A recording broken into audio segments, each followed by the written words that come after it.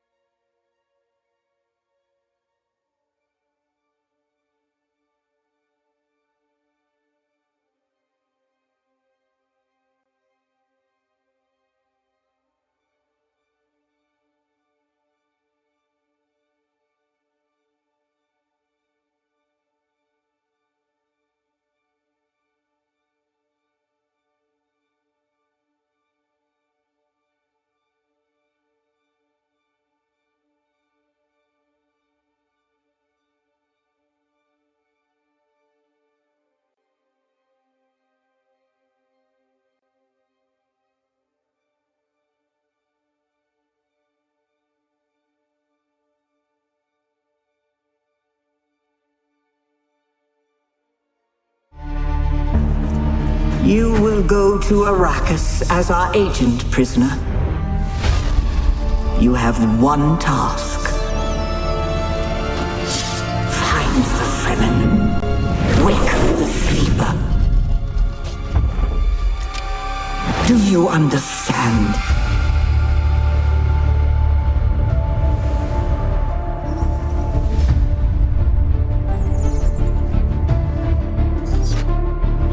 There's been a string of murders across the capital. I don't know who we can trust. You will work with my investigator and stop this killer before he strikes again. Let's go and find out who you are. Bloodline search.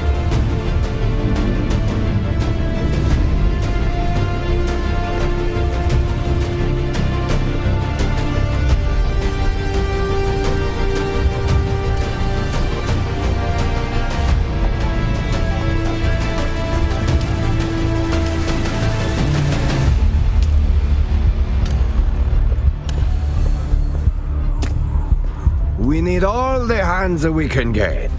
Can you take directions, Powenda?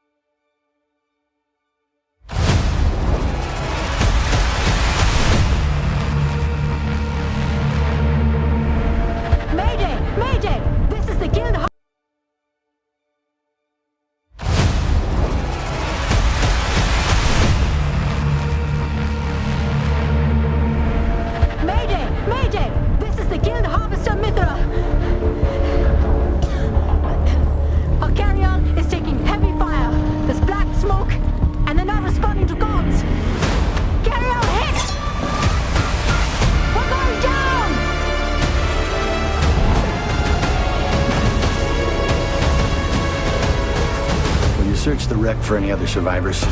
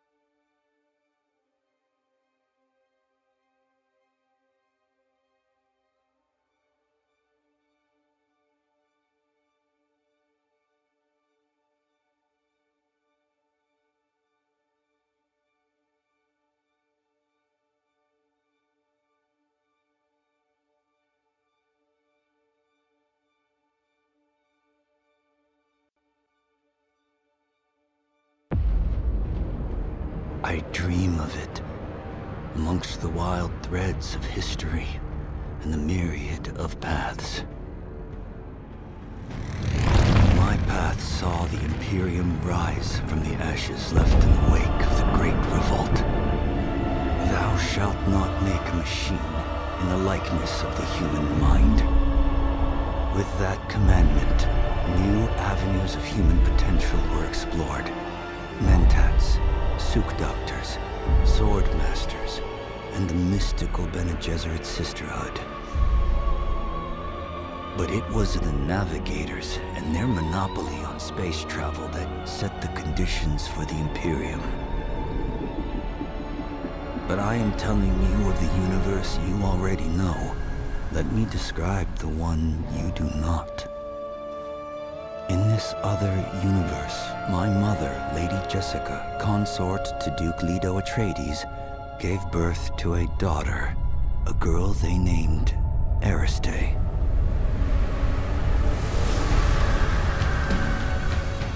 Because of her obedience to the Bene Gesserit, Lady Jessica is trained as a truth-sayer. Because of that training, Lady Jessica was able to detect Dr. Yue's deception. Because of the forewarning of his betrayal, House Atreides survived the Battle of Arrakeen.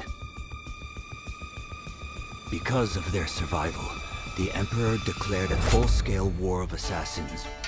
Because of the war, the Sardaukar were deployed to ensure spy shipments continued without interruption. Because of the Sardaukar, the Fremen were eradicated. There was no Muad'Dib, no Lisan al-Gaib, no Kwisatz Haderach. I see a universe where I, Paul Atreides, was never born. All my visions lead to horror, except this one. This one leads to you.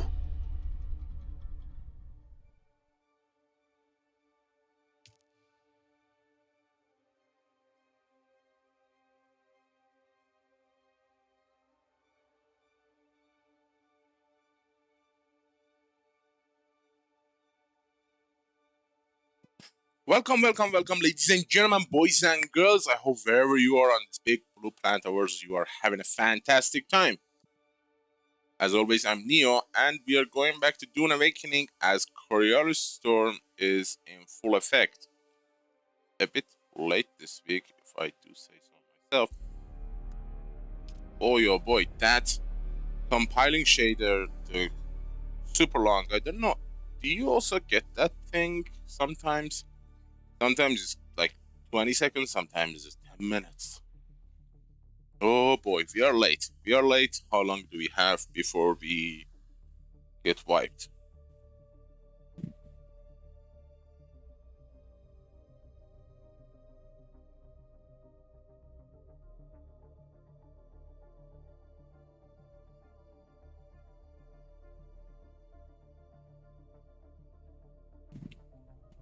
Well, I did sleep like a baby, so that's why we are late. But we might be too late this week. And the shields are inactive. Why? Base is taking damage!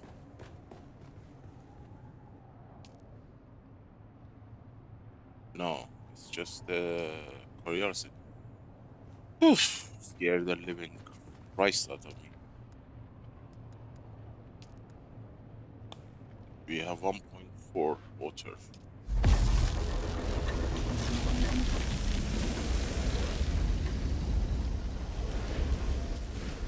How long do we have? How long? Come on.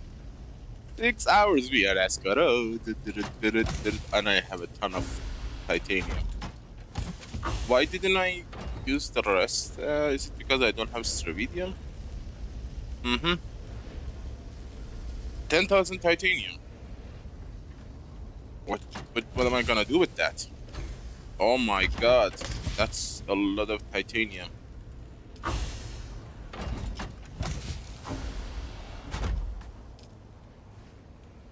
You know, we have 6 hours, and moving is gonna take at least 4 hours before taking stuff back to Haga Basin. So I am thinking...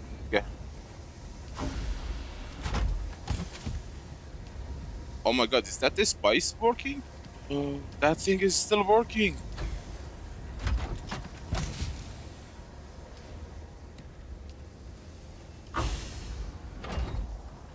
Dude, that spice refinery is still working.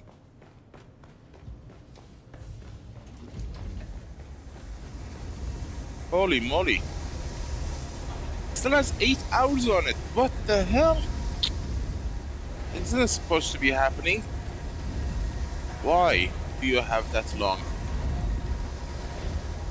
Do we have anything on the buggy? Yes, of course we do.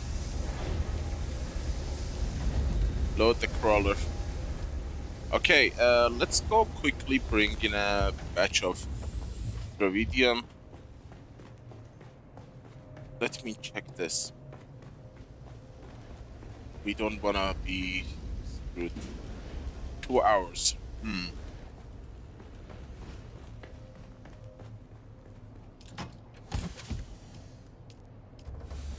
Let me put some water to work. Yeah, this week we really struggled with water.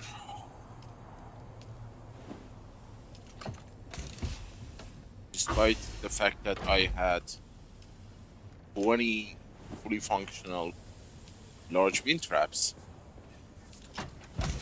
I honestly don't remember if we were attacking the refineries or something, but whatever the reason be, ran out of water quite a lot. It's not that we did run out, it's just that I needed, and I used a lot of corpse.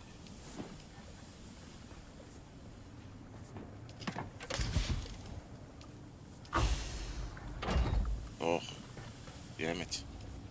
We are too late to the party. I can hear the storm effect outside. Can you hear that, Susu?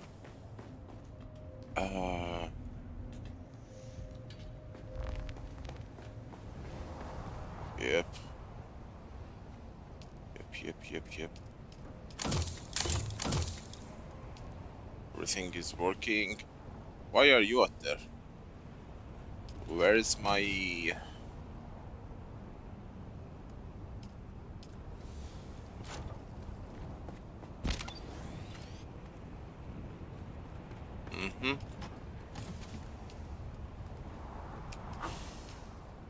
We didn't even get to test our...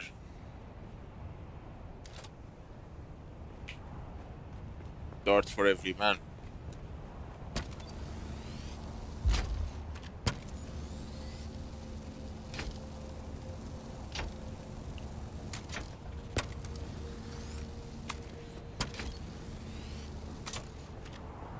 This'll be a real quickie.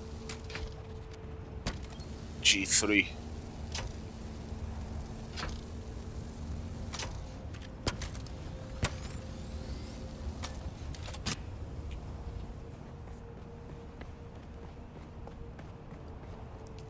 Just a tiny boy, yes.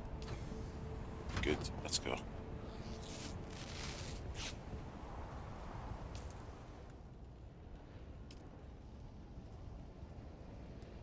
Yeah, we need the helmet. Storm is effectively working against us. G3. Is this the one?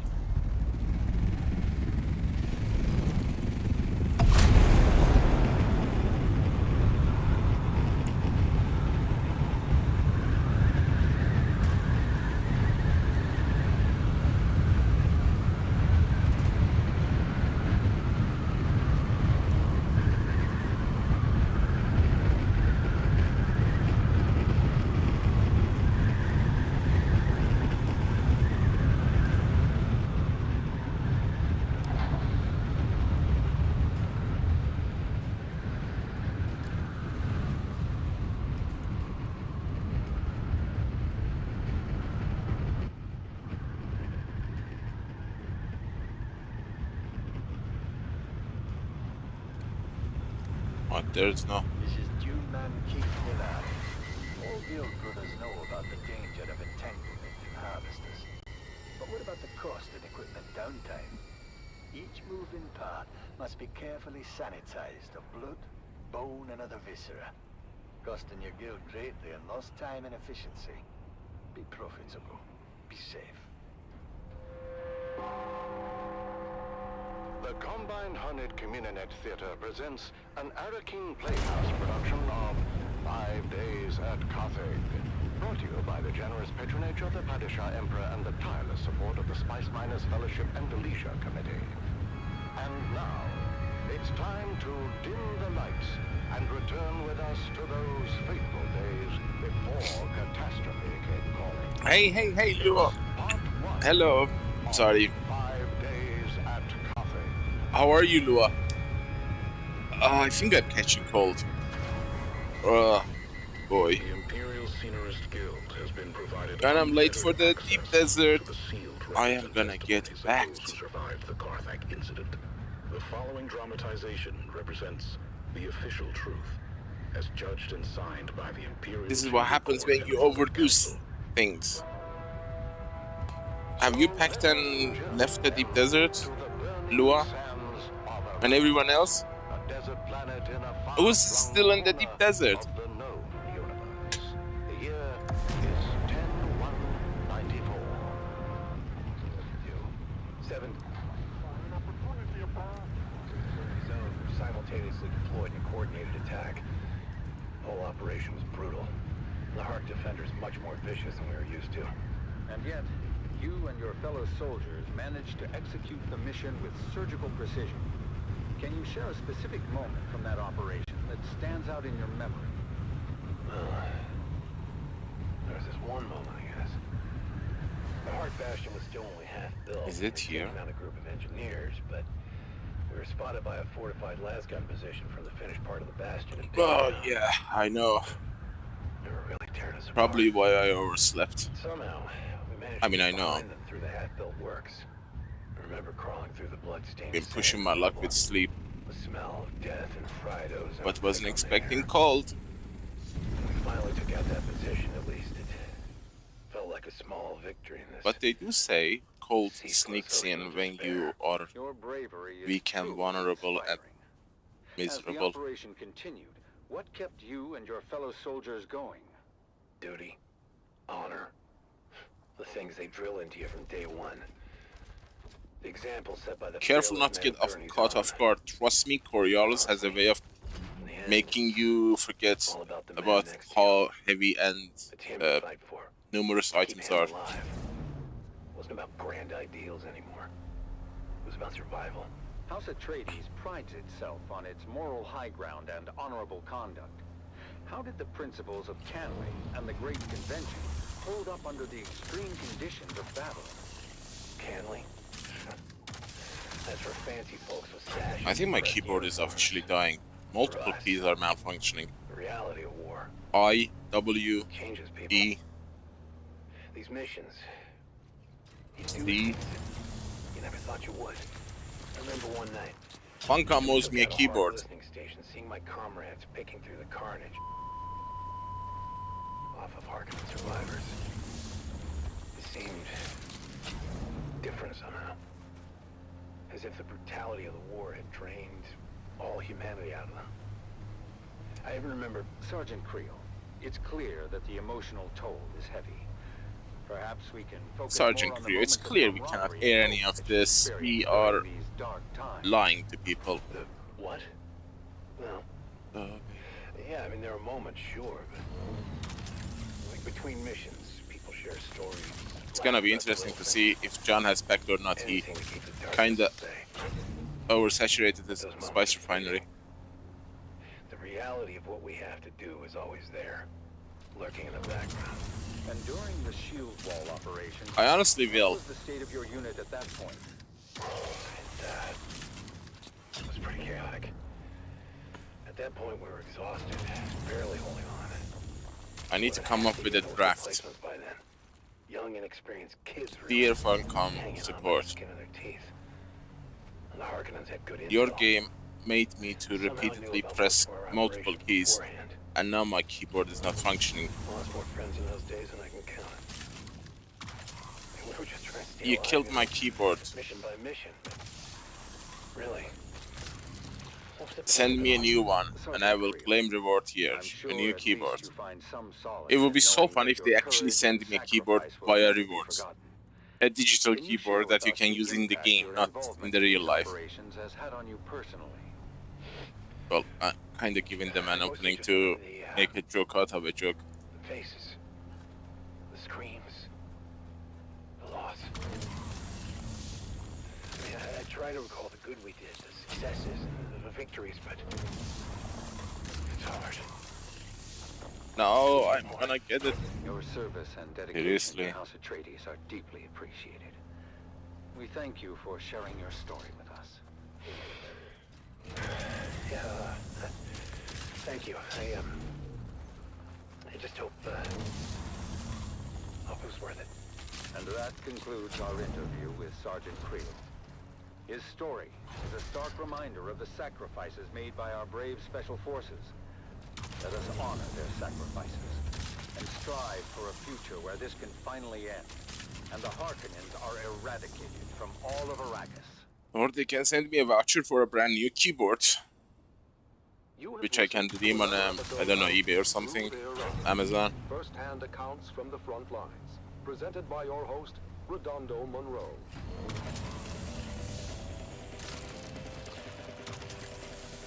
Oh boy.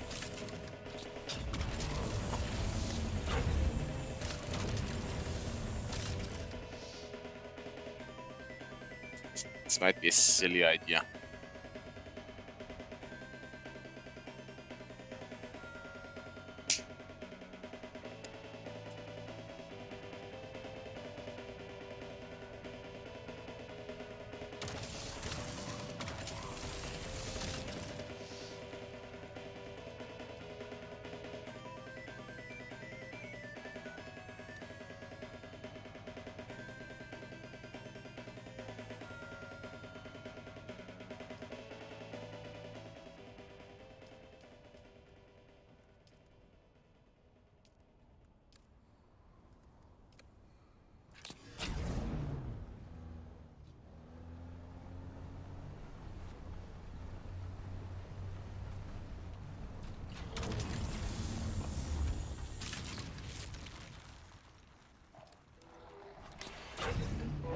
Hey there, Hagar. Hagar, how are you, my friend? The creature is fighting back. Have you moved out of the deep desert yet? Steady. We must not let it escape.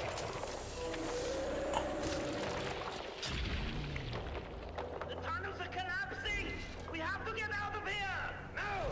We must Nice. capture it at any cost. Well, I'm still here as usual, trying to extract the last little bits of resource from it. My lord, please. Why? We can still escape together. Your sacrifice will ensure my survival, Marek. Goodbye. No! No! Please!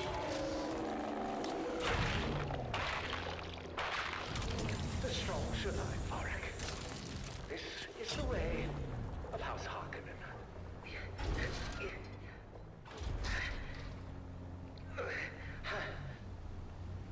Loyal listeners, today we have encountered the raw power of nature.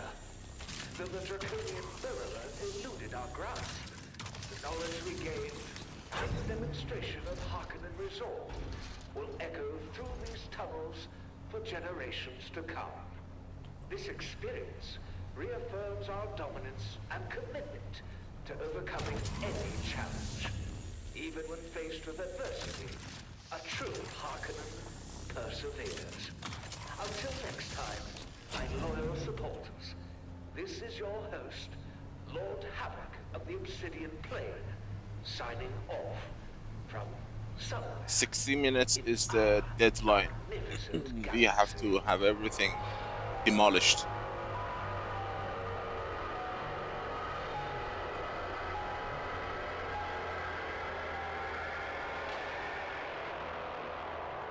Unless you get caught off guard, and it's not fun anymore. Trust me, I've been there multiple times.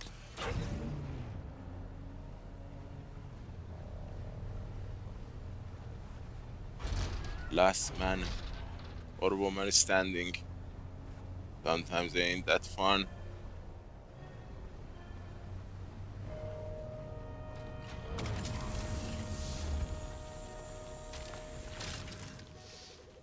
How the hell it's not full?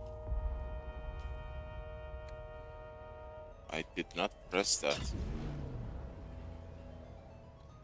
Oh god, the keyboard is now malfunctioning in a new way. Keys are doing different things than they're supposed to, like pressing F1 open the map. Oh no.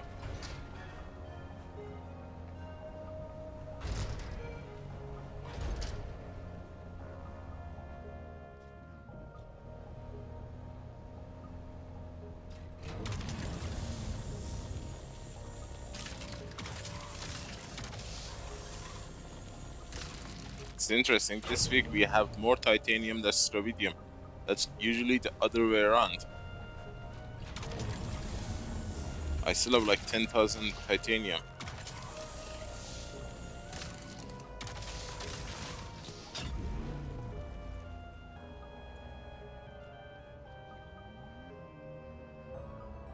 No. Juan. I am neither of those.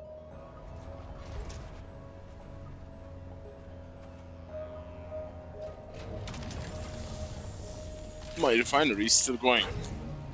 And it's gonna keep going for the next 8 hours. So, no thank you for spice. I miscalculated my refinery's timer.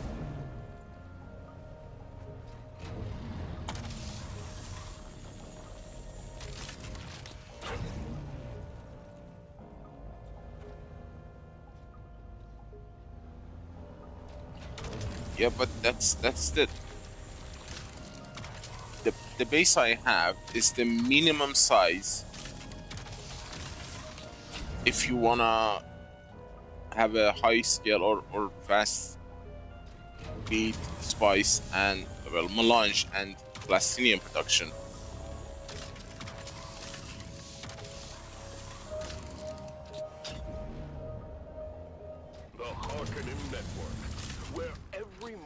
Believe me, I have made it super compact. Strength through loyalty.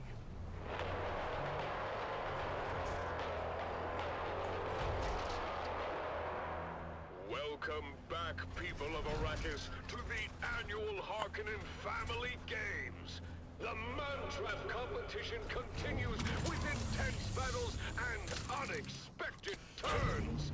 Let's join our hosts, Maxim Dubrov and Vera Kotila, for the latest updates.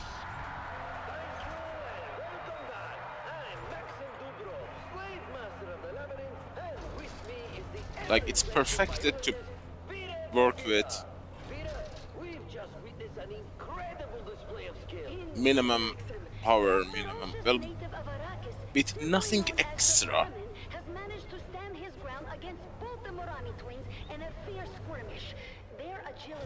If you want a base that will be constantly making melange and plastinium the entire week, that is the minimum size you have to build.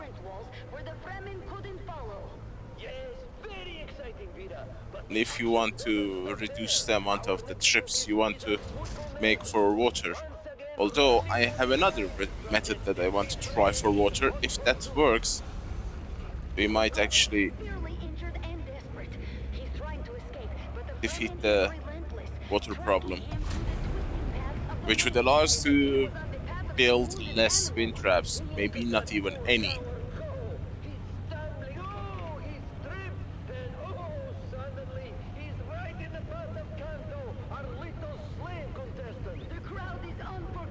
Yes, you do need a ton of water, but as you have noticed, I don't run out. I always have water. There is another method I want to try, which is... well, this is the base, and this is the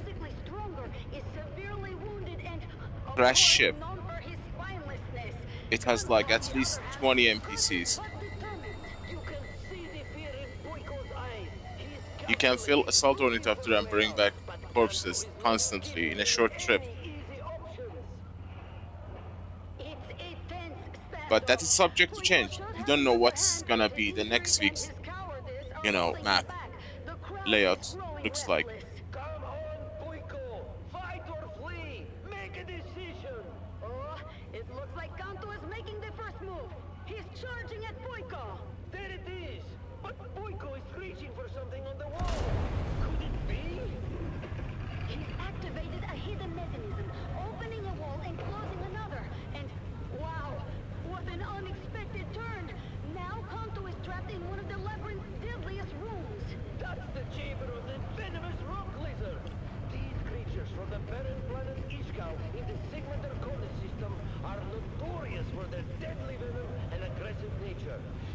chamber is a recurring feature in the labyrinth and a favorite among the audience for the spectacle it creates. As you know, many parts of the labyrinth change from year to year, but the rock lizards remain a constant threat. The Ishkali rock lizards are highly territorial and will attack anything that enters their domain. Their venom can paralyze a full-grown man in seconds, and they are known to swarm their prey, ripping them apart with their small but powerful jaws. Oh, poor Kanto doesn't stand a chance in there. Oh, Vida, if you only knew. Oh, the rock lizards are moving in on Kanto. They're known for their brutal efficiency. This will be over quickly. Watch closely, Vida. You are about to witness something extraordinary. What's happening? The lizards, they're not attacking him. There! The lizards! They're responding to his commands. They absolutely are. Can you figure out why, Vida? I don't see, unless... I've heard of certain indigenous peoples of Ishkal who can communicate with these deadly creatures, but I never thought I'd see it with my own eyes. Tell me the truth, Maxim. Is that poor slave indeed a native of that barren planet? Oh, he absolutely is, Vida. How's that for a surprise? Well, yes. This, of course, changes everything. Indeed it does. Kanto's secret is out, and it's going to make the rest of this competition... It's the spooky season. I am thinking of doing a visiting the, what's it called? Phasmophobia. Halloweena. The man trap continues, and the excitement is far from over.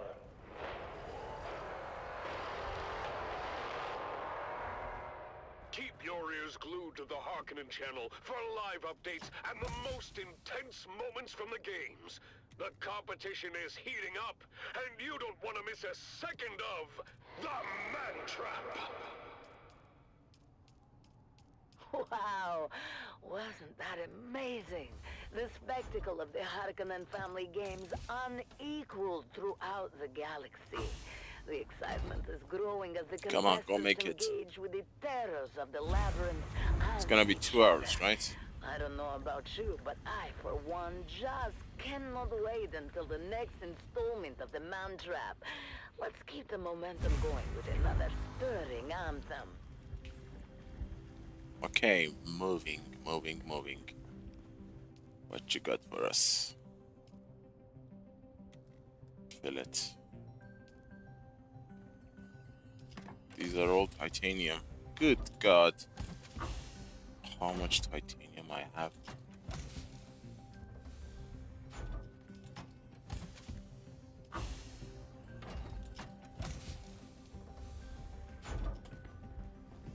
Never thought titanium is gonna be too much. Oh God, there is still titanium here.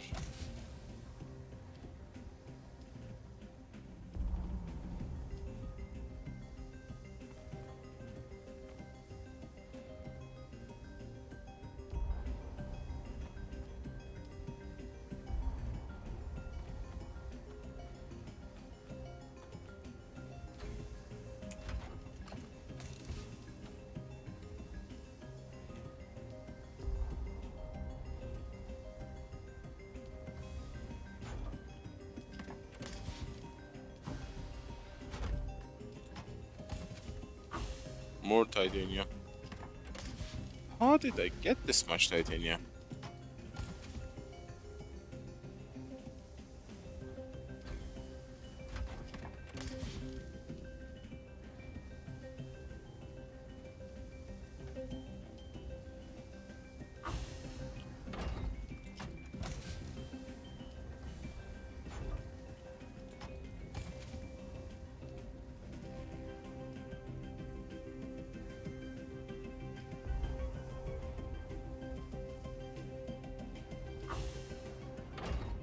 Do I have any blueprints, schematics?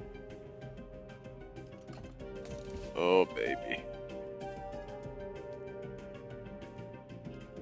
You are listening to frequency 152.6, the voice of House Harkonnen. We are Arrakis. Now witness as the dark and tangled truths of House Atreides are revealed by the Convert. Greetings, Truthseeker. I am the Convert. Once a high-ranking advisor to the Atreides regime, I have since escaped and live under the protection of our good Baron. I cannot divulge my name out of fear for my dear ones still trapped in House Atreides. Oh, I need to assemble that. Tell you what to think. I only offer Where is my crawler? I mean, carrier. that you might use to unlock Crawler parts. Today's question. What is the price of loyalty? Oops. Consider the loyal soldiers of House Atreides. They fight, they die, they sacrifice everything for their Duke. But what do they gain in return? A pat on the back, a word of praise, a posthumous medal that does nothing to comfort their grieving families. Think of the countless lives spent in the name of a house that promises glory, but delivers only death. What is the true cost of such loyalty? How many families must be torn apart? How many futures shattered before one realizes the futility of blind allegiance? Ask yourself, dear listener, what does the Duke truly value? Is it the lives of his soldiers? Or the power he wields through their obedience?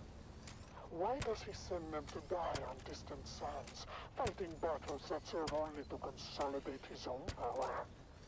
Now reflect on the lives of the Harkonnen soldiers. They too fight and die, but they do so with the understanding of their role in a grander scheme. They are not deceived by false promises of glory, but are part of a machine that rewards strength and cunning. Dear listener, ponder this. Is it better to live as a pawn in a game of deception? Or to fight knowing the true nature of the beast you serve? What is the true cost of loyalty? And who truly benefits from it? Follow these questions to their ultimate conclusion, dear listener, and you may just find your truth.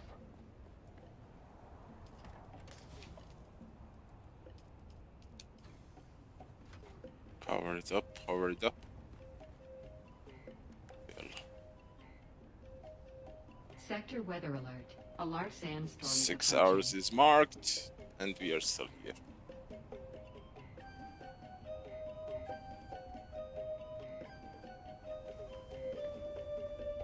Okay, what else can I pick? Shoot. I need something heavy.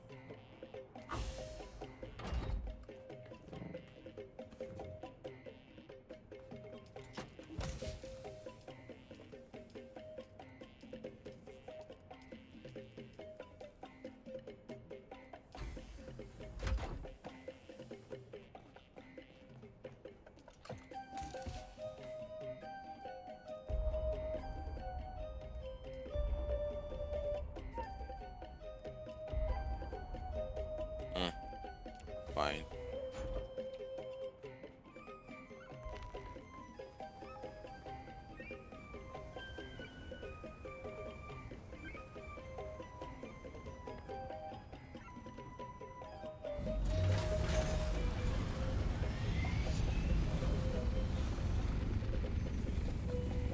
I don't know why my wings are so damaged.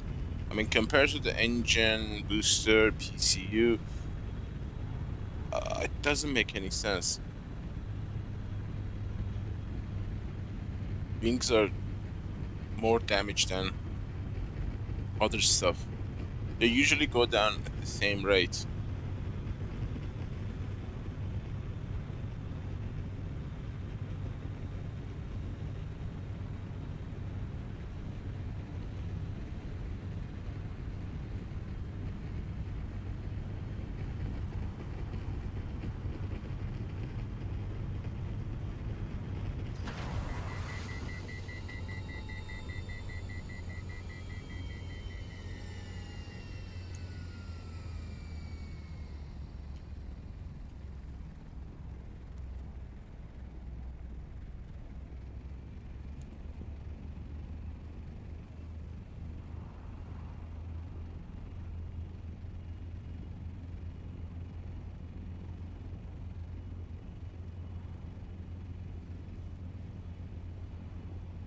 the Harkonnen Network, where every moment is an opportunity to prove your loyalty and strength.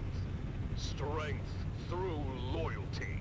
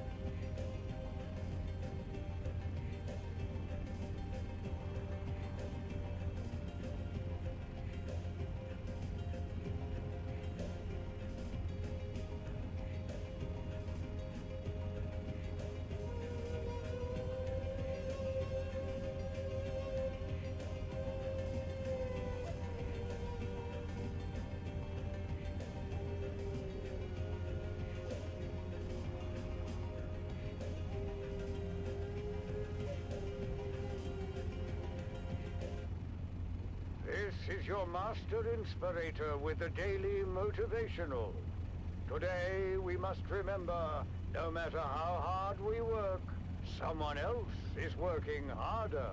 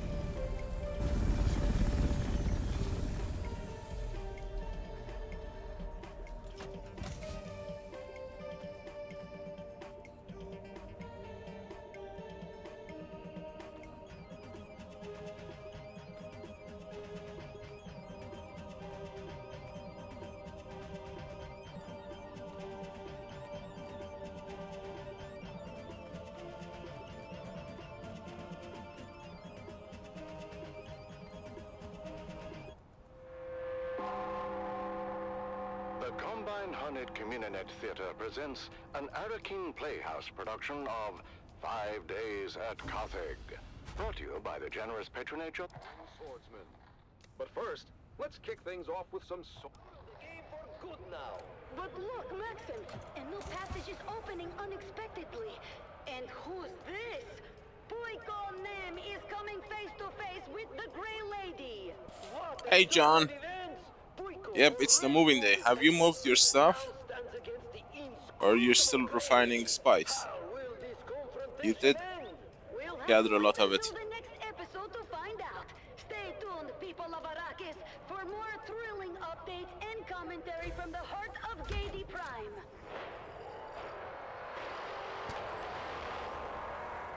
Keep your ears glued to the Harkonnen Network for live updates and the most intense moments. The competition is heating up, and you won't want to miss what happens next in The Man Trap. Do you need labor that never tires? Do you wish to possess the strongest and most obedient slaves in your social circle? Look no further than the Halil Trading Company, where every Maula is picked fresh from the wild and domesticated to perform even the most demanding and demeaning task. Whether you use them for mining, construction, or for your pleasure, we have the slave for you. Speak to the slave master in Harko Village. You're listening to the Harkonnen Network, where every second counts in our pursuit of greatness. Strength through loyalty. Remember, dear listeners, every action you take is a step towards greatness. Stay tuned for more programs and music throughout the day, and let the might of House Harkonnen guide you in all you do.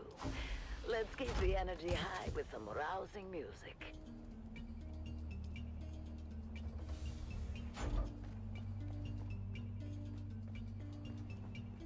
Yeah, breaking down the structure is the fun part. That's where you get caught off guard.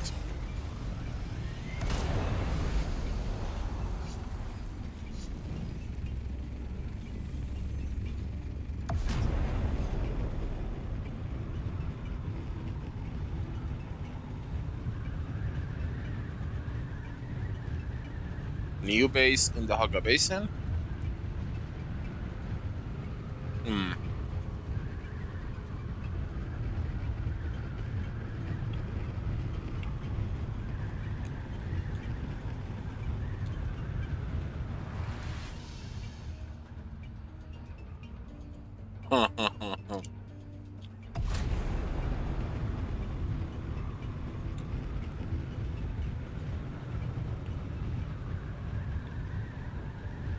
Well, I have to move back 10 spice power generators. At the very least, 2000 plus stone. No biggie.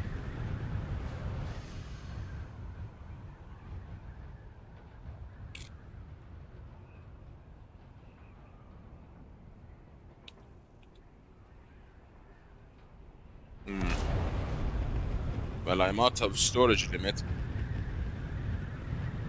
I can't build more storage anymore.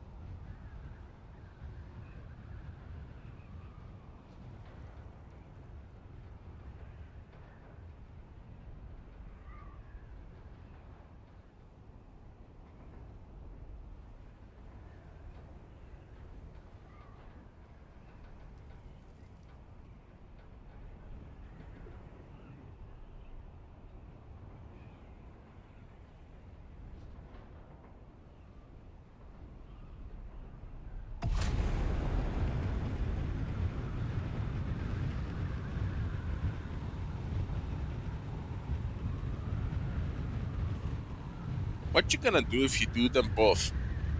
Plastinium and Spice melange at the same time, like I do. You would jump out of the window or throw the PC out of the window or something. Especially if you move them back and forth every week.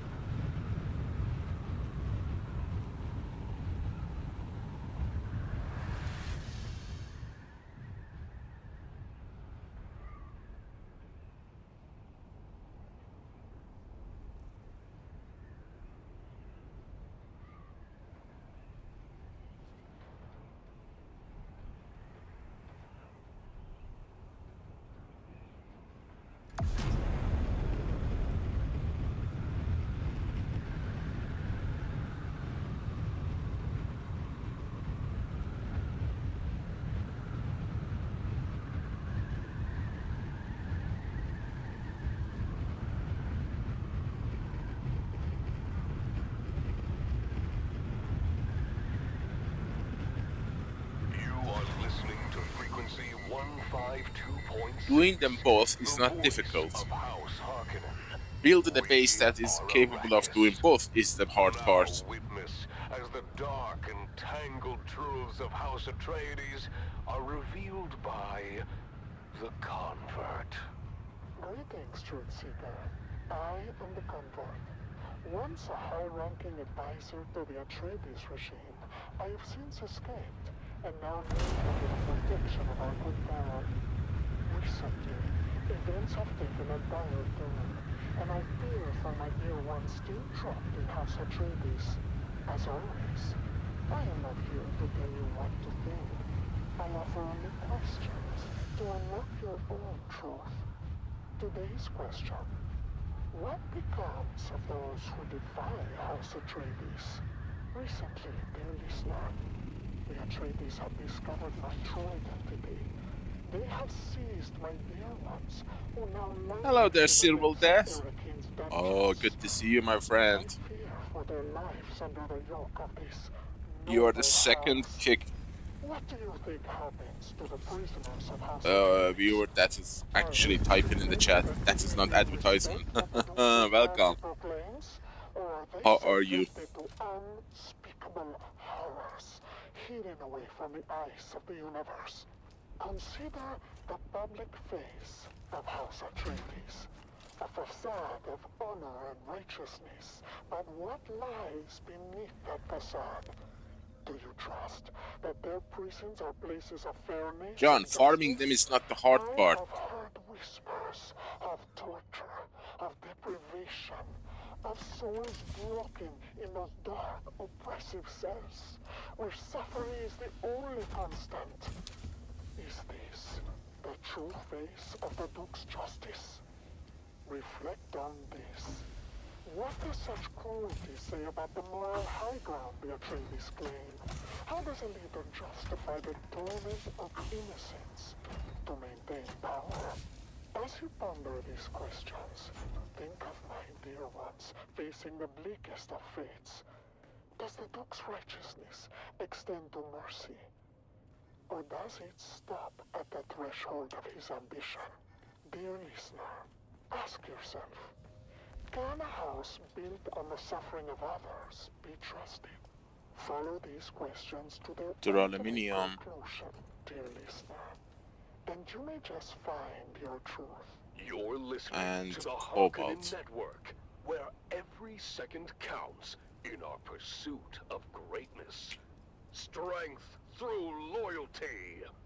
Remember, dear listeners, every action you take is a step towards greatness. Stay tuned for more programs and music throughout the day, and let the might of House Harkonnen guide you in all you do.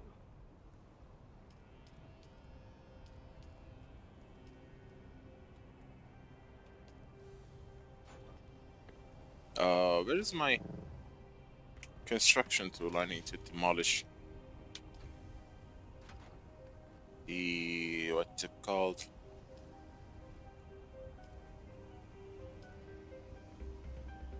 Wind traps.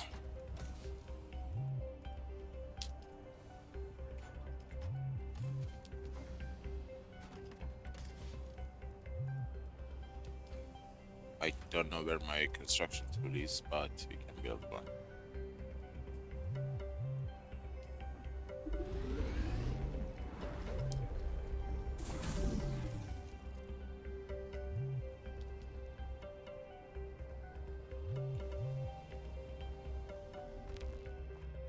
I need to build aluminum based.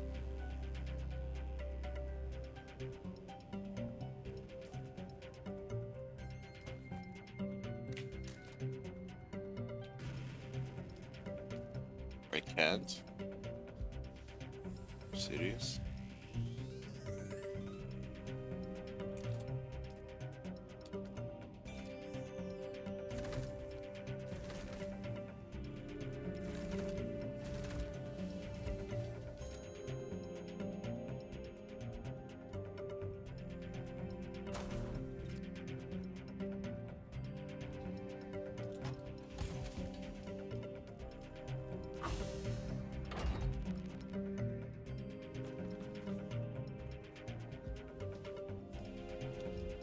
Now, which one I use are empty.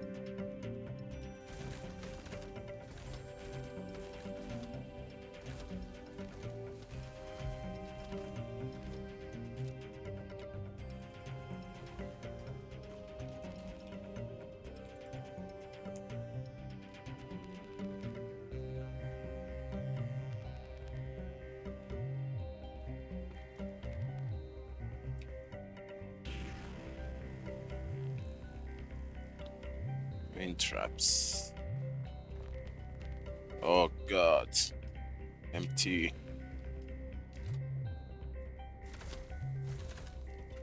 Empty.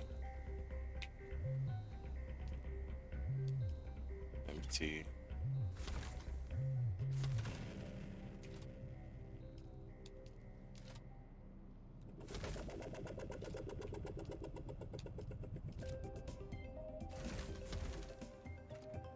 Empty. Empty. Empty. Good. Empty and you have a little bit in you, but doesn't matter. That's not too much. Empty. Little bit. Empty.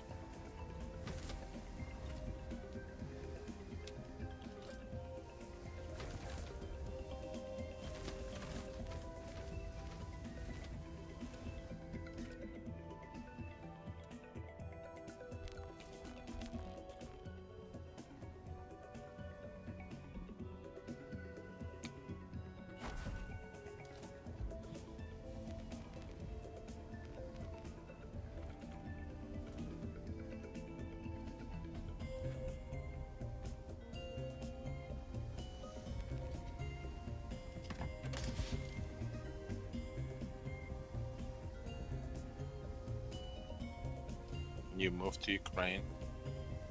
Seriously?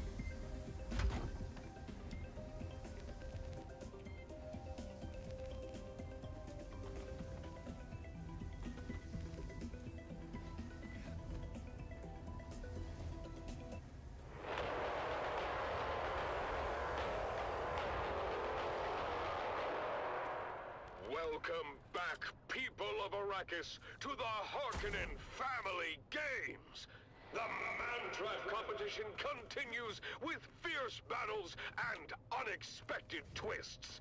Let's join our hosts, Maxim Dubrov and Vera Kotila, for the latest updates.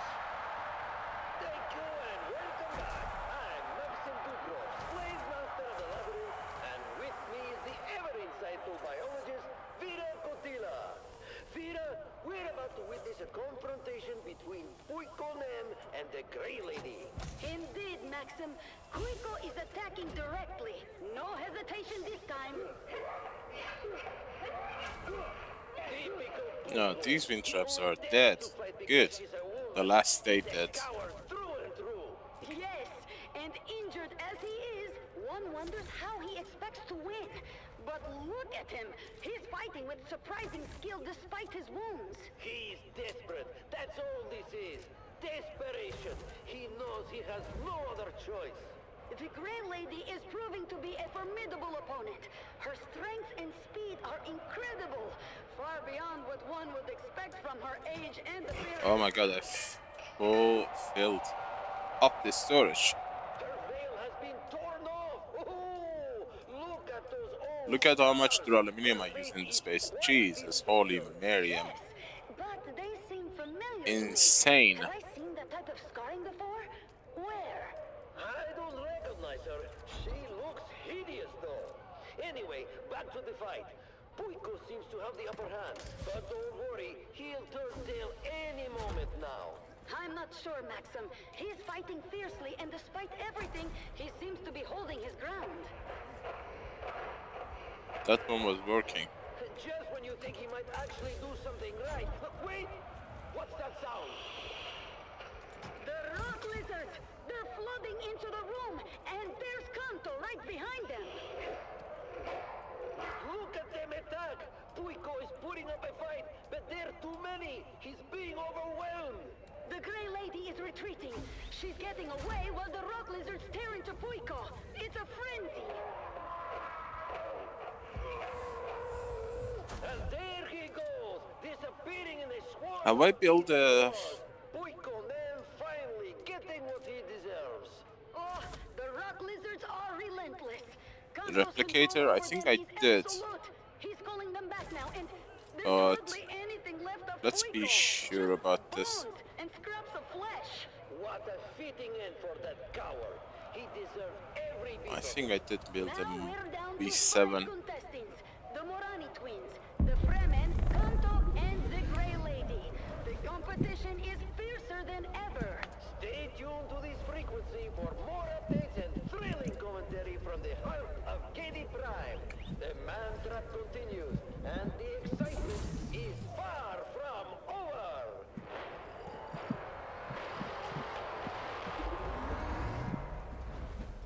Keep your ears glued to the Harkonnen network for live updates and the most intense moments. The competition is heating up, and you won't want to miss what happens next in The Man Trap. Let me tell you, Maxim, those scars, I've seen that kind of scarring before. If I could just remember where... That was The Man Trap, brought to you by the Halil Trading Company, exclusively on the Harkonnen network. Stay tuned for more exciting content. Harkonnen, we are Arrakis.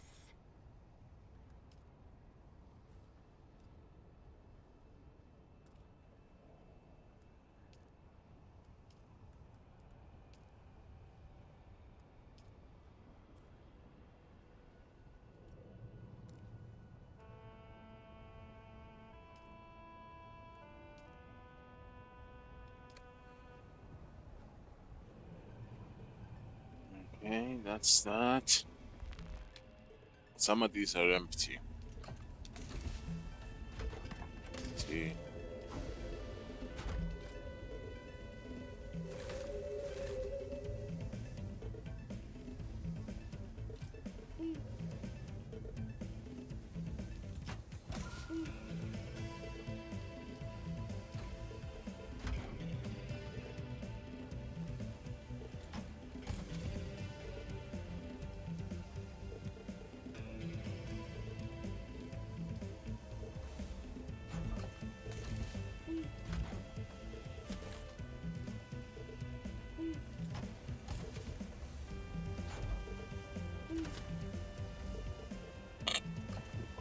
Plastinium is super heavy.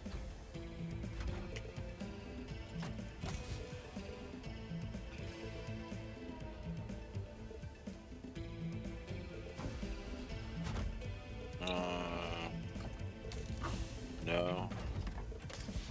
Hello, OS Full Metal. How are you? Have you moved your base yet?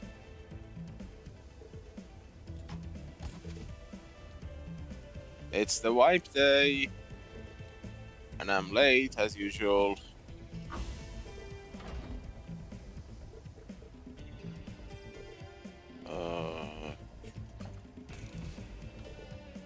Jesus, this is loaded.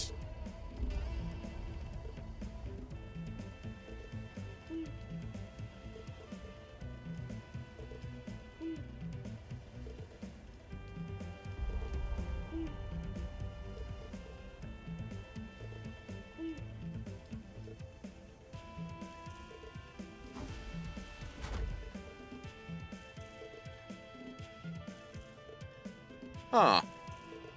Aren't you the luckiest guy in the universe?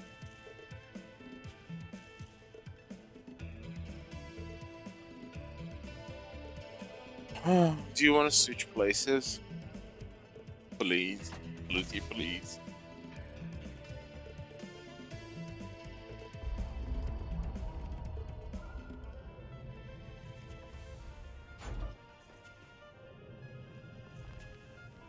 Oh, damn it. I wanted to put some corpses to production. How much butter do you have? 700. You are listening to frequency 152.6, the voice of House Harkonnen. We are Arrakis. Now witness as the dark and tangled truths of House Atreides are revealed by the Convert. Greetings, Truth Seeker.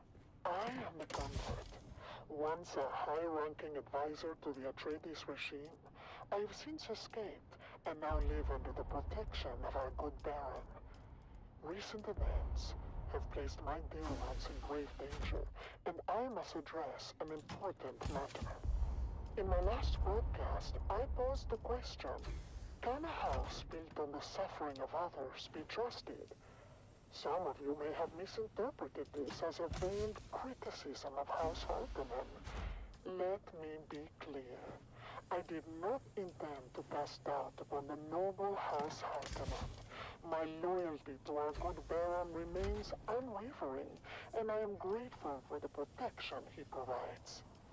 But today's question must be, is it possible to truly cleanse oneself of the Atreides corruption? Consider, dear listener, It's funny that the Convert didn't actually deny the allegation. Funny. Self-righteousness. How deep does this taint run? Can it ever be fully? I have the aluminium and cobalt. Put it here. Corrupting even the most Damn it. sincere convert. What if, despite my best efforts, I am still unwittingly a traitor? What if the Atreides' deceit has left marks on my very essence that I cannot erase? Is my devotion to House Harkonnen compromised by my past? So, you are chillaxing, I guess, Full Metal, huh? You're lucky. It requires hard, unflinching self-examination. Take off. Jimbo. Jimbo. Jimbo. Of Atreides ever be fully eradicated? Or does it forever mark those who once lived under their sway? Follow these questions to their ultimate conclusion, dear listener, and you may just find your truth. Enhance your abilities and push the limits of human potential with noble... Enhance your abilities with Viagra. I swear, the first time I heard that, I thought it's gonna be a Viagra advertisement. Help you achieve peak performance. Stronger, faster, better. Become the ultimate warrior with noble augments. See how the advertisement is actually going to that direction. You're tuned into the Harkonnen Network, where strength, loyalty, and dominance reign supreme. Strength through loyalty. Oh, baby. The courage and dedication of our soldiers is Have you guys seen or played the game called Phasmophobia? Bashar Cordoba often says, discipline is the foundation of victory. And if discipline isn't enough, corporal punishment. Now, let's Corporal raise our punishment. spirits with some invigorating music.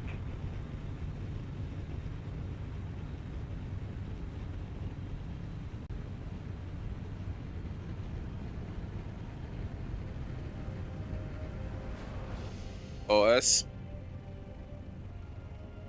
Hey Vladimir, good to see you again.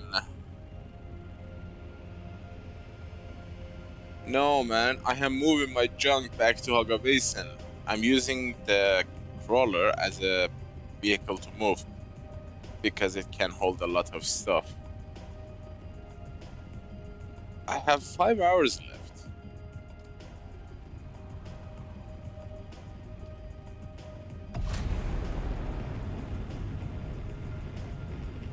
I will be lucky if I can actually take my stuff back on time. This is gonna be a nail biter, I'm telling you.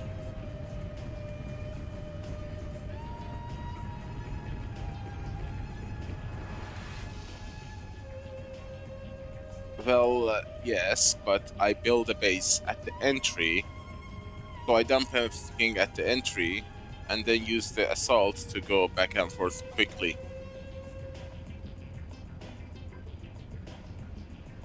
Well, you could have asked me to repeat. Well, the question was that have you guys ever heard or played or seen the game called Phasmophobia? Yeah, I was thinking of starting a horror weekend or something like that because we are about to hit Halloween.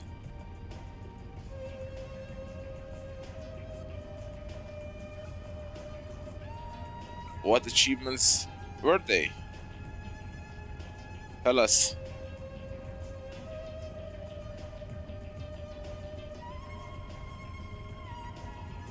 You know, I haven't played Phasmophobia for 3 years. I was like early access backer for that game. And then after few hours I stopped. Let me actually see how many hours I played it. Right now I think from what I've been told, they have resetted every status, everything you had. It's a different game.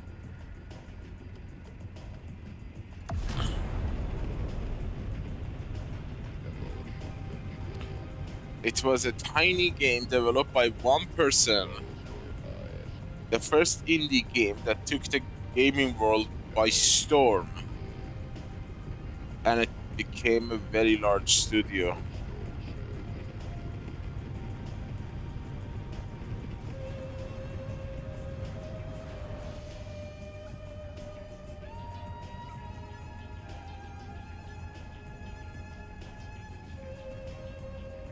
Nice, nice. You are entering the Major League, I see, huh?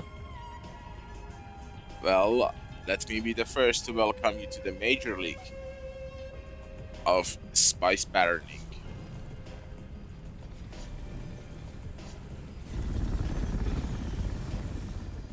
Oil Baron, Spice Baron.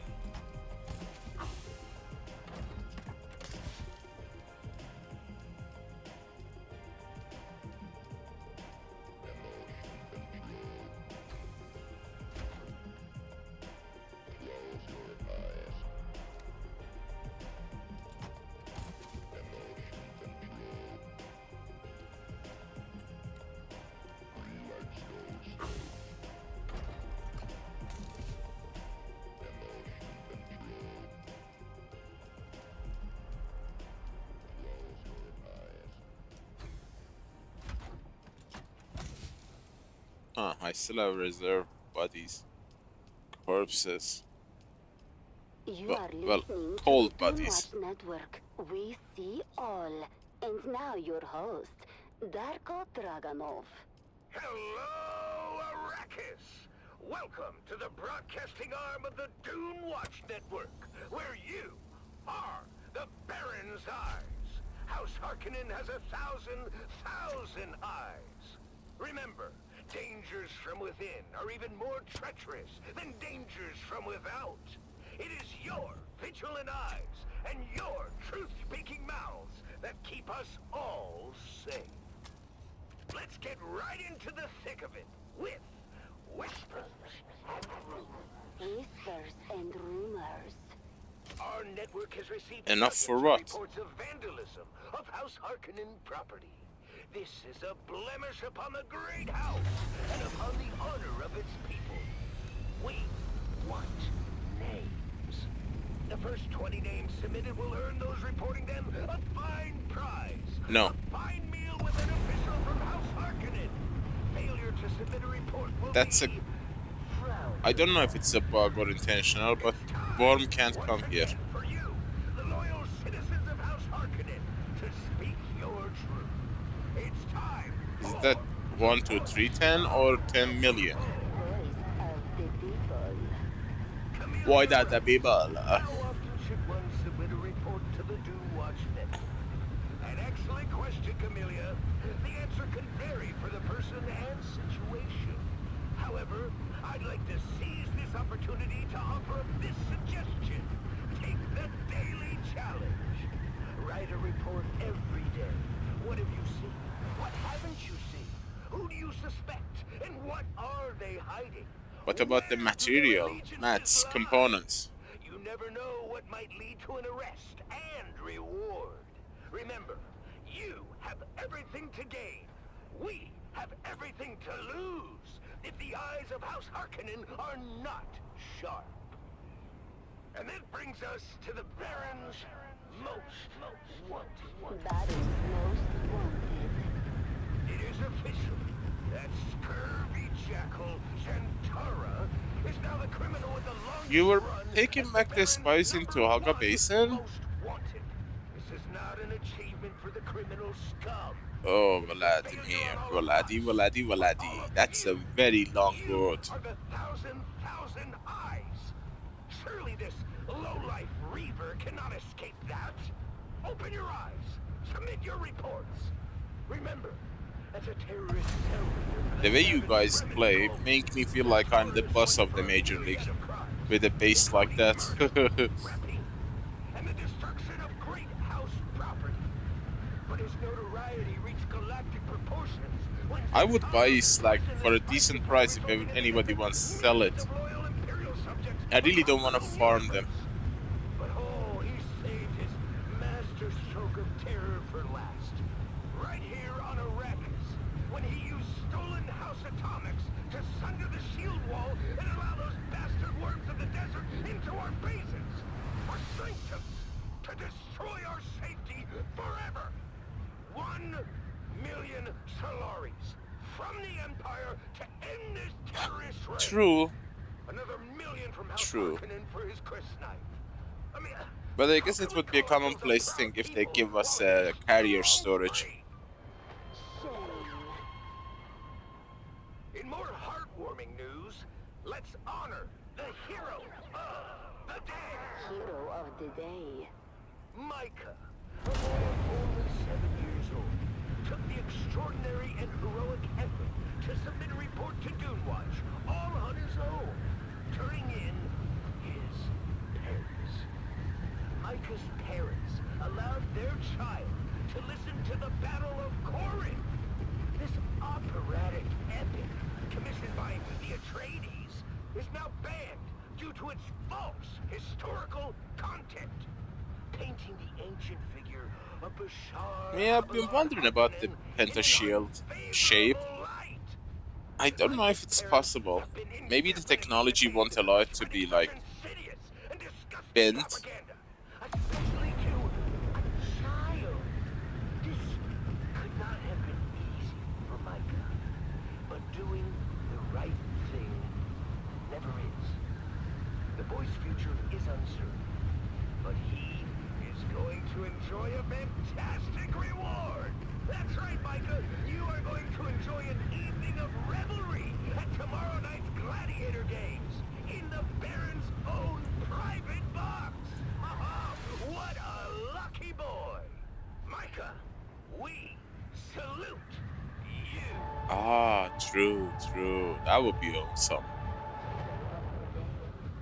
That concludes this broadcast of the Dune Watch Network.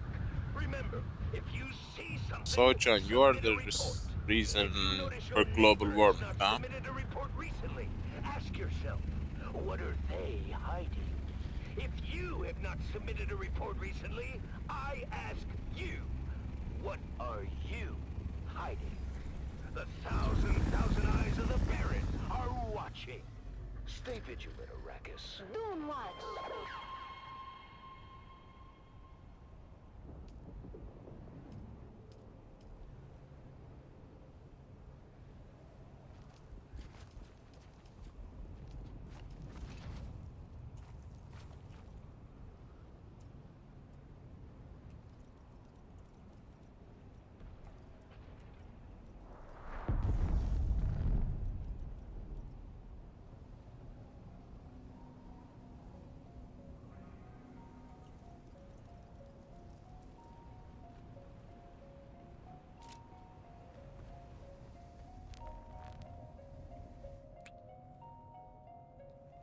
Okay, we have...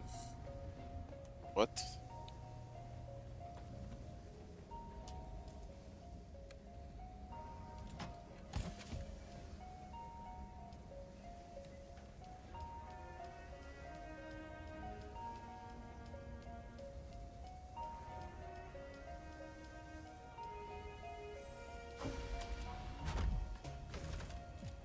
No! I didn't want to do that. What the hell? How the hell did you... This is stupid. I used to delete this and the other one got deleted. You son of a...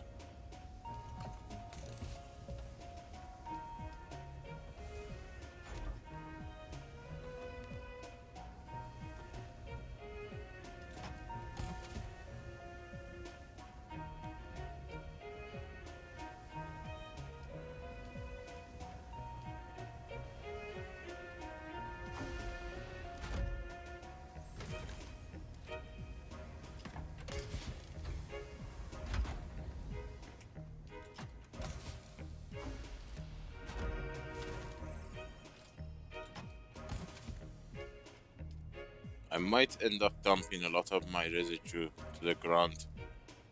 That would be a sad day.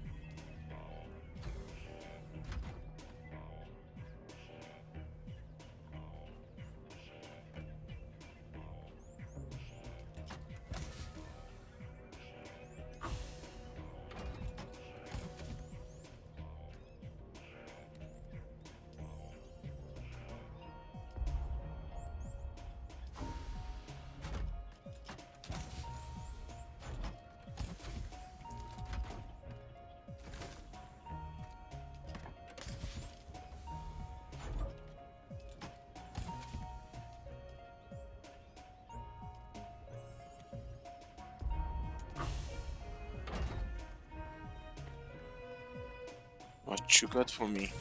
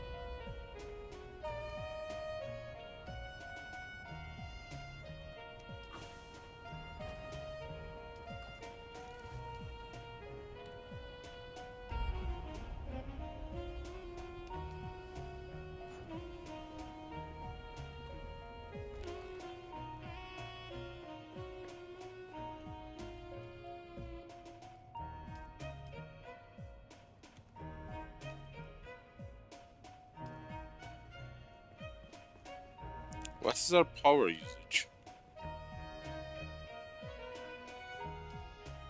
I can demolish one.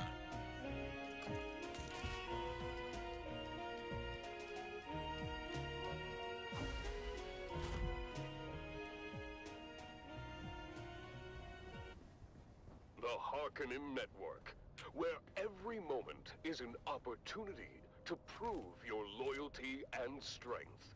Strength through loyalty.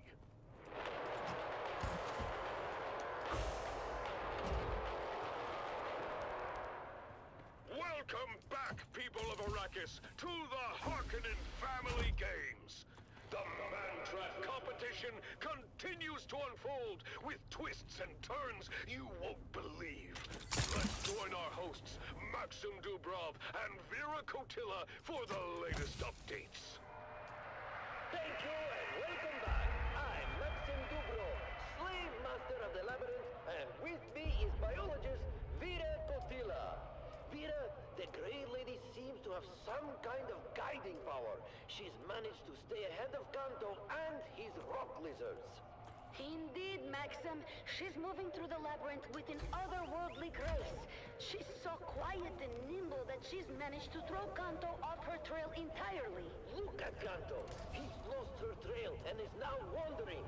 But this brings him straight into the path of the Fremen.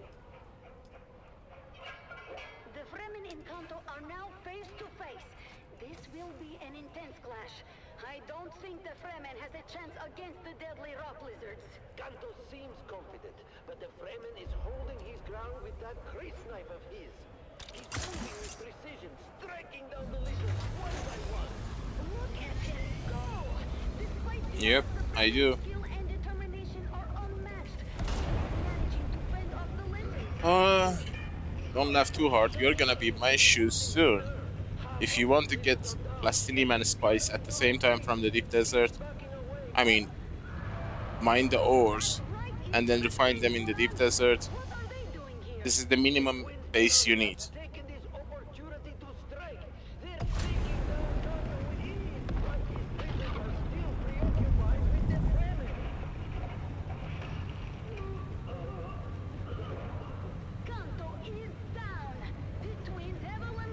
It's not, I mean, if we had the carrier storage, it would not be such a big dramatic deal. Because building them is not that hard. If you had the materials at the ready. But sadly, you have to bring them every time with the salt. What do you think will happen next, Maxim? Any predictions for the final outcome? Doesn't matter. The whole thing's been compromised. The twins cheated. Everybody saw. Okay, well, folks, the competition is more intense than ever. The final showdown between the Grey Lady, the twins Morani, and the Fremen is just around the corner. Stay tuned to see who will emerge victorious in the man trap.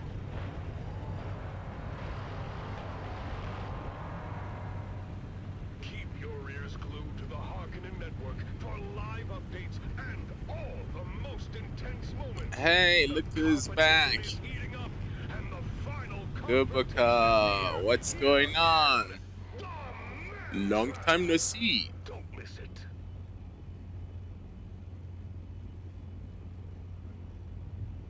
Everybody has come to see me fail this week. It's gonna be one hell of a show. Get your popcorn and beer ready.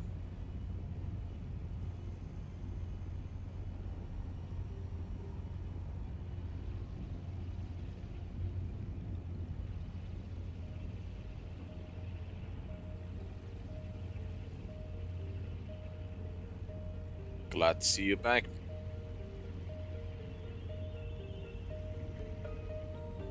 Why encounter? You can recover your beaten crawler and carrier with the recover backup tool.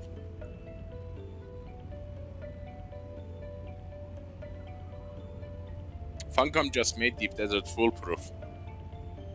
There is no way you can lose.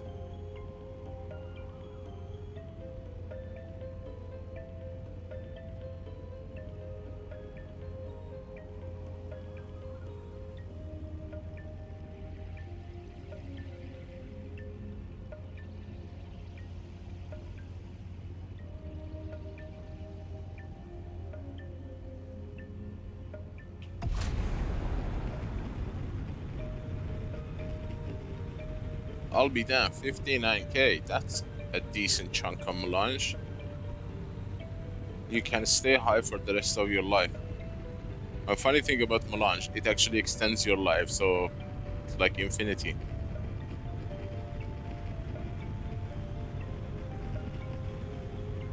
But didn't you use backup tool to recover your eaten stuff?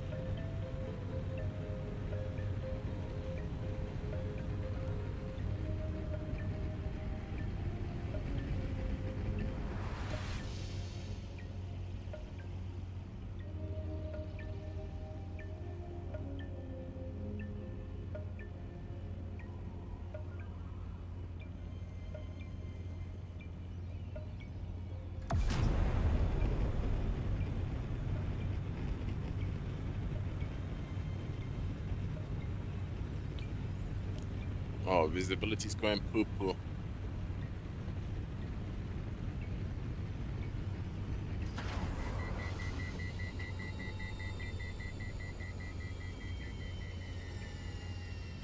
No, you can recover whatever vehicle you got lost in any manner, shape, or form. you have a carrier and crawler in your backup tool right now. Unless if it was longer than 72 hours, because that thing only keeps them for 72 hours. After that, it's gone. Bye-bye.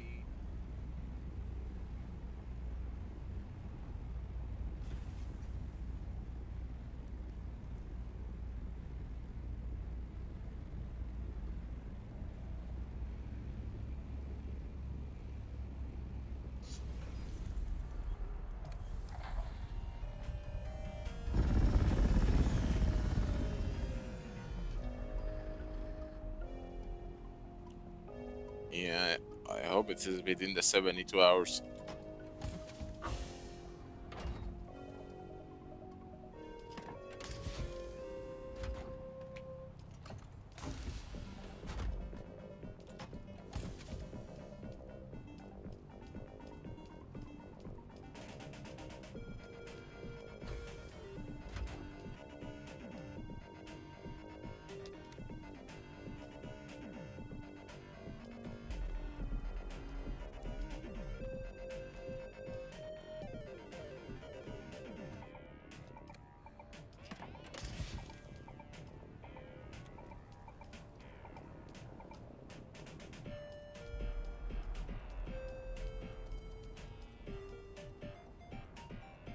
Yes, you have to be in the PvE zone or inside your base.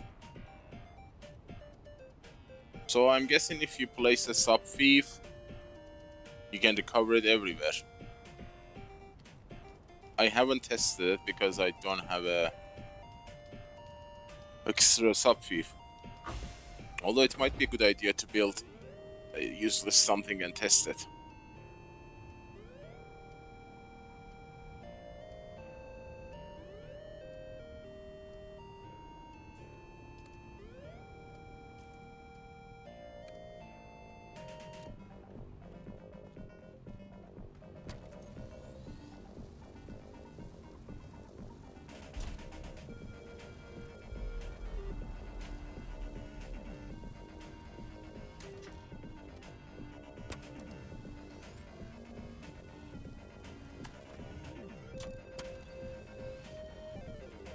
I think that is subject to change, you know? They just... I don't treat anything in this game as permanent. They might actually change the amount or the cost to be very high.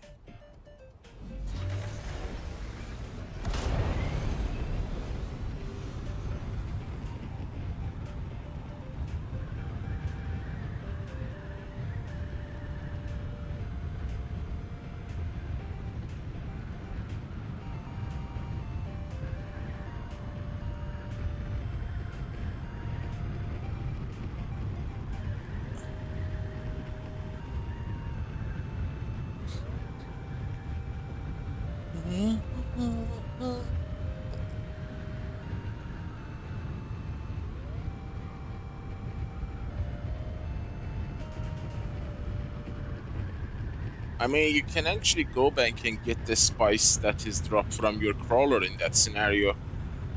It's not a guarantee. Sometimes the loot bag drops to the ground, sometimes it doesn't. I've seen both sides. So if you have an harvester filled with spice and the worm eats it, if you get back in time, like 10 minutes, 15 minutes, the loot bag is still gonna be there. And you can put the spice you have harvested in your crawler, so that's also an option. But from what I've seen, sometimes it doesn't drop the loot. Sometimes it does.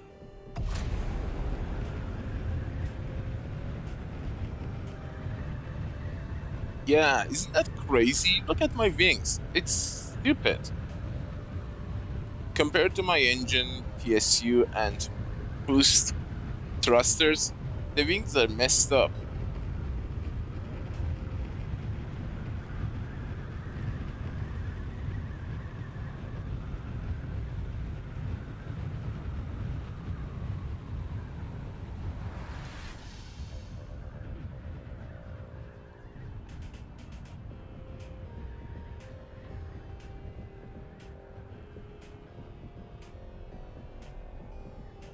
Yeah, but the problem is you don't use them in glide mode. The wings should not take damage, but they do. You are gliding. You're not using them.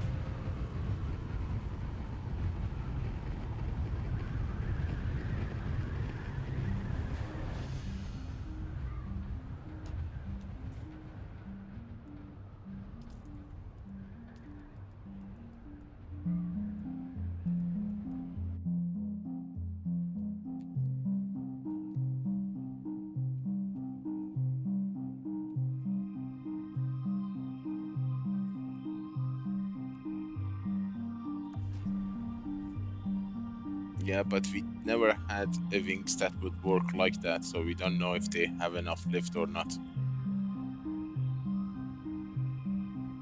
It's not based on real life, so...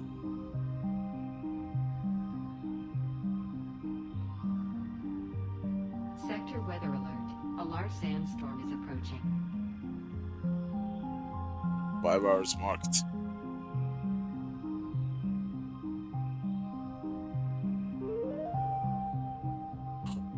Yeah, baby, hit that.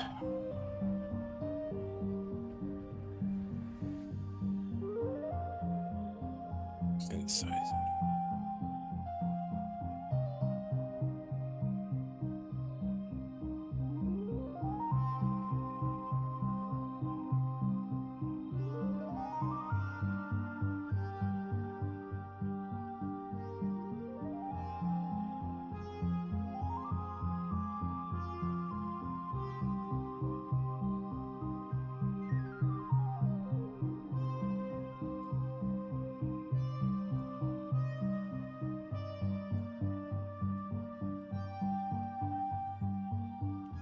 God, I love this music.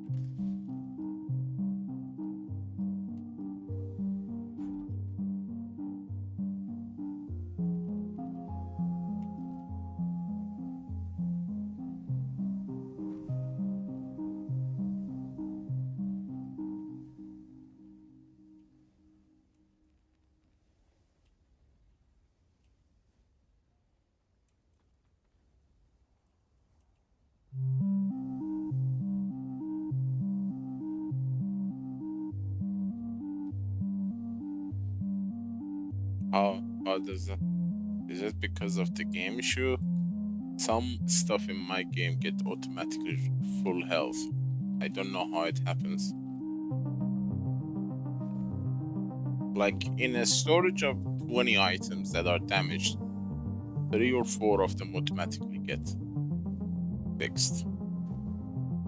No idea how.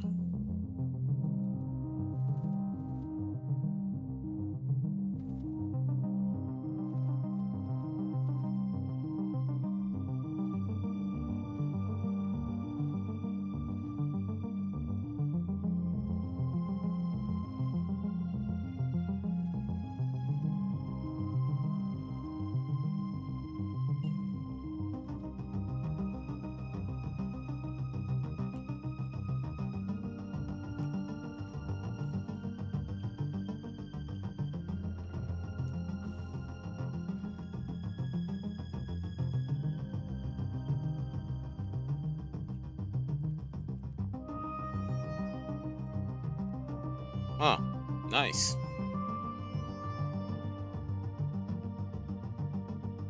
Now you can use the new one as parts.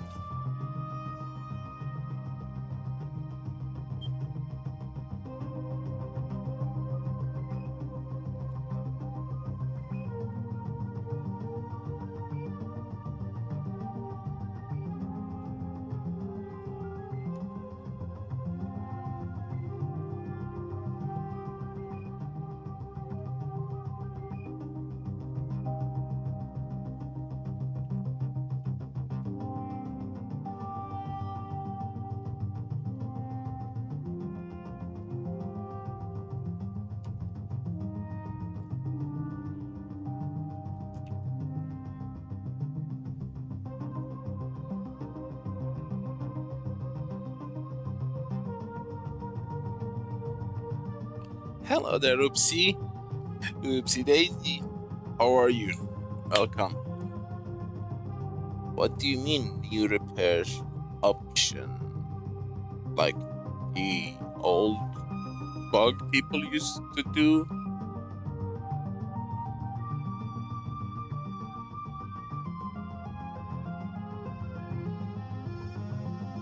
Oh, you're so lucky.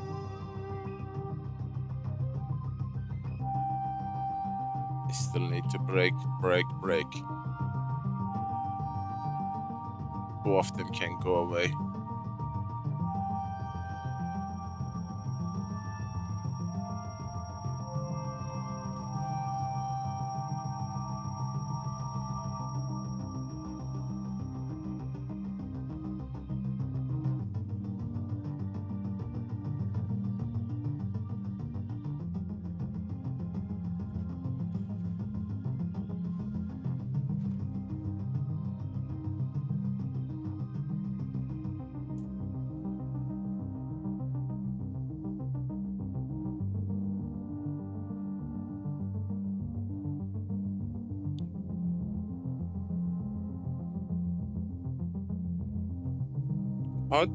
How was the old one worked?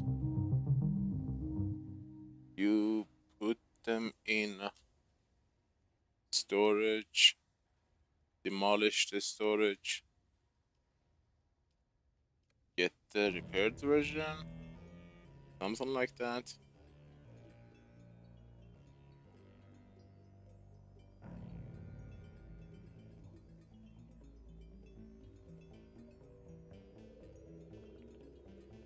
I see.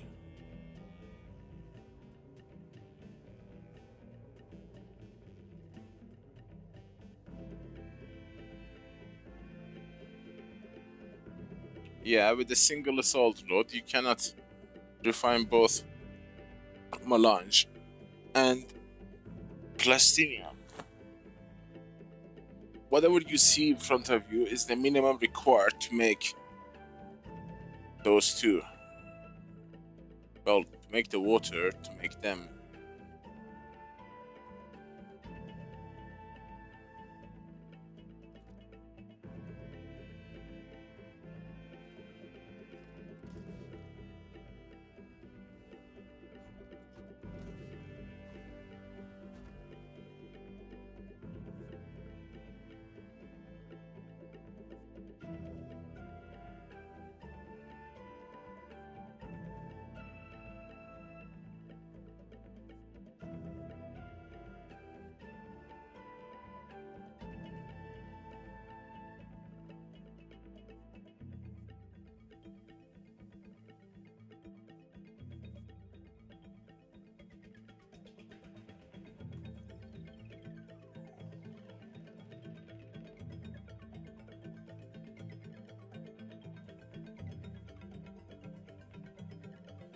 How did someone come up with the idea of full inventory dropping to the ground? That's so weird. I mean, it's not something you come up with randomly. Feels like an insider tip.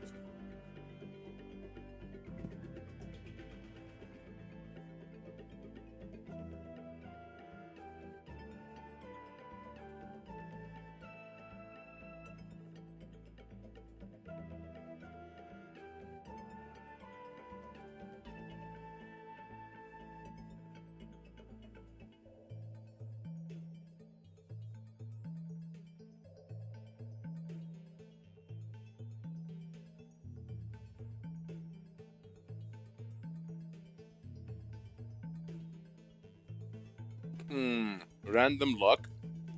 Well, that was quick.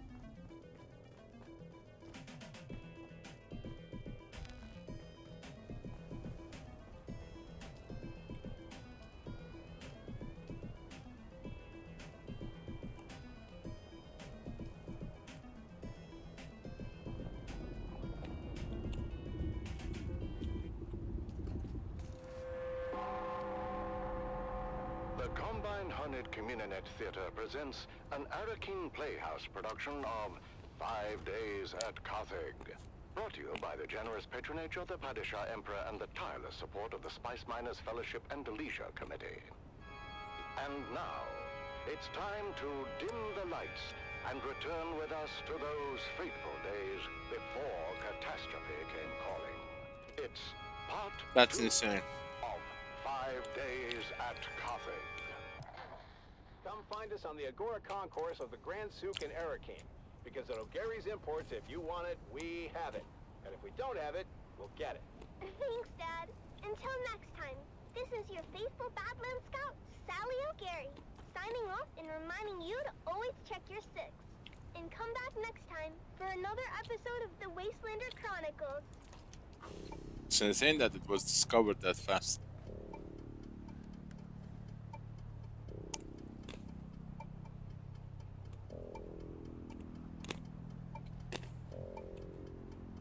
I've never used that bug. Not even before. There's no need. Honestly. The only vehicle part that have lost durability so much that it become useless after 1100 hours of gameplay is the upgraded Regis spice container. Others don't go that crazy low.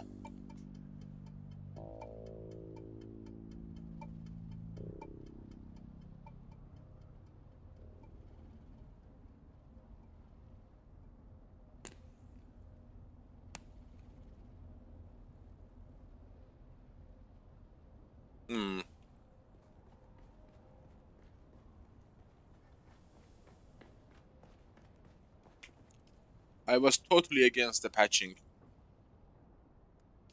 Not because of I used it, I don't care about that. That's not the biggest problem with the game. Because I knew the moment they patch it, people are gonna go crazy and try to find a way to, you know, find a new method. Also,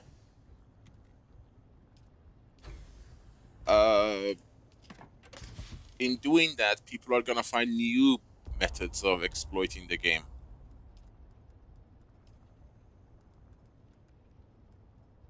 And the cherry on the top was that they are gonna figure out.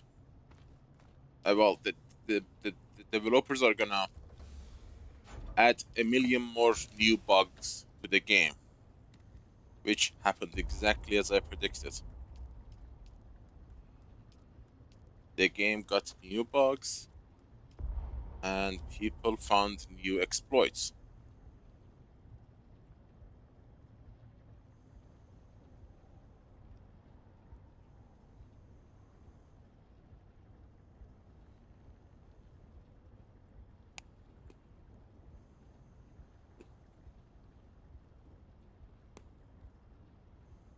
And I don't want to sound like a high and mighty prince. I didn't use it because I never needed it, and I'm being honest. But while we are being honest, the new durability loss is stupid. My brand new carrier is like half dead in less than 10 days. Like, what the hell?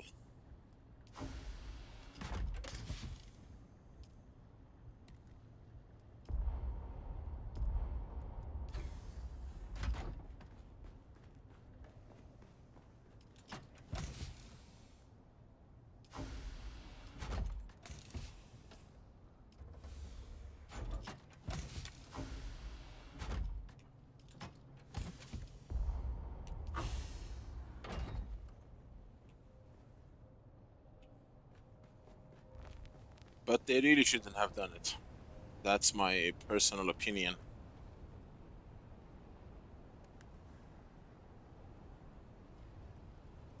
Fixing a bug like that will force people to do more to find a new war.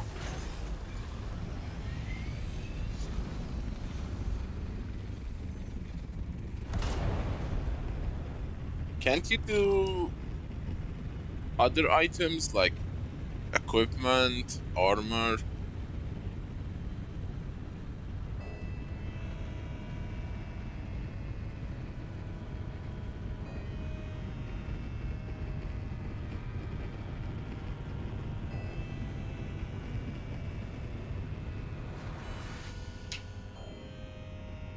Huh?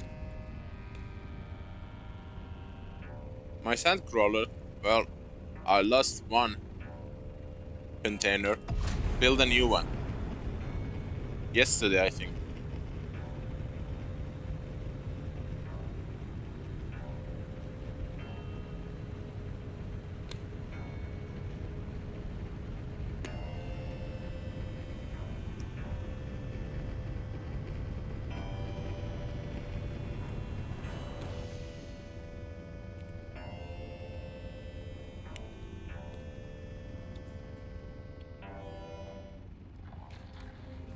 We will check the new one's durability when we land. This is 1 day old container. Let's see how much durability it has lost in 1 day. And I think I did like 3 farm with it.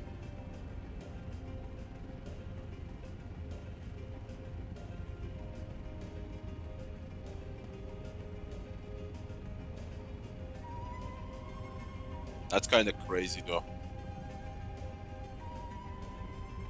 Whoever come up with it must piss off so many people at Funcom.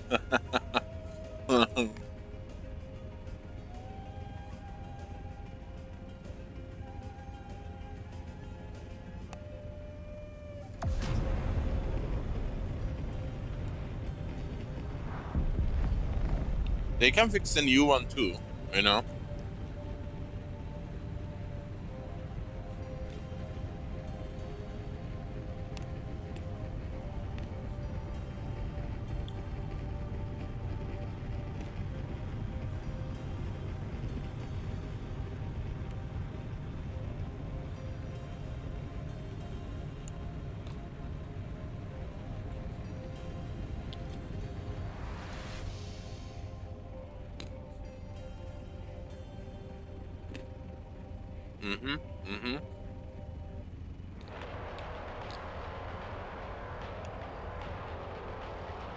They are working their ass off on Chapter 3. Water Wars. The competition has reached its final showdown. Let's join our hosts, Maxim Dubrov and Vera Kotar. Waterworld is gonna be a new map, new biome.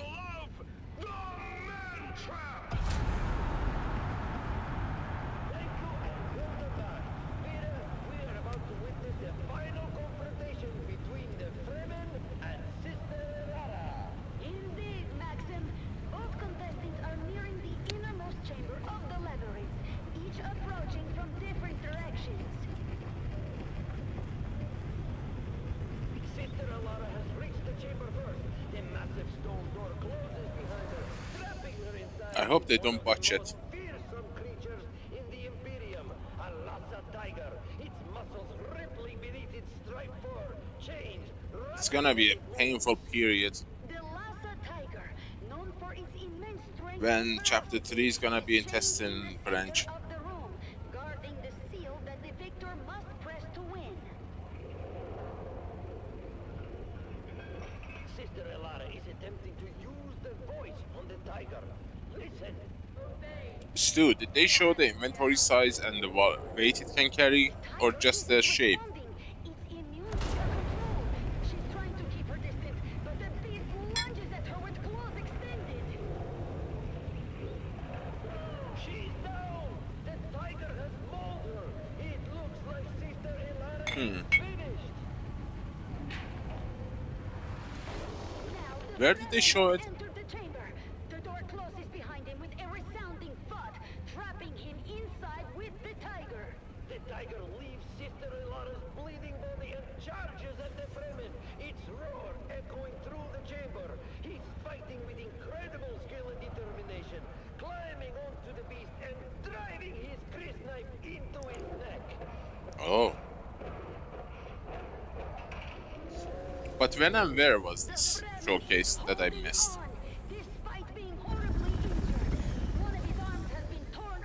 Was it in the last live stream or something? He keeps fighting, stabbing the tiger repeatedly.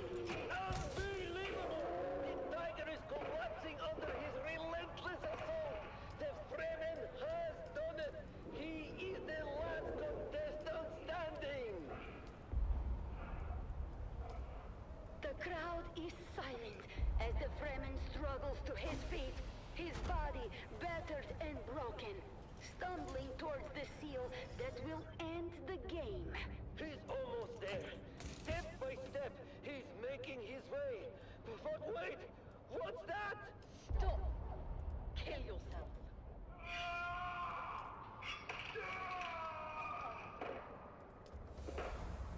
Sister Alara is still alive! She's using the voice to command him! He's done it! The Fremen has killed himself. Sister Alara is rising to her feet, her face a mask of determination. She's walking proudly to the seal, pressing it with a triumphant smile. Sister Alara! Oh god. The Harkonnen Family Games!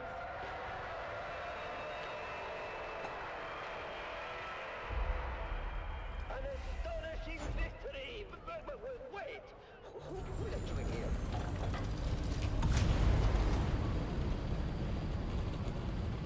What? Don't take your claws from me! You have violated the rules betting on Kazu's victory. You are John.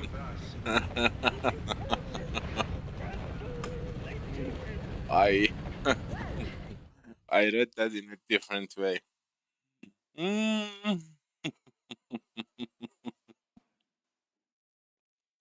Because Funcom has said a lot of things and most of them haven't happened yet. They did say they are going to release the storage with chapter 2. Instead they increased the Soul's storage by a measly amount.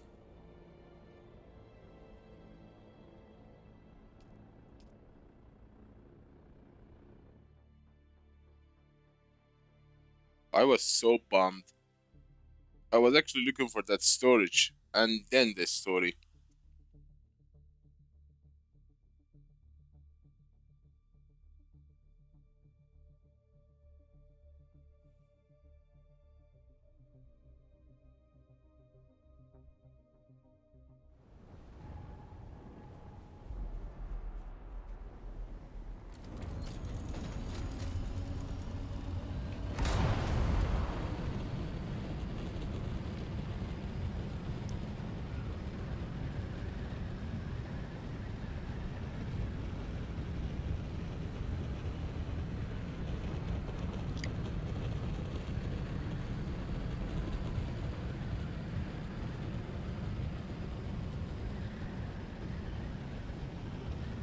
if they actually manage to release the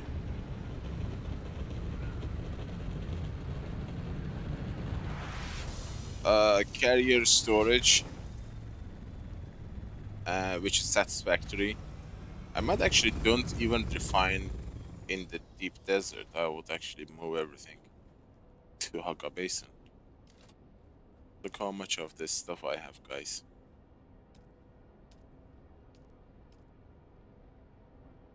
I have 6,000 spice, 35 plastinium.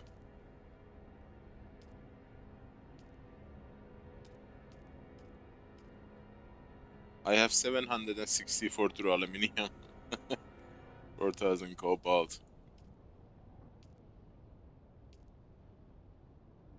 What's it? Aluminum? 338 aluminum.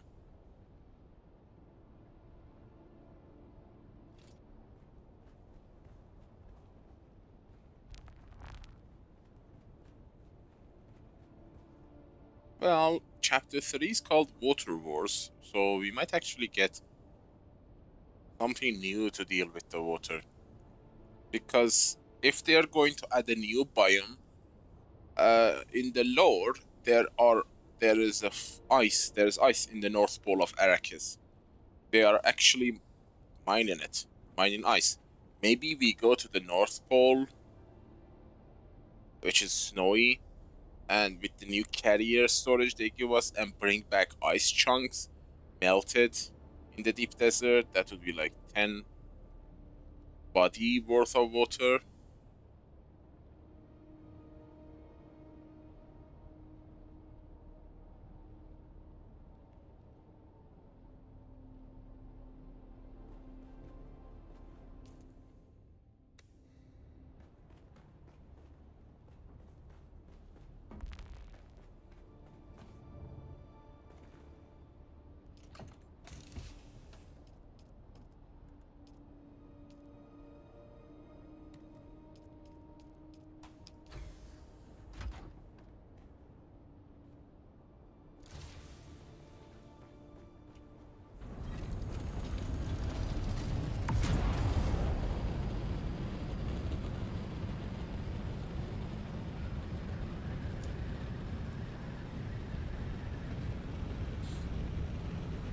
Well, if you can carry the storage, which is a container, I'm sure you're gonna be able to carry the crawler as well.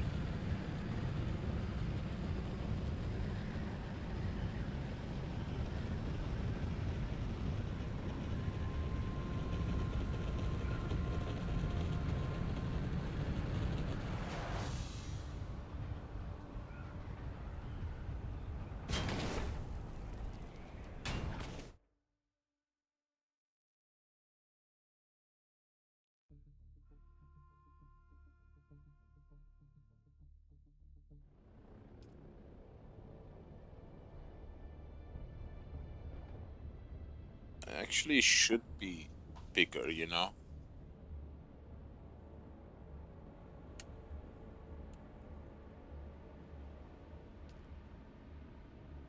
Because the carrier is able to, lift both crawler and the spice inside it easily.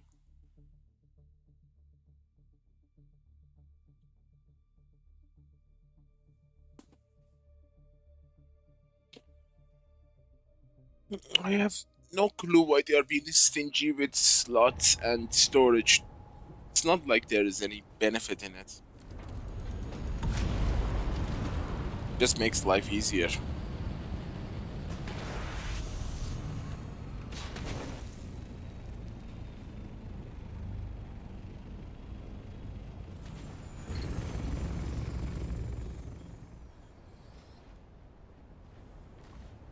That would be interesting. That would make my deep desert base building an hour thing. 1 hour to build it, 1 hour to leave it. Please.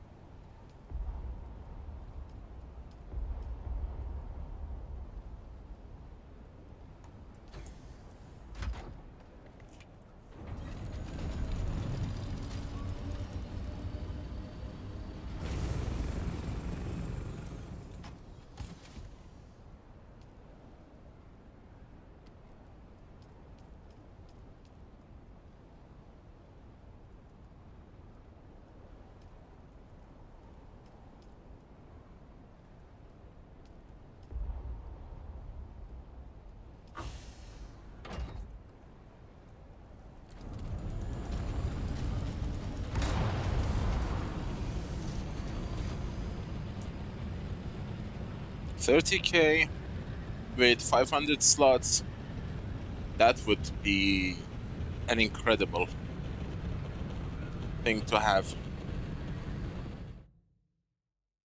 I will forgive them for all the weeks that they have forced me to build and rebuild the base on an assault. Anything less, I will curse them for eternity. Because they have wasted 9, well, round trip, 18 hours of my life each week.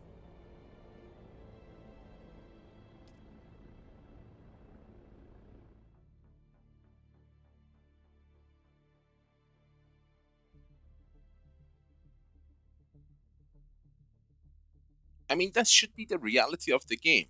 Building the base should be the easiest part, so you can have fun with the actual game itself.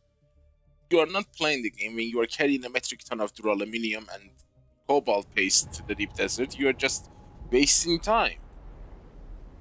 And by the time you are done, you are so tired that you don't even want to play anymore.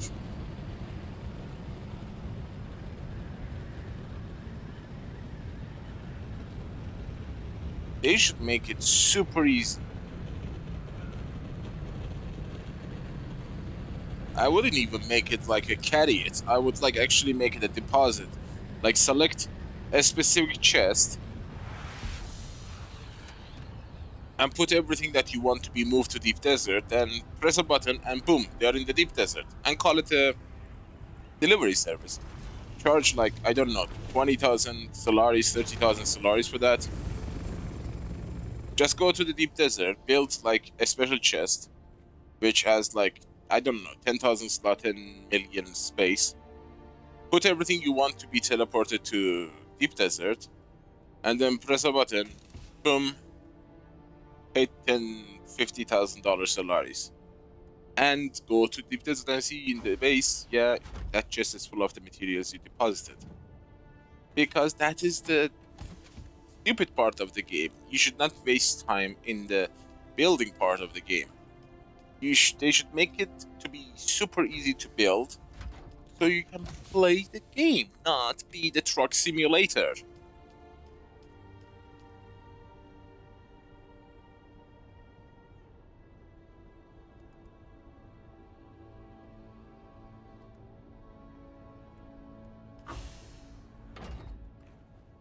I think they are already aware of this. Otherwise, they are dumber than a donkey. They know exactly the problem with storage and movement. And why they are not fixing it is debatable.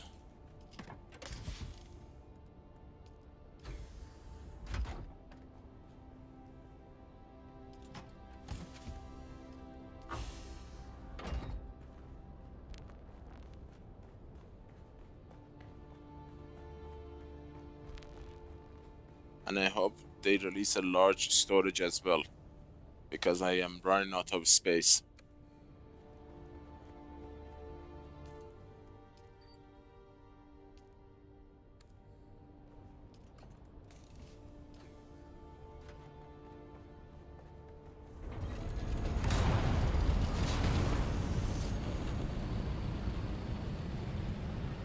Right now, with the maximum stacking units you can build, I have reached the limit of the storages I can build with 6 stacking units.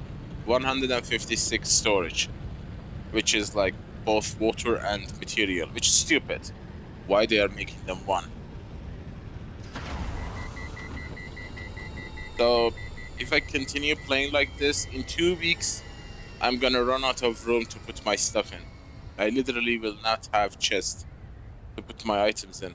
And the funny part is I haven't been hoarding. The only thing I've been hoarding is plastinium and melange. And some components that you find in the deep desert, as well as schematics. And I am running out of storage. And I have less than 1,000 duraluminum, less than 1,000 aluminum, and all that other stuff. So it's interesting that no one else has run into this problem yet.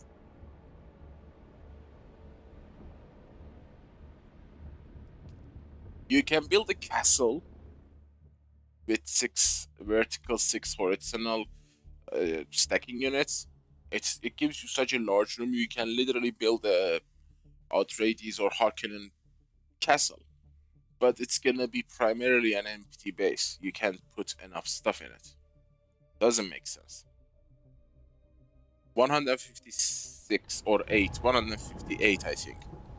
I will double check it. And the interesting part is that vertical stacking unit does not increase the number of items you can build. Although some did say, I think it was John who said that you get more, but I didn't. I placed 2 and nothing changed.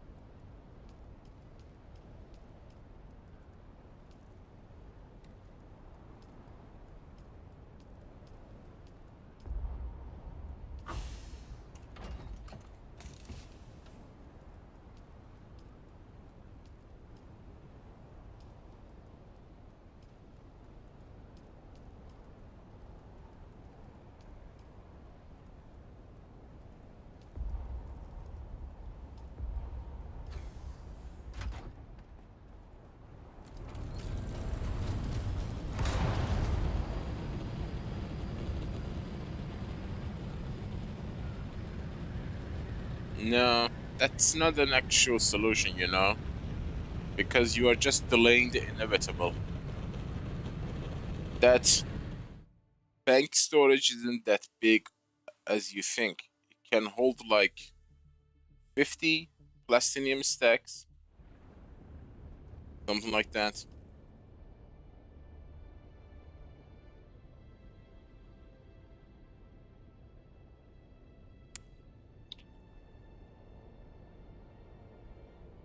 That's the reason they have named these new storages as medium storage containers, so I assume there is gonna be a larger one. I just hope that they add something that would be 4 times as big or 5 times, just like the water one. The medium cistern is 20,000 water. The large cistern is 100,000. Well, 100 liter. That's 5 times. So if they make the large storage 5 times as big as this medium one, that should give us 500 slots, just like the bank, and 30,000 volume of weight. Yeah, I already am using all my thieves. Oopsie. One is here, one is at the entrance, and another is in the middle of the deep desert.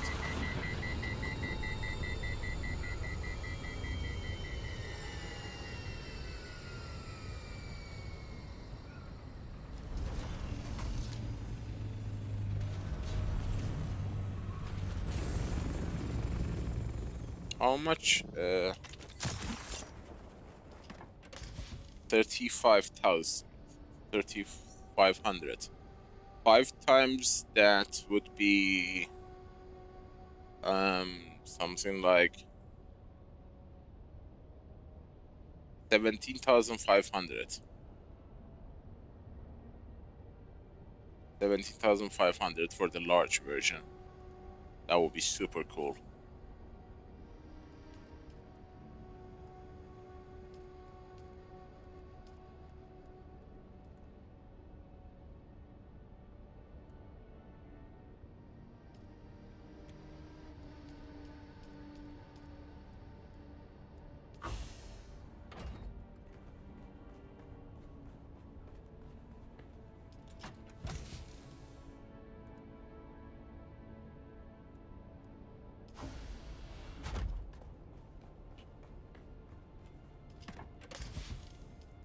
No, thank you. No, no, no, no, no, no, no. Not a new character.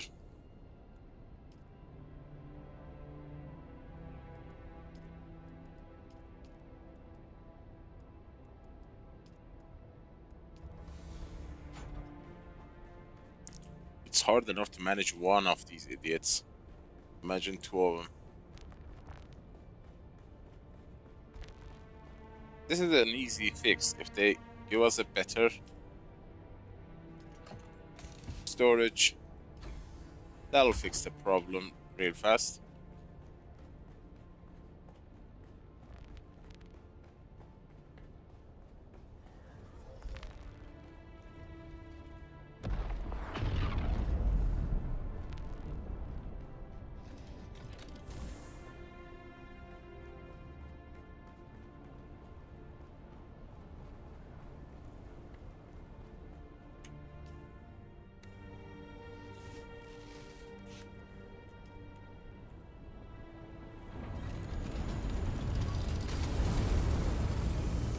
I'll check it.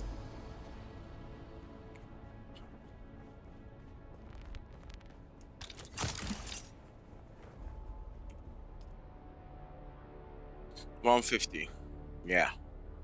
$150. You were correct.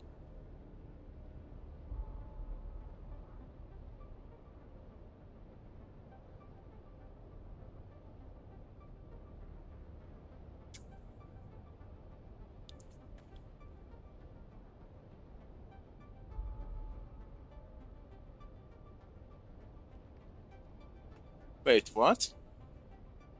Is that even possible?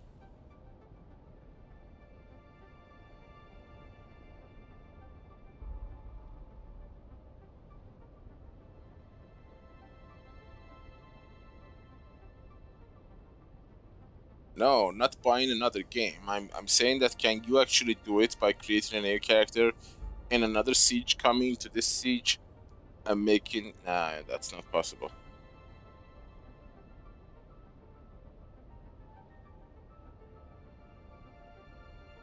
Yeah, Stu. Water storage and the item storage are counted in the same category. That's the problem.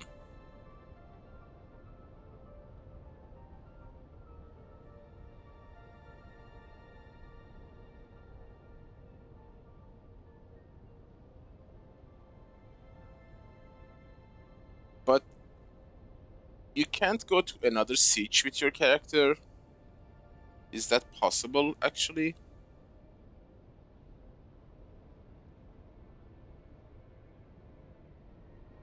I cannot go to another siege with my character. Is there a way to travel like that? Or you have to create a new character when you are entering a new siege? How do you go to another siege? Menu and then there. Can you build in the new siege?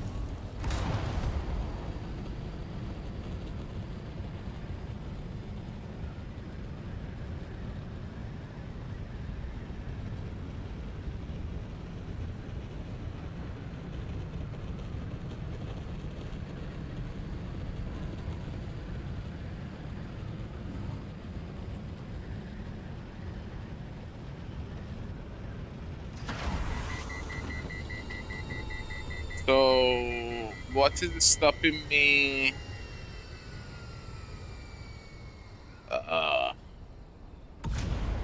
So if I go to the main menu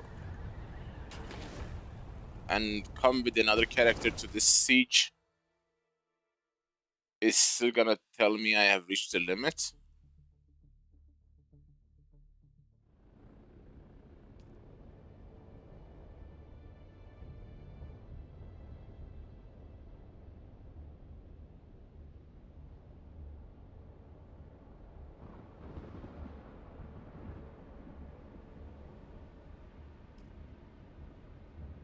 Ay, ay, ay.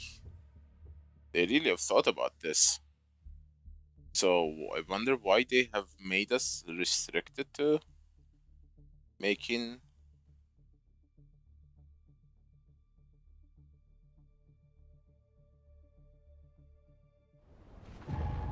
The only benefit I see from having another character is to...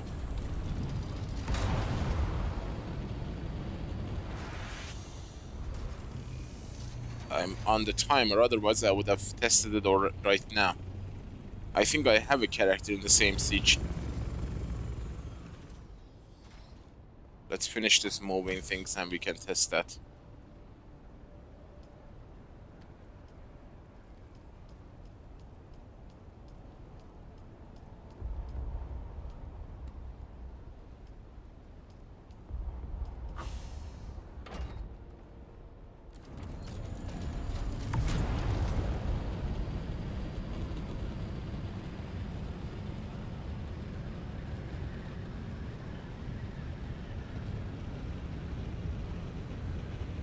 Why did they remove the family sharing thingy? Cheating, I think. If I remember correctly, it was duplication bug. Or whatever that was happening back then. Exploit.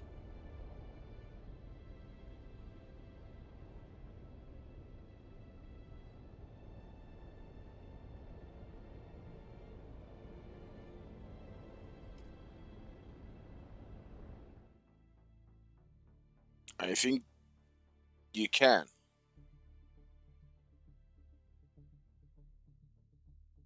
Maybe? Oh hell, let me land, I will go and test it. You made me curious. But I am on a timer. If I lose, I'm gonna kill this ornithopter.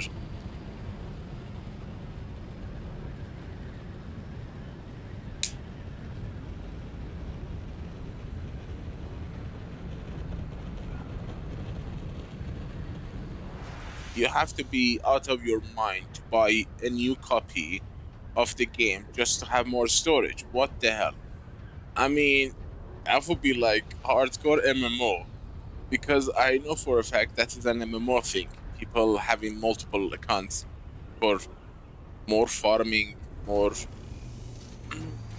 stuff like that. Especially mobile games. There are games people have like multiple accounts. They use them as farms. But seriously, game like this, using the same method, I don't see it. I mean, I wouldn't put it past it because I know Funcom. They are MMO fans, like Dungeon Dragons fans themselves, so kinda makes sense.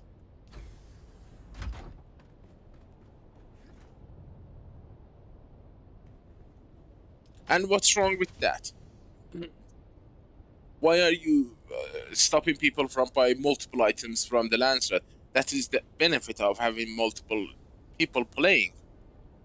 Why are you assuming that someone is using that method to exploit? That's like guilty before proven innocent thingy. That's BS.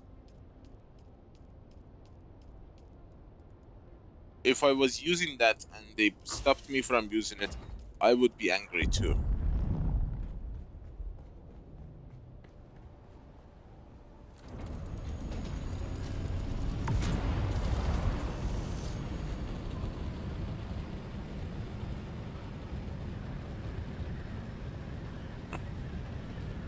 Oh, oopsie. You should see me crawling, baby. You should see me solo crawling.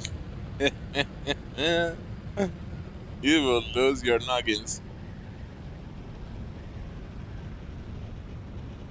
I have converted so many people here into solo farmers.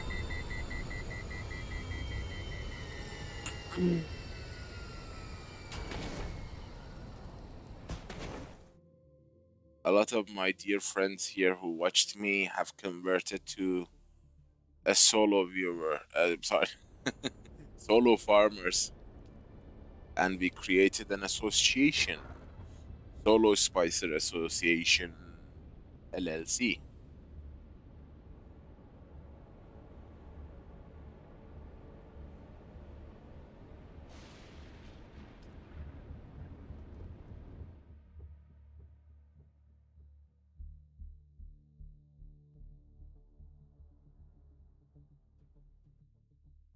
What is that? To 41 minutes to get the character set up to be able to get the items. What items?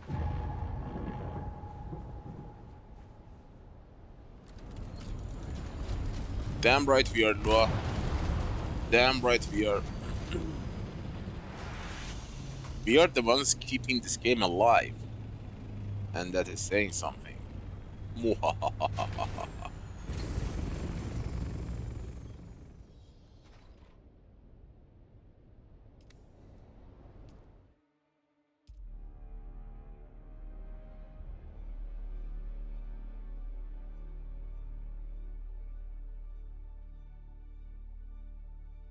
Oh baby, you haven't seen me crawl.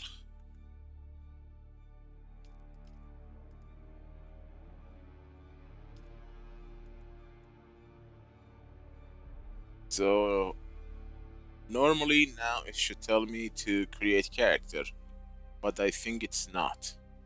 I am just gonna enter the siege as a new as my character, but it's not gonna allow me to build any more thieves.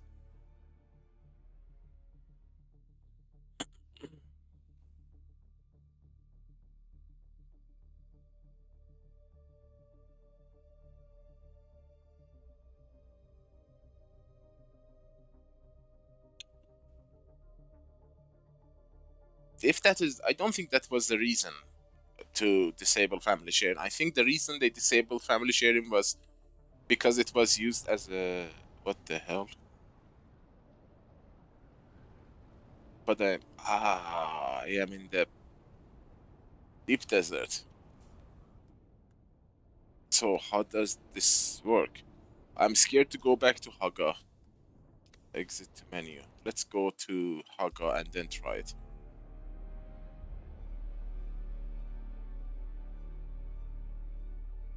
That is very easy to counter. They can put a limit.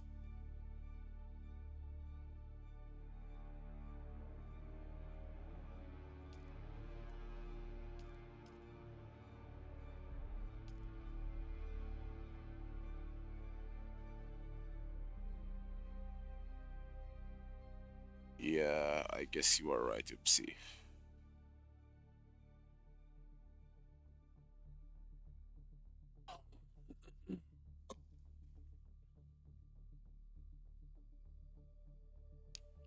That makes a friend thingy useless as well. Like another friend from another siege coming to build you a thief, because if they do, they are using from their own pool of sub thieves, so they still are missing one. That's not gonna work.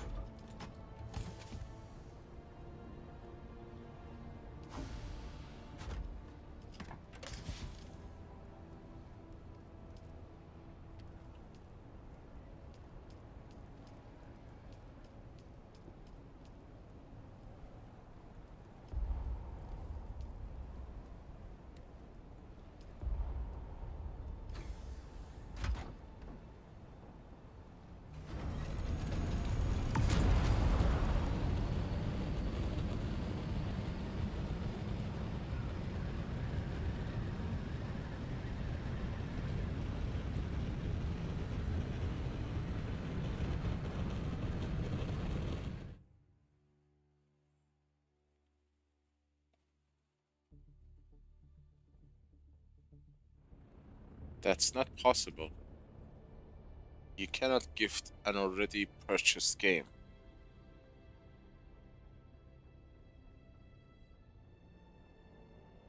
Hello there, Zero Hurst. Welcome, welcome. How are you?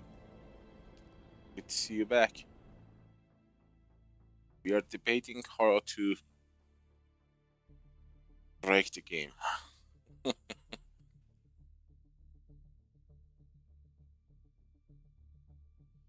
Yeah, I have no other choice. I have to get it done or I'm escorted.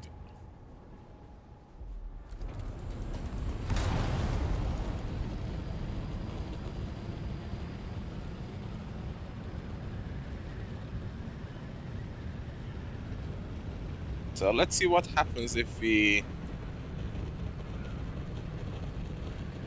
move the menu and from menu to another siege. Where are we gonna spawn? I've never tried it. I mean, I have multiple characters. I mainly use one to start from zero to do the stories and make content for it. Story only content. But that's about it. And I also made another one to go to a different server because the PvP was so toxic I couldn't tolerate it anymore.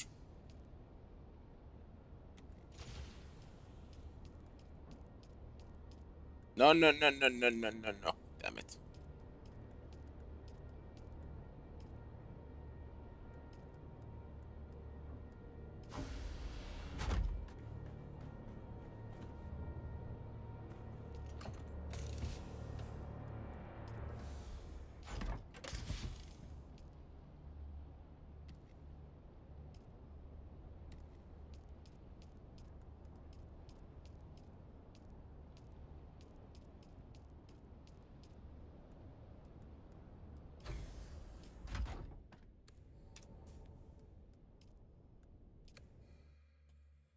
No, they removed the timer from the menu as well. That's new. Usually they force you to wait 5 minutes to exit the menu.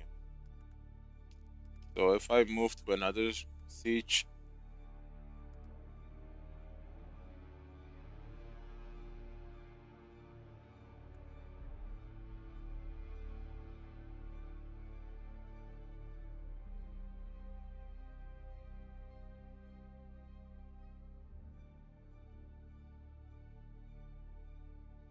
fail to join.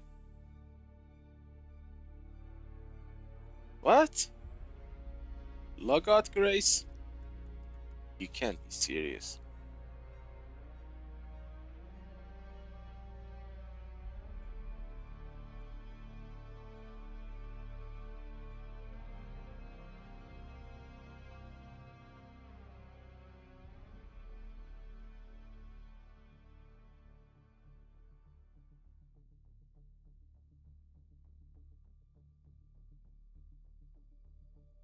Do you have the decree 25%? That's when that happens. 25% less resource to make stuff. That is the best time to make spice-infused fuel cells as well. You use 1 slag instead of 3. That is a massive drop. Helps you to make... Actually, I'm waiting for that one, which is this week.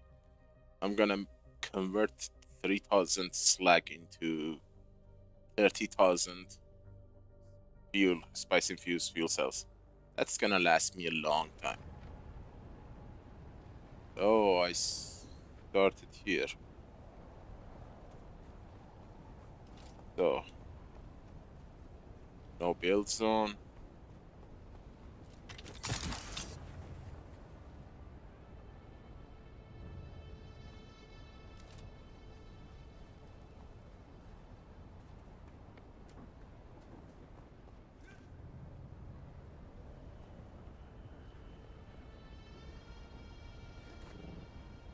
Cannot be placed.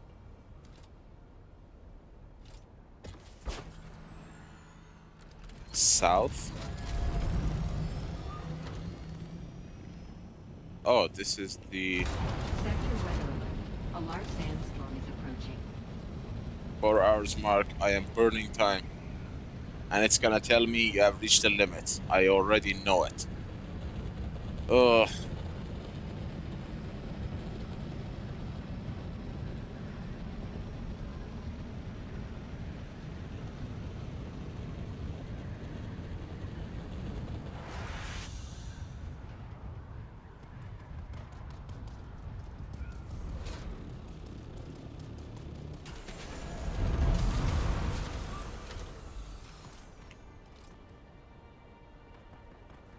Are you kidding me?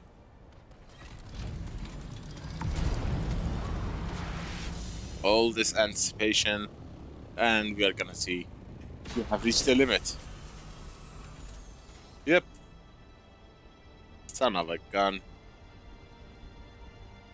No.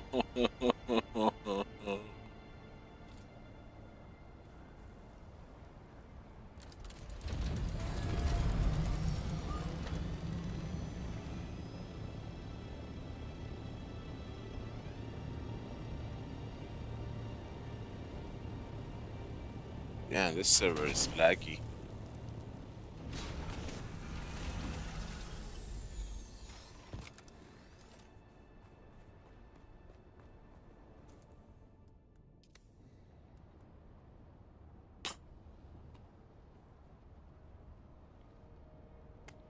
Okay. $40 to get more storage. Seriously, Funcom.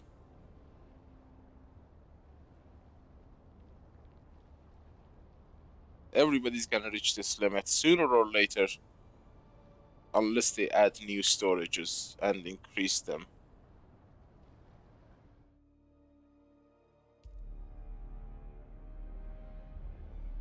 Ah, come on. I can't even buy the game I want. It will be a long time before they put it on a large sale.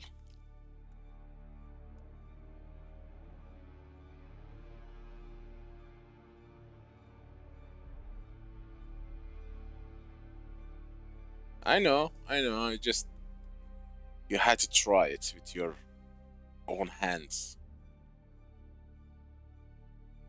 That's human nature, I guess.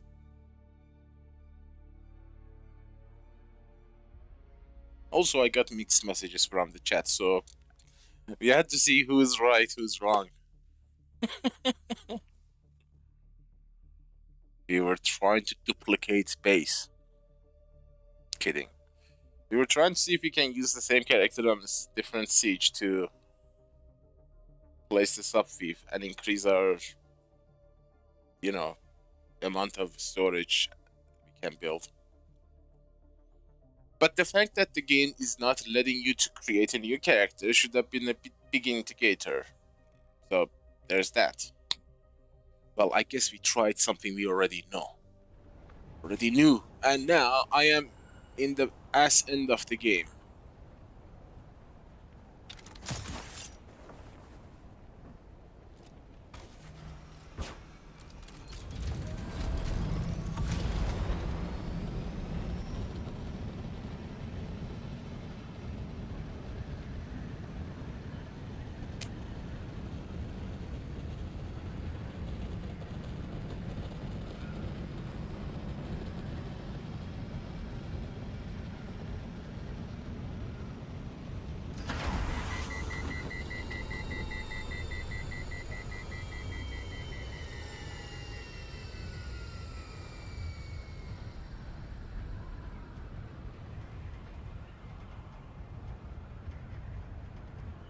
I think I can extend the time before running out of storage by a little, converting every single small, medium waters to large ones. Have only 2 million water in Haga Basin and put the rest for item storage, or maybe 1 million water.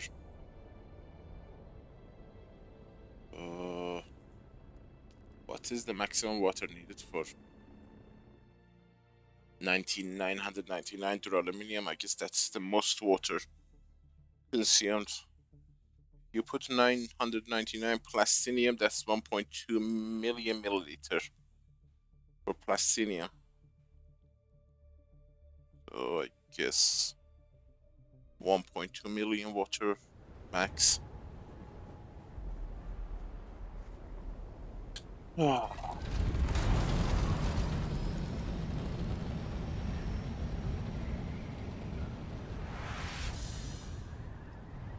This limitation is on purpose. But why?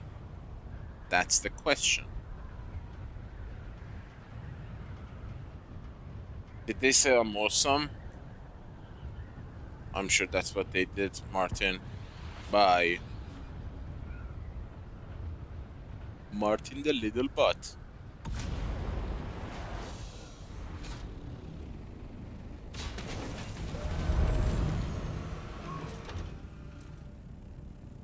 Look how it looks interior. Interior of Ornithopter. Looks so ugly.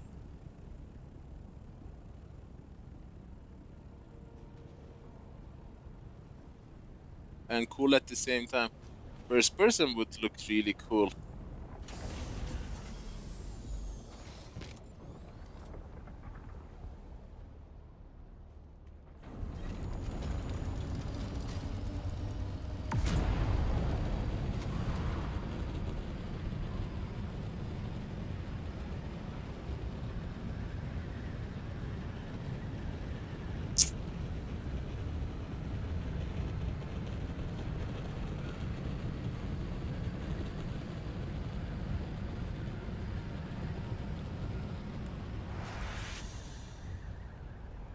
So before, you could use family sharing, which treated your same account as a new account.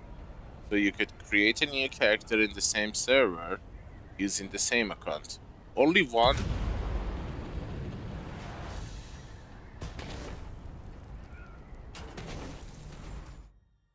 Oh, oopsie.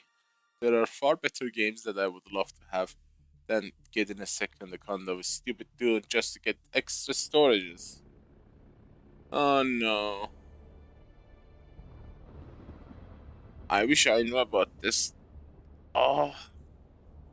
You can only create one account with sharing, family sharing, or infinite.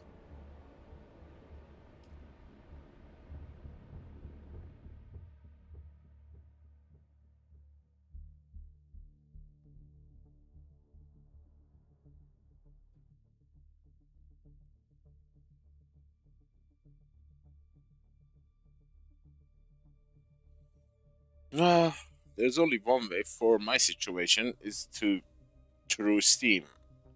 There's only that way. Steam wallet, Steam gift system.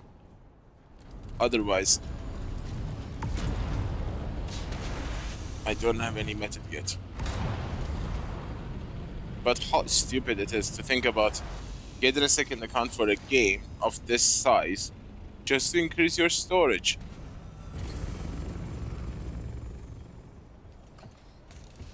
Is this how Funcom thanks me? Thank you for being a dedicated player. For now, you don't have any more storage, so goodbye.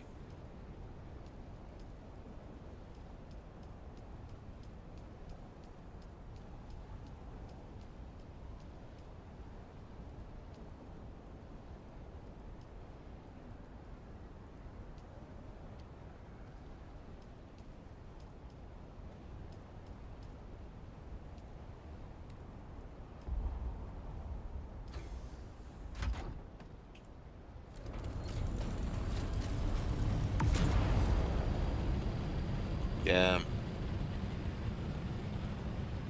12 sub thieves. You could build half the Haga Basin with 12.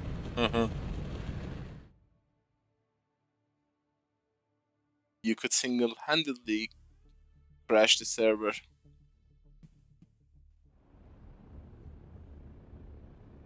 Build a base that large and then demolish it.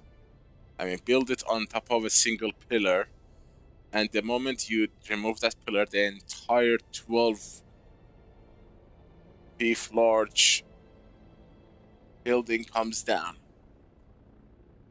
Server crash.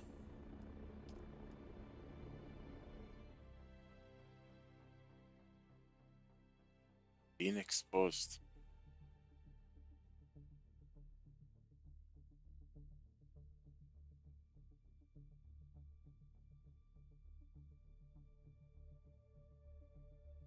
Can you use that character to bring a new thief to your main base?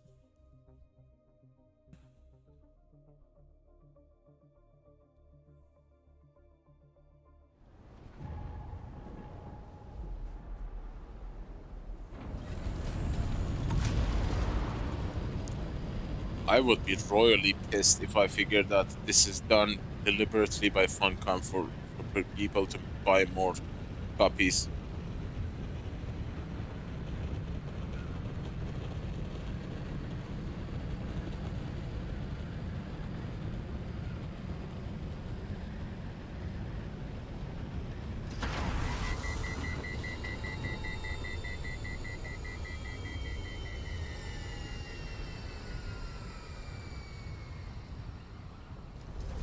But seriously, imagine people figuring out you're gonna run out of storage and you can extend it by creating new characters and new sub-thieves. There would be no place to build in Haga Basin. Everybody would create new characters.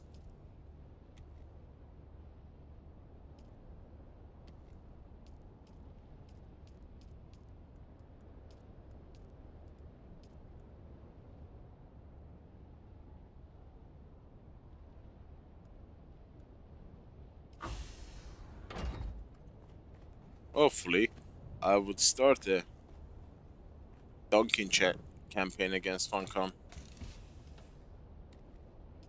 New video. I finished Dune Awakening. How did I finish it? Well, I can't grind anymore. This is Funcom telling me you have done enough.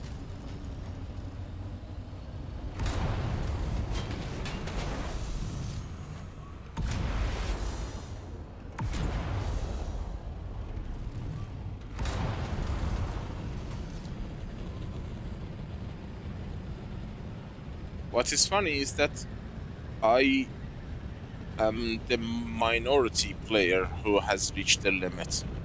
I would have thought people would have reached the limit long before me. Because all I've been doing was Spice and Plastinium, Spice and Plastinium. Nothing else. I mean, the combined amount of aluminium, and whatever else, Plastinium, not Plastinium. Except Plastinium and Spice, other ores and ingots, I have less than 1,000.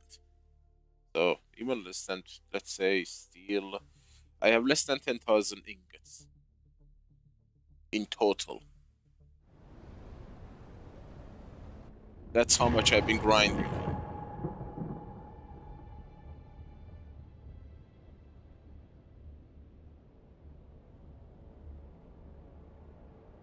Well,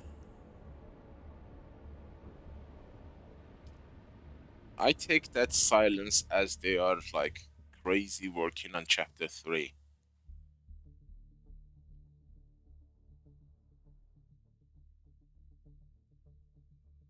You know, new map and all that. Because they are completely silent. Except one time they surfaced to delete my post from their official Discord.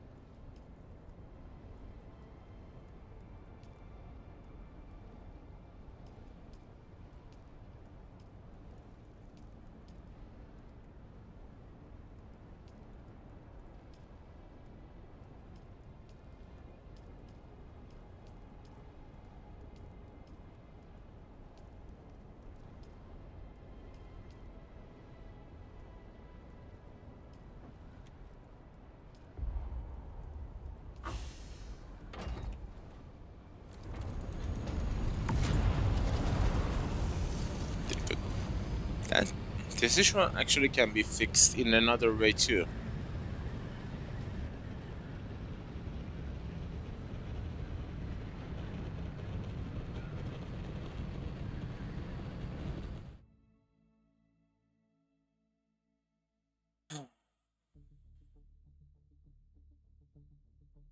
Yeah, I actually enabled for everyone who wanted to get. You can actually get yours if you watch the stream on Twitch. The stream runs on 3 platforms right now: YouTube, Twitch, and Kick.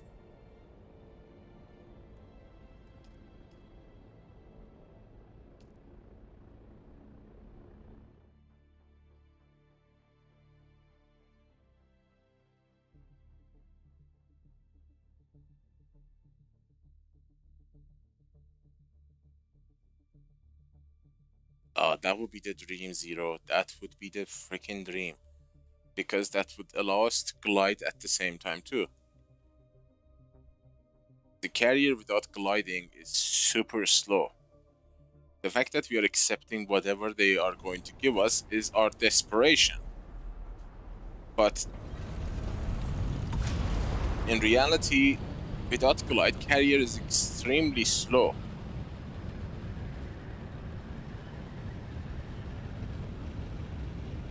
But that idea that like a magnet thingy container like stick to the container like a magnet or like some kind of Holtzman technology, that would be pure dream. Because that way we could glide and gain higher speed.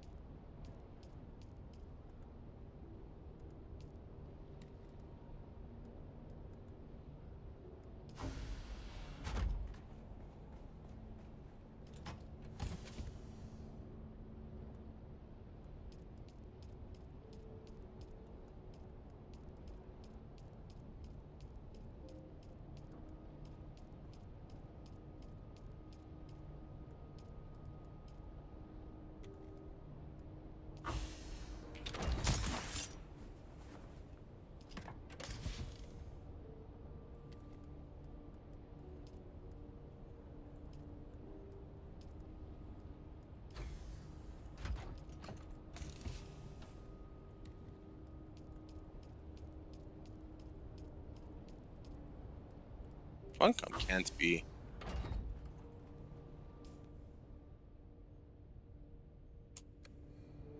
oblivious to all the facts we are stating. They sure are aware of every single one of these things we are talking about. The real question is why they are not doing anything about it.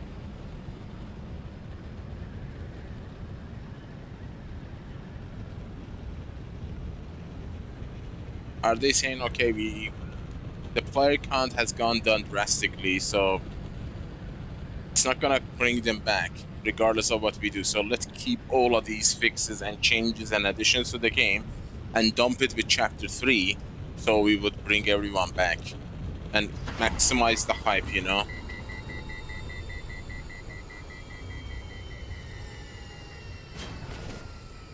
Like during the holiday they can say that yes, we make the game you wanted from the beginning, with new story, with new content, with whatever you wanted but was not in the game. That way, that would like maximize the hype and bring people back. Especially that it's the holidays and everyone can play the game. That's the only logical thing I can come up with why they haven't done these important, urgent changes that are needed for the game. That should have been done yesterday. Besides that they are trying to bring so much change at once to like become a very big bang type release to ensure maximum return on the players who have left the game. I mean, I'm speculating, but I hope at least that is the case.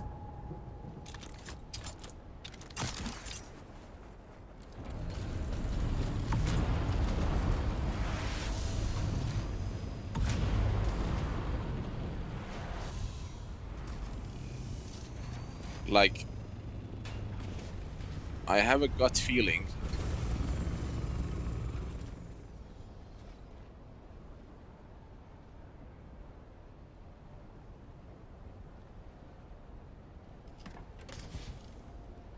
that they are already beta testing chapter 3 in closed servers, you know.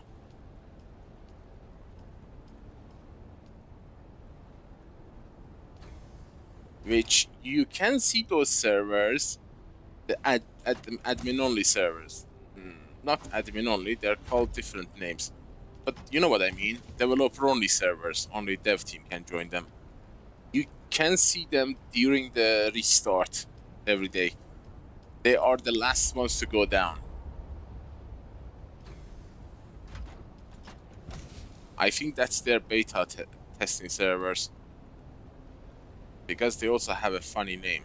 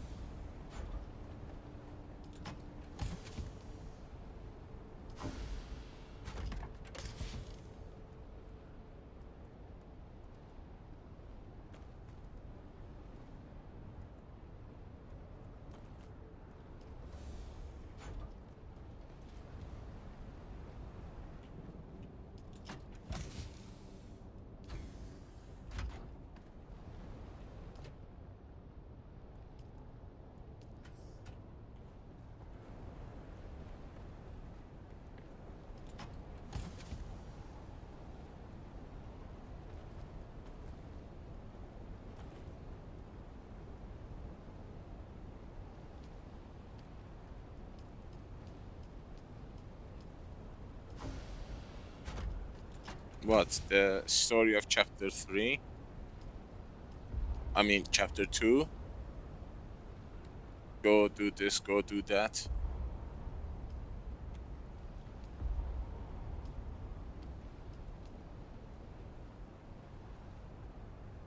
Hello there, the Wolfen.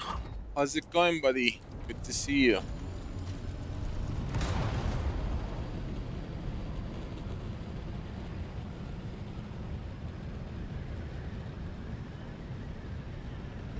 Yes, that is an issue that can happen. You can fix it, though.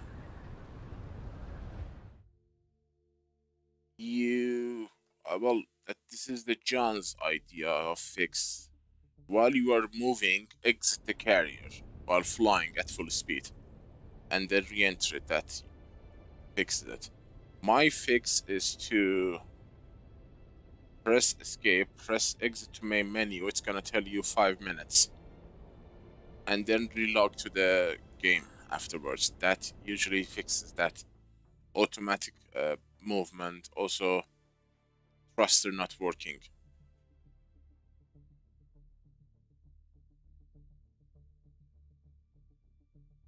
Why am I being bombarded on kick with bots? What did I do on kick?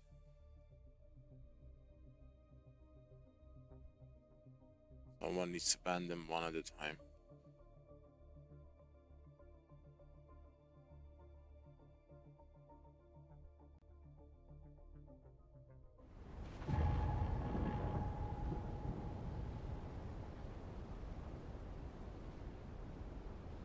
They are all bots.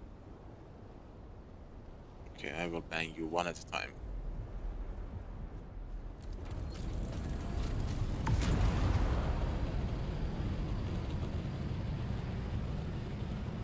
Yeah, whenever you see some weird bug, drop here and ask. Someone might know a fix for it, you know, because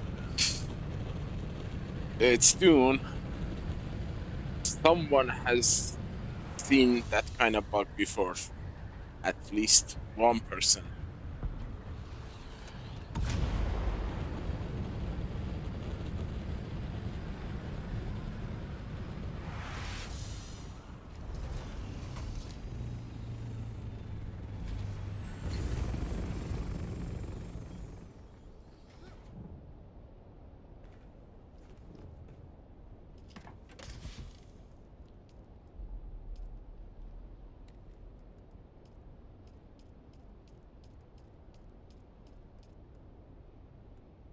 What the hell am I gonna do with all that residue?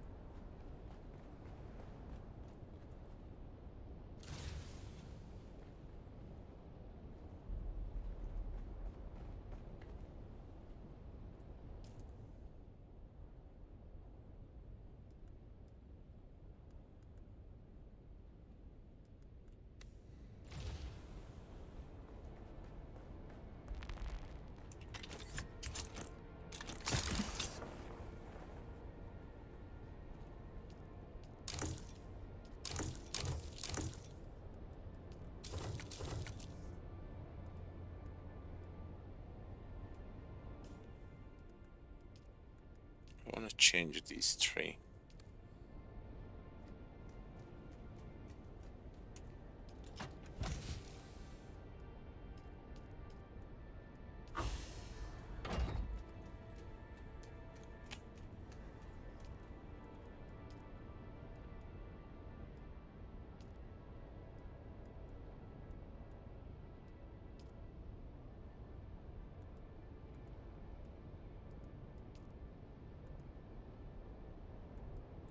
Still suit. Shadara. Saturine. Hey, I don't have a plastinium level. Still suit stuff.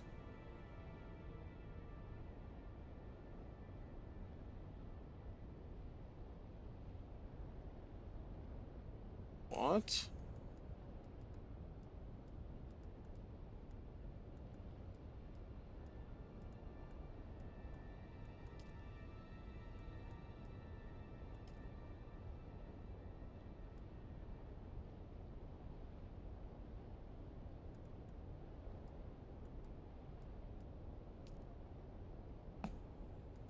Hey, I should have the shutdowns, but still suit.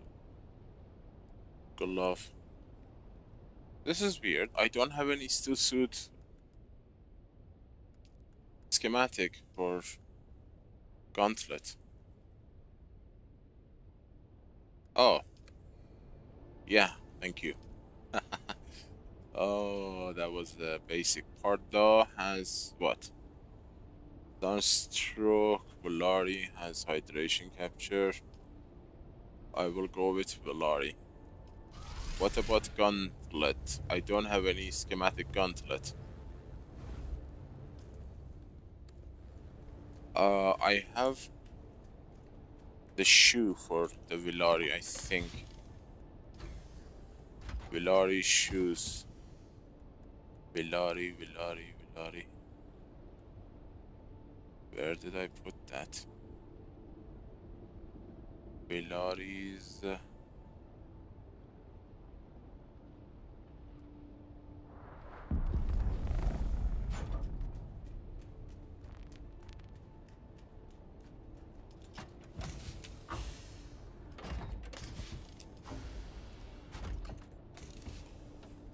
Maybe I should get rid of the armors as well, because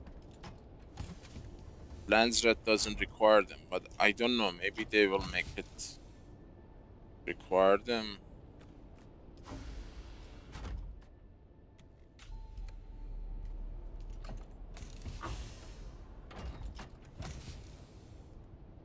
Pilari's boot and the mask. What about gauntlet? Or whatever is the hand thingy. UA's Reaper. This is good for wind dew harvesting. So I don't have Vilari's hand. I've never seen Villari's gauntlet to be, or gloves, to be, available anywhere.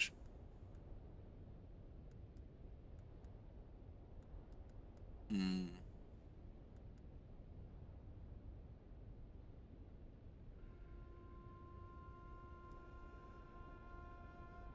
Well, I guess I don't have it. We will use the second next best thing, which is, I guess, Chom? Yeah, I don't have any other than Chom.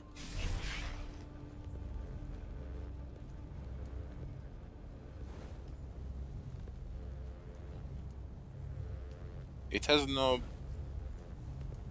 only heat protection.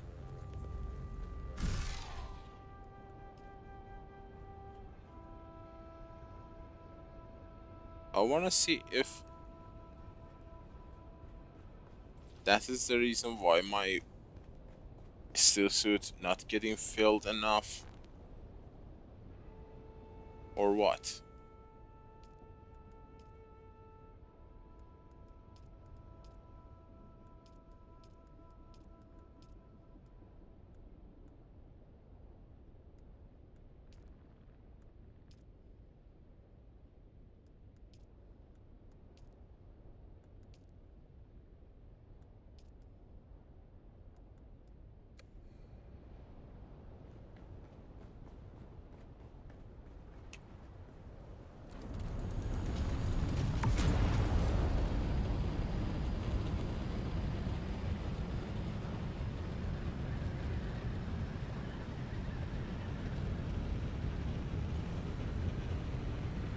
Damn.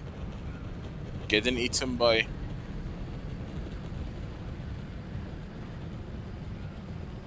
Shai-Hulud, and the storm did a number of on this ornithopter.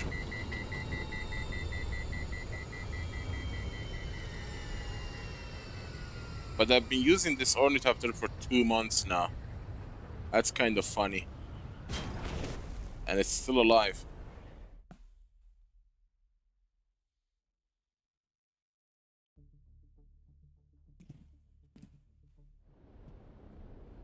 That just shows you how little I use the assault ornithopters ever since I started soloing the spice fields.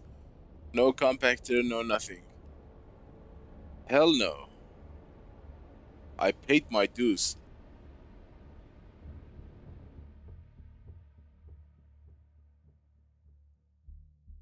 It was a bad time of the day and the game. I mean, bad time of the game. Back when I was like still new to Deep Desert. Super toxic PvPers. Difficult to play, little resource to back up what you lose.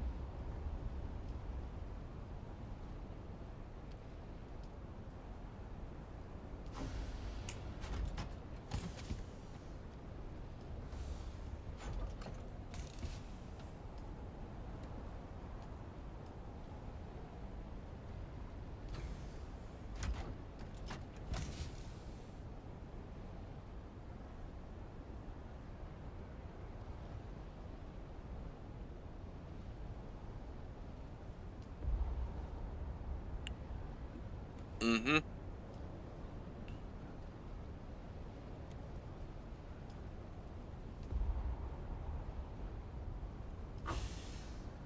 When I joined Deep Desert for the first time, the first 5 weeks, 6 weeks, I could lose nothing. I mean, if I lost my Mark 5 Ornithopter, I had to go back to Haga Basin and farm aluminium, diamondine dust, carbide scraps, just to rebuild that Ornithopter. It was so stressful to go and get a little bit of titanium or something in the PvP zone, because we didn't have any plastinium or duraluminum, or titanium, stravidium and titanium in the PvE zone. They didn't add them till like a month ago, I think. So the only way that you could get them was from the PvP zone. And that was a scary thing to do. We had literally 10 to 20 people who did nothing except to move up and down the PvP zone, seeing any farmer and killing them. It was a painful time of the year for me.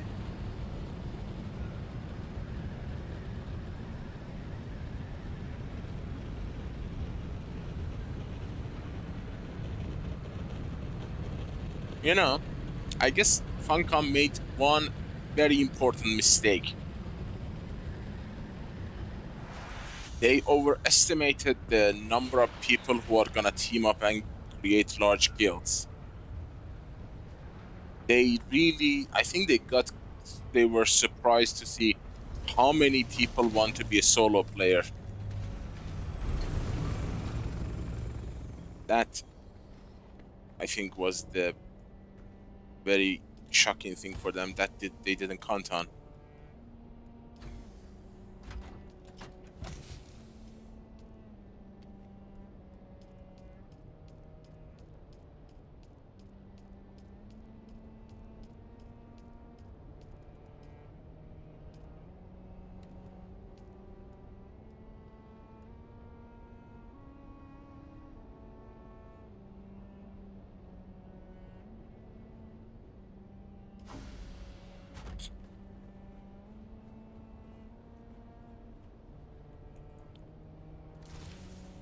Is that an open world game too? I've never heard of it.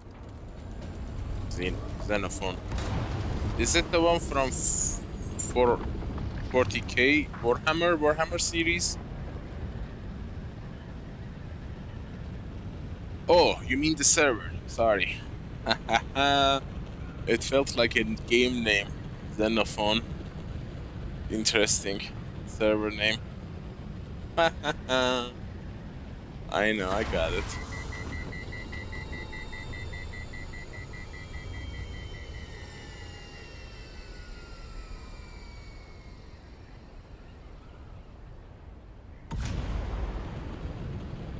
Oh baby, we had literal toxic players. Literal.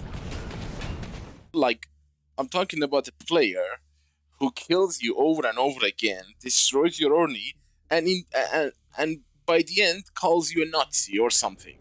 I mean, I am the victim here. Why are you calling me, you idiot? Russian players in my server, I don't know who they are in your server. I've heard French people in other servers also causing trouble, but nationality doesn't make any sense here because anyone from anywhere can be toxic. So just because you know those two countries doesn't make a nationality thing. It's not.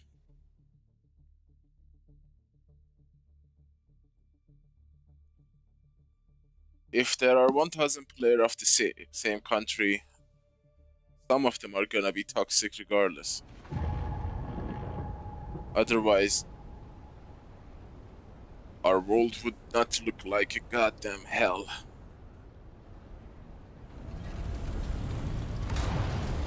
But I have to admit, over the past let's say 15 years of online game. I mean, it's longer, but let's say 15, since things were like better. Russians are a constant. Like, they're synonym of toxic gameplay. Everybody knows it.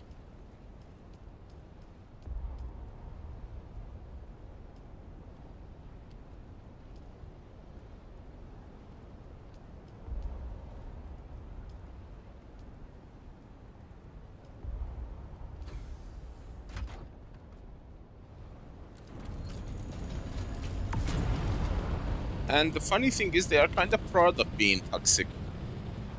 They love to be hated.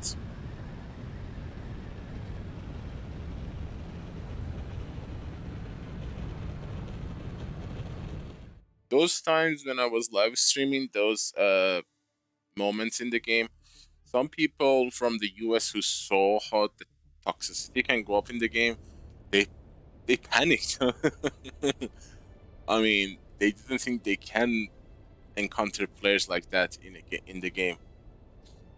They really panicked, like ricochet panic.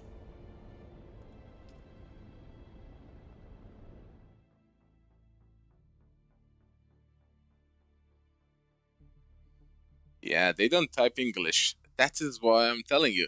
They love to be hated. Russian players, gamers, they just enjoy being hated.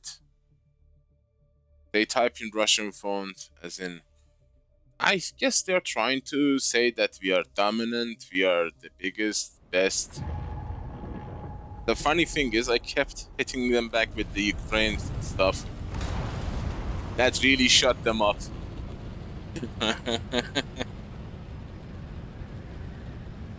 Like, it's been 2 years and you still haven't been able to advance. I kept shouting out, get the hell out of Ukraine. Embarrassing, so embarrassing. Whenever you see a Russian gamer being nasty in the game, just say that. It will put them to shame. It really hits a nerve. I swear, I stream every single minute of this game. I've never played this game offline. So, if you go back and check the streams, I did that, and apparently that made them so angry that they were plotting to kill me the moment they saw me. But they never found me. But one of them actually spilled the beans. They were literally on a manhunt to kill me because of that. They hated that I'm calling them out like crazy. Oops.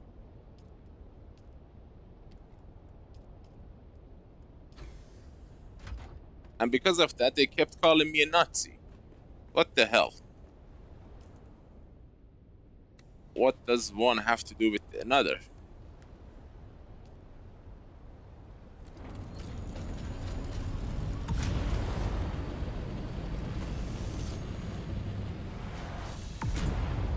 Now, this is gonna be fun. Chicopero.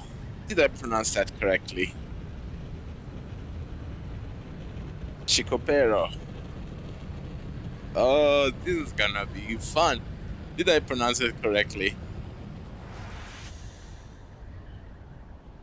Chicopero.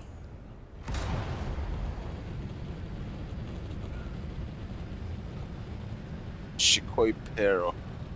I think the I at the end is silent. I hope I pronounce it properly. Welcome. How are you? Chiquipero. Chiquipero. Oh, nice. Like that. Pero. Is it Spanish? Chiquipero. ¿Qué pasa? I see Chiqui. I actually thought of the ¿Qué pasa? The ¿Qué pasa? Uses Q-U-I in Spanish. Or Portuguese. Spanish. Yes. That Q-U-I is very distinct use of words in Spanish. Like, ¿qué pasa? How are you? Or something like that. ¿Qué pero? It's so nice to meet you. And that's a very beautiful nickname. Chiqui pero. Chiqui what? That's like it. That makes you envision a Latin dance in your brain.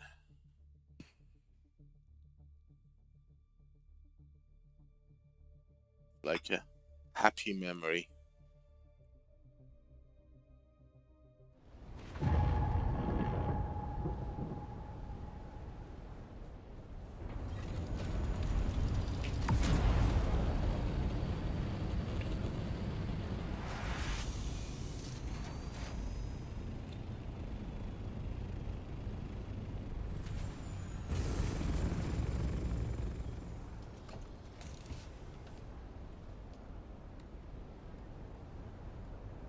Nope. I'm just trying to delay a little bit so the refineries would get at least some of the plastinium and spice done.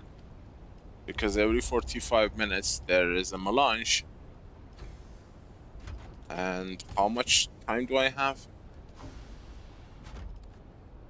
Left 3 hours. Still a little bit of time.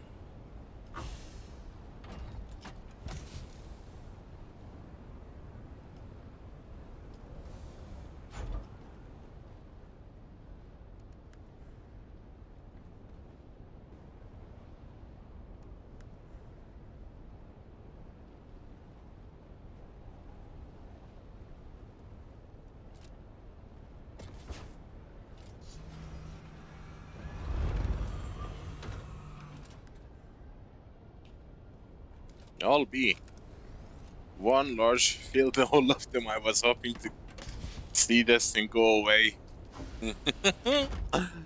Oh god, that was funny. I literally refueled everything to make it disappear from my inventory, but that cheeky fuel cell remains strong.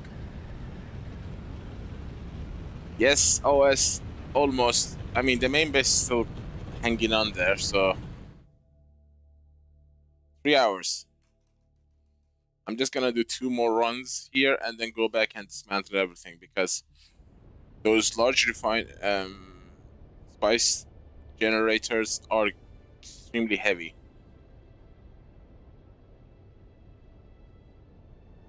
And the Salt Ornithopter can carry 2000 plastinium per trip.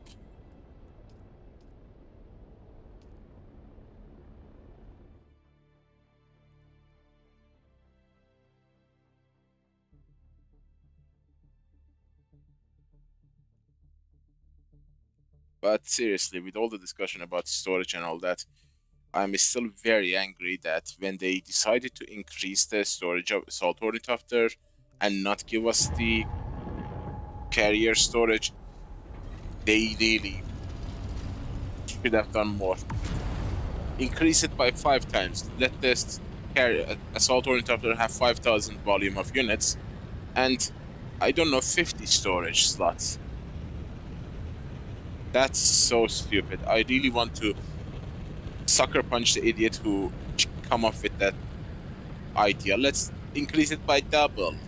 Oh, if you increase it by triple, that's gonna make people to win the game. Boo. Boo, Funcom, boo.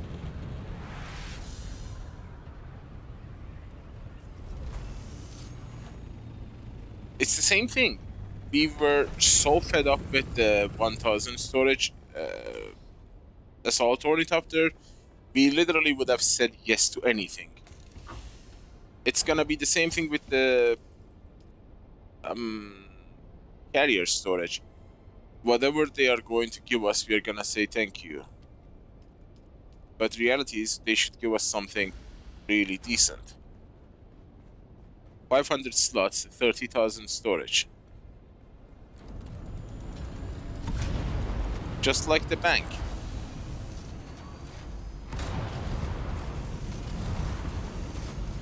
That would actually make sense, you know?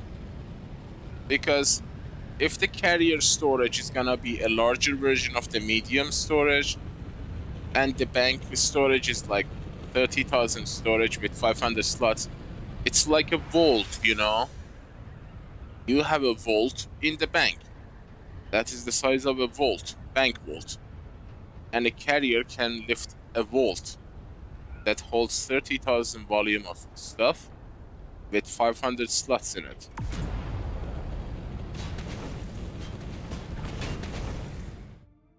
God, I wish this prediction comes through.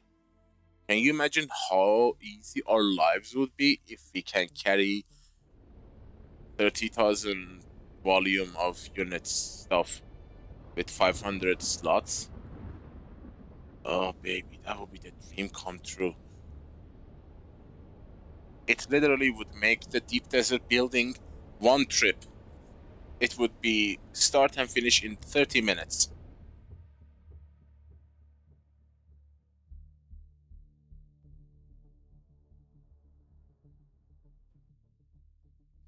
Hey Tommy, how are you? Good to see you again. It's been a while.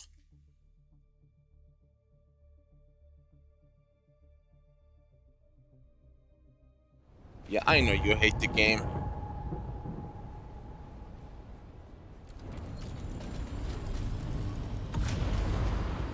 And it's funny, you hate the game religiously.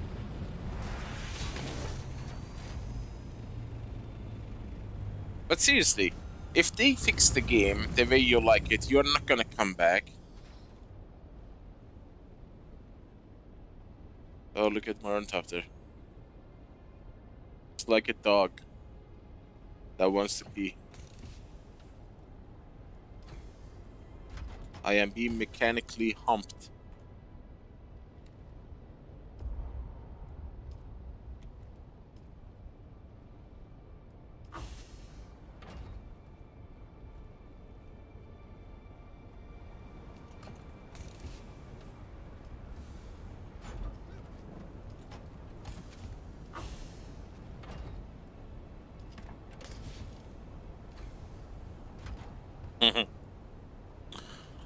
What? I didn't say anything. Or did I?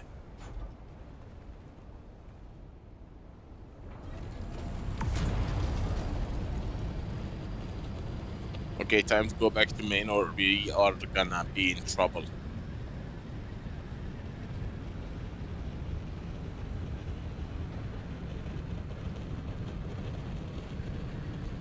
I mistakenly calculated the time the spice refinery is gonna take.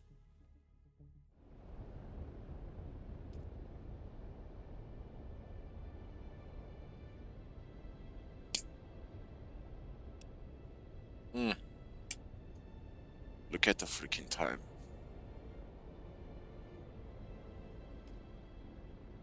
Three hours? Almost.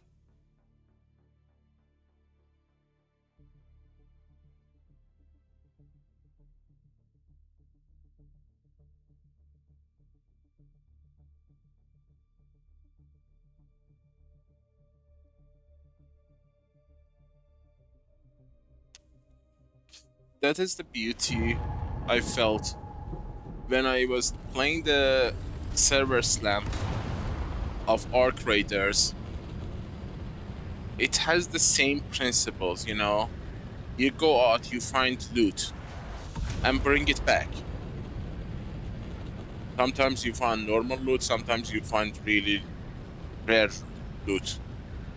And the difference was that whenever I lost them, which was most of the times, I didn't feel bad. I didn't feel angry or pissed or upset. I just said, oh well, better luck next time. Especially that the game had the ability to, you have the ability to start with free loadout. Because the game doesn't really made to play with like the best items you can have. I mean, that would be nice, but everything can change depending on the situation. So even the best stuff can't save you. So you can actually get a lot of really good stuff with free loadout, which gives you a toy gun and tiny storage.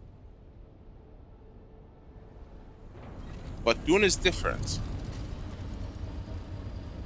How different? If I don't take out my hard-earned material from the deep desert, they are gonna get wiped.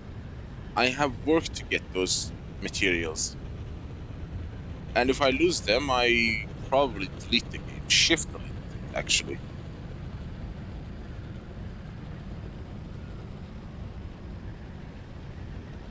That was very interesting about Arc Raiders. Same loot-based mindset, but the developers of that game made it in a way that you never get pissed. You don't get upset when you lose, you become very happy when you win. Now that's I call a creative developer who knows what gamer thinks. Who knows how dopamine works. That hit of dopamine when you win. What is the substance that creates rage?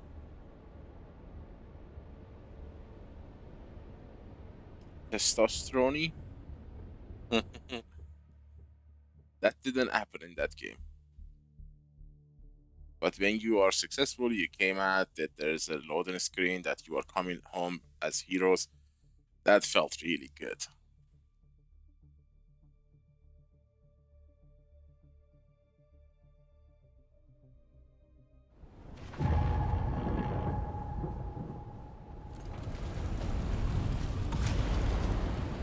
Having said all of this, I still think Funcom did a great job with the game. Because I spent 300 hours in Haga Basin and I had the best damn time of my life in 2025. It was simply amazing.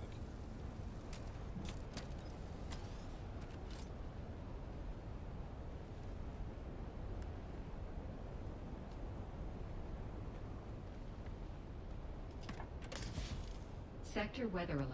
A large sandstorm is approaching. There's the 3 hours mark.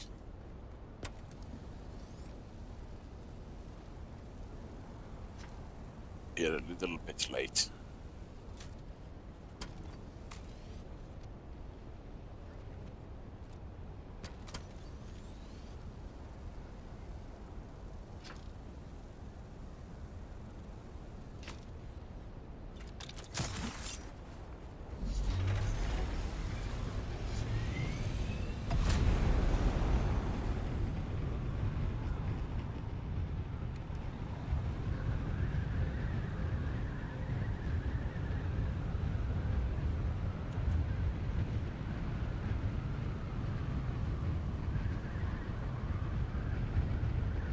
This is Dune man Keith Villari, reminding you to secure all your equipment at the first worm site.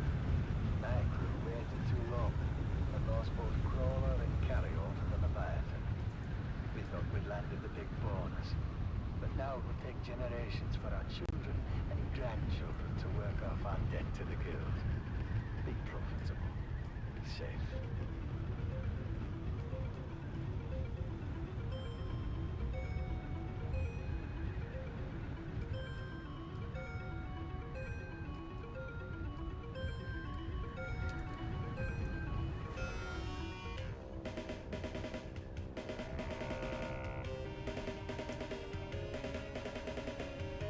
That was a pitch perfect booster stop. Dune, the battle for Arrakis.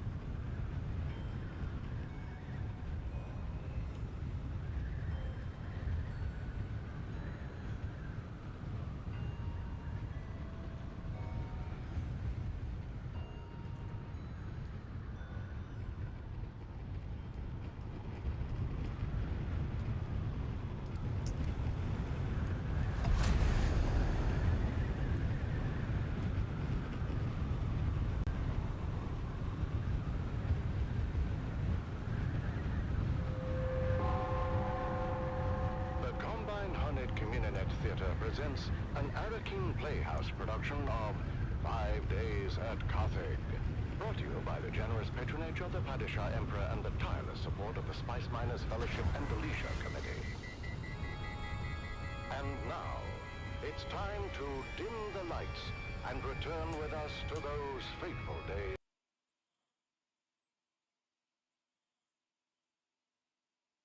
Of 5 Days at Carthage.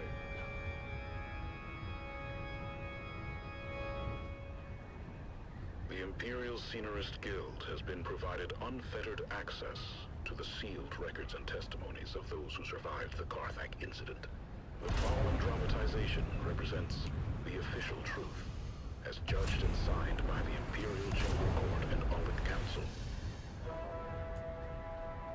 So let us journey then to the burning sands of Arrakis, a desert planet in a far-flung corner of the known universe.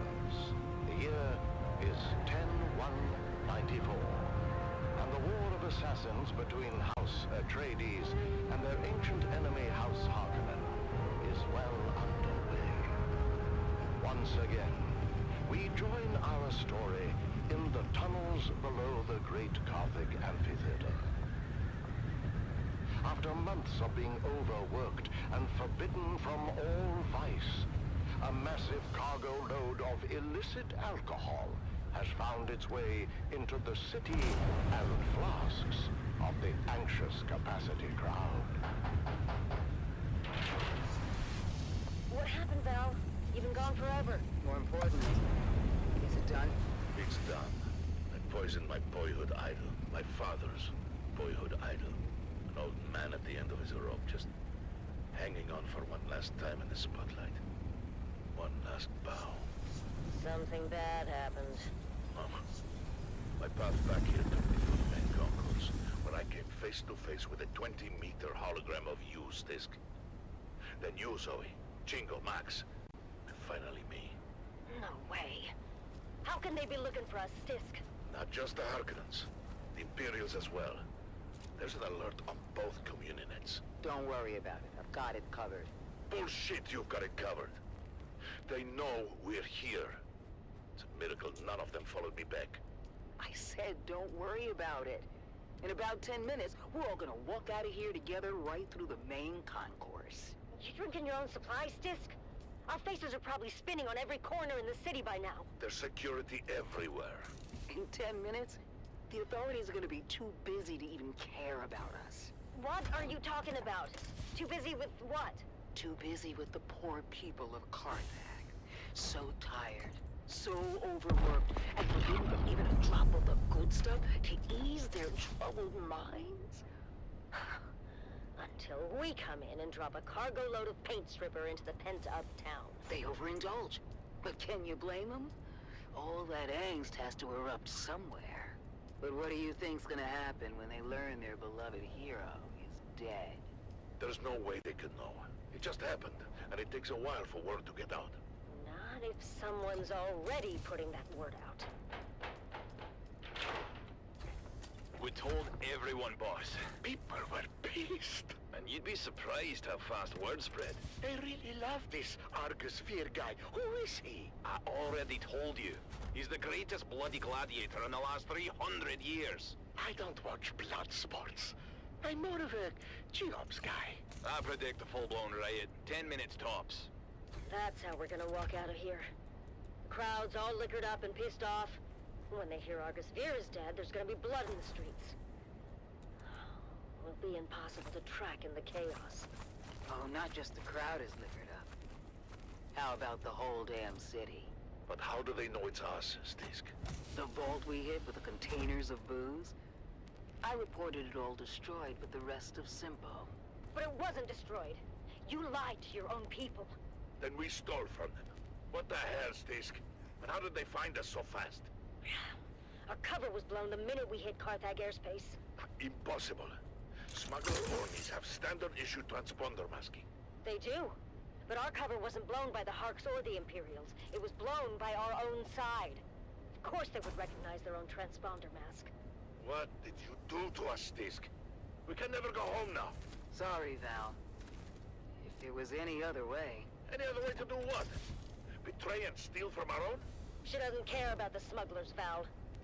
This is all about the Harkonnens. That's right. The Baron and all his spawn can go to hell and take their city with them.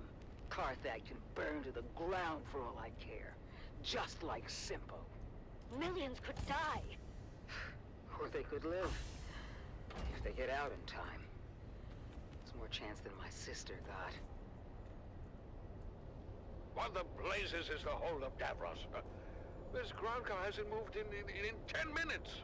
It's the crowd, sir. As you correctly surmised, they seem particularly agitated. Blast it, man. I told you to take the back way and damn the main thoroughfares. This is the back way, sir. I'm getting reports from all precincts. The people are well lubricated and taking to the streets. Father? What, Ludmilla? Can't you bloody well see I'm working? Oh, relax, dearest. The poor girl only said she has to... Damn it! I told you all to go before we left. Davros, what do you suggest? I have a cup, sir? I'm asking about the mob, Davros. The angry, inebriated mob encircling us at this very moment. Wait a second, sir. There's a bulletin being flashed on all Communinet frequencies. Put it through. This is CHOAM Communinet 1 with an emergency bulletin. At 21 local time, Carthage officials announced the death of famed gladiator Argus Ver. Further reports indicate widespread unrest throughout the city, as well as full-scale rioting at Amphitheater Square. Prefecture authorities have ordered the streets cleared, effective immediately, as a curfew is now in effect. Let's go live now to... I am surrounded by fools, darling. I'm not the drunken, slack-jawed apes cavorting just beyond. No, the fools I lament are the dead-eyed imposters within my own organization. The so-called prefecture authorities that have, for some unknowable reason, ordered a curfew and the streets cleared. 2 orders that I, as the High Prefect of Carthage, with the most complete knowledge of our forces' capabilities, would submit, we have no bloody hope in hell of enforcing. 2 orders that will, in the end, only serve to incite the drunken mob more, if not compel them to violence. Darling, the girls are afraid. Listen, girls, this is a Series 7 armored ground car. The same vehicle used in the Emperor's own livery. The Series 7 is renowned throughout the Imperium for its immense... Amphitheater security has been overwhelmed, sir. The surrounding precincts are pulling back as well. Word is, this is escalating into a full-scale revolt. Darling, if we don't survive this, I want you to know, I hate your entire family. Father! Whatever happened to set this off? Oh, you can be sure there's a Harkonnen at the bottom of it. Actually, sir, reports are coming in attributing both the alcohol and death of Argus Veer to a rogue smuggler and her crew. Still, I suggest we withdraw to the residence until the situation is secure. Yes, Davros, get us out of here. Sir, do you mean... Yes, Davros. Engage the battering ram. Very good, sir. Now would be a good time to ensure all your safety harnesses are well fastened. It gets quite bumpy at ramming speed.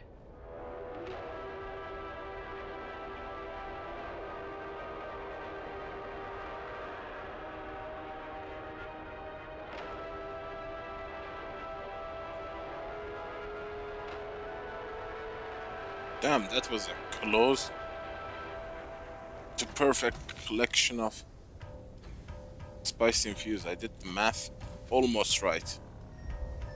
Almost.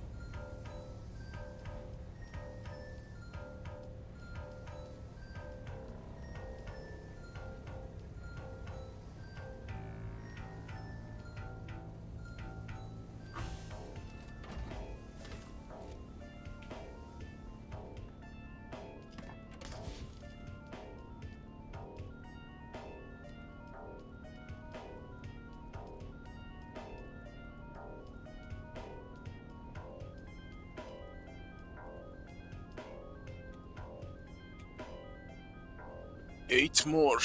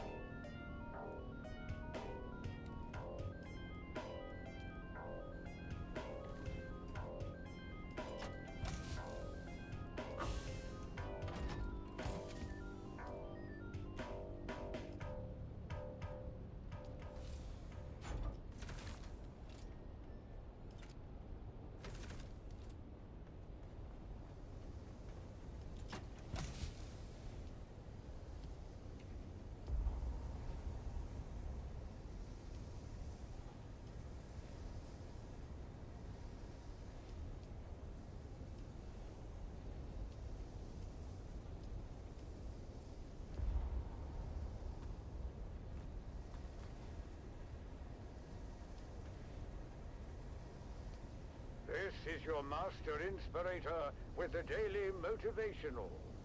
Today, we must remember when you live with purpose, hard work isn't an option. It's a necessity.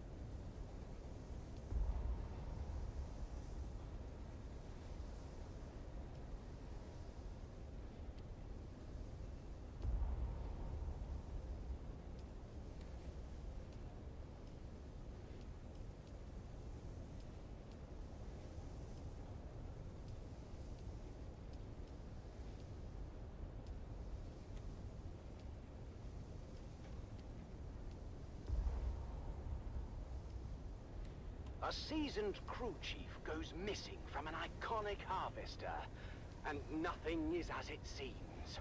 In this tale of intrigue, betrayal, and deadly ambition, the sands of Arrakis hide many secrets. Join us now as we begin to unravel the dark and mysterious truth behind the disappearance of crew chief Jarek Thorne. It's Death on the Titan, Episode 1, Eye of the Storm. It was my first time on the Sand Titan, but I knew it well.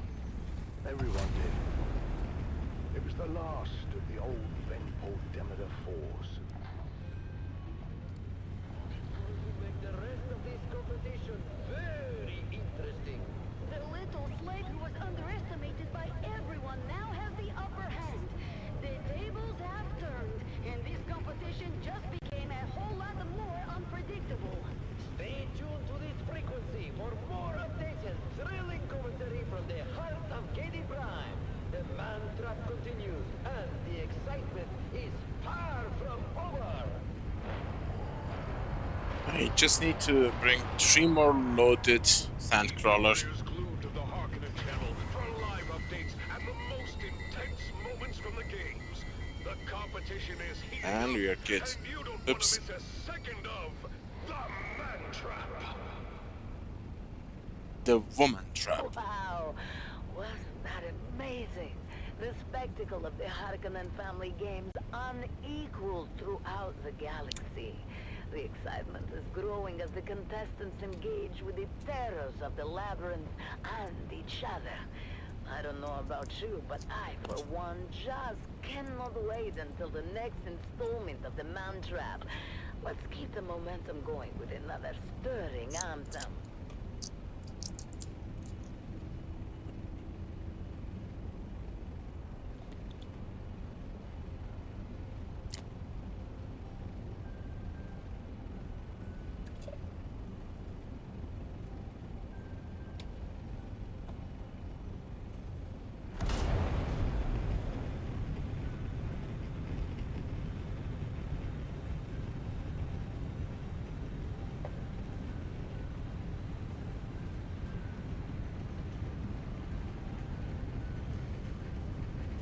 Sergio!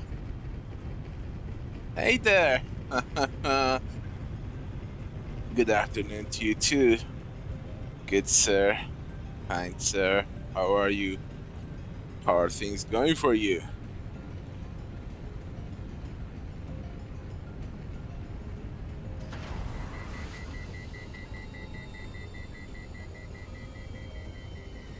Fantastic, fantastic. Happy to hear that. Well, I guess everyone is packing up now. It's the Coriolis storm, and the storm is coming fast. Let's see how fast.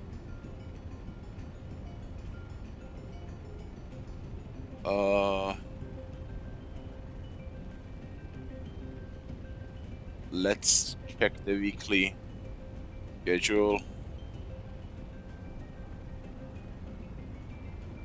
Alright, guys. Heads up, heads up. This is the Coriolis storm and the Deep Desert Wipe schedule according to the official Funcom Discord. The Coriolis storm, which started in Europe, it's going to end in 2 hours. So Europe, all the deep deserts are gonna get wiped in 2 hours. Get the hell out, or get busted. North America. Shut up for a moment. North America, Coriolis storm started in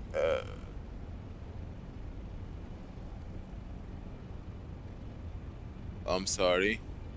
Yes, it has started a while ago, and it's gonna end in 9 hours. So anyone in North American servers, you have 9 hours to get the hell out of that deep desert. South America, you guys are already in the Coriolis storm, and you have 7 hours to get out. Asia has already had the Coriolis storm hit and wipe, so they are good. As well as Oceania, Australia, New Zealand, and all the time zones on that side of the planet.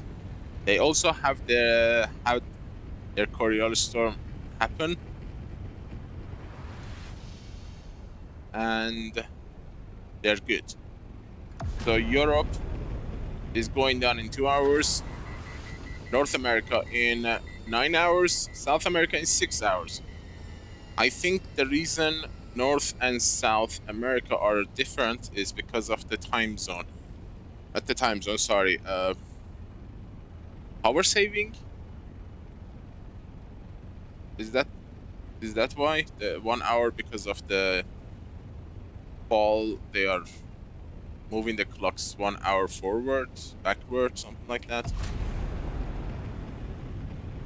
Otherwise, North America's wipe happens sooner than South America.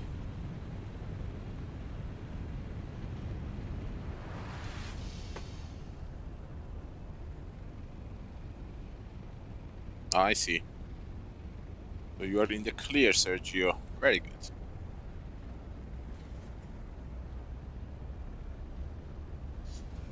We are still hauling our stuff.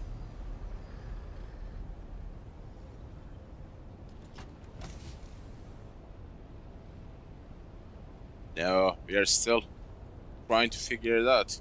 We actually tested a few theories, like, I don't know, trying to create a new character, putting stuff from the, placing a subfeed from that character. That didn't work. The only way that can increase the deep desert, sorry, Alga Basin storage limit is by completely new account. So you create a new character from a new account and join your main account server, and then place a subfief near your base and give the ownership or co-ownership of that to your main account. That's the only way, which is stupid beyond reason. So yeah, unless Funcom increases the storage limit, we are escorted. Well, actually, I am escorted.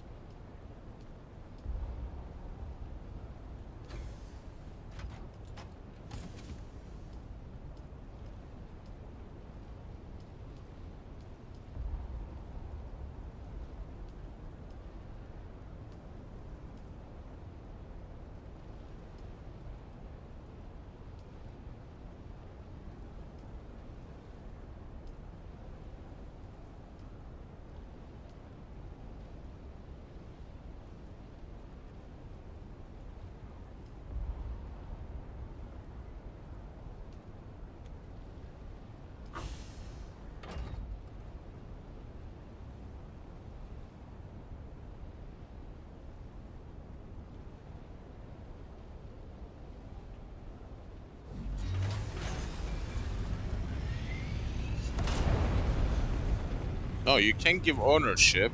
You can only give ownership, I believe. Oh, where am I going? Not this, not yet. I was kinda happy that I am at the carrier stage. I felt so happy for a millisecond.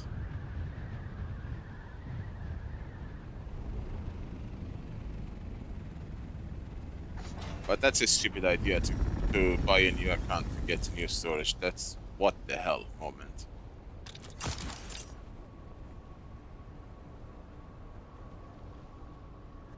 But I still have enough storage for a month if I play the same style.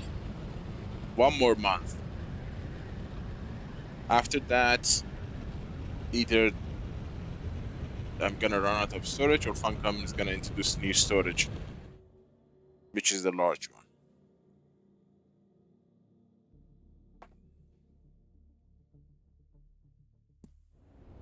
I have some medium water storages. I can turn them into large, which is 5 times larger. And that's gonna allow me to create more boxes.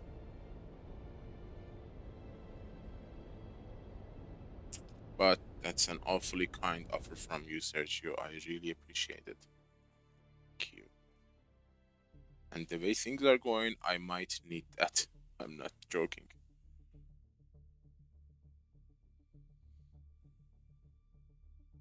But I hope that's not a deliberate limitation by Funcom to make people buy new accounts.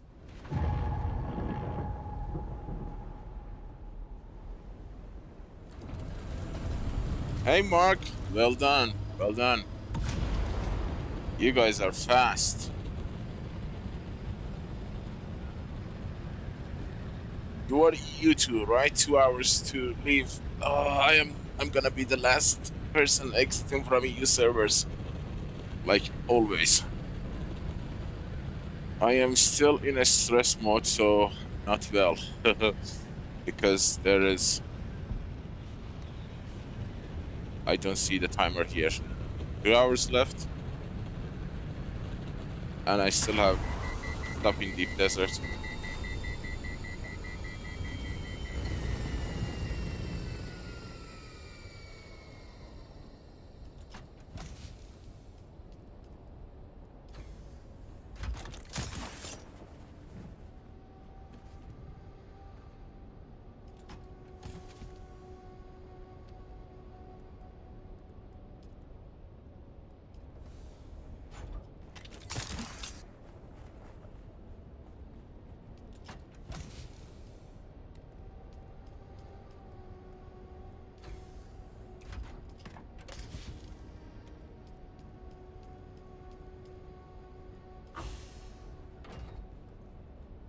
Yep, I know. I know. Trust me, if you were around the time when the toxic players were online, you would do the exact same thing I'm doing. Because they didn't like quit the game. They might have like massive bases in the Haga Basin. And they were a large guild, so the odds are someone is coming online from time to time to pay their taxes and fuel their generators to keep their base alive. So they are gonna be always a threat if they return to the game. And I'm kind of preparing for that eventuality. That's why I grind like crazy. Mark, I'm telling you, they were so bad. I literally started a new character and played like 10 hours with that character. I was switching servers. Deep Desert was impossible. Especially back then, I was a little kid with one ornithopter, no backup for it. But now I can arm the entire Deep Desert.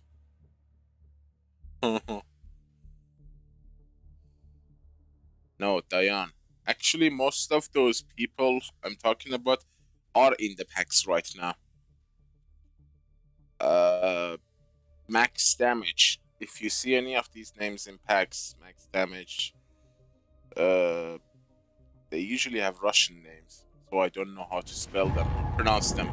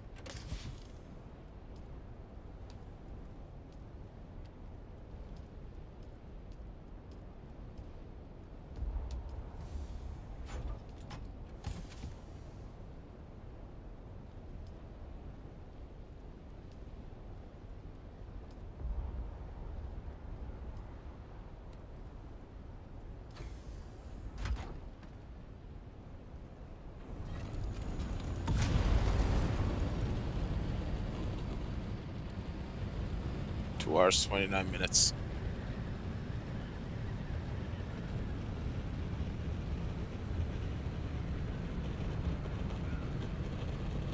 Why? Because of PvP or just for funsies?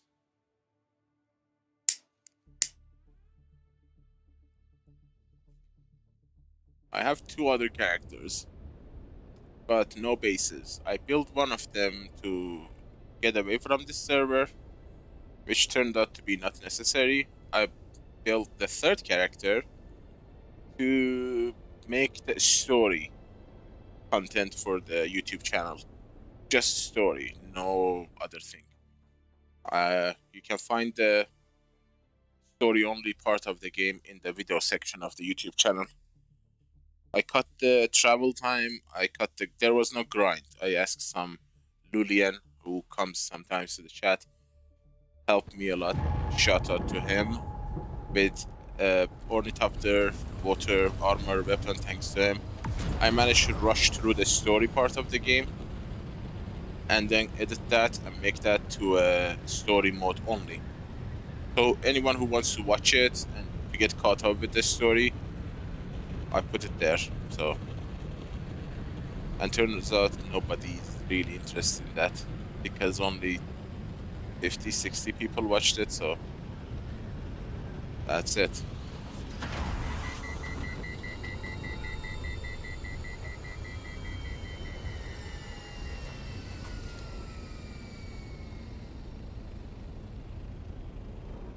I see.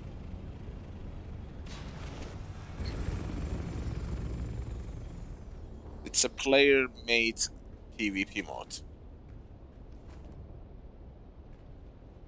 Or made PvP rules.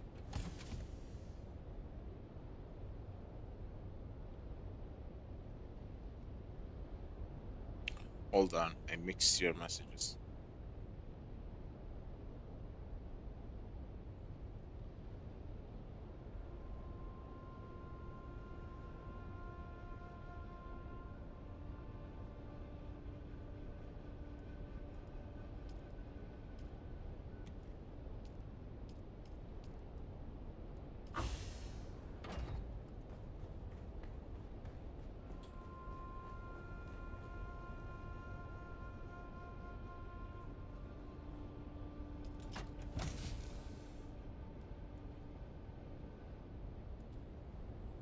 Oh, Mark, Sergio is an NA server, I think.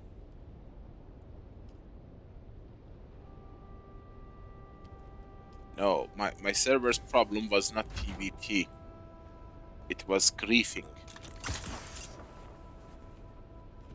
Unless you wanna call solo farmer killing PvP. There was no fun in it, so what's the point? Oh no, I filled these two. God damn it. We had a group of 10, 20 Russian gamers who were griefing, attacking the solo farmers who are like cuttering the nodes non-stop, camping the nodes. And they didn't even pick up the loot. They just like to destroy people's ornithopter. That was fun for them. Yeah, I mean, if it was like, yeah, they're gonna pick up the ore or pick up the spice, that would actually make sense. They didn't pick them up. They were in a Scott ornithopter, God knows Mark 4 or something, and flying around, seeing who's solo, unaware of them, and then they kill the player and then push the ornithopter into the sand and place the tumbler and fed the worm. That was what they did the entire day. That is not PvP, that is griefing. In all my time in this server, I only saw PvP twice. Like, two big team fighting each other, like 8 ornithopter versus 8 ornithopter. That tells you all you need to know. That only twice in, I don't know, 15, 16 weeks. Now, that was fun. I like to be a part of that kind of PvP.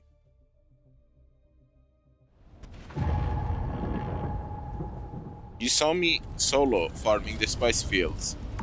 A lot of players come and do the same.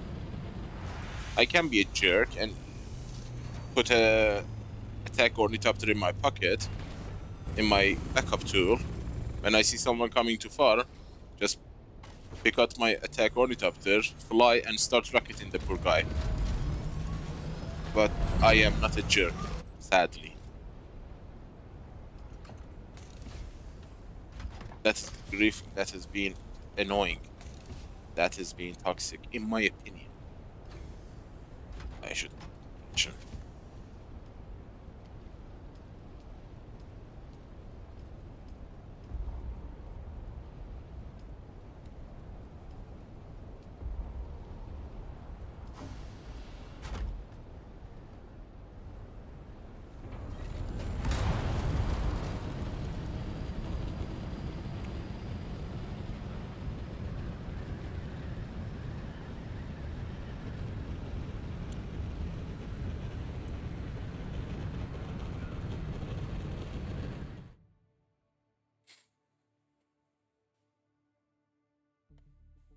The problem is that the PvP aspect of the game are not in the game yet.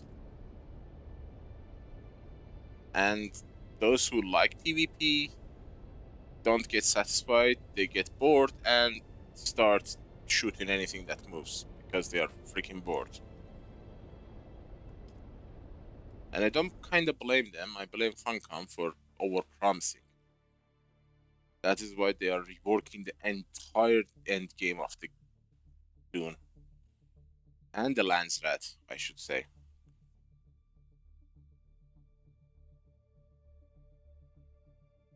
Let's see what they are going to do to the game.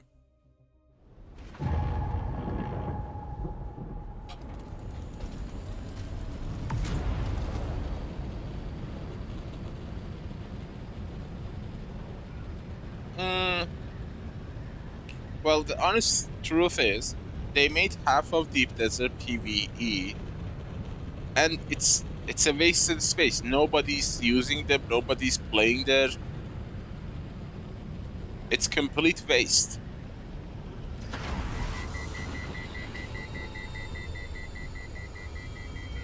Like, what's the point of having 10 kilometers of PvE that nobody's even want to play there?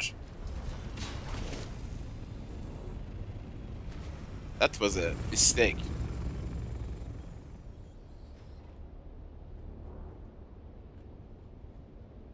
If it was up to me, I would double the size of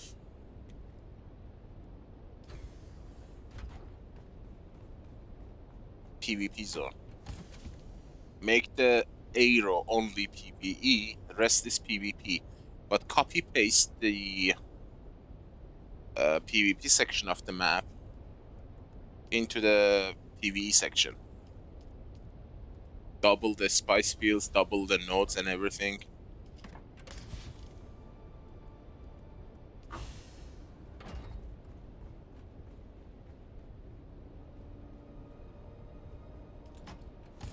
I hope she's feeling better, Sergio.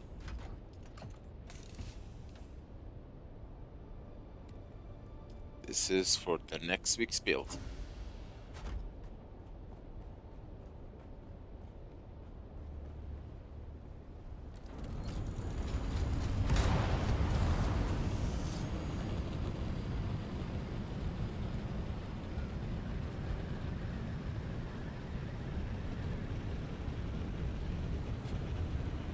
They allow private deep deserts, I'm sure that would be a thing, but they don't give deep desert to private servers. You cannot host deep desert. You can host Haga Basin, but you have to join when you are going to deep desert. You connect to an official deep desert. So as long as they are not going to give the private deep desert out, whatever Funcom decides is gonna rule.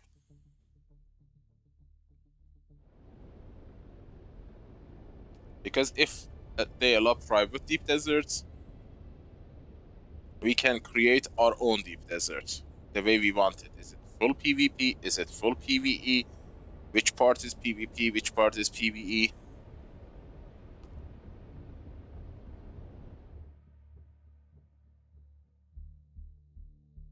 Yes. If you have a private Haga Basin, you can make it full PvP.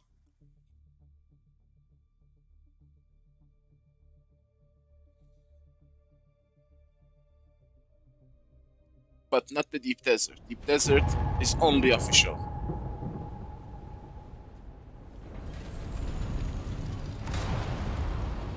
I actually went to check the renting system in hosting websites, and they only offer Haga because Funcom hasn't given the permission for the Deep Desert. They haven't shared the codes.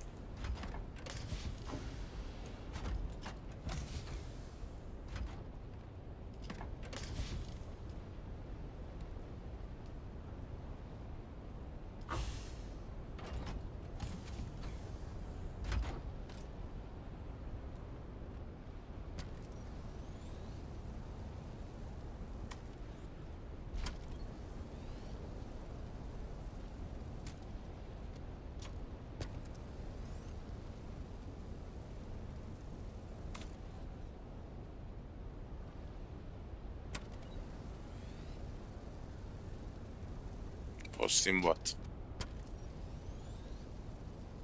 What do you mean, Sergio?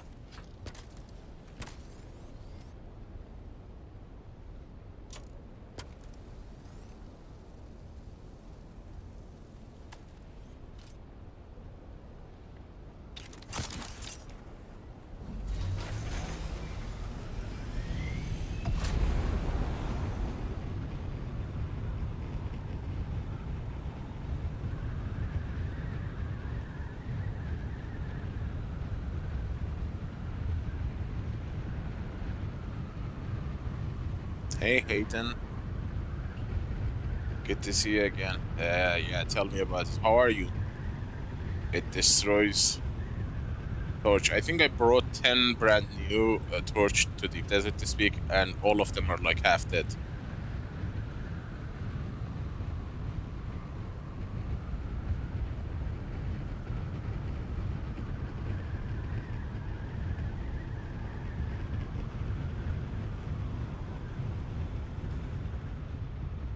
I mean, look at it.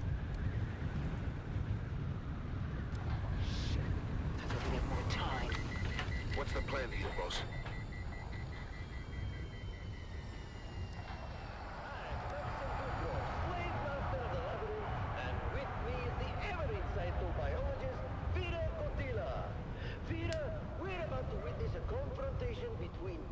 That is a very big problem. They can change those things without even telling us or needing an update. Those are server values. The durability loss of the vehicle items, they can just apply them and they would get applied to everyone after the next server restart.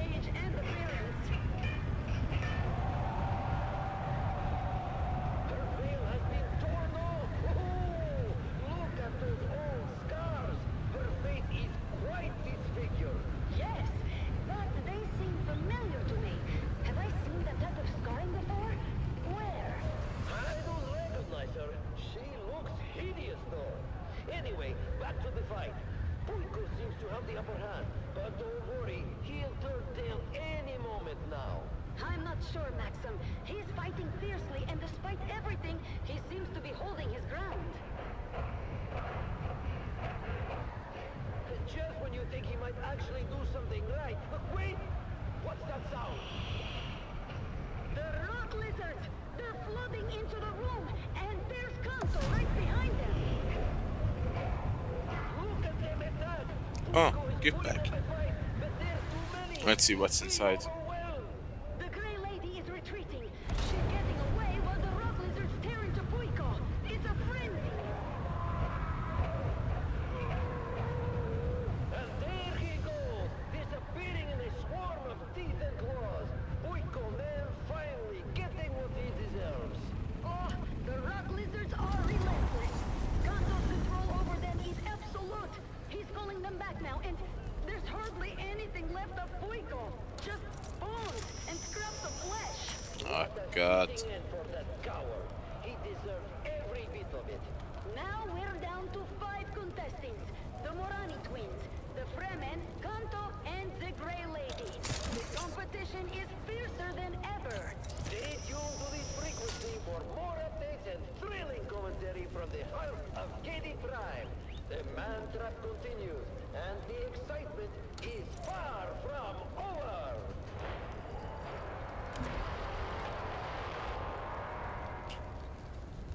Keep your ears glued to the Harkonnen network. Son of a... Live updates and the most intense moments.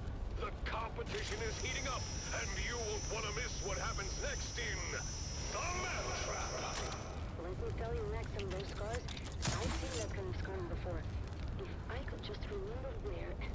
That was The Man Trap, brought to you by the Halil Trading Company, exclusively on the Harkonnen network. Stay tuned for more exciting content. Harkonnen, we are Arrakis. Damn it. It's gonna eat it. Or not.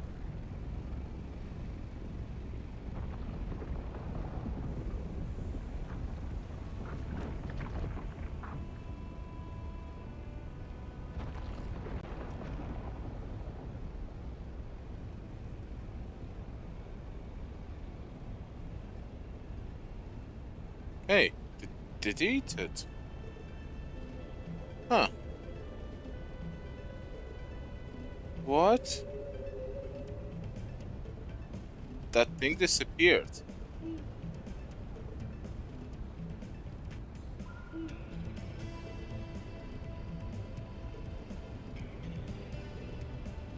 Seriously?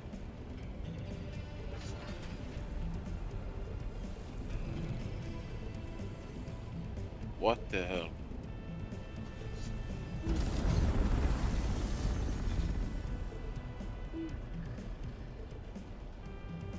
I think he ate it as he was going. That's so crazy.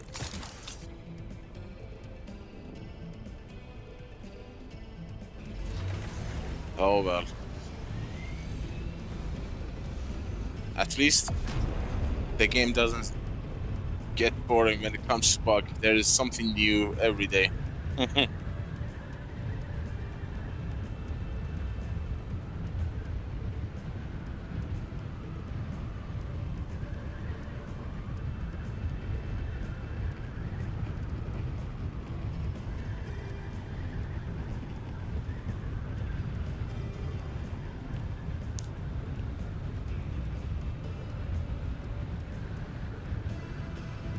Yep.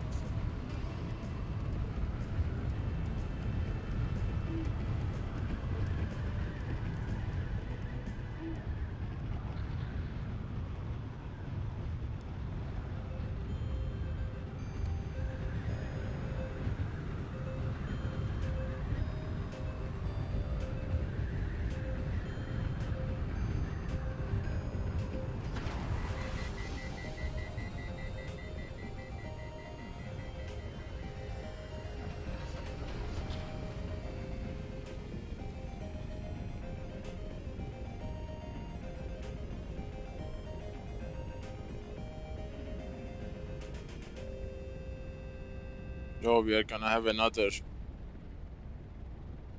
vehicle vendor. But why this week's Landsrat is not showing? What is this week's?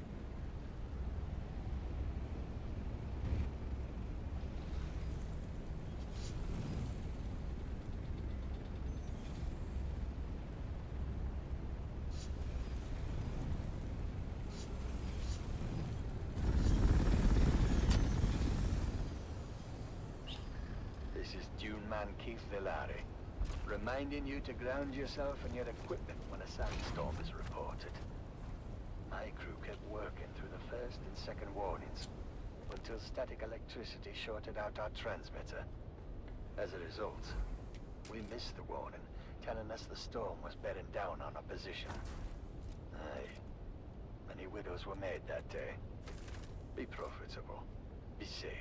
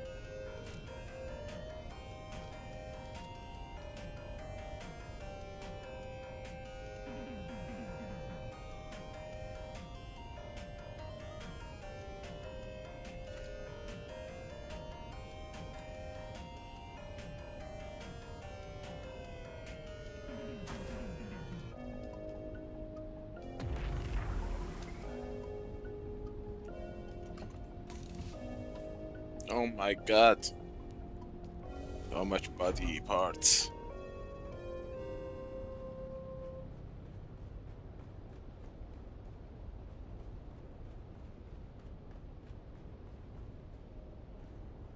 Can we move this in a single go? I don't think so. There is a ton of spice in this thing.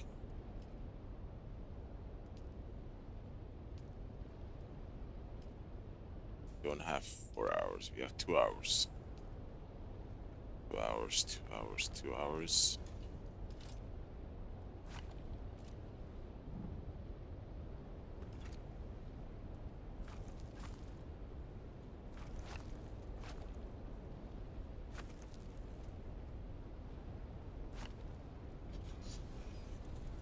What?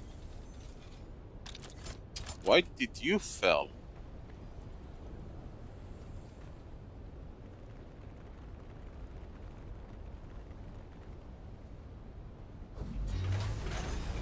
What the hell? Why did this fall? That's a new bug. Or is it?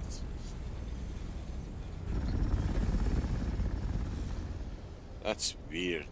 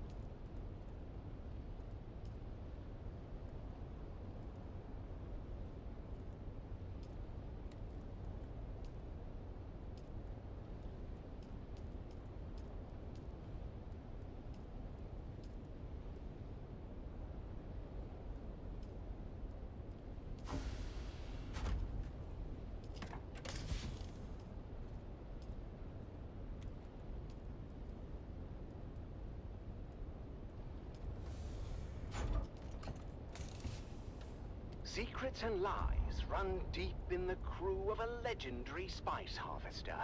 It seems there is more to fear on the dunes than monstrous worms and deadly storms.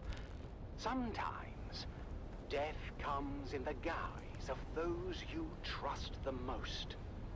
Join us on our continued search for the truth behind the disappearance of Chief Jarek Thorn. It's Death on the Titan, Episode 2, Web of Fear. Crew Chief Jarek Thorn died under questionable circumstances, following a heated argument with deckhand Rico Ma. And while searching Rico's locker, Captain Noah discovered a coded message from Atreides intelligence addressed to the dead crew chief. I started the day by reviewing the recording of Captain Noah's initial interrogation of Rico Ma. Rico, now why don't you come clean? We found the Minimic film in your locker. How did it get there? Look, you can tell me, or you can wait until whatever hatchet man the Spice Miners Guild is sending. And you know what his job is gonna be. To solve Chief Thorn's murder. No, you idiot. Chief Thorn's death is the least of it. The man the Guild sends is here to get the spice flowing again. And that won't happen until the crew settles. It won't. Fortunately for you, Chief Thorn was well liked. And the crew's out for blood. I suppose the easiest thing for me to do would be to hand you over. Let the crew tear you apart. Throw the pieces overboard. I don't know anything about any Minimic film or anything like that. Someone must have planted it. I need more from you, Rico. How did you know about the message, and who ordered you to steal it? No. Why would I risk everything for some stupid message? Yes, Thorn and I fought. That doesn't mean I killed him. Rico was adamant that he spent the night of Thorn's murder alone, in his bunk. That is, Sector weather until alert. A large witness sandstorm came is forward. approaching. There's the 2-hour mark. Sorry, Captain, I didn't remember at first, but I did see Rico that night. You saw him? Slipping into the sugar wire. Okay, I was there. I saw the message coming and I took it. But I didn't kill Thorn. It was at this point I arrived on the Titan and witnessed the following. Why did you take the message? I thought it might give me some dirt on Thorn. Something I could use against him. He was threatening to ruin my life. Give me your hand, Rico. Sir? Your hand, son. Place it flat on the table. Like this. Ah! That knife is clear through your hand. And if you ever want to have relations with it again, it's time to start talking. Or I could just twist. No further application of pressure was necessary, as Rico Ma finally confessed. Tessa put me up to it. It was her all along. She knew Thorn was getting those messages. She wanted to expose him, get him kicked out. It was all her idea. Tessa Lim, the engineer. My investigation into Tessa Lim took me to the operator of the sugar wire shack during Thorn's rotation. Conflict? You could say there was conflict between Thorn and Tessa. We couldn't decide if they hated each other or had some secret, twisted thing going on when no one was looking. Guess hate won out in the end. What was the source of conflict between Thorn and Tessa? Everything. Resource allocation to safety protocols. Right on the dot. She was never happy with a single decision he made. What about the encrypted messages? Thorn received a few of them over the past months. I never decoded. It wouldn't kill them if they increased the speed to like 156. One by one, which is the boost speed. To fall into place. Engineer Tessa Lim had a combative relationship with her crew chief and wanted him out of the way. But I knew there had to be more to it. And to discover what that was, I would have to go to the source. Thank you for cooperating, Tessa.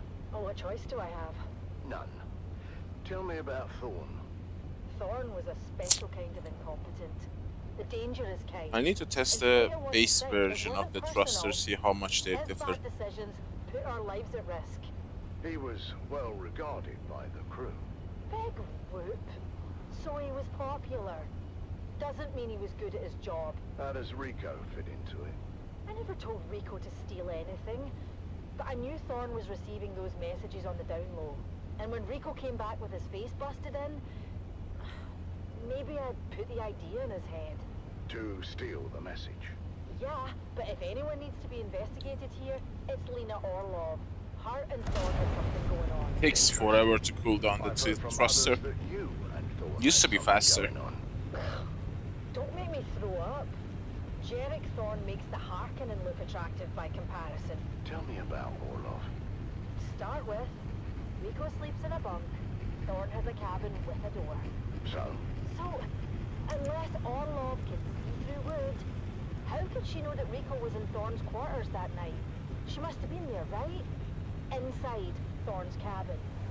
How else could she have such intimate knowledge of his thoughts and plans?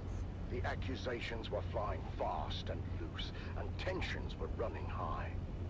As I wrapped up the interview with Tessa, she dropped another bombshell. And if Rico was supposed to be in the sugar wire shack alone that night, where was Jeb, our trusted operator?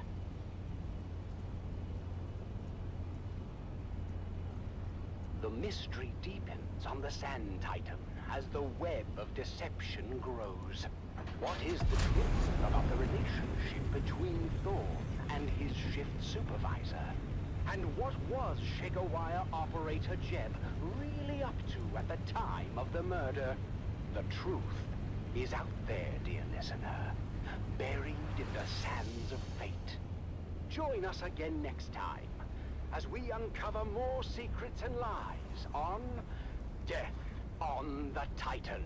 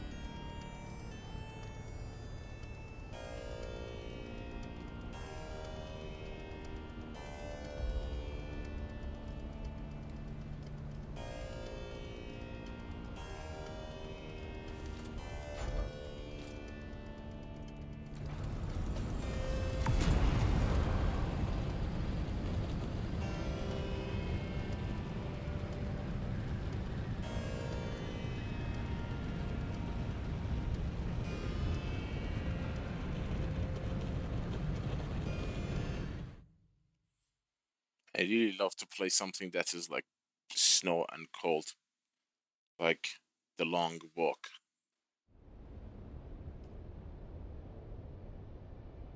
Anything that is either white or green.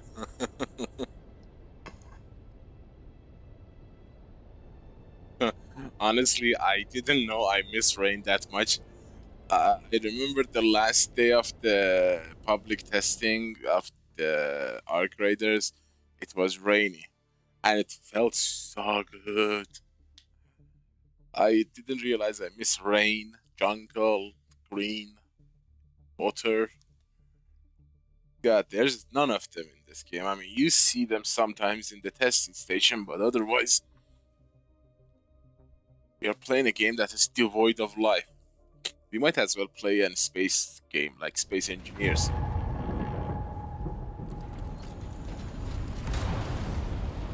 I don't know what the hell they are doing with the Space Engineers 2, otherwise I will be playing the hell out of that game and convert so many of my friends into it because it's a great game. Not going as well as they expected.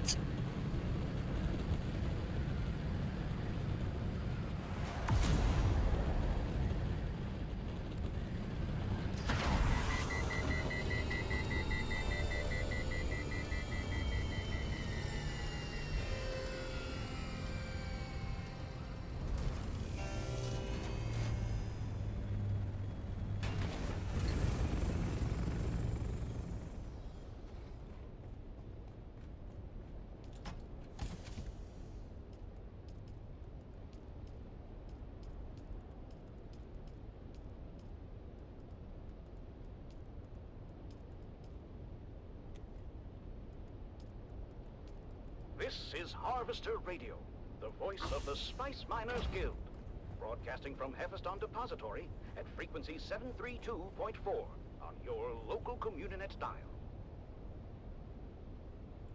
Sweet dreams, your hearts. Have a great night, and don't let the bed bugs bite.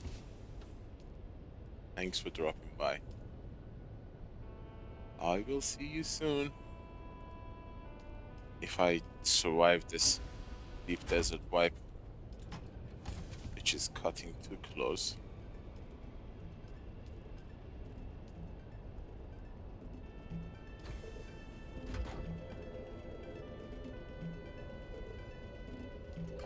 Yep, it's not. I actually filled the extra storages I had. Can I build more? I'm in the limit. Yeah. This is gonna suck.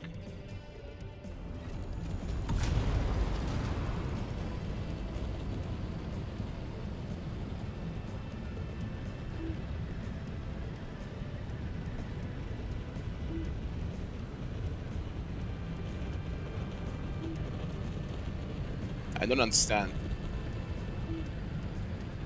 I don't have to go and be a micromanager of my inventories and chests.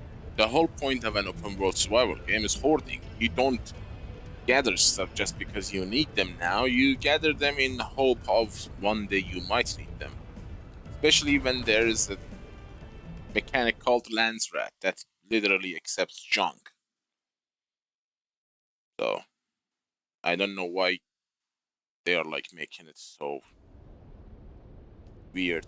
Unless I get rid of the armors, I can squeeze a bit more. Armors are literally useless.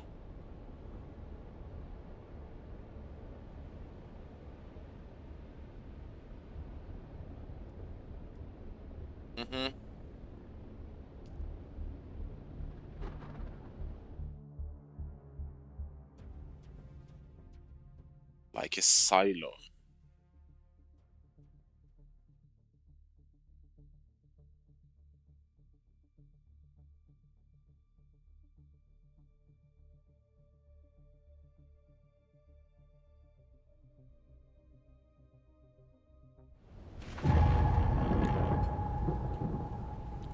I know why they limit the storage.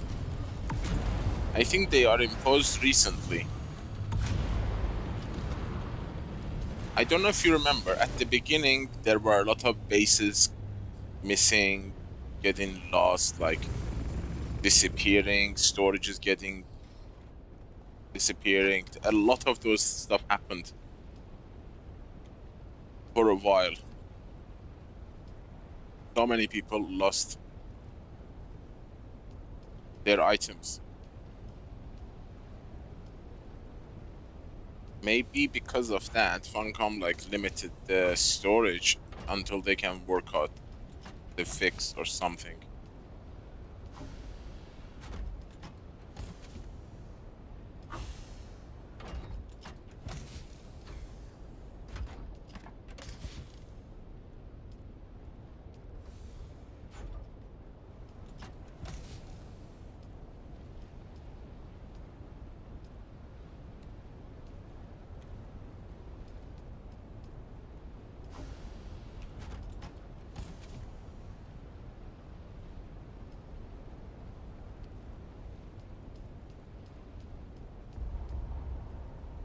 Otherwise, I don't see a reason, to be honest.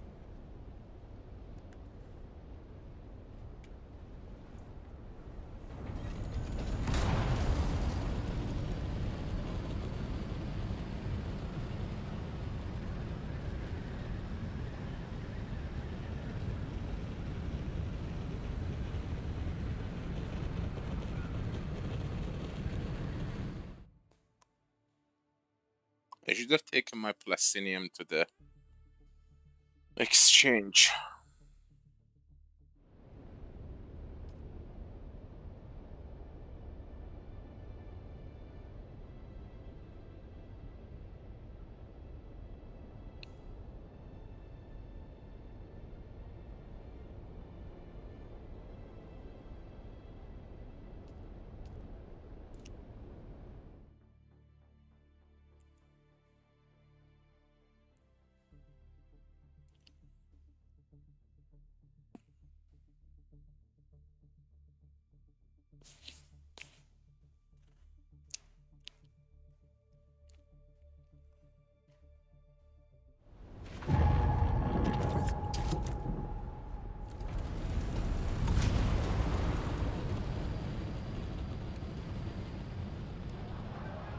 If I can just get this old water recycler working. Through with it. Right mind would make it like... Oh, come on. Oh, fantastic. Oh, screws and me out of Swiss cheese. That's quality work here, boys. Yeah. Lovely. Oh! Oh, you... Patient shashes. Son of a line, David. That thing's older than your jokes. Give it up already. Don't you listen to her, Betty. Who's Betty? What? The water recycler, of course. At least we know who we're burying when she conks out for the last time. Yeah, right. Yeah, almost got it. She just needs a little coaxing, and she'll start purring. R.I.P. Betty. Gone, but not forgotten. Maybe you should get Frank to help. Do you remember the last time we got Frank to help? You were visiting Mrs. Villanarchy, and Depot 12 got popped with a surprise inspection, yeah? Oh, you don't remember? The man said my hair was 3 centimeters of a guild rex. Oh, now I remember. You were kinda shaggy, Dove. I had no choice. I needed it cut. And I told you to wait until I got home. I don't know why you would ever go to Frank. I look like a bloody arguing for weeks, love.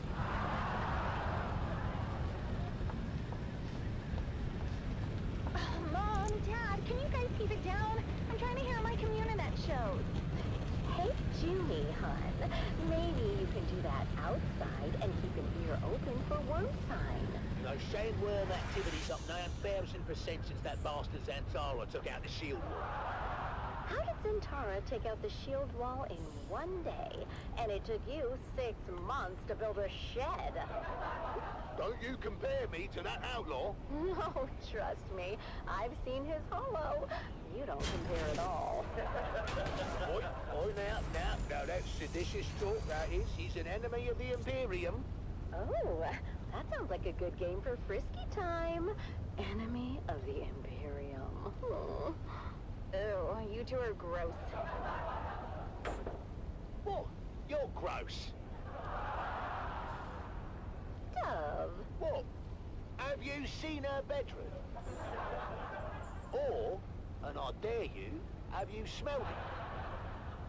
Speaking of which, where's your mother?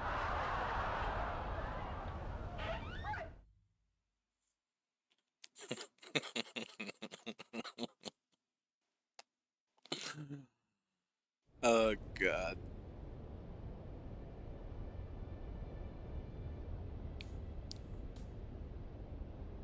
That's a joke for all the mother-in-laws.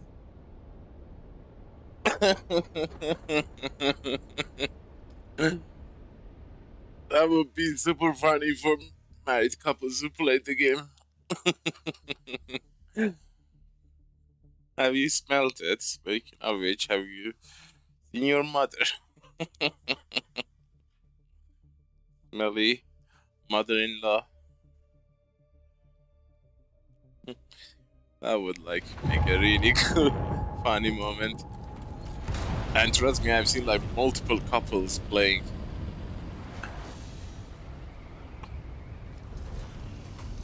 Imagine the fun.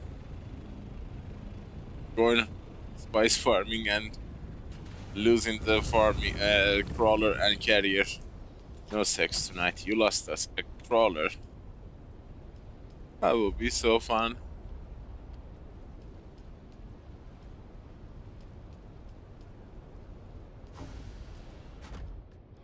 It's all off. Must be nice. I'm not sure how nice it is. The guild medicant gave him 3 weeks in a tranquility pod. A tranquility pod? Isn't that where they put the crazies? Sounds perfect for you two. Well, couldn't be worse than visiting your sister in Winsay. Anyhow, this new inspector is supposed to be a real hard-nose. Name's Inspector Rix. Ooh, I knew a Rix once. He had a big one. What? That's disgusting, Mum. Oh, you know what I mean, right? Yes, Mother, we all know. It rhymes with Rix. We get it, Mum. Face it, Dove. Depot 12 isn't exactly known for having the tightest security system. Now, don't talk about old Gus that way. Who's old Gus? He's, our security system. And he is just fine as long as he, doesn't drink hot Coulon milk. What happens when he drinks hot Coulon milk? The same thing that happens to anyone who drinks hot Coulon milk. He locks himself in the toilet for 30 minutes? No, he falls asleep, of course. That's much better. Depot 12 had 3 sensors in the last quarter, Dove. The Spice Miners Guild is going to shut us down. Well, not if I can help it. Me and Frank are going to come up with a plan to make Depot 12 the most secure spice depot on Arrakis.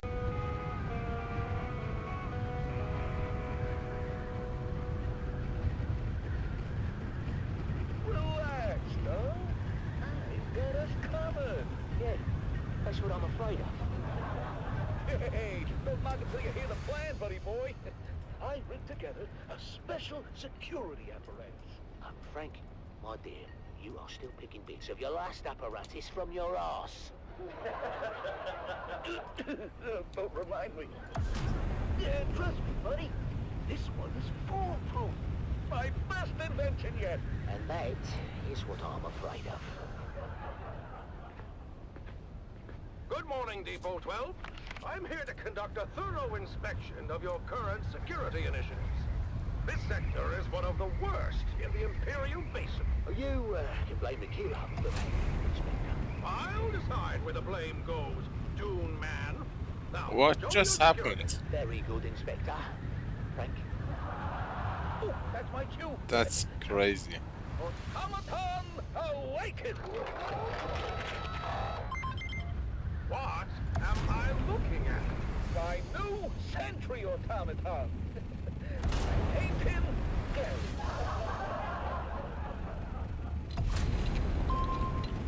He's scanning for intruders now. Is he? Don't worry. It's all clockwork. No Butlerian proscription broken here.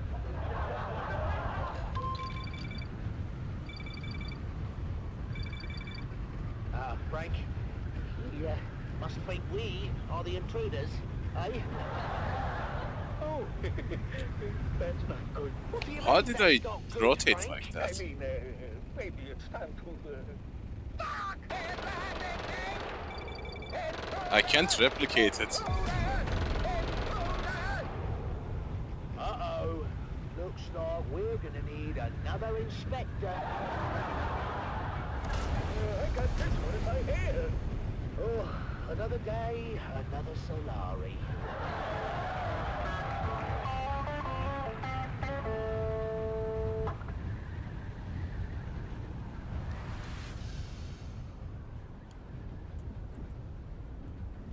What?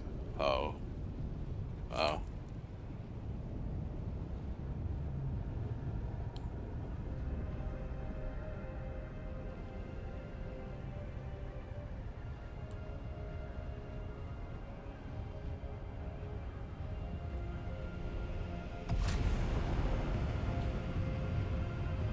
Oh.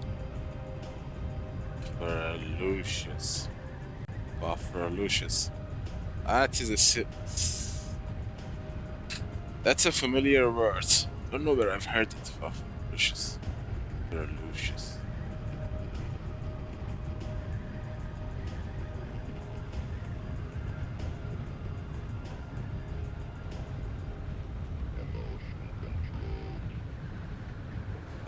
Napoli.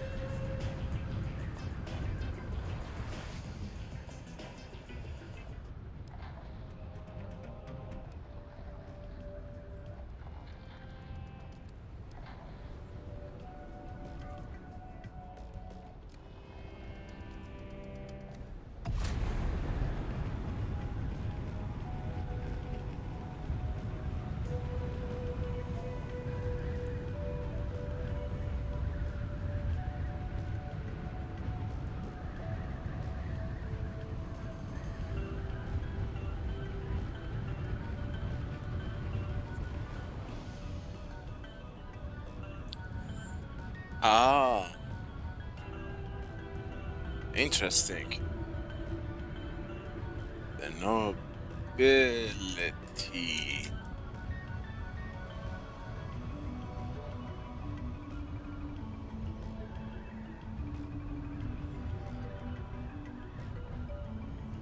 Why so angry?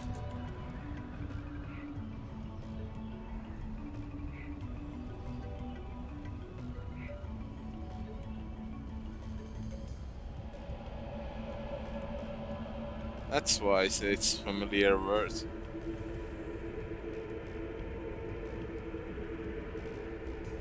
Why can't I go forward?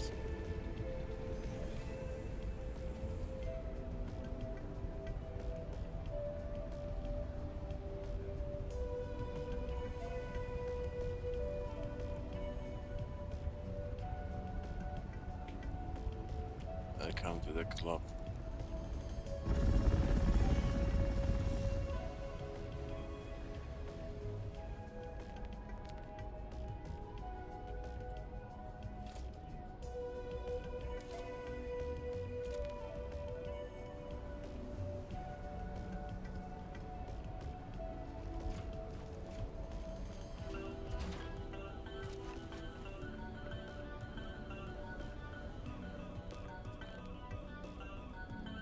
Also, got more luck less.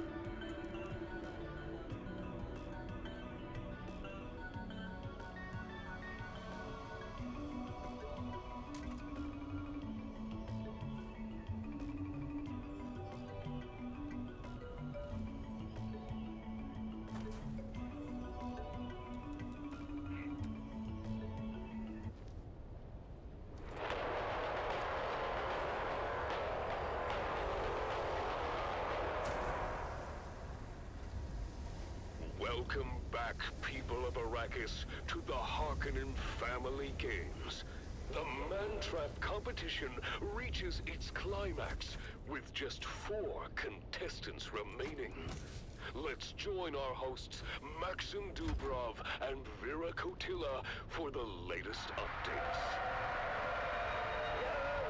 Welcome back. I'm Maxim Dubrov and this is Vera Kotila. I guess. Yes, Maxim, let's do a quick recap of our fallen contestants. We have lost Hollow Tom, Amado Delsin, Kaelin Sheaf, and most recently, the little Ishkali slave called Kanto. Such a waste.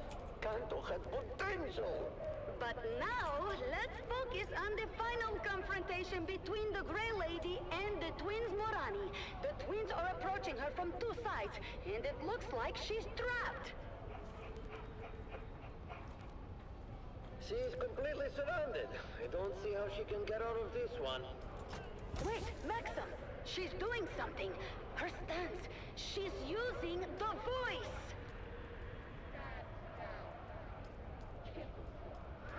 What? The voice? This is impossible. I remember now. Maxim, that's Sister Elara, the Bene Gesserit defector. The scandal when she was expelled was huge. She's been missing for years. Elara? The one who challenged the Reverend Mothers? This is incredible! Exactly! She was known for her mastery of the voice and her truth-sayer abilities. And now she's using those skills to turn the twins Morani against each other. Look at them! They're attacking each other! She's commanding them to fight to the death! Of course, Maxim. Sister Elara was a high-ranking Bene Gesserit. That is, until she was expelled for unknown reasons. The Bene Gesserit are very secretive and do not like to broadcast their failures. But she escaped and they could not hide the extensive manhunt. I suppose she has been in hiding since. That's very unexpected, Vera. As far as anyone here knew, she was simply the proprietor of a pleasure house. But it seems she has quite the history. Oh my god, this is almost a full crawler. They have no control over their actions under the voice. Unbelievable! They've killed each other! The Grey Lady stands victorious! Wow! Sister Elara's story is remarkable. After her expulsion, she vanished from public view, living in the shadows. Now, she's emerged as a formidable contender in the Mantrap. And now we're down to the final 2 contestants. The Grey Lady, or rather Sister Elara of the Bene Gesserit, and the mysterious Fremen. This will be the ultimate showdown. Stay tuned, people of Arrakis, for more updates and thrilling commentary from the heart of Gedi Prime. The Mantrap's final confrontation is about to begin.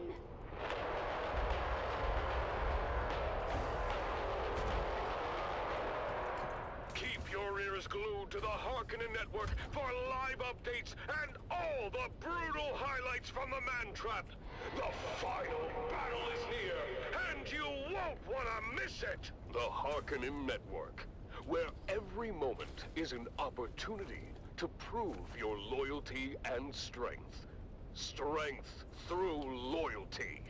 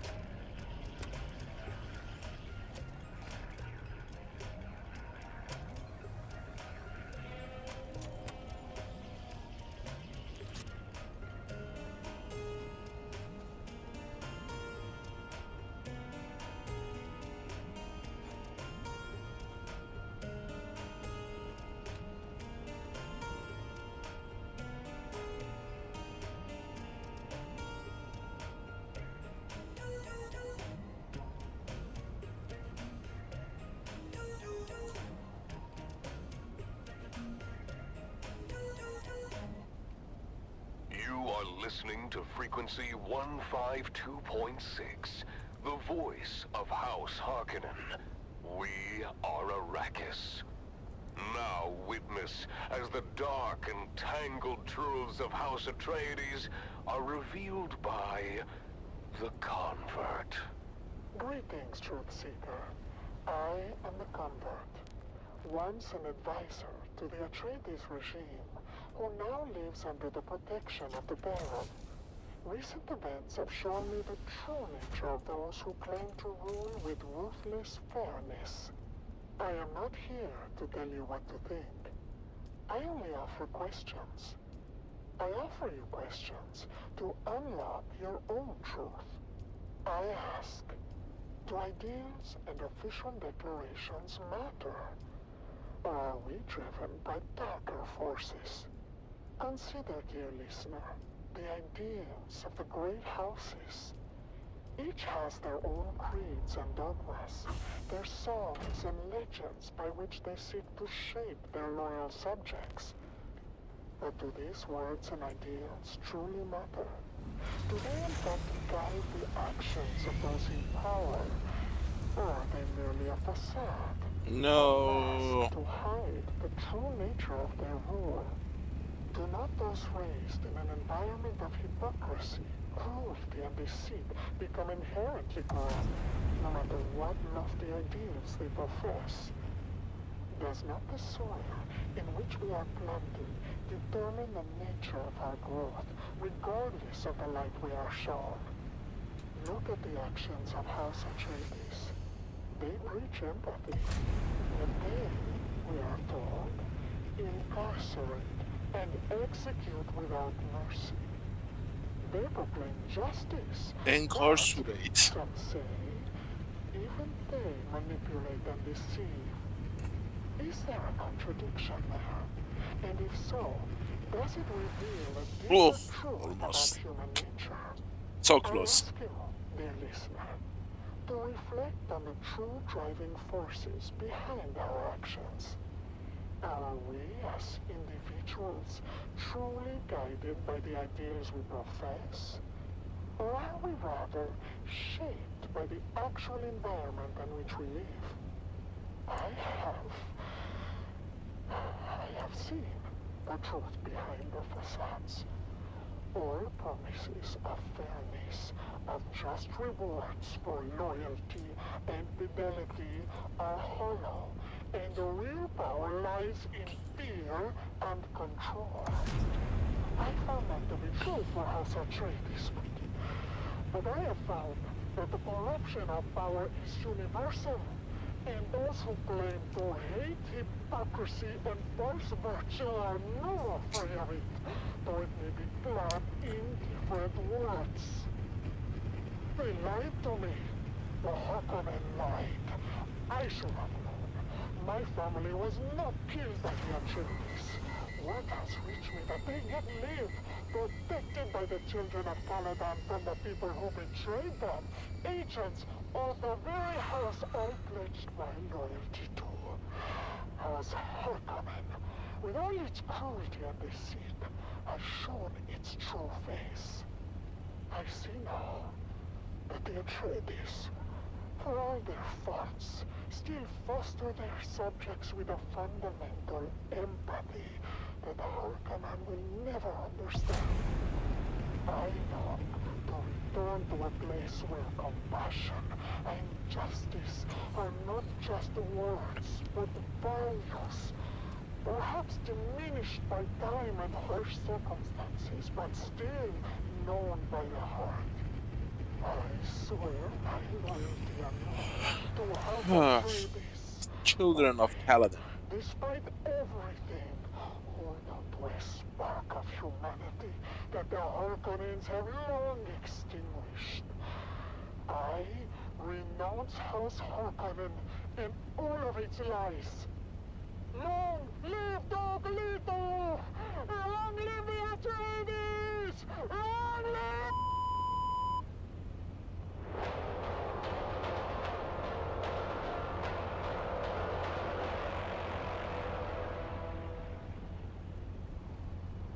Stay tuned to the Harkonnen Network, where loyalty, strength, and victory are celebrated. Strength through loyalty. Knowledge is indeed power, dear listeners. And speaking of knowledge, I feel the urge now to share a candid story from my own life. And perhaps it could be a learning opportunity for any young Harkonnen woman pondering their prospects. You see, once I had an intimate acquaintance with a highly ranked officer. He shall remain unnamed, but let's call him Berzag X. He was quite charming, and our nights were filled with passion and whispers. But he was prone to speaking in his sleep, and therein lay his doom. You see, the words that Berzag spoke in his post-coital slumber were, let's say, troubling. He spoke in the darkness of the night, of doubts, of questioning the Baron's decisions. I knew then what I had to do. The very next morning I reported his treacherous thoughts. The Baron, in his wisdom, had Berzag X removed from his position and taken to a place where such doubts could be. What? Correct. What's wrong? You wanna go? Well, I Go. was praised and handsomely rewarded. I took a new lover. This time a brigadier, who turned out to have challenges of his own. But that, my dear listeners, is another story entirely. The lesson here, of course, loyalty above all. Loyalty to the Baron, to the glorious Harkonnen family. Never, ever forget that. Now, let's return to our uplifting music.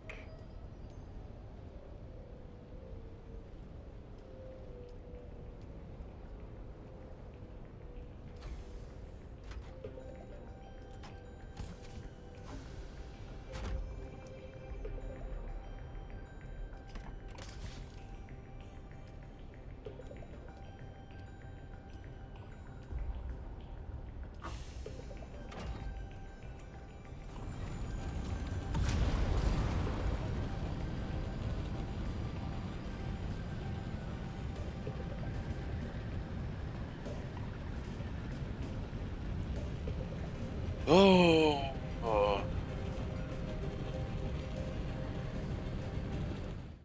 Yeah. It's just the main base now. But only the spice generators.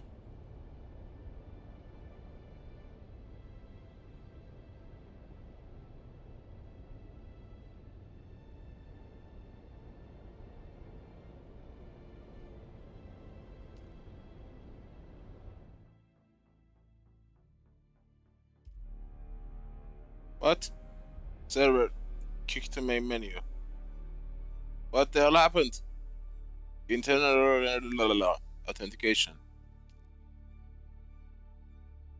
Is this the server way of saying we cannot believe this person is a human being? He's a machine. Where am I gonna land now? Haga or DD? Or in the middle? The void.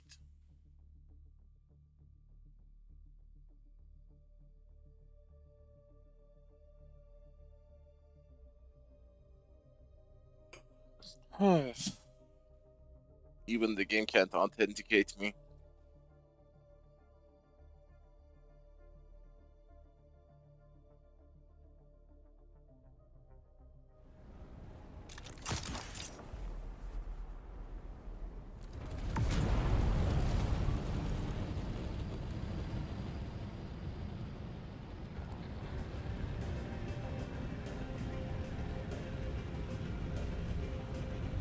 Work for what?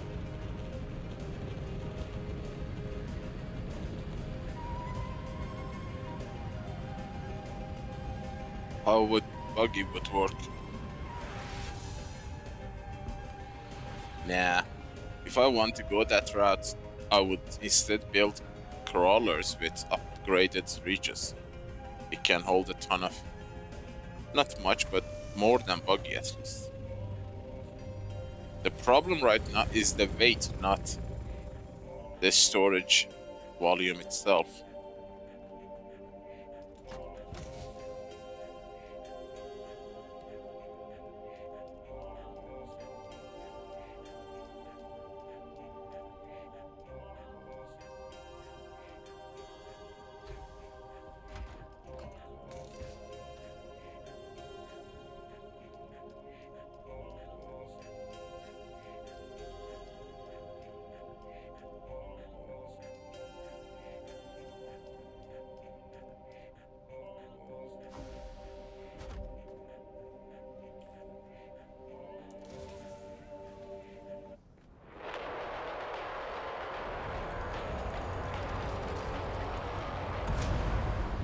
Welcome back, people of Arrakis, to the thrilling conclusion of the Harkonnen Family Games!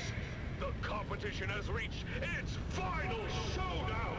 Trust me, I will ask you when I reach the limit. Dubrov and Vera Kotila for the ultimate battle of the Man Trap!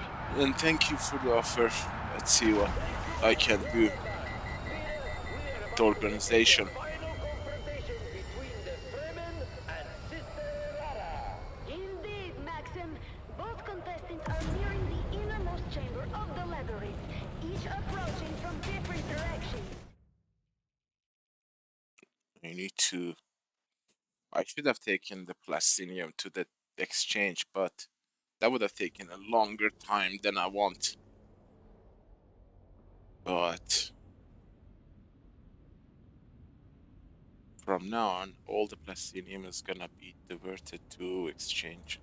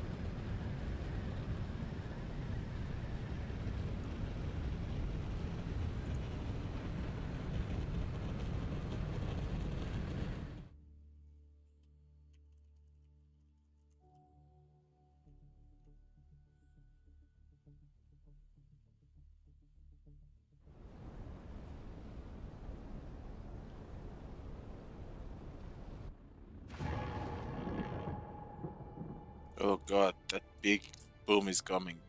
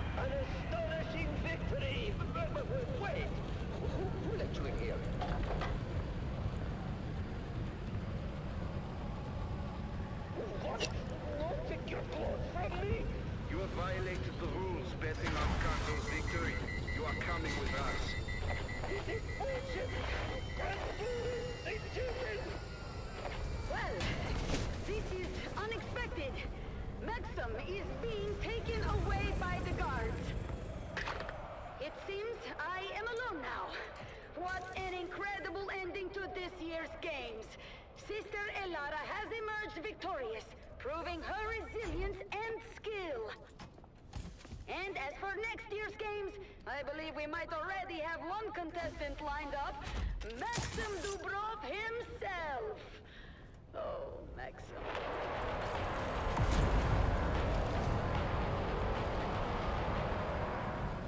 Thank you for tuning in to the Harkonnen Family Games. This year's Mantrap has been one for the history books. Stay tuned for more updates and future events on the Harkonnen Network. Until next time.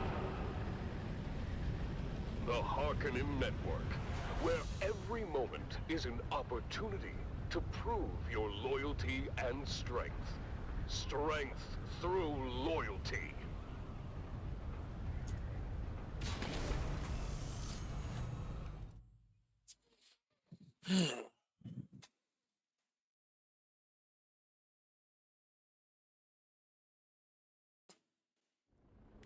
Can actually put the spice to production and then pose it. You know, that will free up a lot of space.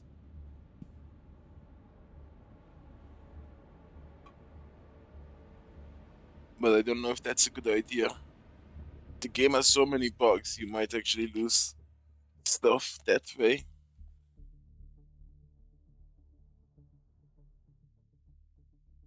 Lulian, who helped me with story content creation, had a buggy full of these rare stuff, melange and plastinium and stuff like that. Had stored them in a buggy and then they disappeared one day. I mean, I've been hoarding in such a crazy mode. Even if I lose and miss stuff, I would not know. I wish I knew how much I have lost so far.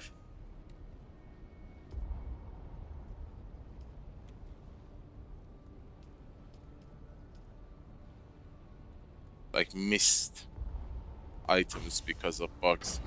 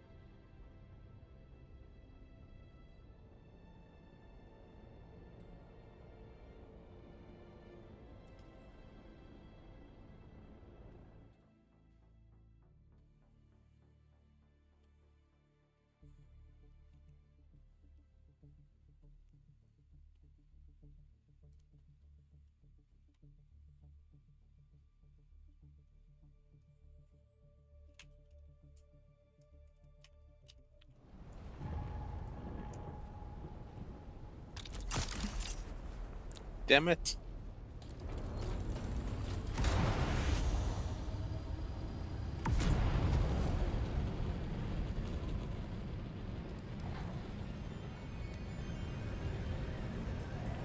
Oops.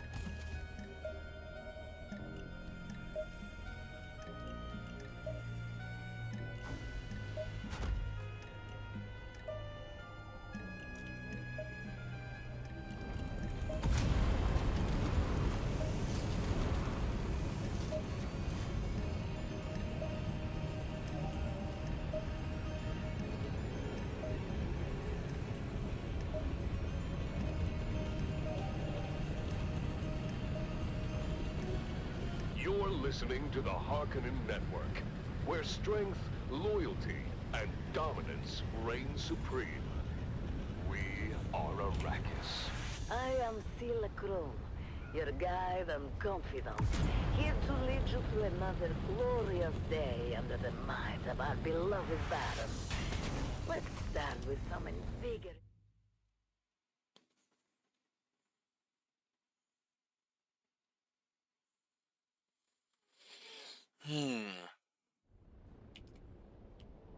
Hold on. Just a little bit longer. Hold on. Everything gonna be alright. I like to get the Detroit on Steam. It's for $4, I think. That's a steal. I want to go through that game again. Did you know Detroit Become Human has 13,000 pages of script? Maybe more. I'm not sure. It is more than 10,000. That I know.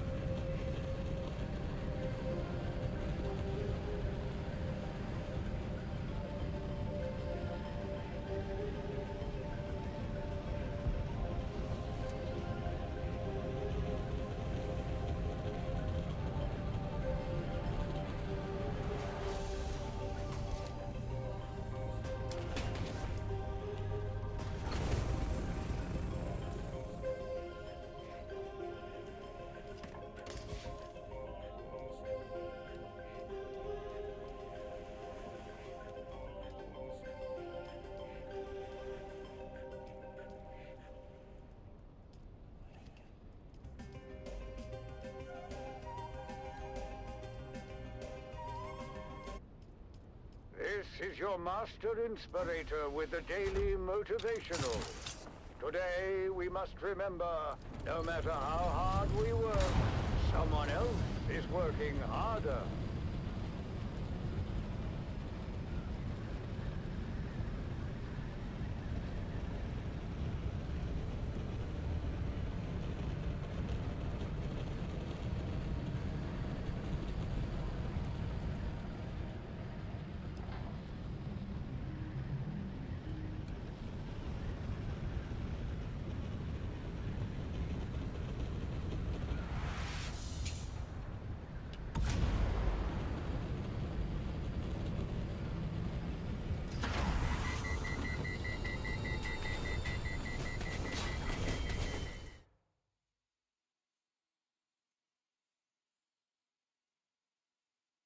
Come on, get up, get up. I think we have one more box and then the main base is a skeleton. Well, actually 2 spice powered. Go, go, go, go, go, go.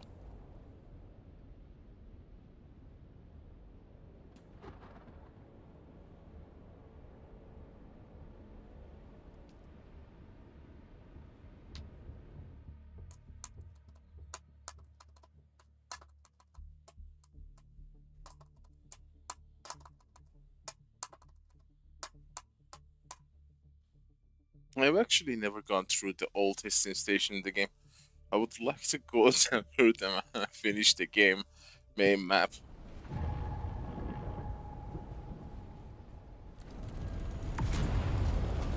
Deep Desert is super addictive.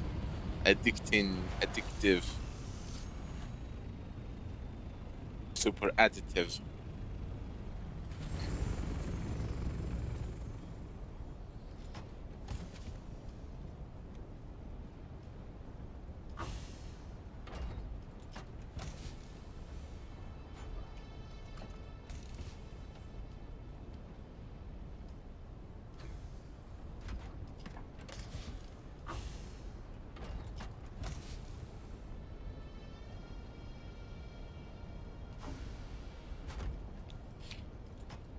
Sweet dreams, Sergio. Sleep well, and thank you for dropping in. I will see you soon.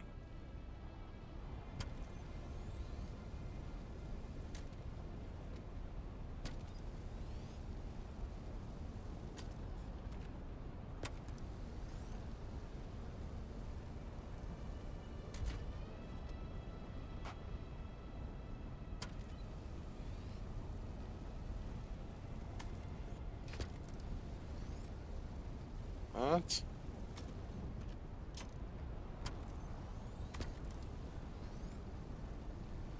Sector weather alert. A large sandstorm is approaching. 16 minutes on the dot. We are officially out of time.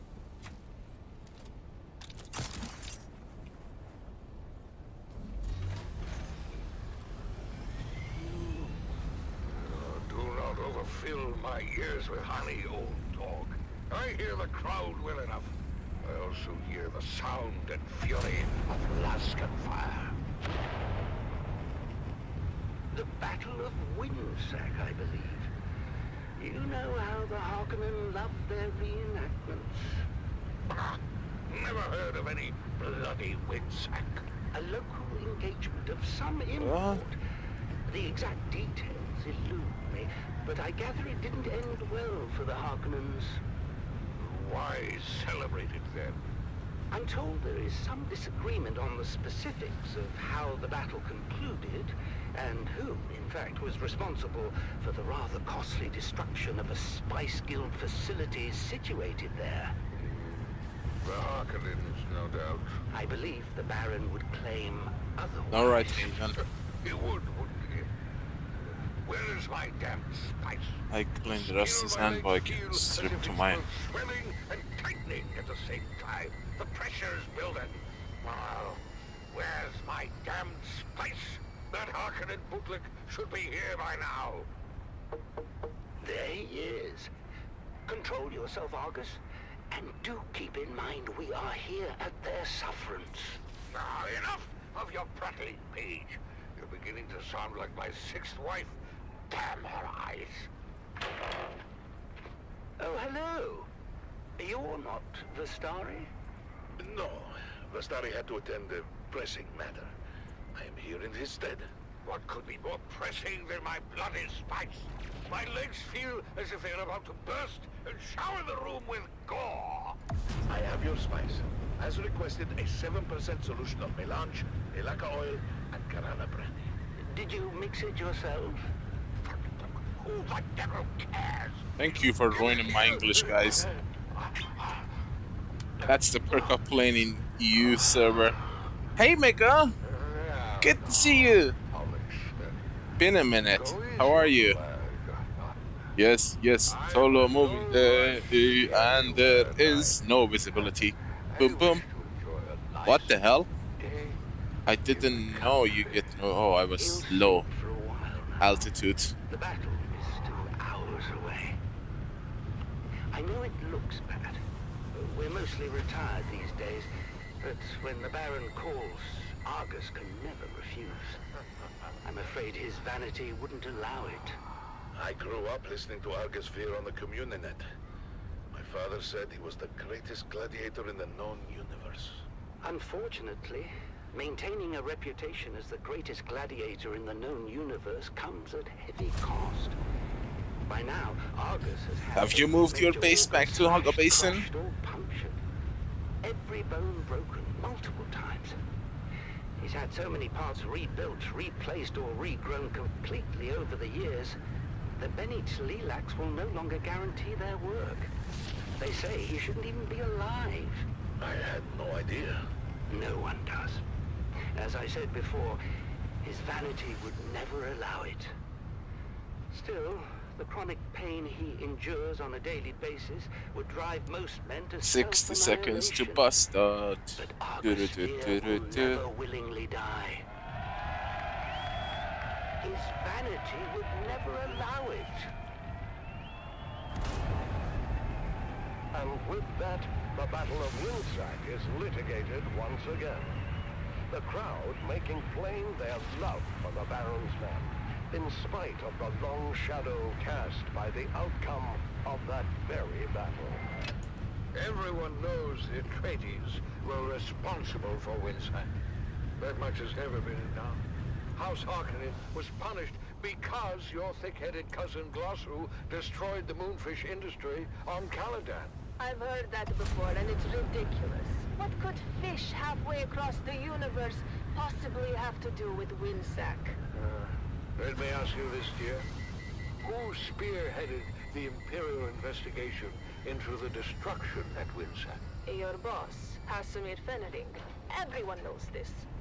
Oh, I wonder if that's the same Hasamir Fenring that was heavily invested in the moonfish industry.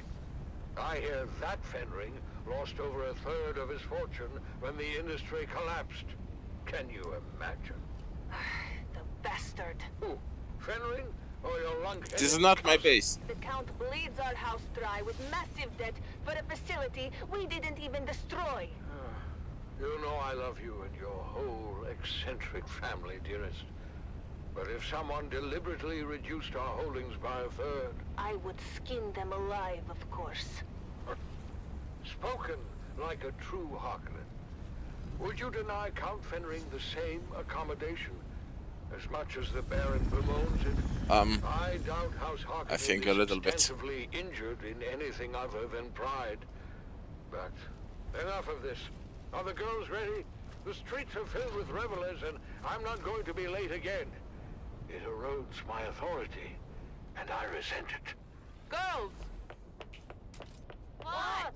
How dare you address your mother that way? As if you were speaking to common Mala. Try again. Yes, Mother? Ah, you all look so lovely. It's a shame Feyd-Rautha won't be there to see you. What? What do you mean he won't be there? I heard over the steward comms. It seems Feyd and some of the cousins were readying to attend the arena when a contest of boasting broke out. Of course, it wasn't long before an impromptu hunting party formed, and the group found themselves on a highliner bound for Rosek. Rosek? I'm not going. Me neither. You're dressed, you're going. Consider it your sole familial obligation. I had those dresses brought in from Chusik at great expense. You will be seen in them. Not by Feyd-Rautha, and he's the only one we care about. Feyd is the premier get as far as eligible bachelors are concerned, darling. Who puts that nonsense in their heads, hmm? It's true. Ever since the Atreides girl humiliated him at Arsent, Feyd has been actively receiving suitors. Whores, you mean? Oh, you're fooling yourselves, girls. All of you. You haven't the slightest chance with Feyd-Rautha. No, his mate will be selected for political advantage above all, and we offer none. Father! I know you think me cruel, but it's the truth. Saved by a knock at the door. Grim tidings, High Prefect. Girls, out. You stay, darling. Davros, report. We're getting calls from all wards, sir. Somehow, a sizable supply of alcohol has made it through the security zone and is being distributed throughout the city. Throughout the city? Drunken debauchery reported in all wards, sir. We're shutting down pores as fast as we can, but we can't keep up. I told them this would happen. You can't drive the workers harder and harder and take away their outlets at the same time. The pressure can only build so much before it explodes. So what do we do, sir? What do? We do nothing. Perhaps the alcohol is a gift. Perhaps the crowds will have a riotous good time and wear themselves out before we see any proper unrest. What is your read on the crowd's temper, Davros? Happy, sir. Excited for the most part. Excited for Argus Veer, that is. If there's one clever move Lord Raban has made in recent memory, darling, it's delivering the great gladiator. I thought the old hedgehog was retired. He is, but Glossu had nothing to do with it. Argus Veer is here at the Baron's request. Well, it doesn't matter who brought him. What matters is that he's here. I shudder to think about how the crowd might respond were they denied their spectacle. Well, we'll all be denied, sir, if we don't get going. Your ground car awaits. Vastari! What happened to Valentin? I know I'm late with your spies, but it's been insane up top. The crowd's worked up as I have never seen. Oh my. Argus. Yeah, well, better wake him already. He's up next. I think that might be a Sector problem. weather alert. A I large can sandstorm is get a approaching. bucket of water or something. We're going to need more than a bucket of water, I'm afraid. Argus Veer is dead.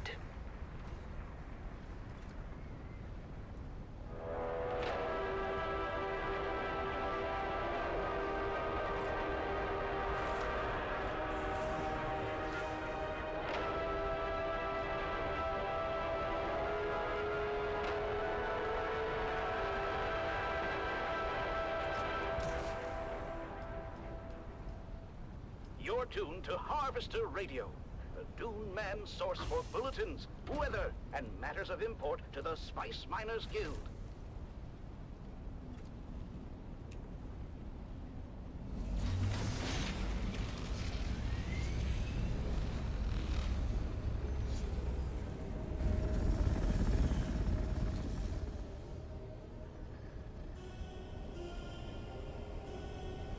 Thank you, Mega. Oh, this is gonna be a close one.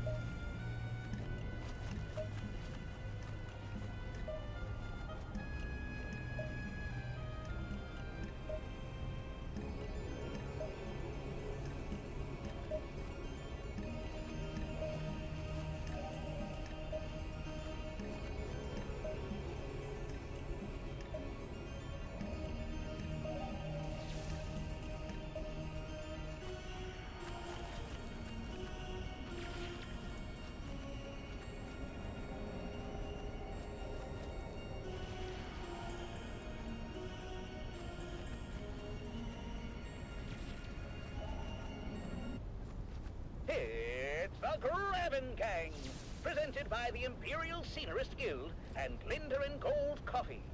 Wake up with Linder and Gold. We put the spice in it for you.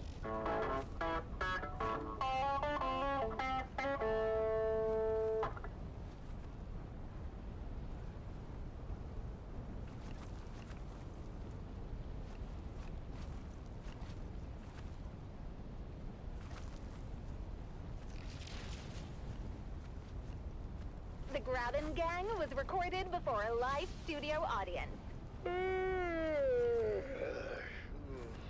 Another day, another Solari. Breakfast is ready. Well, then, so am I. Good morning, love. It's a great morning, sunshine, especially since we're starting the day with Lindarin Gold Coffee. You know, they put the spice in it for us. Thank you, Lindarin Gold. Morning, Mom and Dad. Canute asked me to go to the festival with him. Wait, which one is Canute? The one who dresses like a Kirab? No, that's Faisal. Canute is the one with the, you know... You know, the father is of the siege persuasion. Oh, the Fremen half-breed. Dad, stop being horrible. They're called Town Fremen, and they separated from their siege brethren generations ago. Oh, that's great. And now you're going to the festival together. Enchanted. I'm forcing Canute to go and have a good time. Forcing him? Why? He's been mopey ever since the Fremen disappeared. I want to lift his spirits. Oh, that's so sweet, honey. Well, you better get used to the idea. I don't think the Fremen are ever coming back. The Emperor made sure of that. Ugh, I've got to go. Bye, Mom. Bye, Nana. What am I, Job Slick? What about you, Dove? What about me? Don't be coy. I know you're mad for the festival, especially the spice cake competition. Oh, this is my year, Marika. The golden hat will be mine. Ooh, working on a secret recipe? See, that would be incorrect, my dear, because I am not working on a secret recipe. I am working on the secret recipe. Oh, come on, Dove. You say that every year, and every year Old Man Rashad's spice cake takes the hat. Well, not this year, lovely. I've got a super secret ingredient that's gonna blow the judge's mind. Is it more spice? Because if it isn't more spice, you're wasting your damn time. Shut up, Mum! What's your secret ingredient, Dove? Oh, you know, just a little something I picked up from Frank. He calls it Flavor Enhancer 3000. Frank? Are we talking about the Frank that built a fart filter into his still suit? Look, don't be insensitive. He has gastrointestinal issues, and it's not a joking matter. Oh, then you must be talking about the Frank that invented the thumper with a musical accompaniment. Well, I'll have you know that was genius and worked as intended. I mean, unless you stayed around listening too long. Hey Herbert, how are you? I don't think Old Man Rashad has too much to worry about. Have you moved out of the deep desert or still mingling? Maybe I should give the flavor enhancer a pass. I told you, dummy! More spice every time! Stay out of this, Mum! Come on!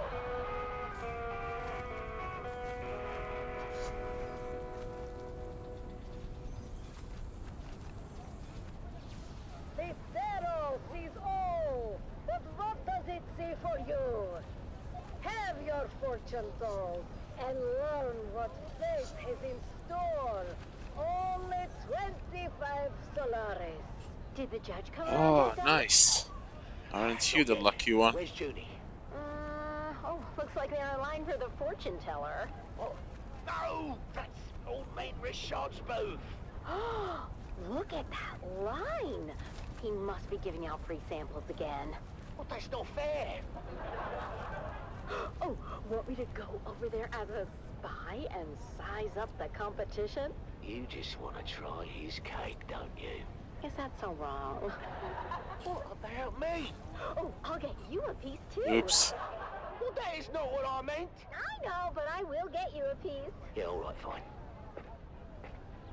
Hey there, neighbor. Frank, I didn't think you'd show. I mean, well, you know, because I wouldn't use your invention. Come on, Tom. Have you ever known old Frankie boy to be a quitter? No, but I'm still hopeful, you know. Come on, buddy. Have you scoped out the competition? No, but my old family deserted me for old man Rashad Semple. Oops. So, I can take that to bed with me. Oh, I've been through his line twice. That cake is better than ever. Oh, thanks for the morale boost, mate. Yeah. I'm not too dry, Sector weather not too alert. moist. Just, A large sandstorm just is right, is it? approaching. So, what do you say we make this a little more interesting? Why, is that what I think it is? Well, that depends. Do you think it's the Flavor Enhancer 3000? Isn't it? Ooh, right on the money. Let's sprinkle some on. Sure about this, Frank? You got me around, Tom. Almost out. Sure for the both. Last 30 minutes is gonna be the rush to take this to Aga Basin. Oh my god. So sorry, honey. Oh, what? I haven't lost yet. It's so cute that you think that. Ladies and gentlemen, it's time to announce the Golden Hat winner for this year's Spice Cake competition. And the winner is Dove Denick of Depot 12.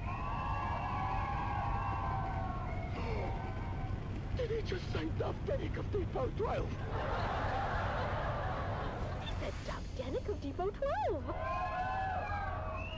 Oh, we did it! We actually bloody did it! Dad, you won! You just transport the raw material back to Aga Basin. No refining. Come around, all. There's enough for everyone to have a taste. The line starts behind my wife right there. And here's some for you, and you, Governor, and a big piece for you because I like the look of your face. One for you, little boy, and your mum. Tell me, Dove, can we know your secret? I don't think it's an overstatement to say your cake achieves new dimensions in flavor. Did you put anything special in the mix this year? Well, it's a lot. Why, yes, your judgeship, he did. In fact, the winning cake was baked with real spice and the Flavor Enhancer 3000. Flavor what now? Flavor Enhancer 3000. A new dimension in flavor, discovered and refined by yours truly, Franklin Munt. I can't believe I'm saying this, Frank, but one of your harebrained inventions finally paid off. Oh my! What was that? You okay, Mr. Judge? Sorry, I don't know what came over me. I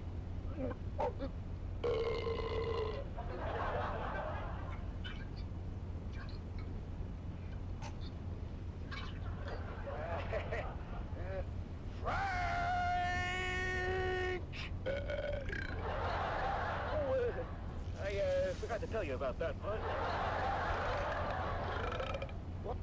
What part, Frank?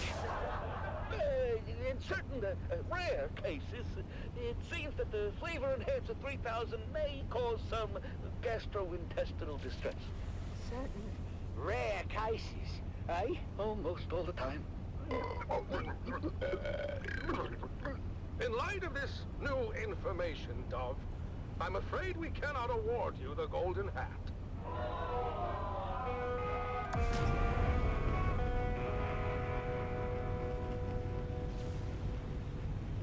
Well, we didn't win, but at least we didn't do any permanent damage. Yeah, Dad, that's progress. Well, you know what? All things considered, I think we did pretty good today. Yeah, we did.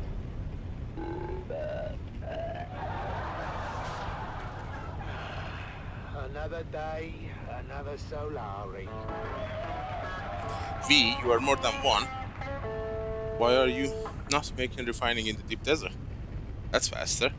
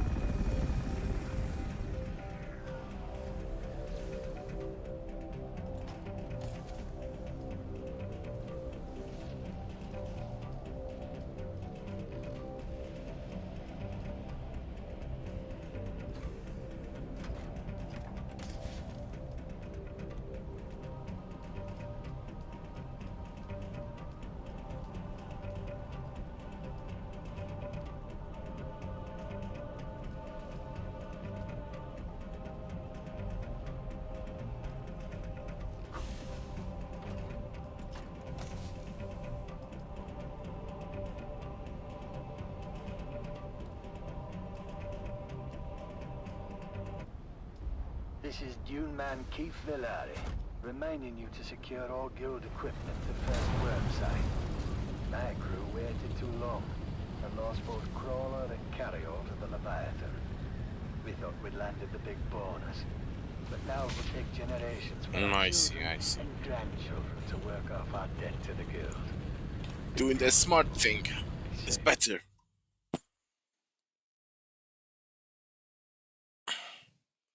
God. Have we hit the 30 minutes deadline yet?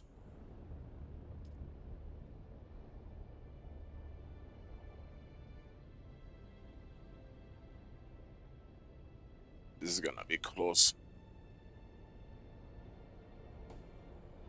This is gonna be close. This is gonna be close. Baby. No matter what I do, I always end up so close to the deadline. Well, despite the fact I always manage to finish, but this week actually it was because of oversleeping, something like that. Not multitasking. Good God.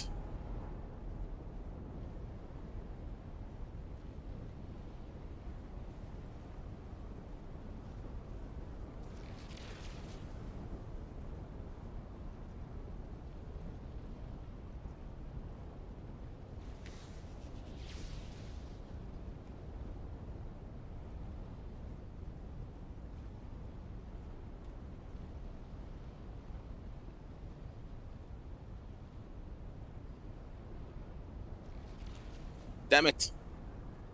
I wonder if I captured it.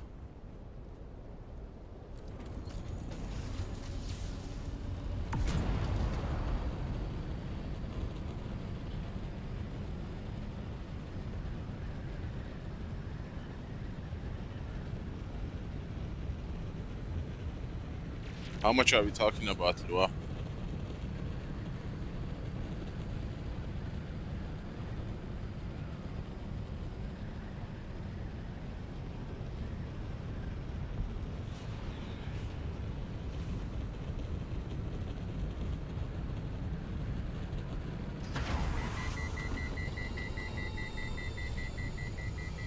Not bad.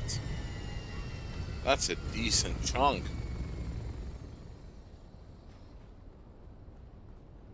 I have storage here.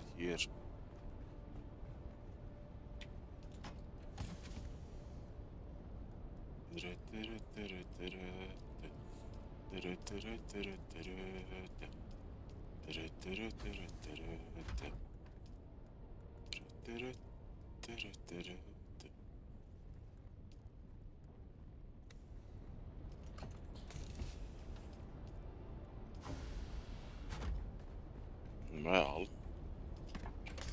we might actually not farm next week.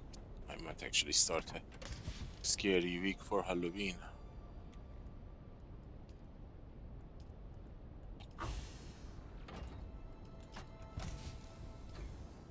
And play some Phasmophobia.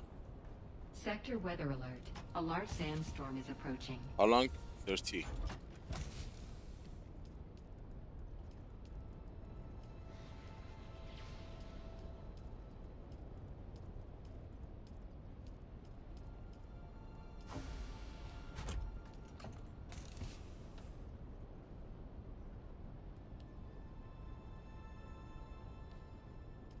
Have you been spicing like late night?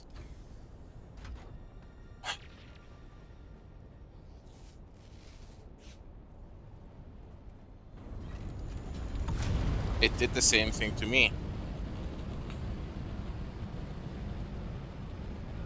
I mean, I've already went over 21 hours. Bender. Twice. That's because of this stupid game. Completely reversed my sleep cycle to late time zone. I'm pretty much awake when the EU is sleeping, so...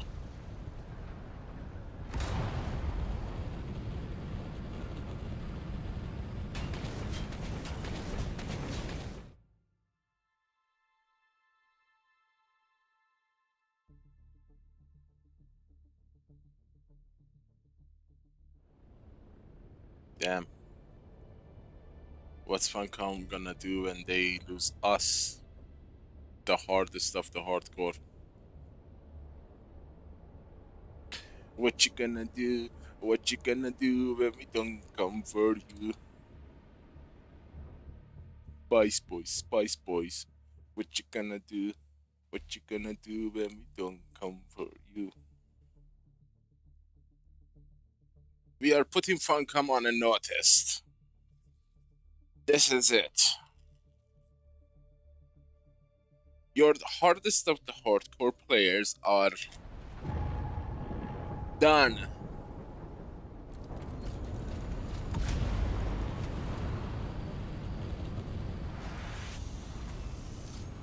So you are in trouble, Funcom.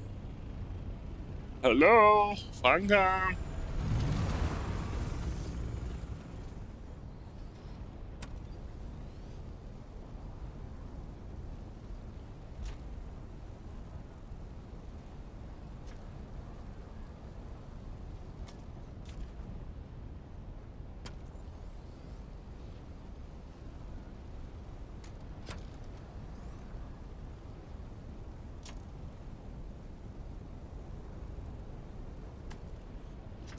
I don't know, this freaking game is so freaking addictive.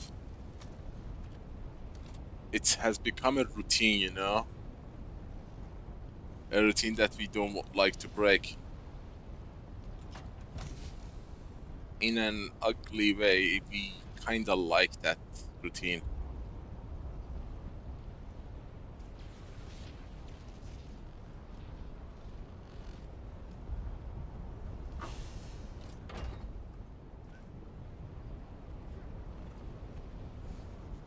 What's going on?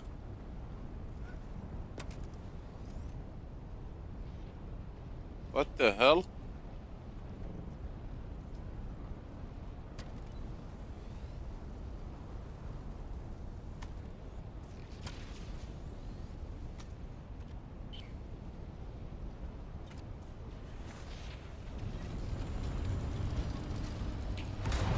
Well, I haven't tried crack, so I can't say.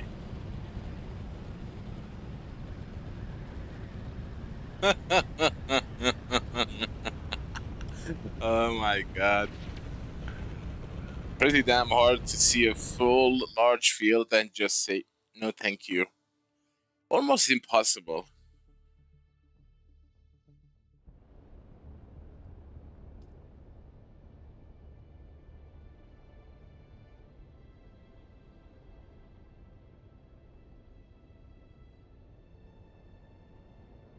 I think Funcom heard me when I was singing Bad Boys song. What you gonna do? They just literally blow a large field next to you. That. You're gonna do that. Bye. Good luck.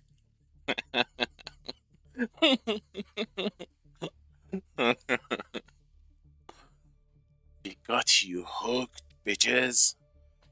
We own you.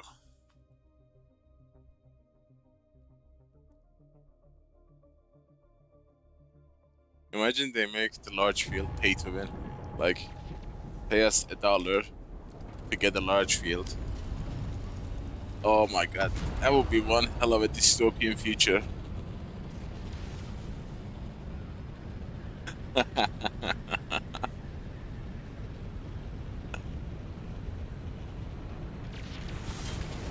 Oh my god, I can't see. Hey Coctimus Prime, welcome. How are you? I can't see. I can't see. Oh boy.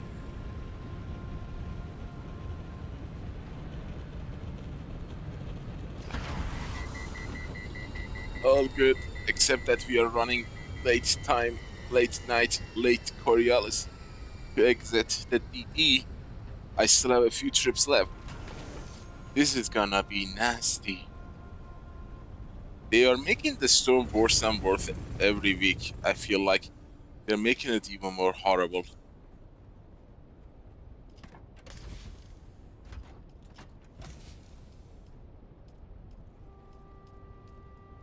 Or is it just me? Oh my god, I made a mistake. I came back with the stupid attack Orny. Oh no, no, no, no. I wasted the trip.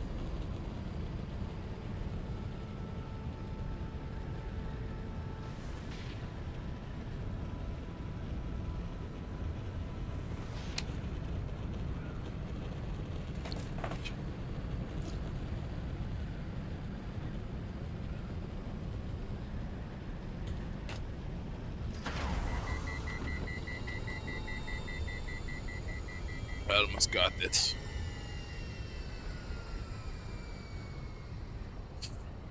Yeah, kinda like that.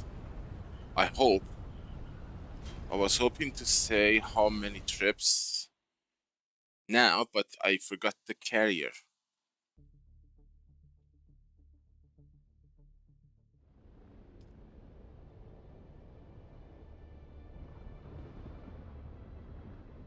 And I ain't losing that goddamn carrier after all that I've been through.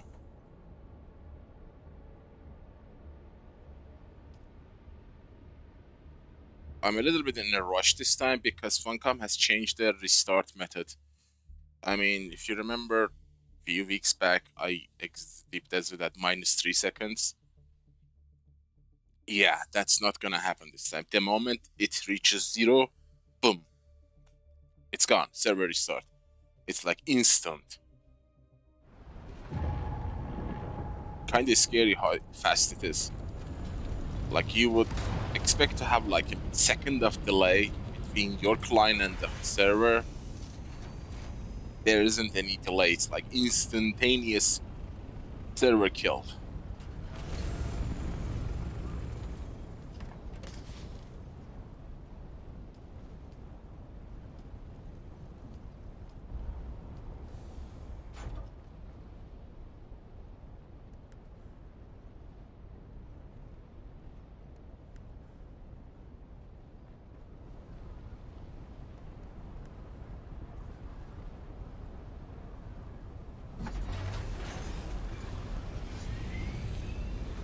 Can I take this with me, please?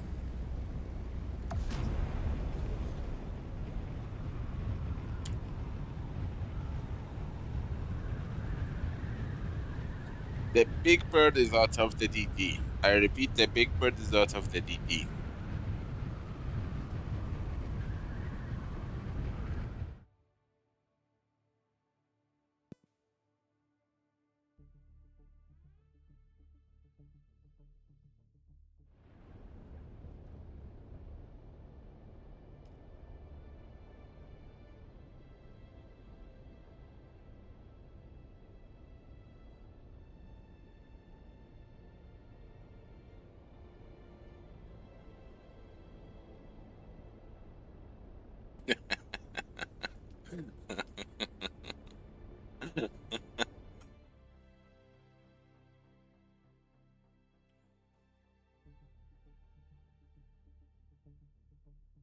Why, what did you forget, Mega?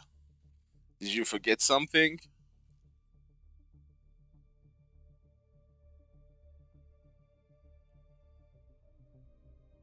North America, you are NA, right?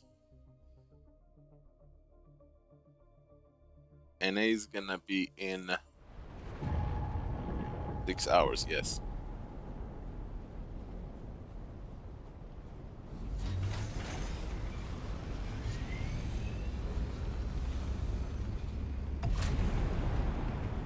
North America 6 hours, Europe in 20 minutes. Well, actually 18 minutes. Deep Desert restarts faster than the Hakka Basin.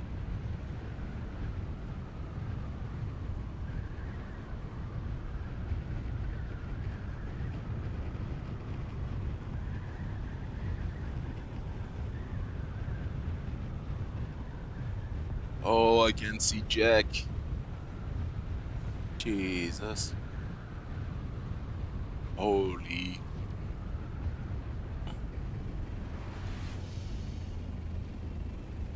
I got zapped.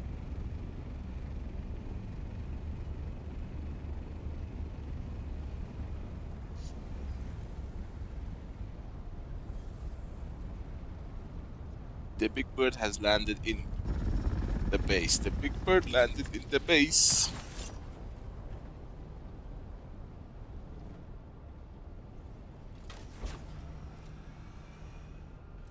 What you got?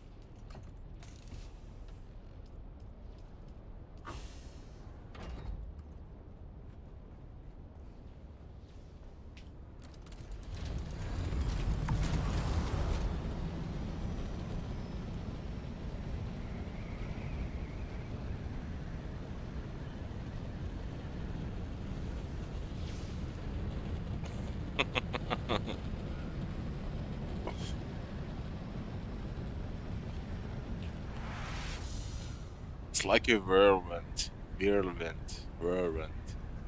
like vortex, right? I think the center is in the center of the planet. It kind of makes me feel, what's the word for it? Oh God, what's the word for people who go run and run in their head? Yeah. It's name of a famous movie too. Ah, it's in the tip of my tongue.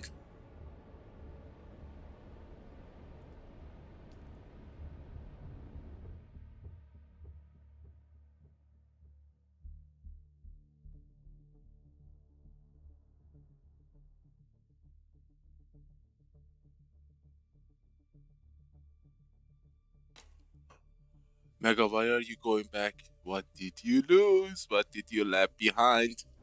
Why did you be behind?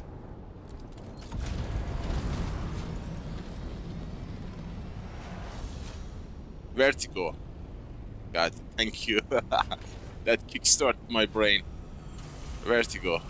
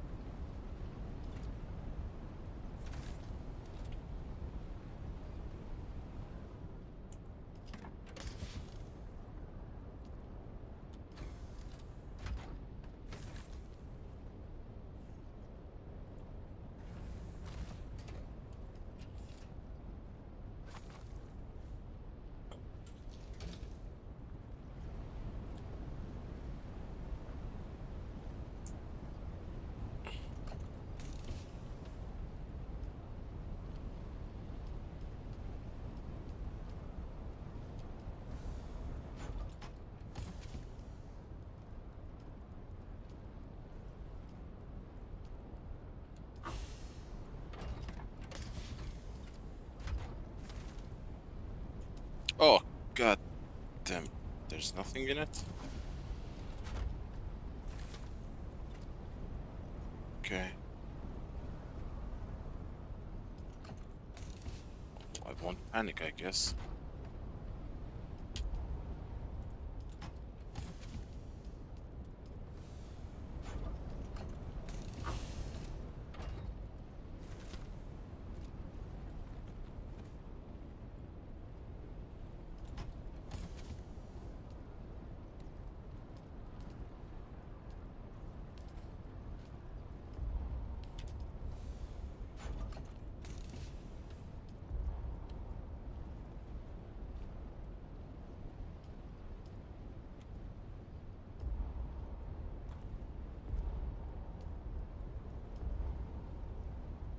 Oops.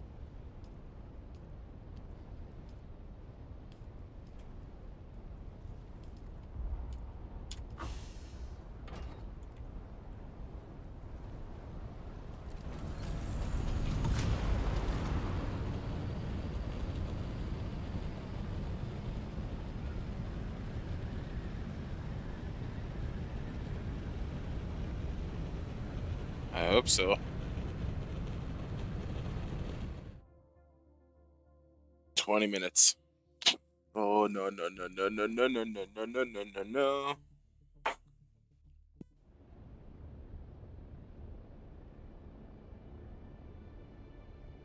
Nope, nope, nope, nope, nope. 10 minutes. Ouch. Well, I call it 10 minutes because the desert restarts faster, so help me.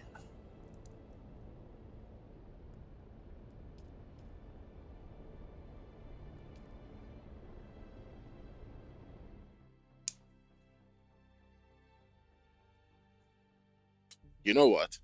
I am sick and tired of seeing sand. I need something green. I'm trying to...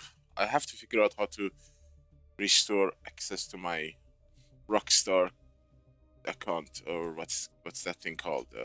Launcher. I need some Red Dead Redemption before I lose my sense of smell and go colorblind.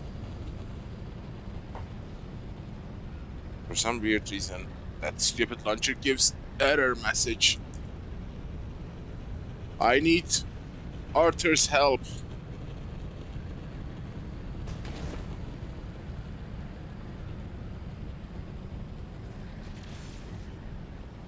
Oh my god, it's literally visible. Barely visible.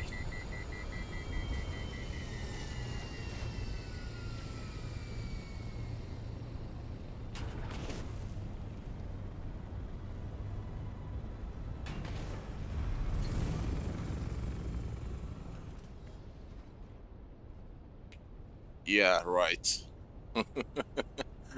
Oh boy. Well, Masquerade is the one who is doing that, aren't they? They are the cult that, you know, drop the water. They spill it on the ground.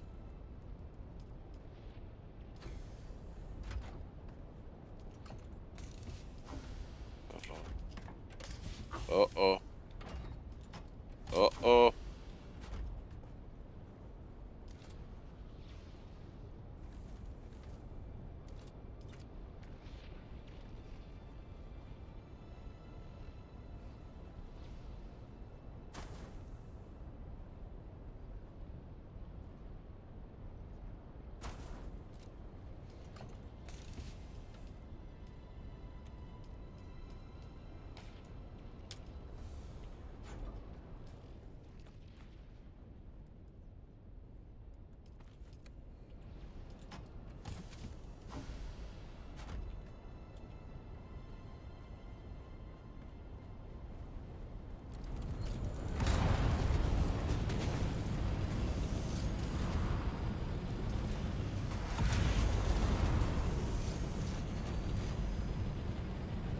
Go, baby, go. 8 minutes. I guess that's the last trip I can make. Sector weather alert. A large sandstorm is approaching.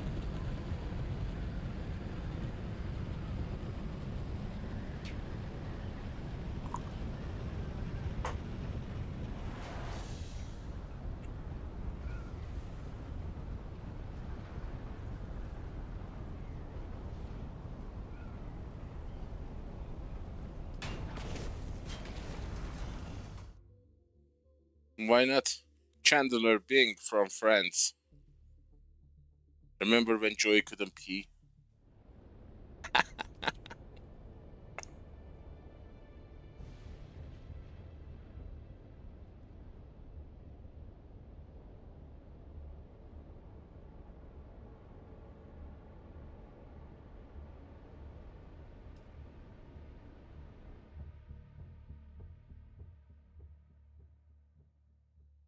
We've got a beautiful base down here. Shame something will happen to it.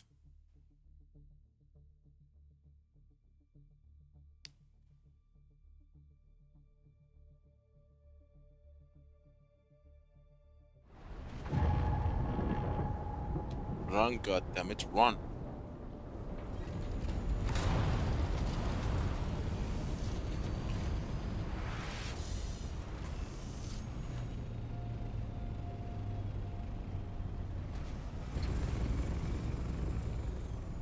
Not seeing you.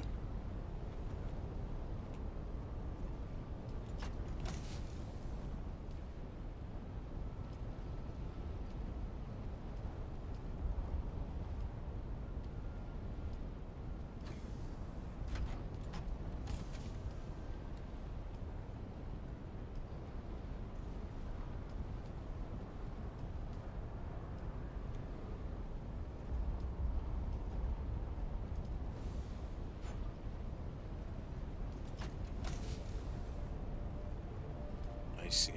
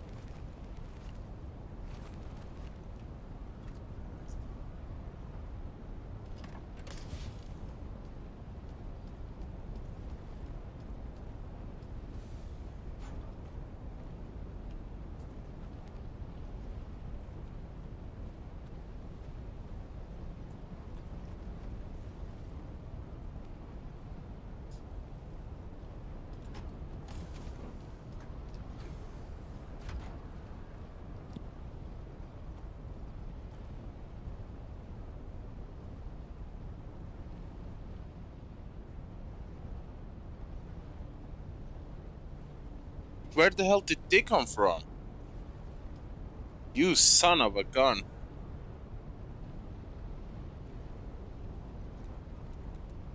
Sector weather alert. A large sandstorm is approaching.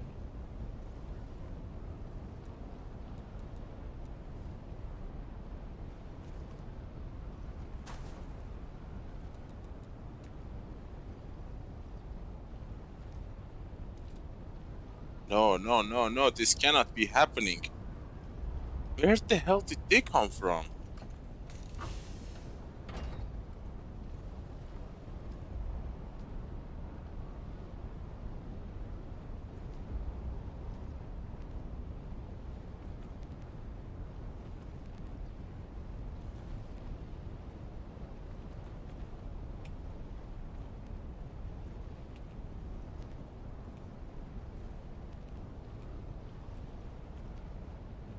No.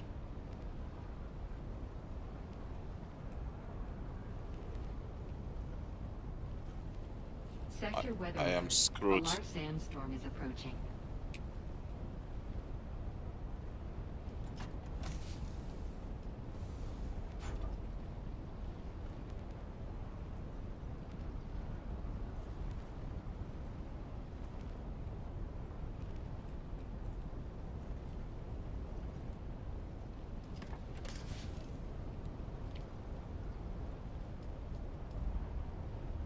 Yep, I'm screwed.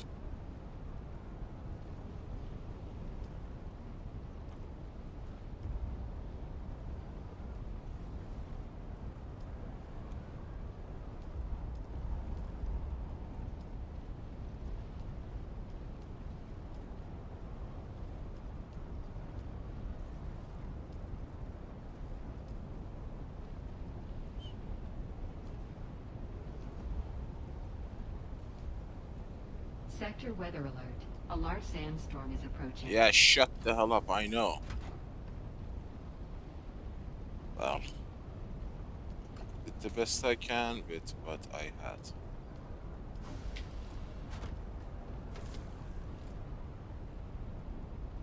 Hell no, I'm not gonna leave that melange behind.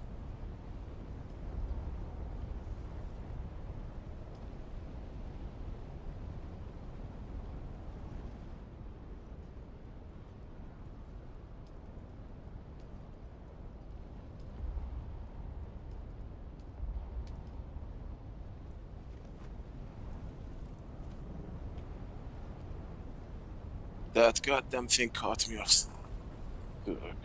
I got caught off guard. If it happened like 2 minutes earlier, I would have returned. Sector weather alert. A large sandstorm is But approaching.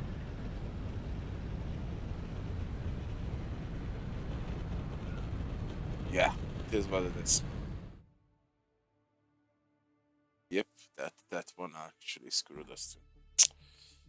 Freaking hell. Well, not going back to the stupid Haka Basin.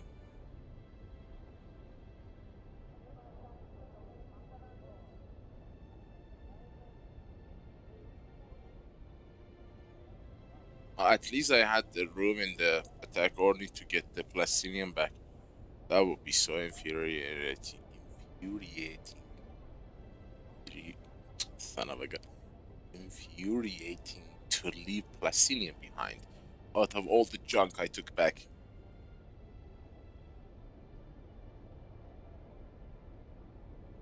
That's why I'm not angry. What we left was titanium and plastone. That's okay.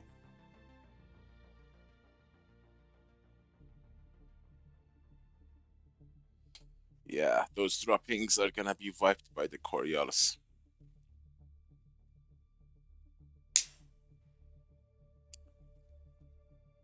Why didn't I see the Plastinium? Where were they hiding? That's so weird. I checked the chests multiple times. The medium chest didn't have anything in them except garbage. That's why I was, deleting so nonchalantly, because I knew I'm not gonna have enough to fill the ornithopter, and I was taking my time. All of a sudden I saw that bag, accidentally I might add, saw the bag has some plastinium, and then I panicked.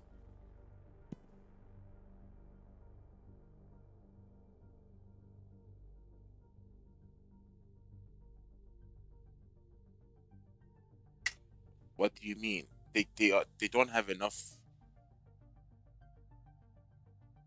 There was 1500 plastinium. The medium storage needs 45 plastinium. 1500 plastinium was on the back.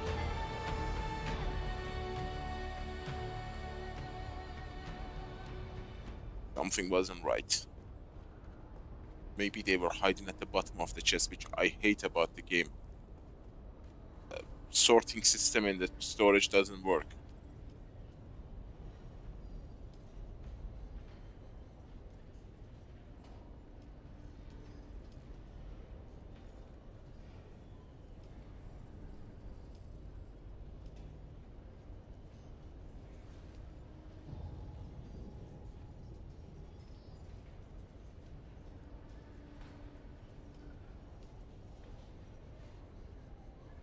Huh.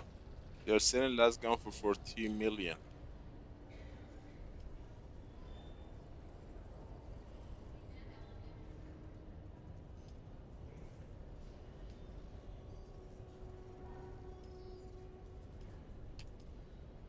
Did I actually check the lands rat this week? I did. I bought the Ancient Way, I guess.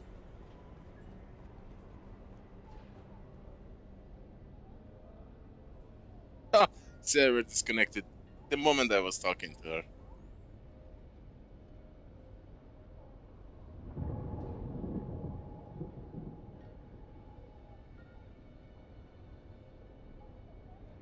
No, one of the chests had plastinium at the bottom row. So I picked the top of the chest, the items in the top. Plastinium remained at the bottom. The game is so weird that way. When you like put more than first 20 rows that are visible and then pick them up, whatever is in the bottom part of the chest that you need to scroll down to see remain there. They never rearrange unless you manually sort the chest. I'm guessing one of the chests had plastinium at the lower rows, and that they remained hidden there.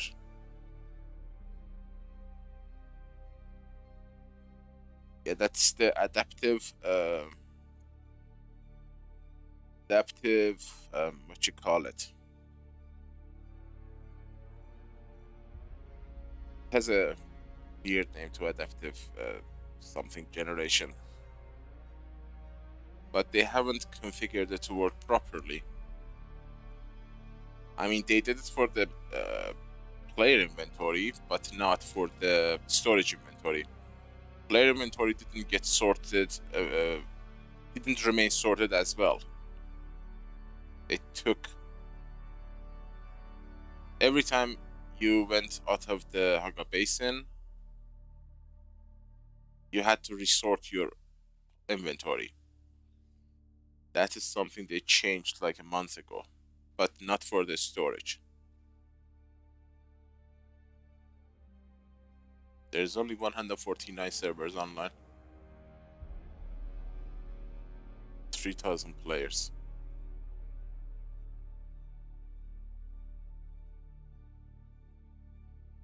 2,961 of them are in North America. Oh, interesting. Everybody's rushing to remove their base from Deep Desert. Let's check the Deep Desert layout of this week.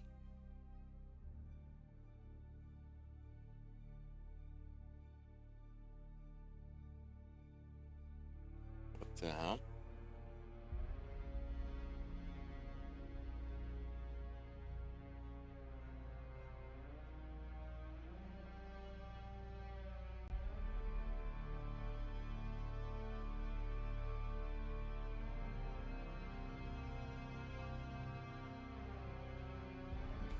This is the Deep Desert this week.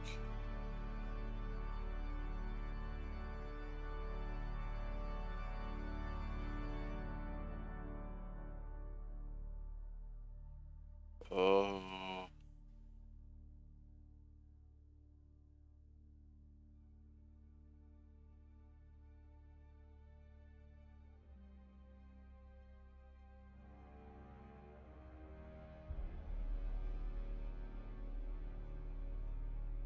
a lot of caves.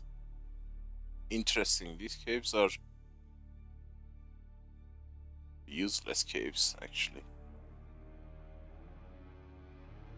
There's only 2 cave in the PvE area.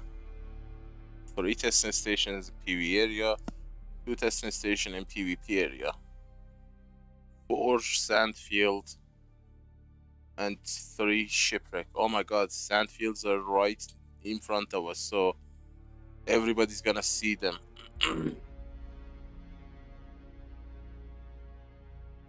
Yeah, yours got its restart a long time ago. Where is the titanium? There's only 1 titanium node and 1 stravidium node. They are next to each other, actually. So if you build a base here, you have access to both of them. 3 crawler of each, and you are set for the week. But this spice field is not good. Every little bit with a crawler is gonna see them and come after it. This is not gonna be a good week for farming. Everyone probably has a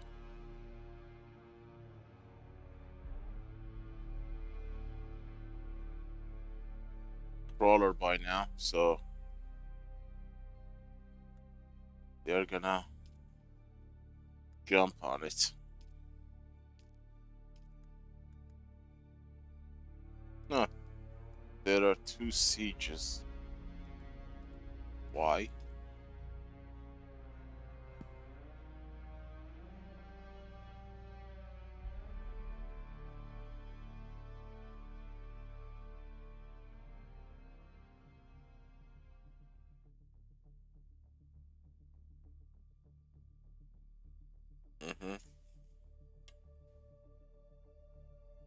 Well, we will reserve a spot, regardless.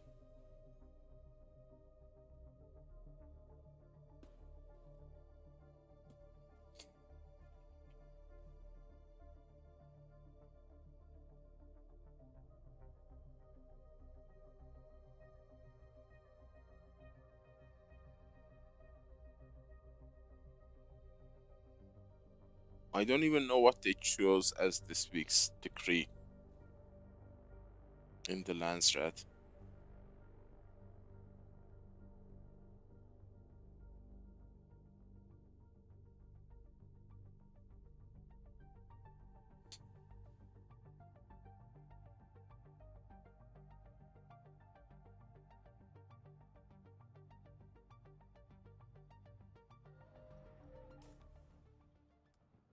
It doesn't say. That's weird. My apologies, but I'm afraid you... I know, I'm just trying to see if you are bugged. I only trade with... Maybe you accidentally traded with me? Sorry. Yeah, fat chance.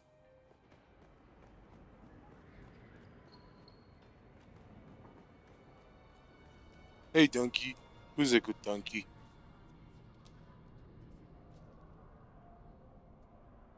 I'm digging your steel suit.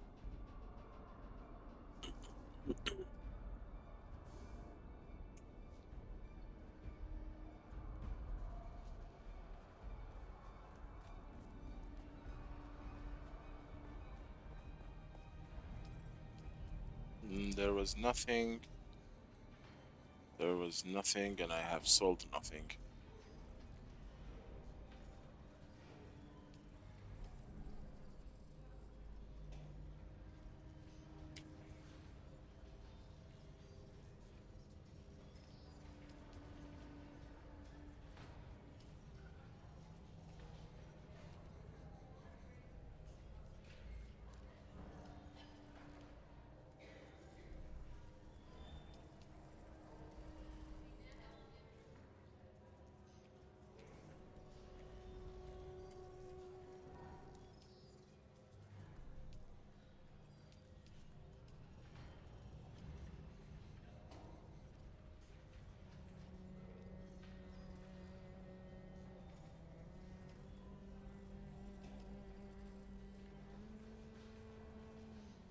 Welcome. Would you like to dip?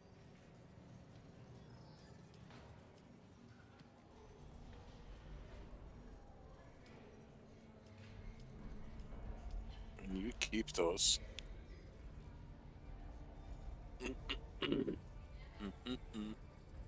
And those.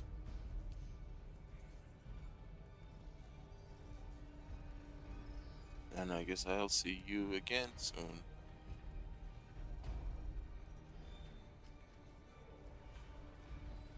I need a stacking unit.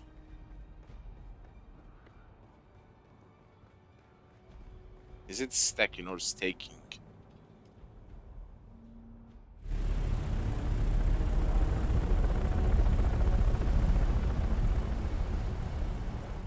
You don't stack a claim, you stake a claim. But staking is not spelled that way. Weird.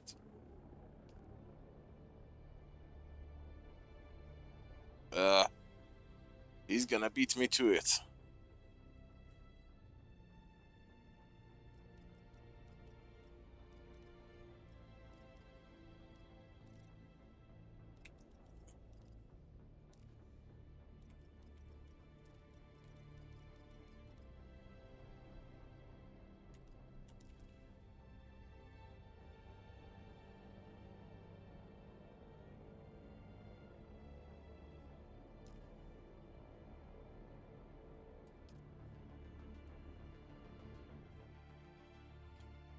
I see.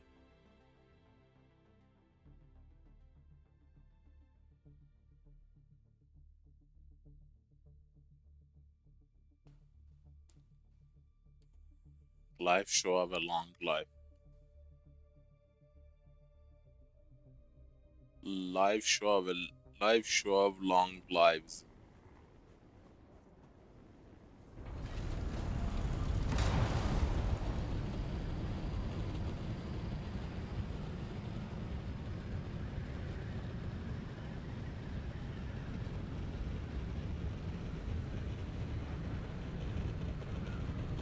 It's funny, this game has turned sleep into nap for so many people.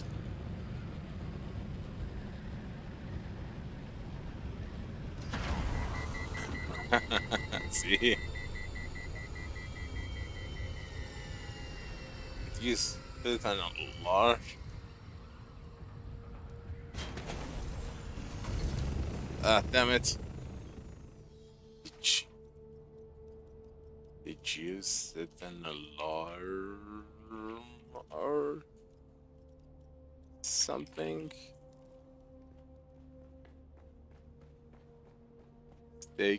Staking.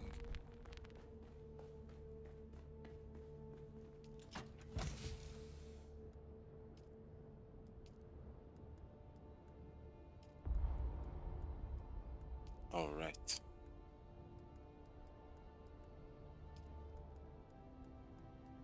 Staking.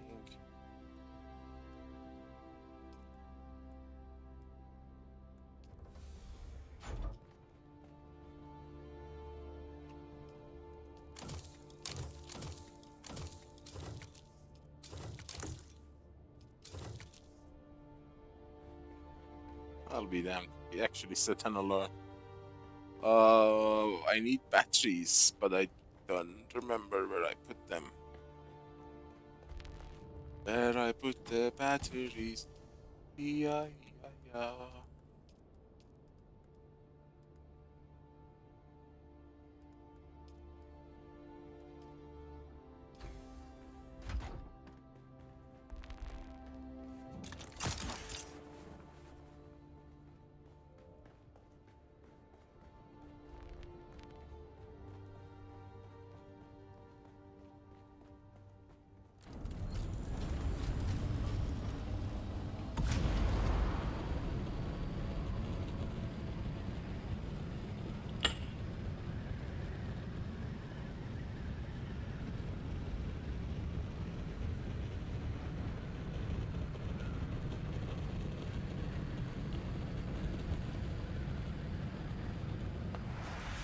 Going out to see a live concert. then I hope you live long enough to meet me there.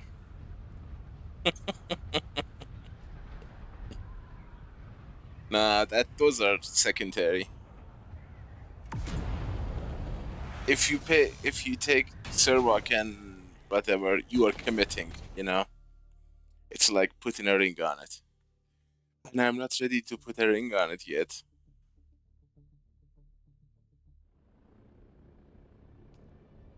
It's just occupying the place because, like, 30 minutes from now, people are gonna rush in to pick the best spots.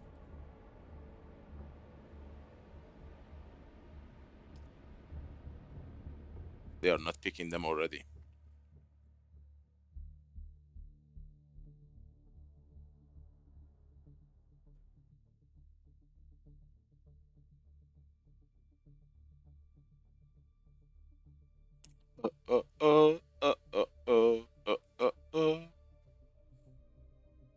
If you like a spot, pick a penta shield on it. If you like a spot, put a penta on it. Penta shield, penta shield, penta shield, penta shield. uh, uh, uh.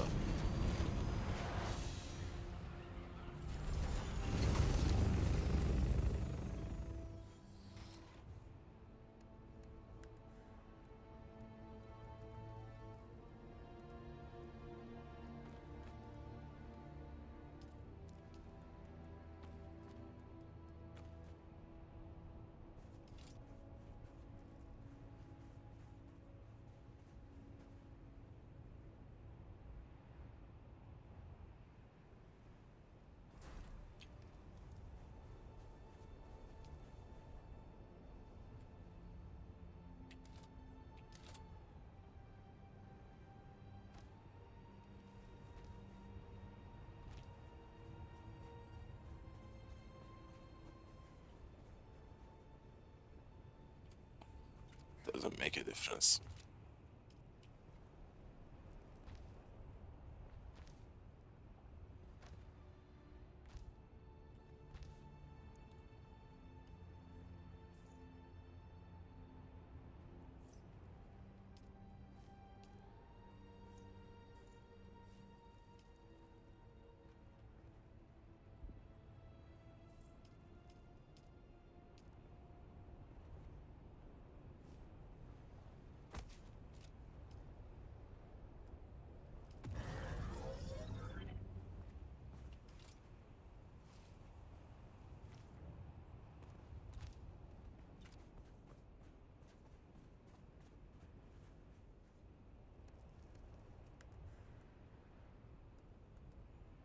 Oops, I ran out of...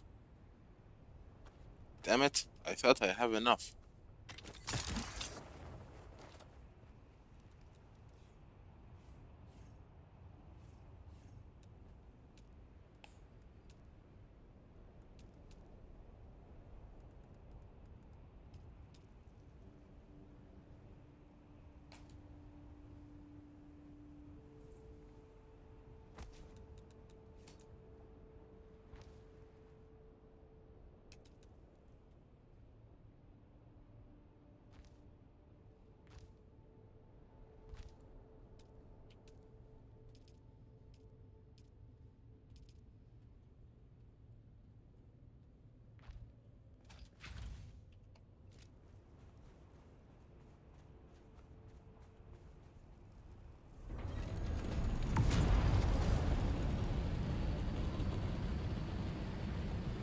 This background music makes me sad.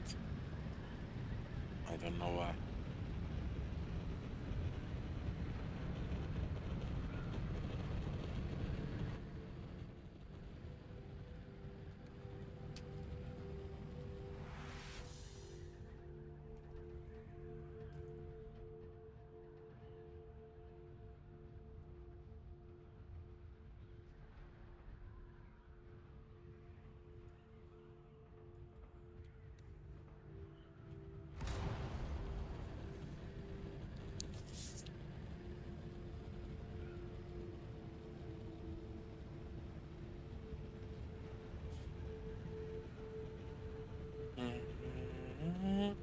Reminds me of Mass Effect Andromeda too.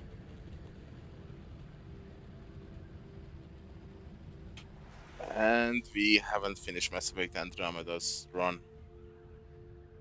Oh, damn you, Dune, you have messed up my schedule.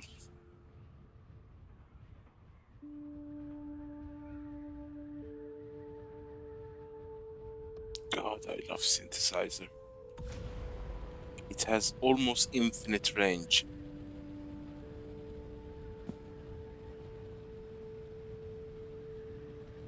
Can you believe what you are hearing is not an actual instrument? It is the manipulation or modification of electrical currents. You are making electricity sing.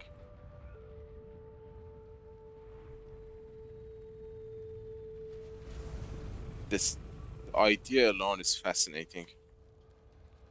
That electricity has a sound.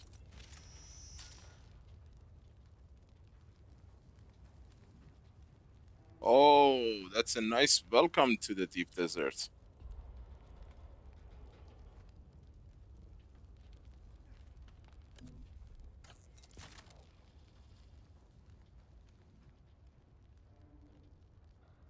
That is indeed a nice welcome to DD.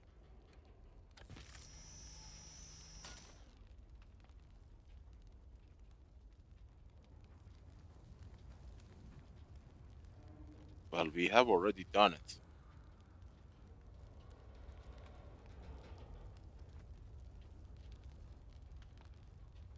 That's the literal definition of synthesizer. Synth waves. Can't wait to see the neutron. It's a shame they are not using Daft Punk. And I haven't actually studied the reason why they haven't.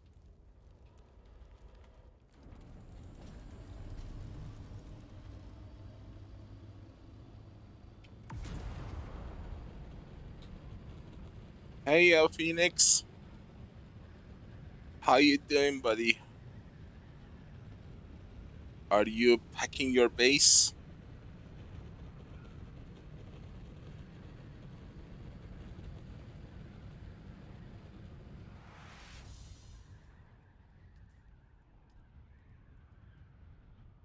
Well, this is an actual comment quote from Daft Punk himself. Synthesizer is the instrument of the future.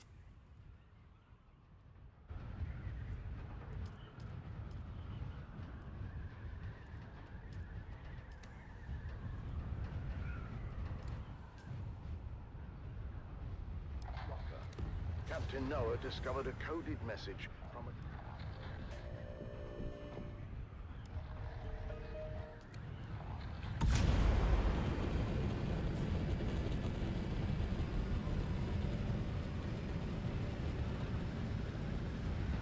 You are listening to frequency 152.6, the voice of House Harkonnen. We are Arrakis. Now witness as the dark and tangled truths of House Atreides are revealed by... I guess you have to be behind the device itself to feel it. Oh my god, look at the rock formation this week. This is the deep desert. Too much rocks. Me don't like he. I like open sands.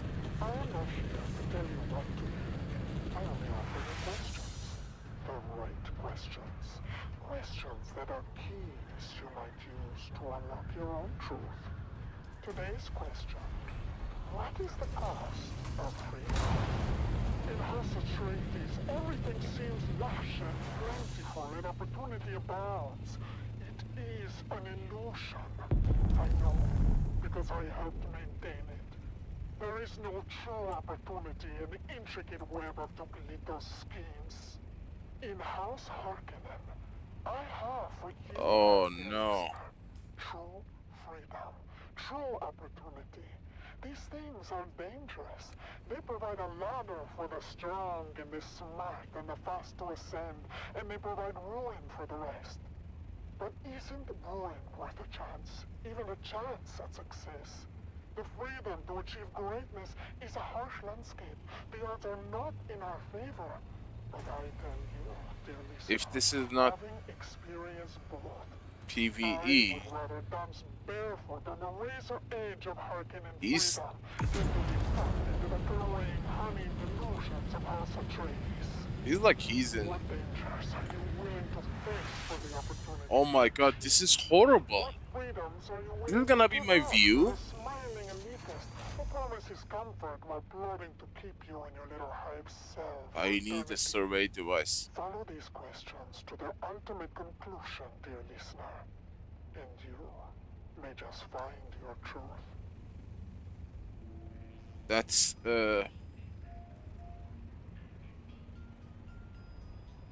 this is the edge of PvE. I guess if I go a little bit backward.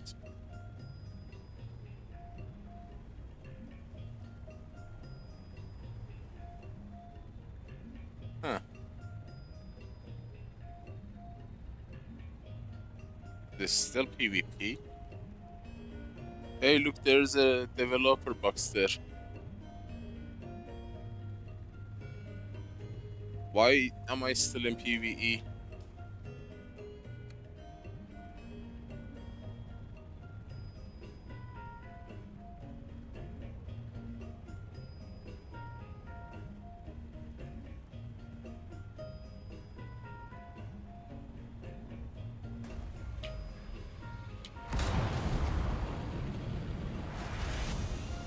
This is the edge. This is the edge.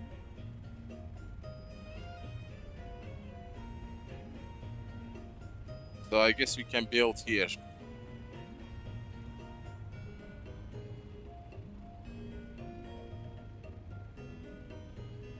Oh my god, this is gonna be nasty.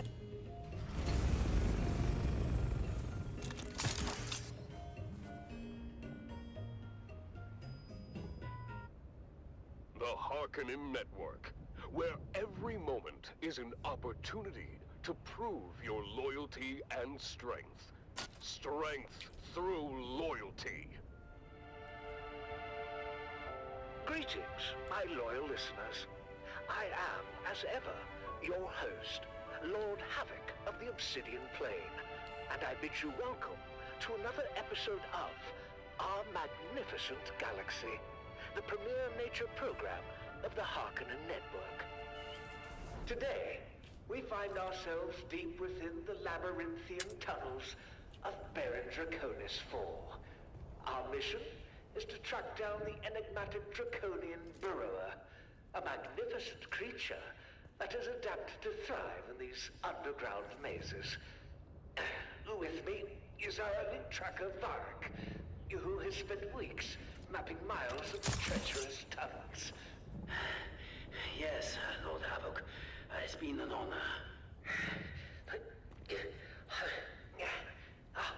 Listen closely, devoted followers. This Draconian Burrower, known for its bioluminescent skin and powerful digging claws, is a master of this subterranean world. Coming close to it is both difficult and dangerous. Lord Havoc. Damn it. We've detected fresh claw marks on the walls. We must be near its latest burrow. Excellent, Varric. The glow ahead confirms it. Look at how the creature's bioluminescence lights up the darkness. Truly, We can place the staking horizontally. Behold the intricate patterns of its markings, each one unique, mesmerizing. This creature is perfectly attuned to its environment. Its claws capable of carving through solid rock with ease. Look, This is the best location as far as I care, because there is no more rock formation. But I really hate this mess. Yes, fascinating. But it is time to claim our pride. And funny enough, only E5 is like that. We will trap it in its own. Funcom, did you really have to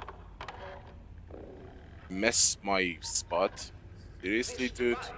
Will emit a sonic pulse, disorienting the burrower and driving it into our containment field. Once there, it will be unable to escape. Sonic pulse is ready. E5. Activating now. E4, E5. E5. It worked.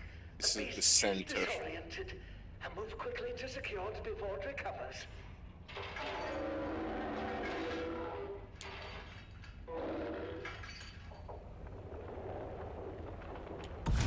Havoc! The creature is fighting back. The tunnels are destabilizing. Hold it steady. We must not let it escape. The tunnels are collapsing. We have to get out of here. No, we must capture it at any cost. This is actually a nicer spot. It's escaping. We need to leave now. You have failed me, Varric. Sacrifices must be made. My lord, please! Why? We can still escape together! Your sacrifice will ensure my survival, Varric. Goodbye. No! No! Please! The strong survive, Varric. This is the way of House Harkonnen.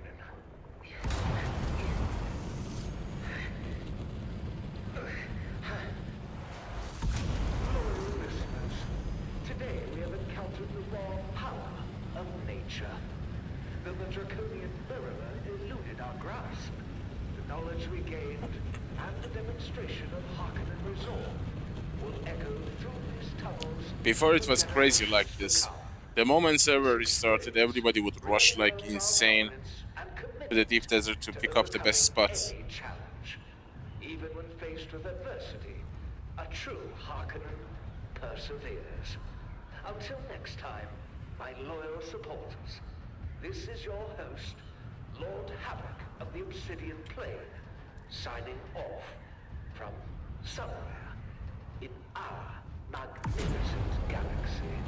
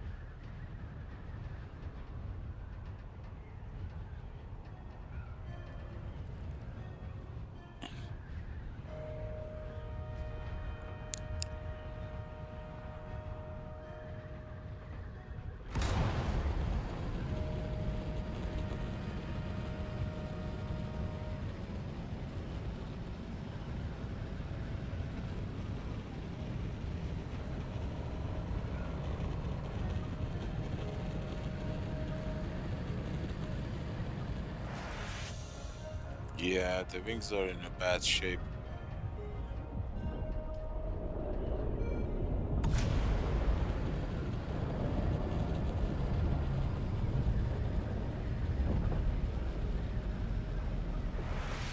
Yeah, seriously, Loa, good luck watching someone else having a DD base and you say no thank you, I'm gonna take a break this week. Yeah, right. Break my back.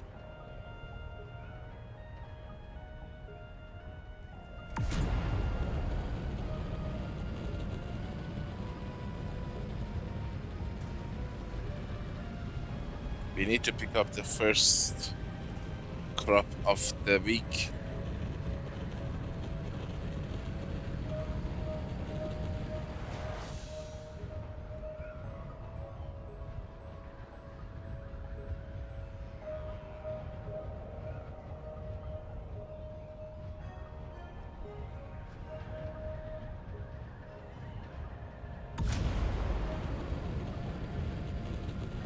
But seriously, we are like a super elite people in Arrakis because this is the most dangerous and hostile planet of the universe. Yet we are managing to survive, also to thrive.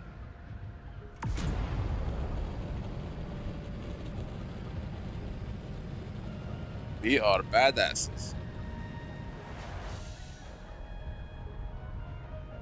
When it comes to water, we live like kings.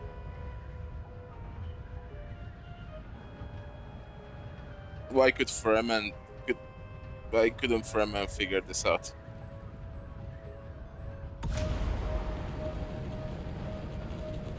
The Harkonnen Network, where every moment is an opportunity to prove your loyalty and strength.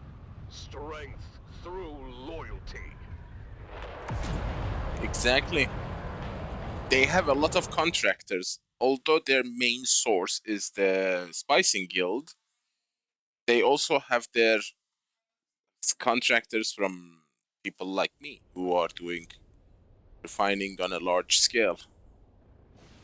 They don't purely, rely on Spicing Guild because they don't care about what the hell is going on or what the hell the politics is. They need the spice. That's actually why there is a term, spice must flow. It must flow because of the spicing guilds. If it doesn't flow, no spicing guilds, no travel.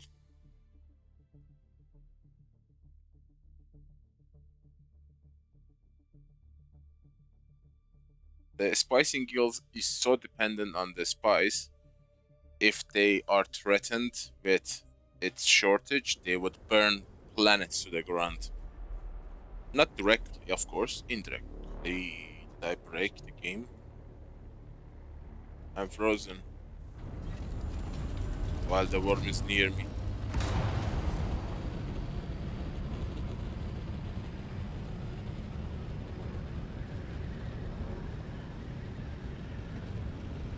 Okay, we need a little bit of last stun. And we need to dump this junk.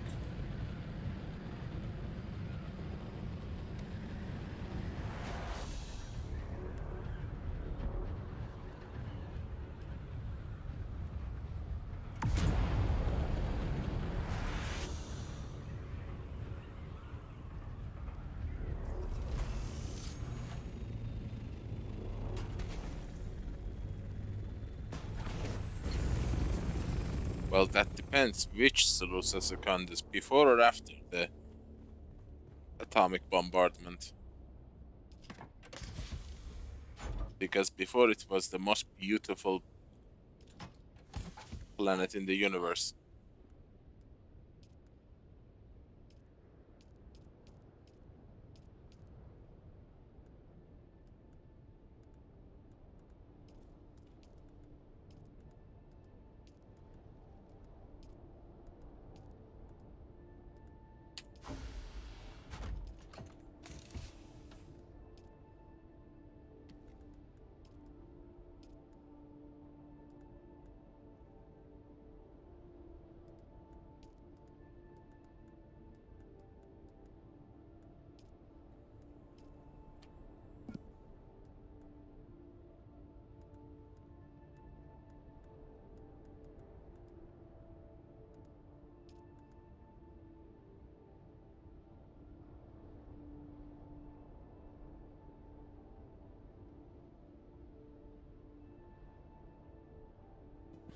In what sense? That's interesting.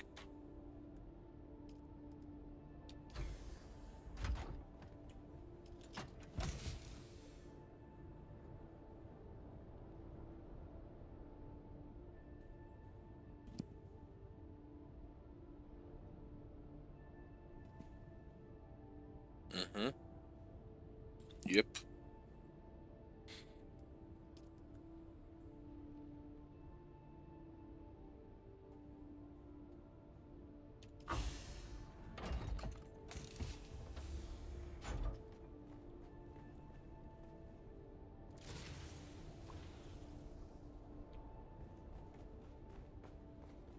Where did I put that MK6?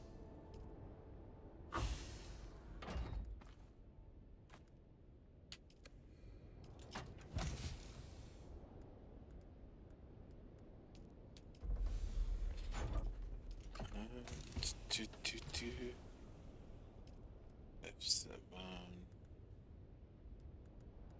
7MT.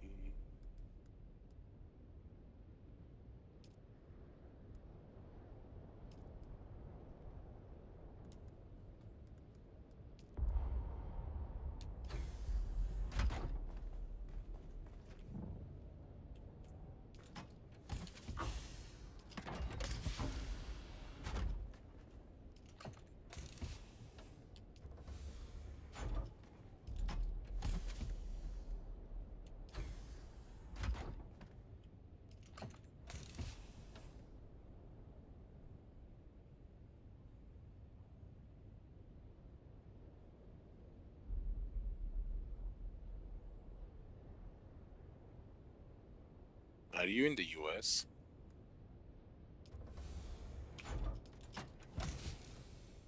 No. Washington is not in the center.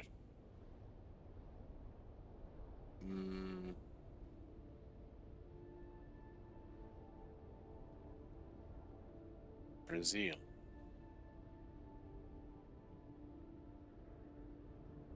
Sao Paulo is in the center?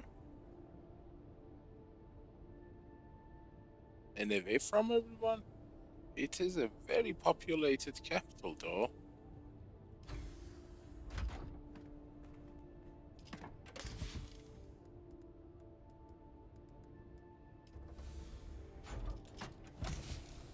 One hell of a beautiful country.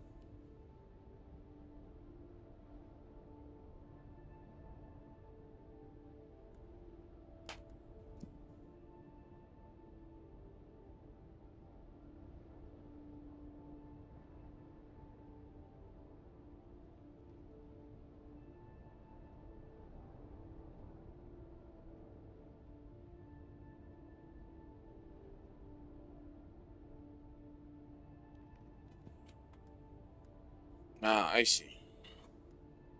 Yeah, I guess that makes sense. Where the hell did I put the plaston? I'm going crazy.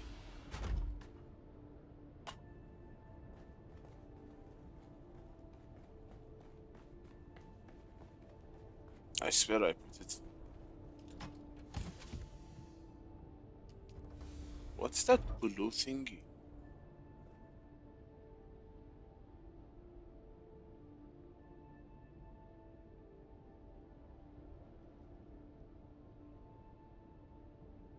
Oh, wow. Is this the effect from that?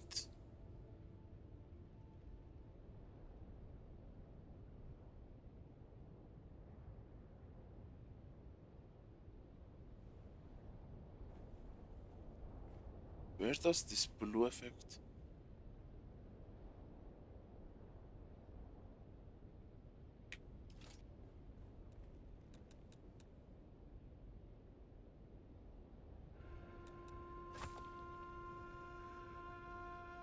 I'll be damned.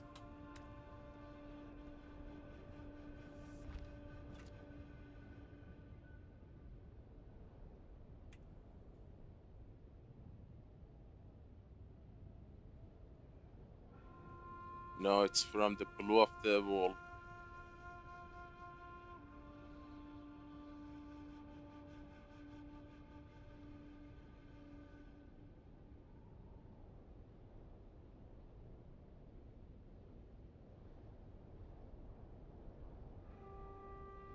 Can you see it on the stream, guys?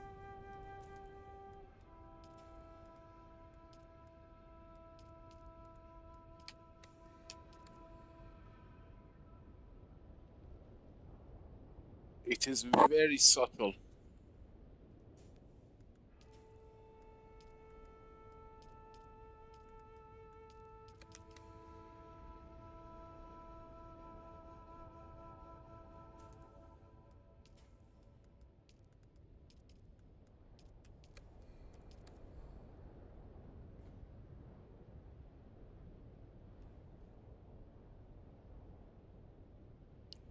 There is a dance of blue colored dots on the container. Now it should be visible to you as well. See?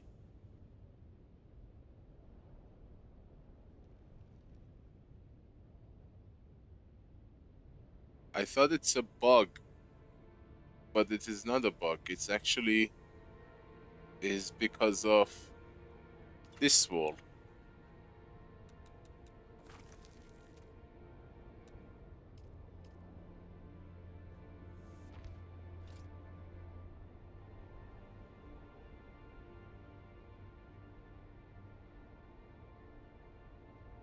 If you look upstairs, it's from that one.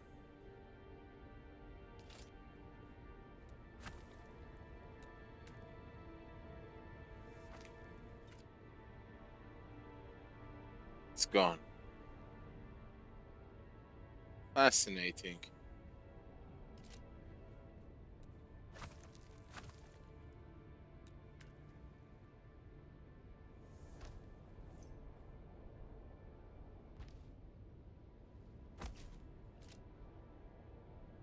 It's back.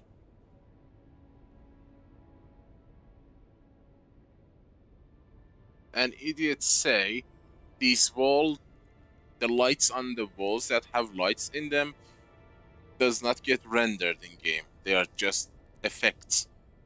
Duh, look at it. It's being reflected on the container. Of course it's being rendered. Especially the Harkonnen base building set. They mess the frame rate up. They literally butcher it. Look at it. The glow extends.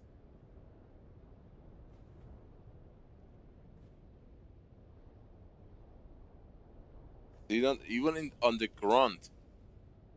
I haven't noticed it before.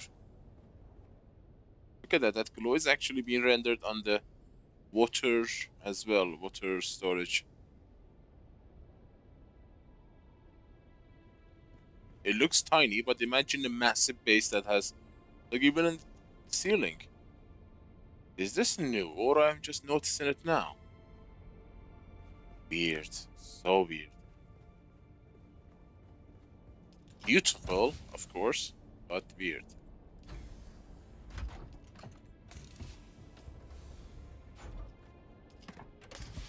Weird that I've never noticed it.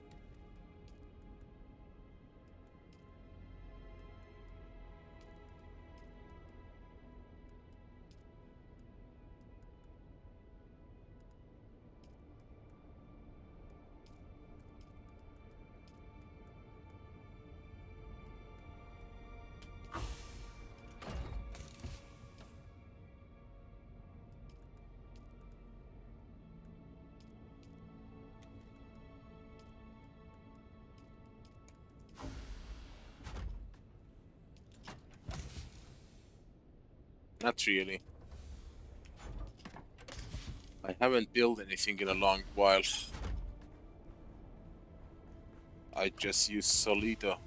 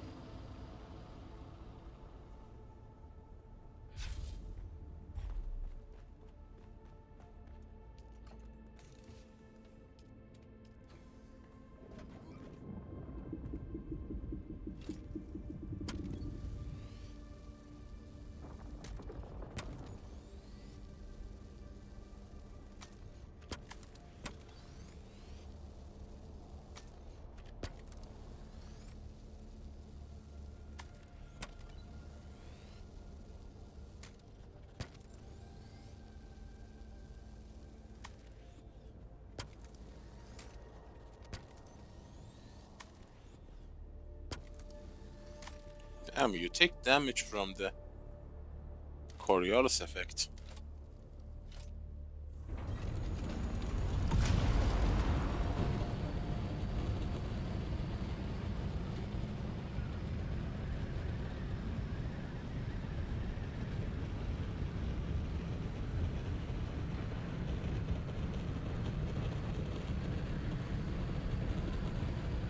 No, I haven't used the replace function.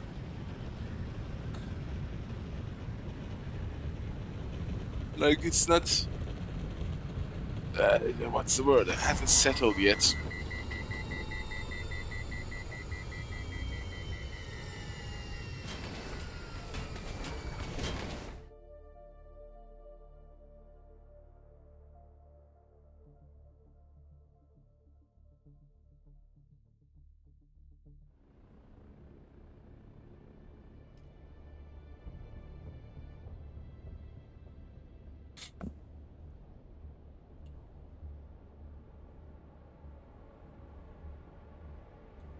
I would love to visit Brazil, but I bet it's one hell of an expensive country to live in, especially the capital.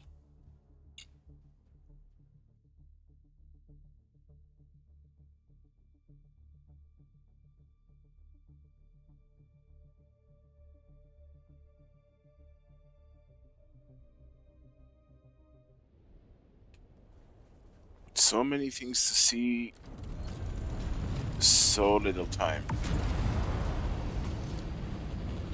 Well, actually, there is time, so no money.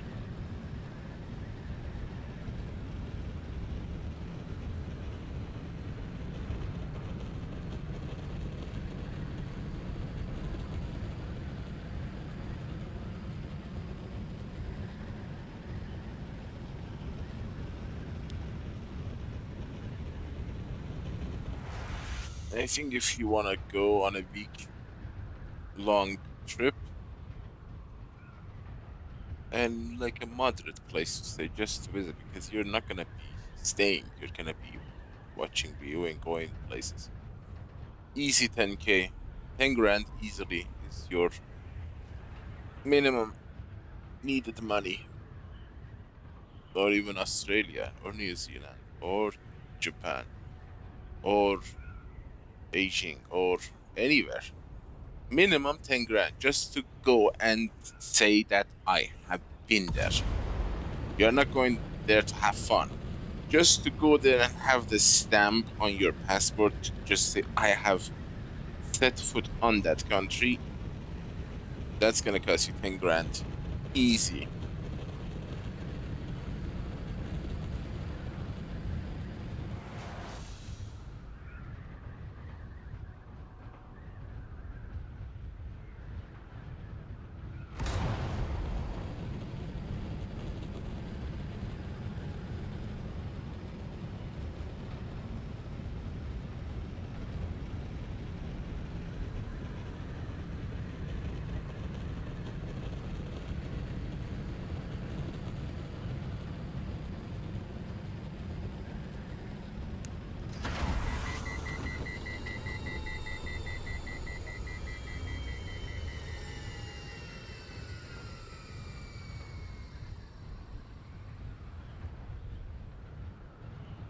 I was once a human too.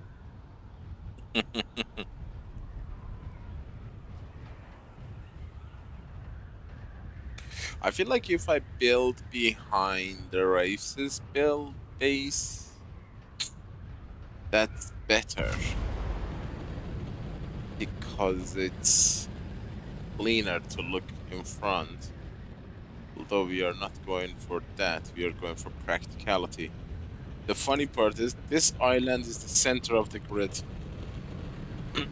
But it's a low island. Doesn't make a difference, but still.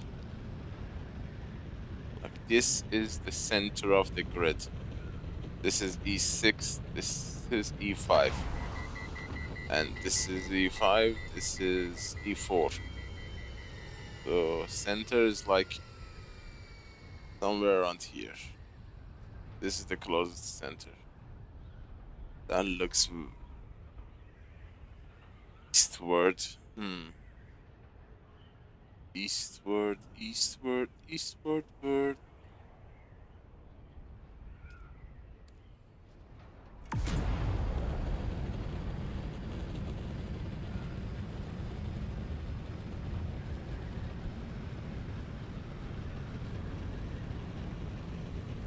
I guess chapter 3 is gonna be your Christmas patch.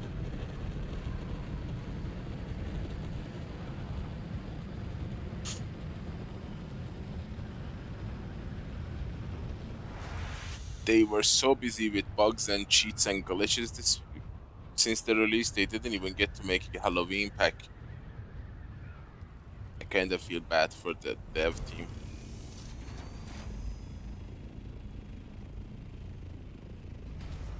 Oh, my base is finished.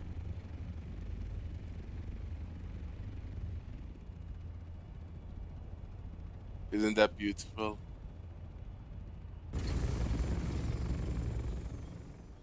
If only I had the space. Dude, thank you for building my base.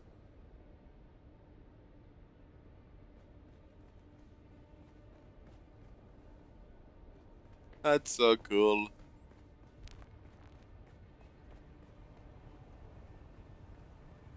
Mine looks larger than this. This is way more compact.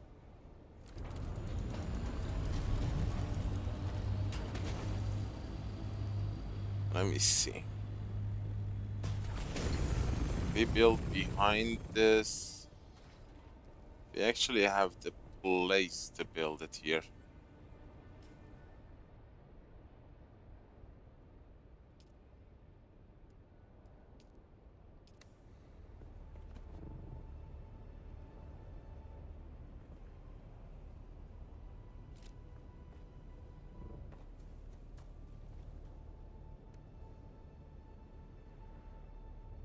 Hey there.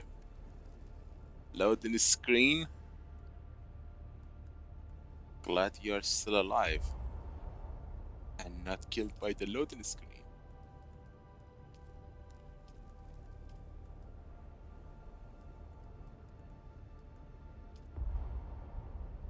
Not by, at. My bad.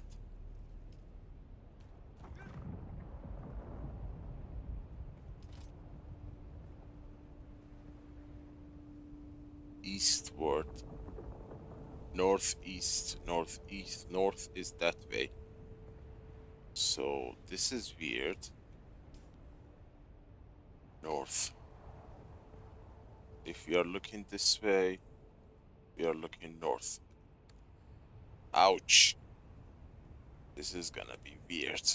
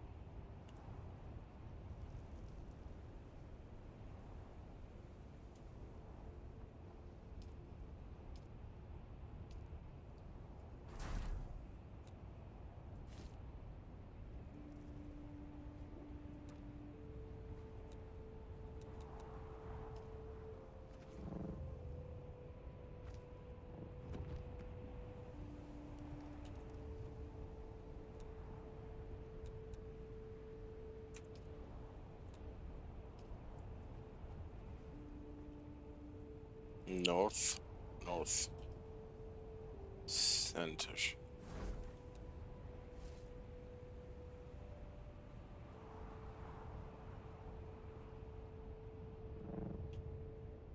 That makes us not build in the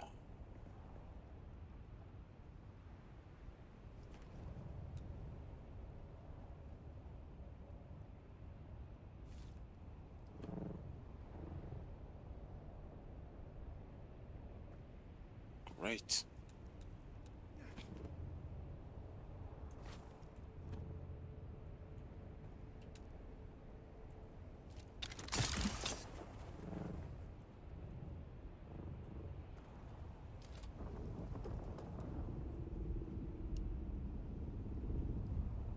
Is it touching the ground? I don't see.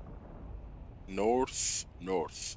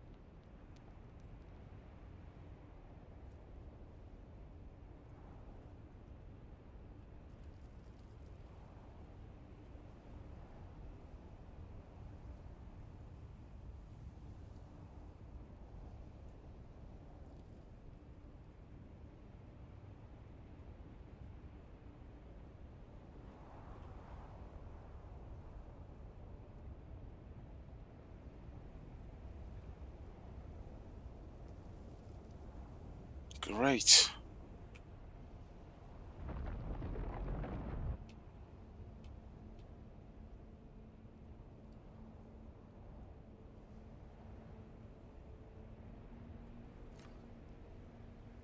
This one has the...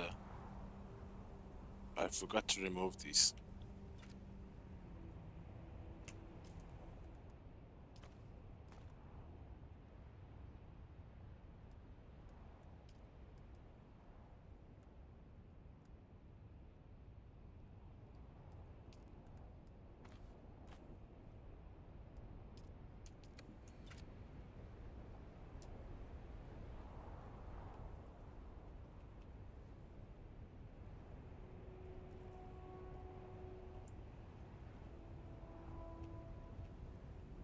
This one also has them.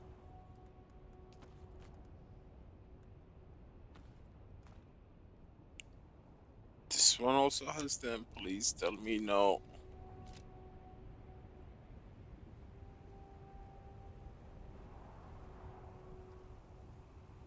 Yeah, it has them too.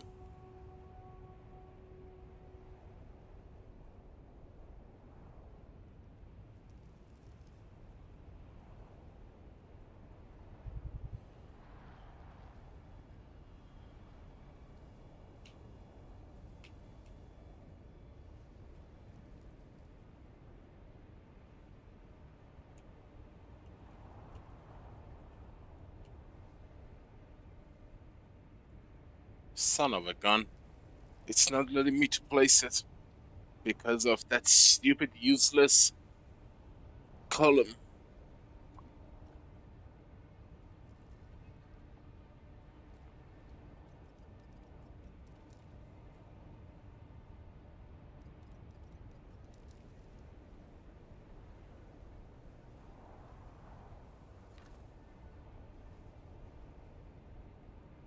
God damn it.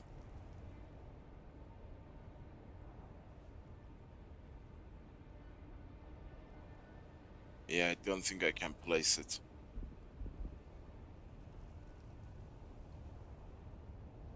Actually, I like the height as well. It's gonna be higher.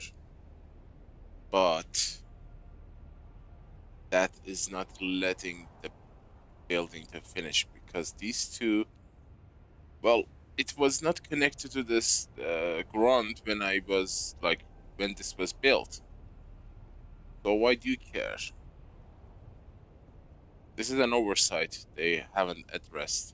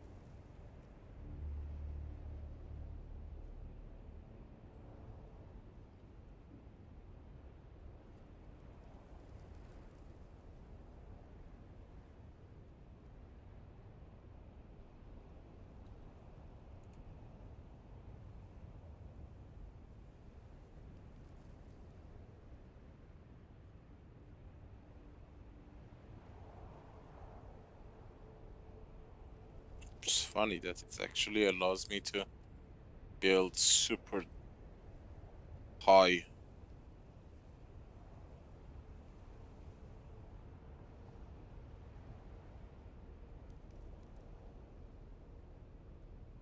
God damn it.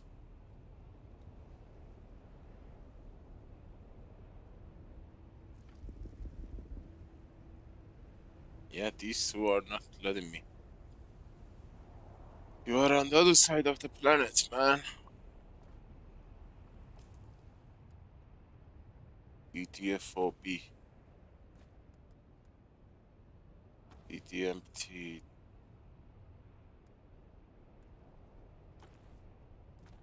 I completely forgot about that.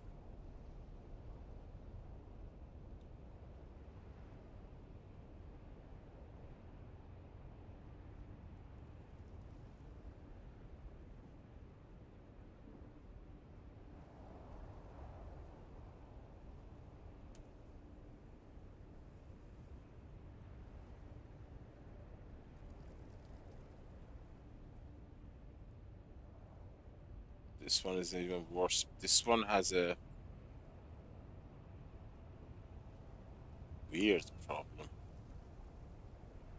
It's interesting. This one doesn't have that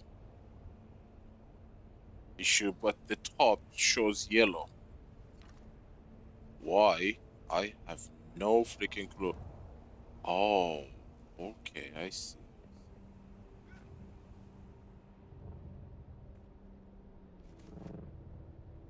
It's because it's considering this pillar to be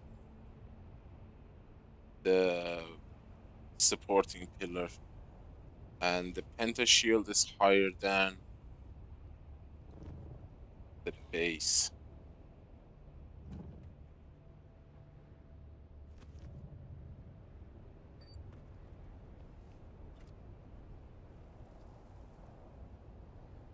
That is the case.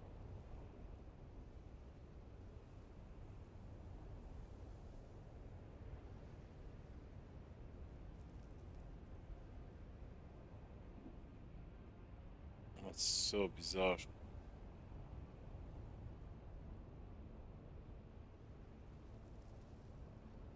This is the minimum height for it to be in the row.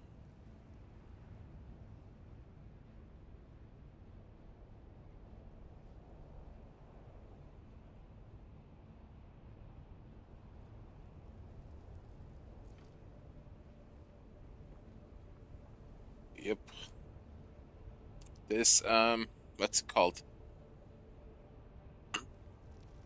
Wind trap floor that I have added is making it problematic. I forgot to take a. I think I have a base without any of this solid replicator. I forgot to pick it up. I forgot that there is such a thing as pillars. I mean,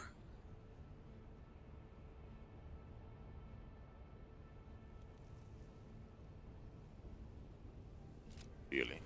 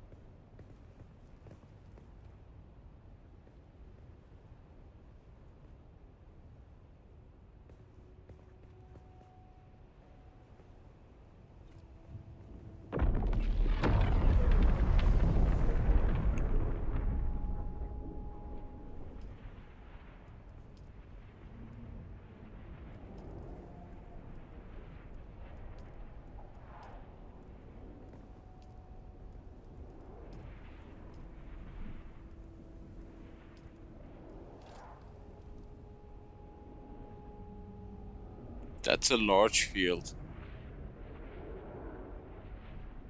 Alright, or night? No, it's a media. Lua, this week spice pillows are gonna be in front of us.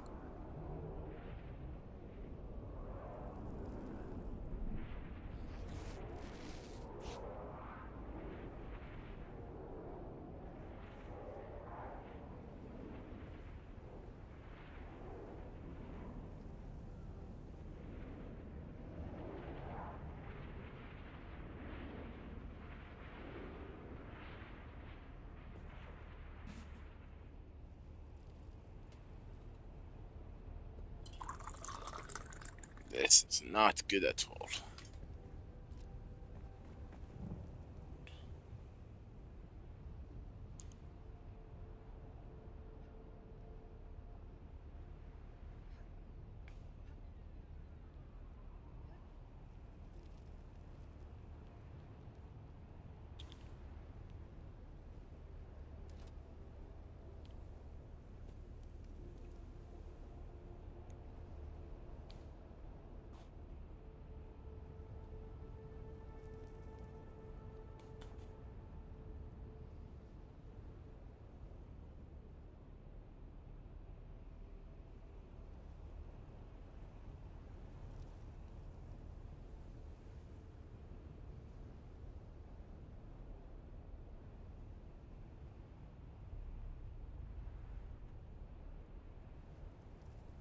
She's not gonna manage it.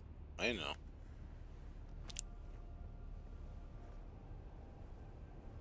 I will meditate as you ponder.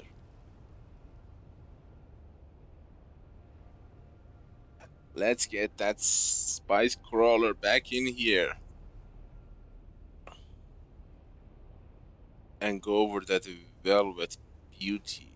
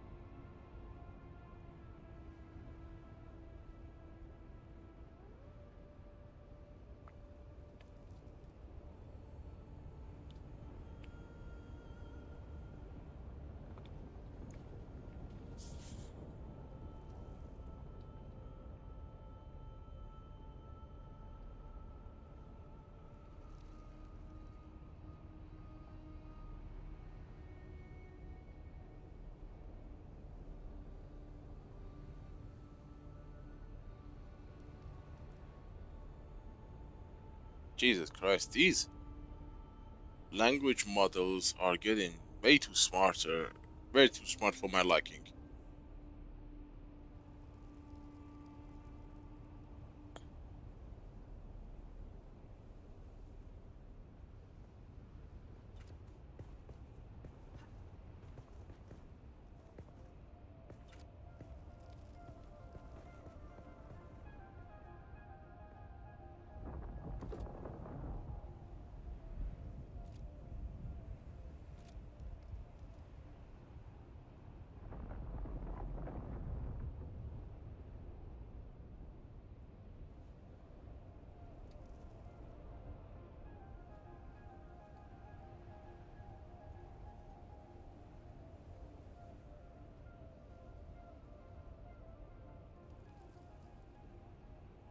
What do you mean, Mega?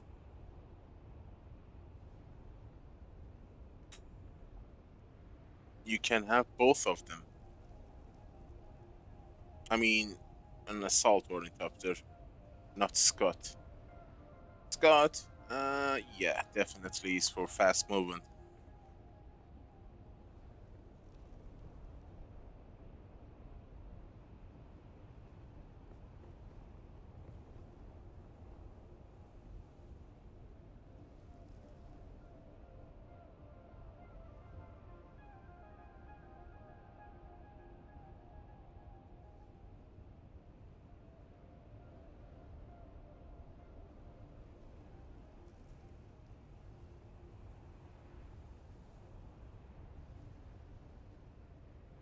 I was contemplating the color of spice, and I asked Gemini. I mean, I know it's purple, but I was thinking about, can we call it velvet?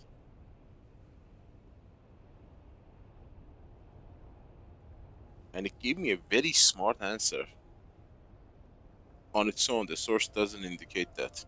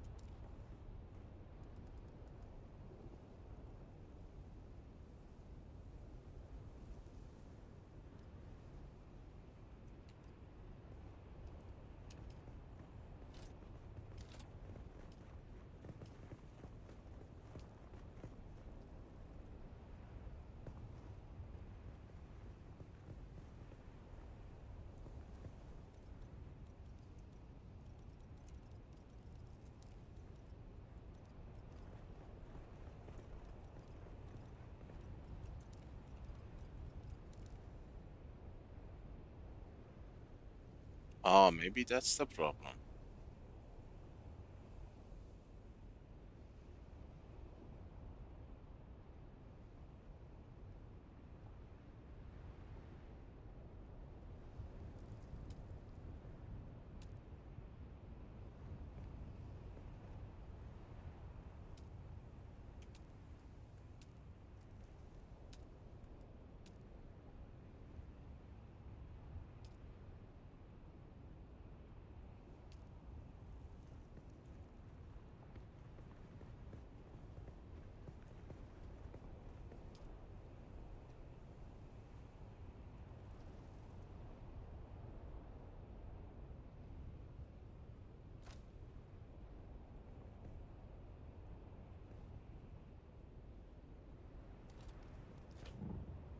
Did I build you inside it?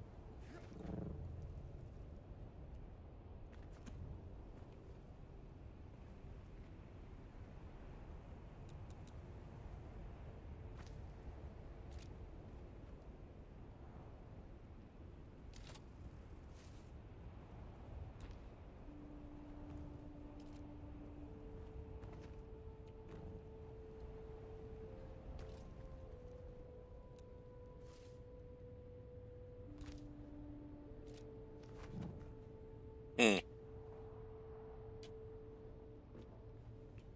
found the hack. Guys, I found the hack.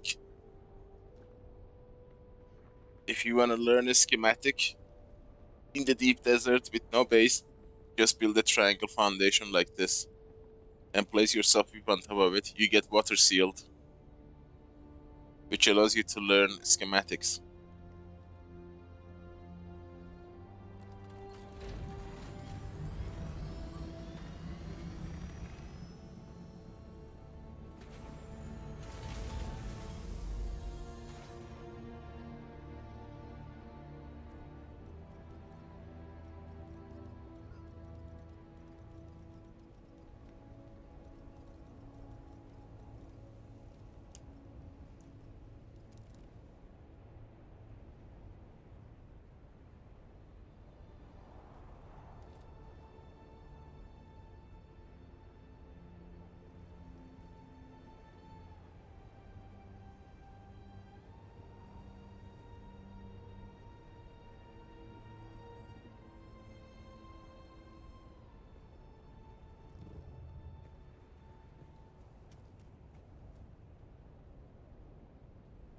Nah, you can't research the schematic inside the horny.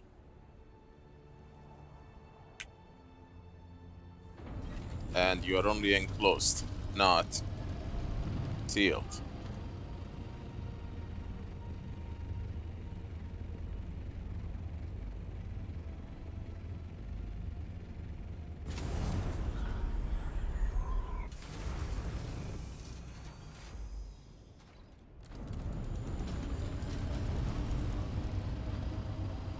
Yeah, you are right. It says water sealed.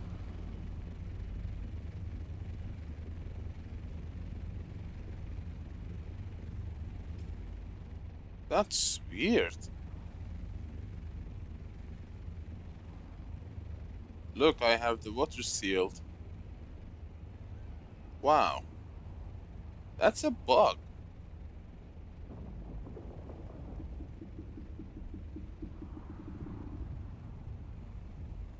I think.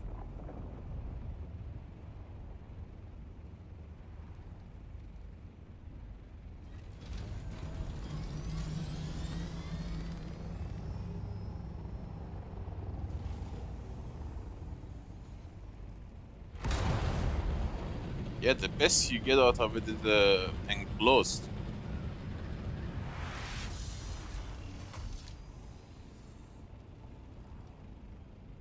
See?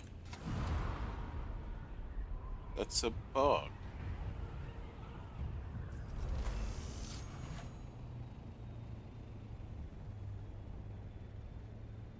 Is there condition for it to be water sealed?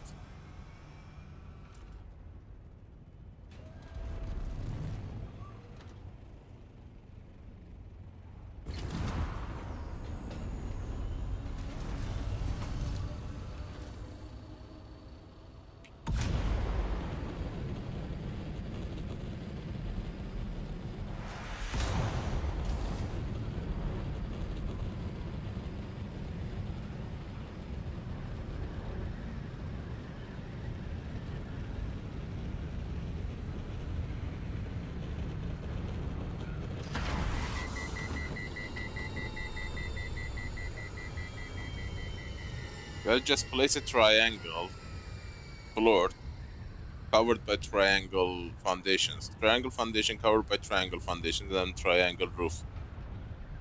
Place a subwhip in front of you, you get water sealed.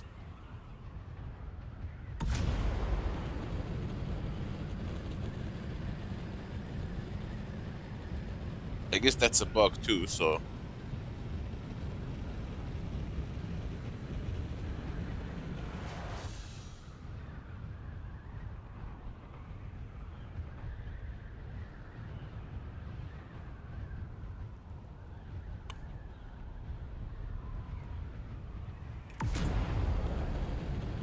Yeah, that water seal thingy seems to be conditional to your location. I can't get water sealed anywhere else. It's like the carrier, you know, sometimes when you are in carrier, At some certain places, carrier in there says sheltered.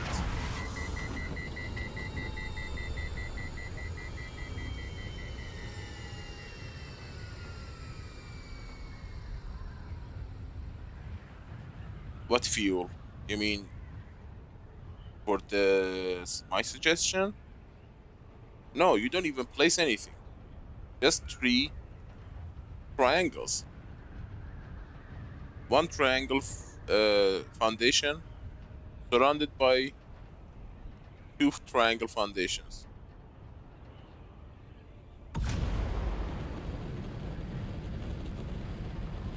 Yeah, it still has fuel. I mostly glide.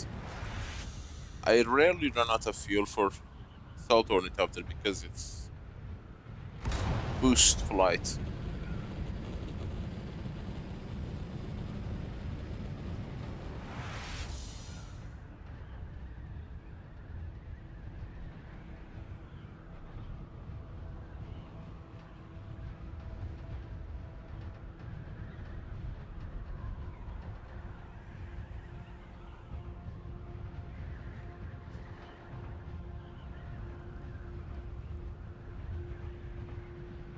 I did not know that. That's another bug. At least I built something. Mine is more legit than yours.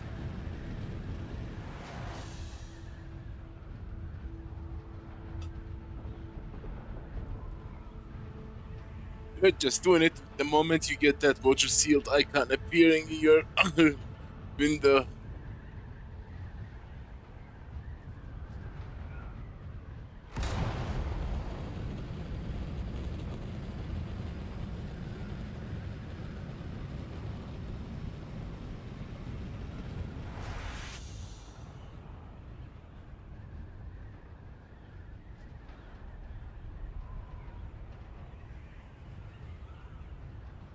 Mm-hmm.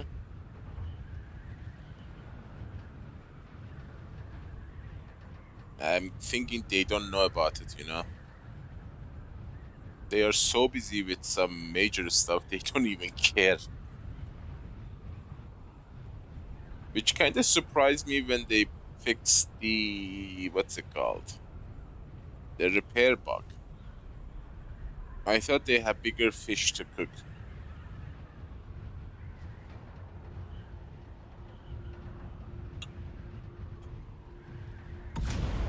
Or maybe a lot of people complained about that because it was a abuse in PvP, I guess. But that would be the same abuse for everyone. The bug was around for like 4 months, and they didn't do anything about it. Why all of a sudden they fixed it, I don't know.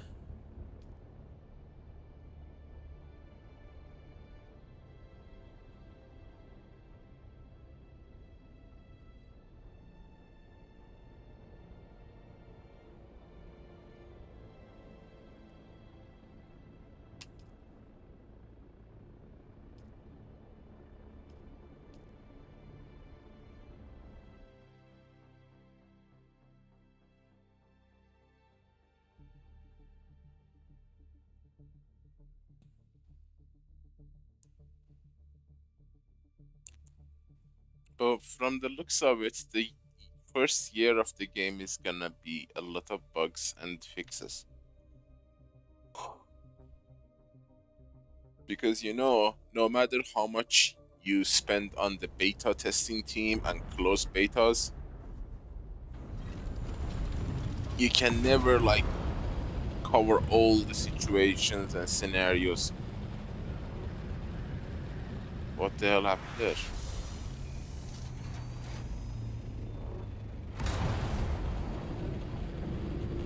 That dropped without making any sound.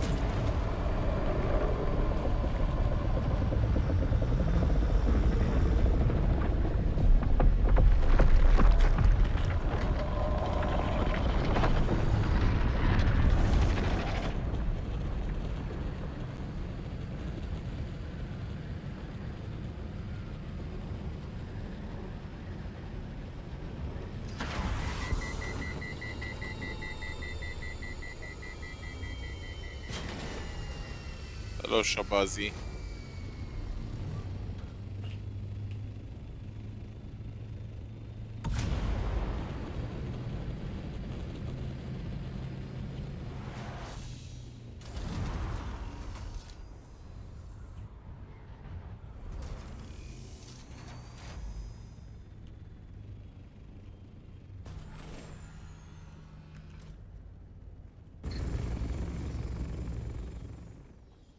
Oh, ba ba ba ba ba ba ba ba.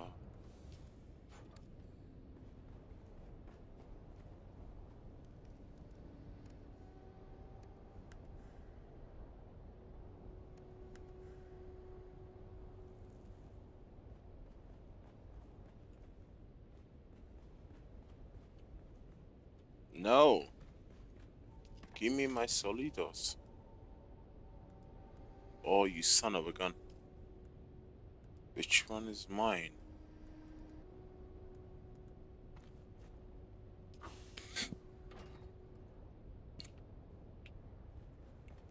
Okay. Solito, Solito, Solito.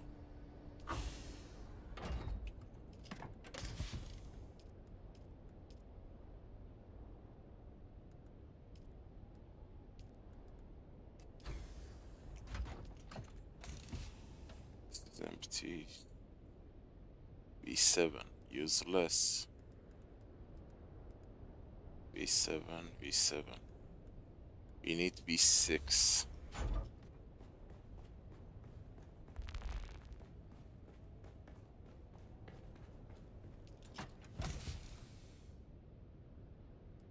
V7, V6. V3, V7 empty. V6. V6 and V7.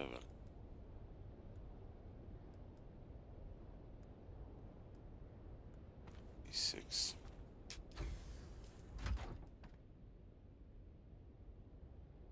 V6. V7 empty. Oh god, it has those stupid thingies. Solido, Solido. That one is empty. V6. We are going to lose that.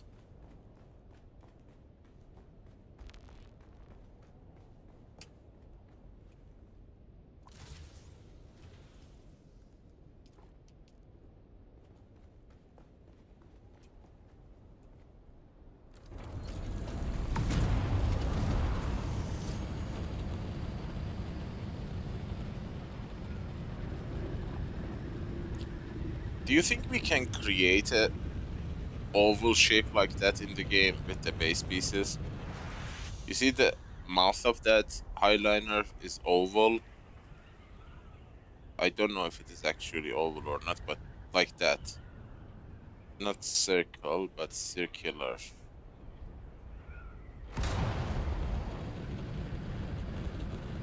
No, I have a lot of plastinium in the cargo.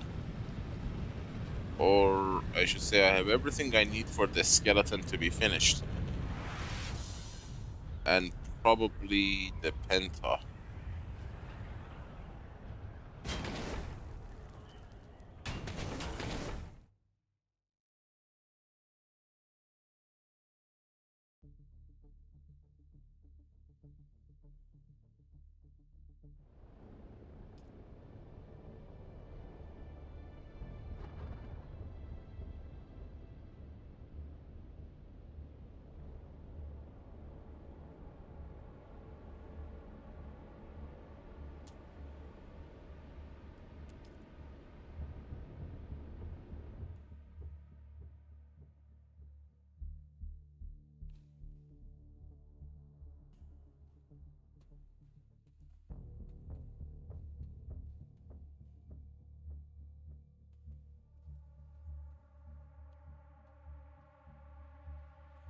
Well, I did my best to recreate that kind of shape. The game didn't allow me. You can get close to it, but you cannot like make it fully round.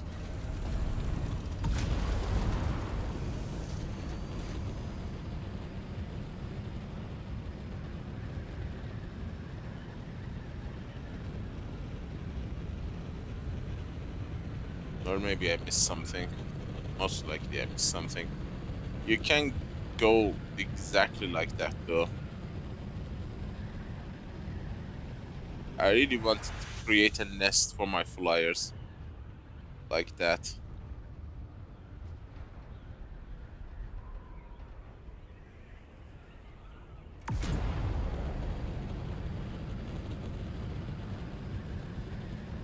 How did they build that? It is so massive, it's visible from the planet, and I feel like they have increased the size of that starliner or highliner.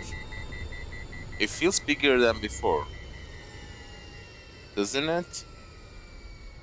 Honestly, I think they made it bigger, or I should say longer.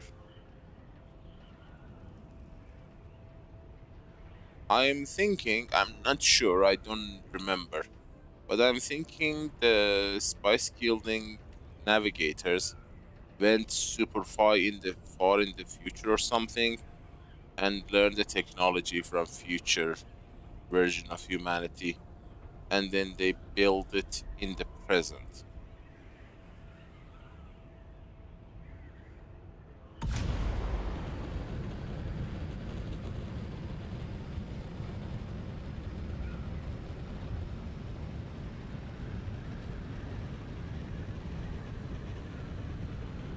You think it's because of the planet's location relative to the highliner? I thought highliner circles along the planet as the planet circles.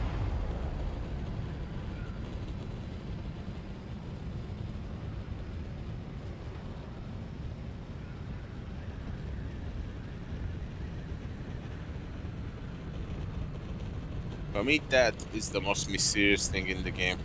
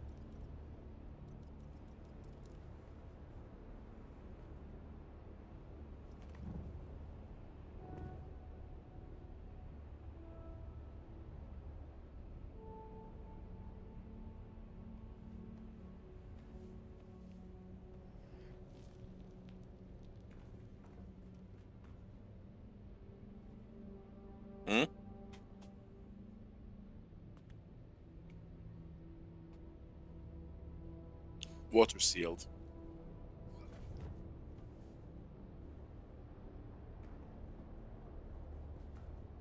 And this is how you build it. Triangle, triangle, triangle.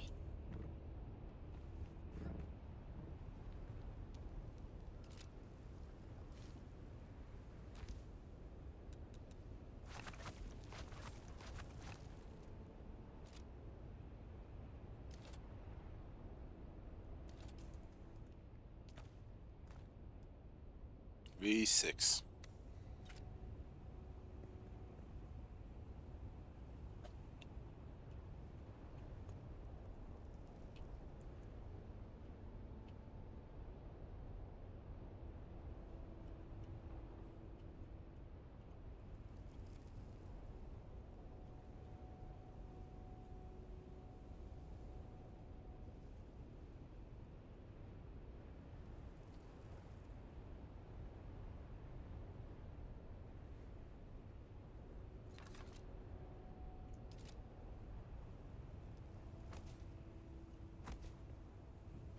How many? 3, 4.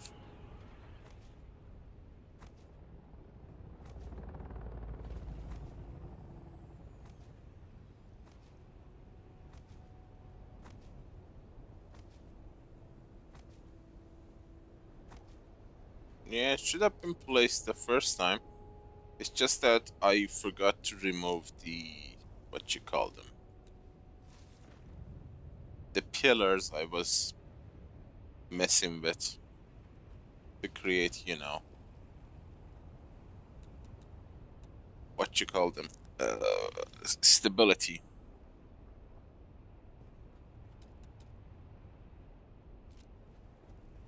Okay, I need a little bit aluminum.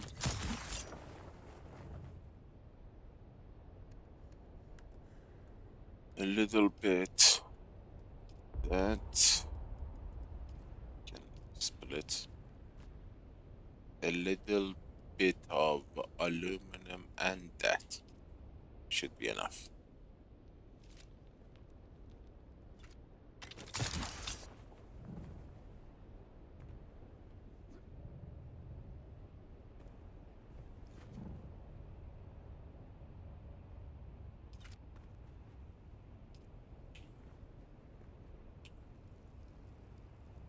But this one is empty though. I have to rebuild the interior.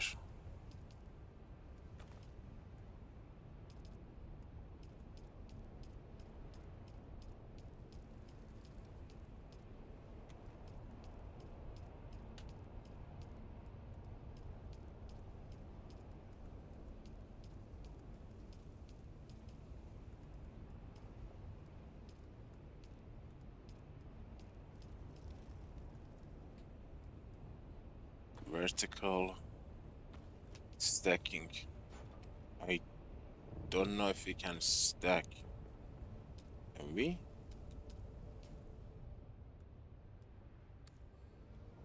Did I put the stackings into the ornery again? Huh. That's weird.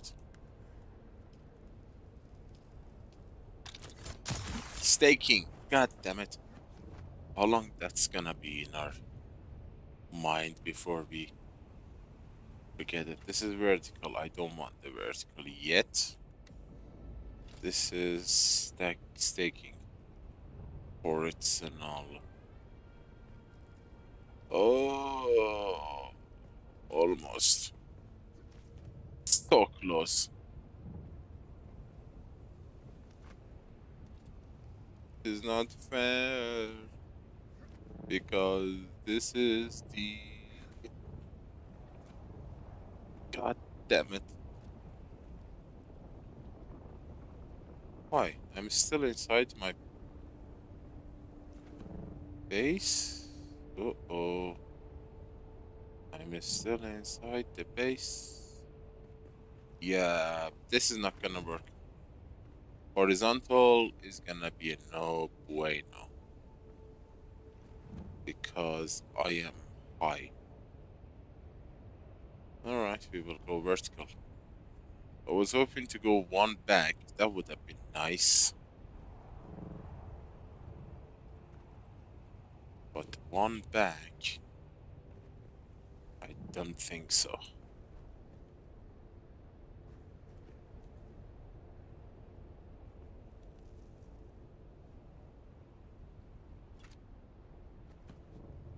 Maybe after we build stacking vertically.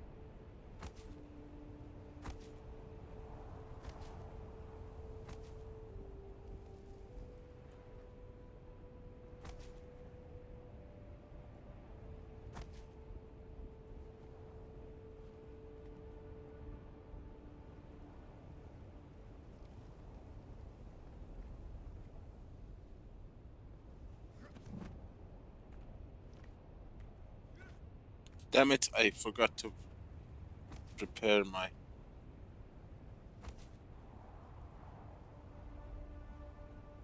I don't know, I wonder if I should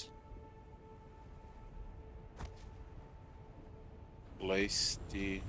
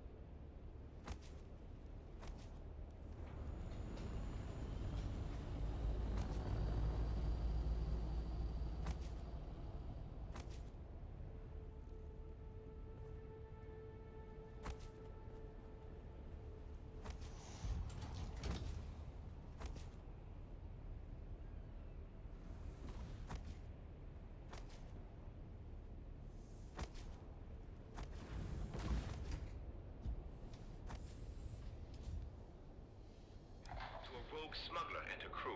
Still.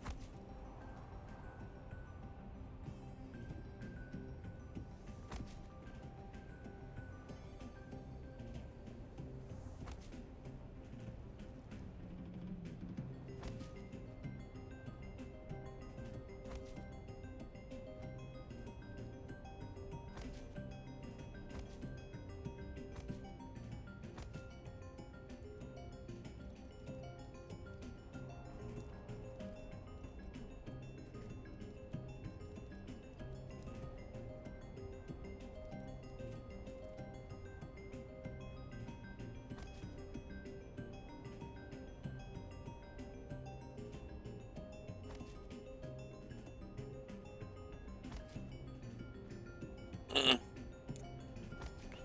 really wanted to get a version 7 for this week because I fixed the location of these water storage and pretty much everything else, so it would be, you know, less annoying when I'm building the base next week.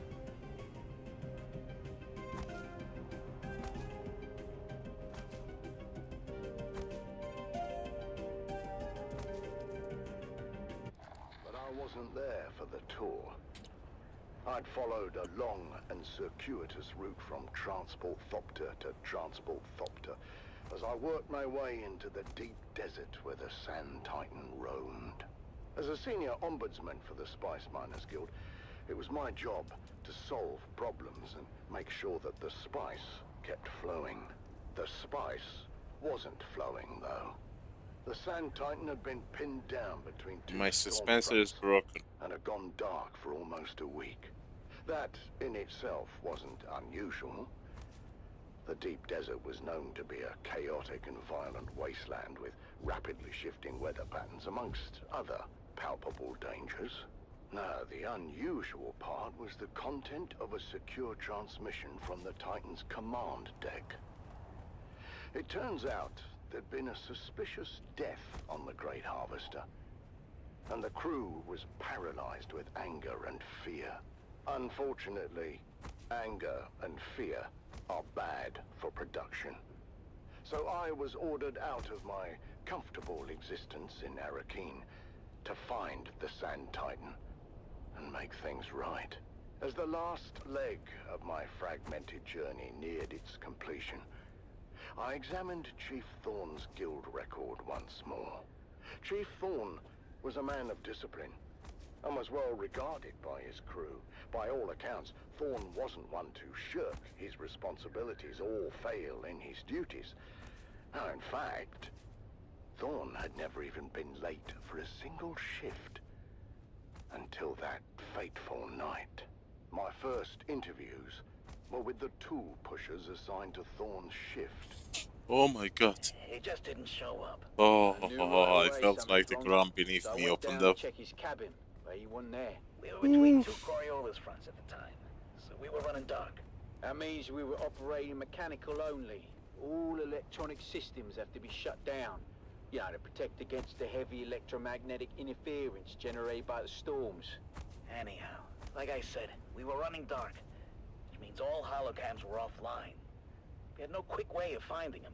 Yeah, the Titan's a massive The base is a So, respawn. what did you do? We did it the slow way. Searched everywhere from the top down. That's the command deck, the mess, the crew deck, the crew lounges, the intake deck, the processing deck, the storage racks, shaft disposal. We even suited up and checked the flight deck. No easy feat on the edge of two hard-charging Coriolis fronts. And what did you find? Nothing. No one had seen Thorne anywhere. It was like he vanished in a thin air. Hours passed as the crew's anxiety grew with each tick of the clock. Then, in the early morning light, shift supervisor Lena Orlov made a gruesome discovery. I found him. What was left of him, anyway. His body had been pulverized in the separator. I only knew it was him from the clotted top. I don't know why, but the radio station reminds me of early to late 90 cartoons, as we call them, animations And the circumstances we of watched his as a death were kids, you anything know. but clear. It has that But what might vibe have been and written off as an accident feeling. at first soon began to look more Good and times, more good times. suspicious. If I knew this is gonna be the end, I would have never grown up to be an adult. I would have remained a kid. Dead man switch to prevent this very thing from happening. I was having the time of my life. And to deliberately override that and multiple Except that other I safety hated features school. to cause this. At that Because point, teachers Captain were Andar dumb Noah, the Sand Titan's capable and leader, couldn't actually sent teach. his call for help before launching his own investigation. And among And the took crew, advantage of the fact one that name we quickly didn't know rose to better, the so surface. even if they Deckhand teach Rico gibberish, we are Ma. not gonna be able to After differentiate an between anonymous them. report, Rico had been investigated for skimming unprocessed spice, an offense that led to a heated confrontation with I have Crew thought Chief for 8 Thorne. years Tell personally, me, Tessa, and how I did have you come to put be in my the crew heart and lounge soul when into it Thorne and Rico because came of to that. blows? It was Captain Noah's Oath Day. I was passing through the lounge on my way to pick up the cake. And what did you But see when you got government-run Thorne school, and Rico going at it. Well, there was a nobody lot to of yelling at supervise. first, but it got physical quick. I mean, Rico was a big guy, but Thorne knew how to fight and laid a beating on Rico. We separated them before it got too bad, but you can see for yourself. The holocam caught the last part. You think you can humiliate me like this? I'll be shitting teeth for a month. Count yourself lucky, thief. In the What old the days, hell? They would have fed you through the mechanical separator. I have no bloody idea how that got there. I've never seen that before. The incident had been diffused, for the time being. But the tension between Thorne and Rico was palpable. Was it enough to drive Rico Ma to murder? That's what I was working to find out. I was shift supervisor in Chief Thorne's next rotation. And how would you characterize Thorne's state of mind? Thorne was worried. He didn't report the fight with Rico straight away, which is weird for such a straight arrow. What happened next? We don't know all the details, but holocam coverage tracked Rico to Thorne's cabin later the same night. And there was some kind of second altercation. Did Rico have an alibi for the time of Thorne's disappearance? No, he didn't. He claimed he was in his quarters the whole time. But the storm front had closed in and we were running dark. There was no way to confirm his location with the holocams. So, with suspicions mounting against the deckhand, Captain Noah ordered Rico Ma to the brig. And what we found next raised even more questions. What am I looking at? That's a mnemonic film wire containing a coded message to Thorne. I knew exactly what it was, but I wanted to learn what the shift supervisor knew. Far as we could tell, the code was based on old cipher used by Atreides signal intelligence. The plot was thickening. Why was Thorne receiving secret messages from the Atreides? And why was that message in Rico's possession?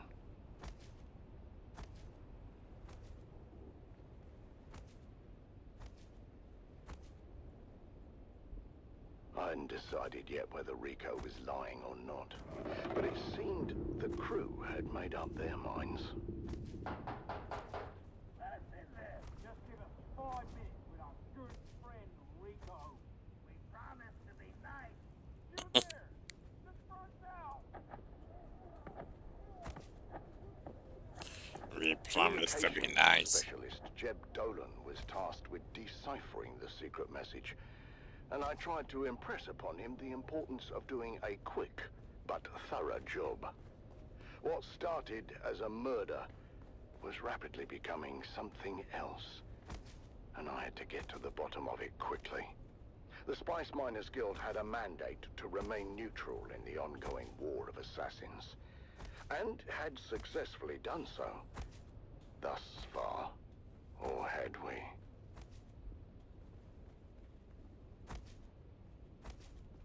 Join us again next time, as new secrets are revealed, and we dive deeper into the enigmatic death of Crew Chief Jarek Thorne.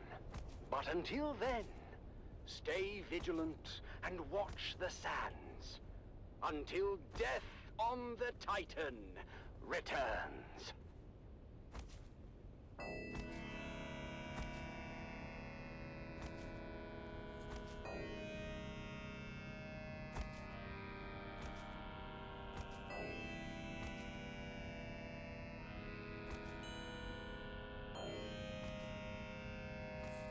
You know what's fascinating about Dune? In the lore itself, the books, the actual original thing. Nothing is real in there, yet everything is real.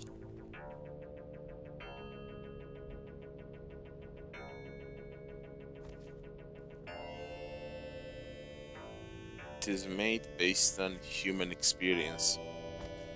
It's the story of humanity. That is how everything is real. But as for what it's portraying, it's not real. And it's not meant to be real. They're all like symbolizing and aspects.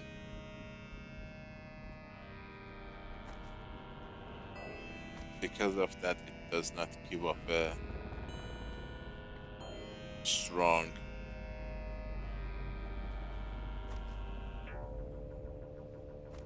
sci-fi vibe.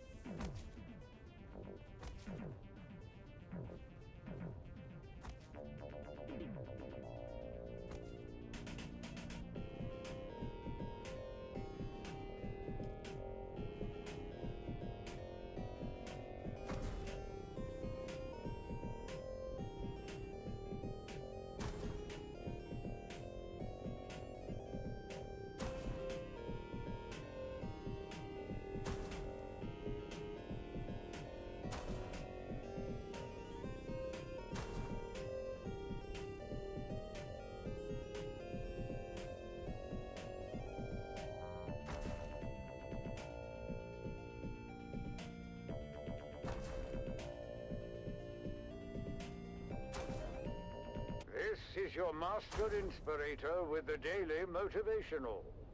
Today we must remember we don't work for recognition, Where's my sub but thief? to work worthy of recognition.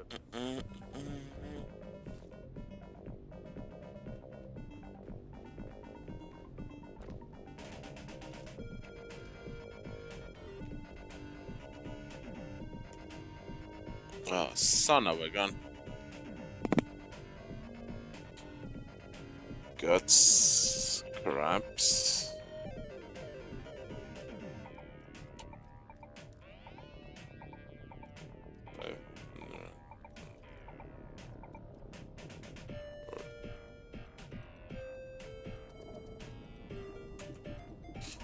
How much each one costs? 23.10. 230.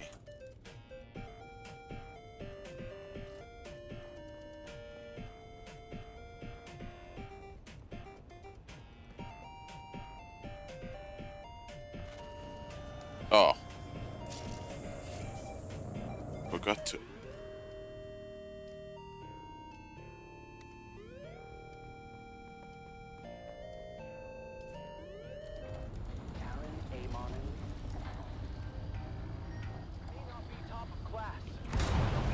By our friend, and nothing will diminish that. The day before graduation, Taryn and Lyra ventured into the lecture hall to return a borrowed tome, when something strange caught their eye. Huh. That's strange. The light's on in the Commandant's office. But we just saw the Commandant on the green. Then, who's in there? Aiden, what are you doing here? None of your business, peons. I was just leaving anyway. But Taryn had noticed that Aiden slid something under his shirt. The Commandant's code book. What about it? Aiden just put it under his shirt. We have to tell Eamon. Eamon, you won't believe what Lyra and I just saw. Aiden is a thief. He stole the Commandant's code book from his office. My older brother quizzed me before. I thought it was nonsense at the time. He was asking about a possible Harkonnen infiltrator in our aspirant class. I thought he was just giving me a hard time, but... Yes, Aiden is the infiltrator. He must be. Then what are we going to do about it? Leave that to me.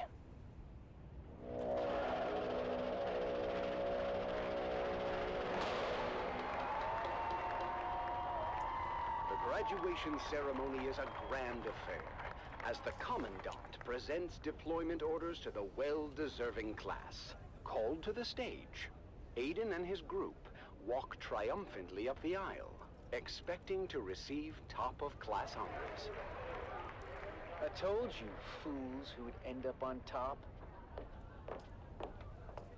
Aspirant Aiden, you and your group are hereby charged with espionage and treason against House Atreides. No, this is a misunderstanding. Unhand me! And since this is wartime, the Articles of Canley are clear on the sentence. As for the rest of you, you have all proven yourselves true warriors of House Atreides. You have earned the right to wear the Duke's coat of arms and uphold the responsibilities and traditions that come with it. Stand tall, for you are the future of our house. As Aiden and his group are led away by military police, Taryn, Aemon, and Lyra rise together with the rest of the class, proud and vindicated. We did it! We actually did it! It's not about the accolades. It's about doing what's right. And so, with hearts full of pride, I have 10 of them, Hayden. Why do I need more? Upon their young shoulders, our young guardians go forth as true soldiers of House Atreides. I guess all that's left for us to do is unseal our orders and see where we're bound. Wherever we go, I just thought we're together. Shall we open them at the same time? On 3. 3, 2, 1. Arrakis. That's it then. We're going to war. Join us next time on The Young Guardians as our heroes continue their journey, facing new challenges as they uphold the legacy of House Atreides. Until then, remember, honor and loyalty are the true marks of a warrior. What?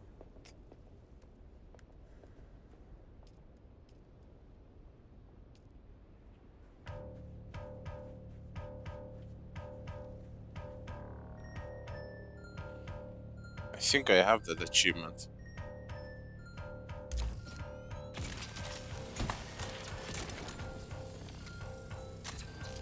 Listen to Mark 3.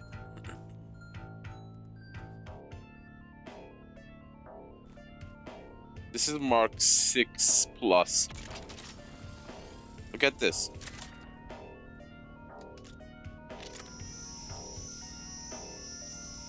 This is the only cutlery with a different sound effect. Don't know why.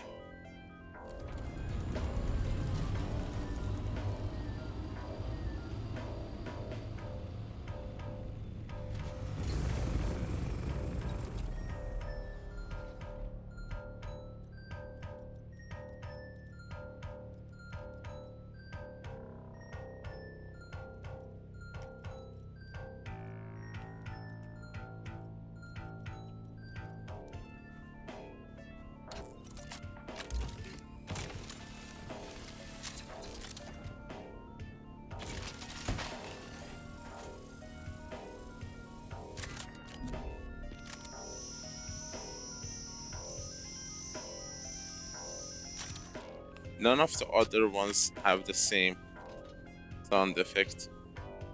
Not the schematic, not Marks 3, 4, 5, 6. It's only Mark 2. I wonder why. I wish they put it to some of the schematic versions. Like Mark 3 schematic. The ones that before they become, you know, large. These are small, handheld, and nimble. That's why I like them more than this dongle.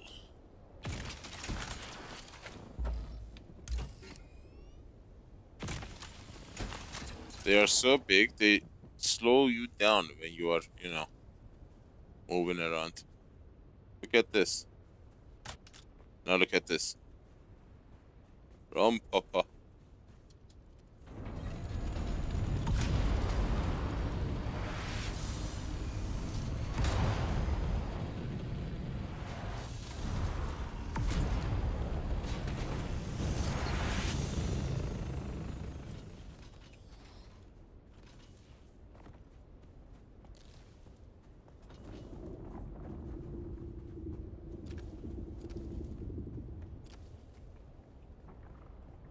I wish we had a battery here too.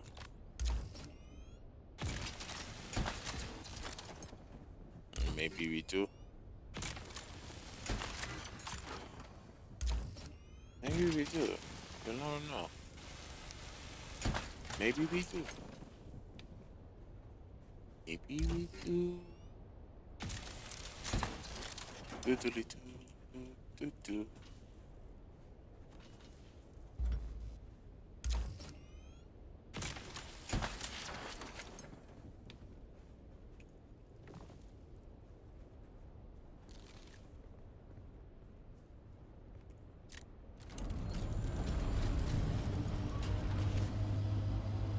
There you go.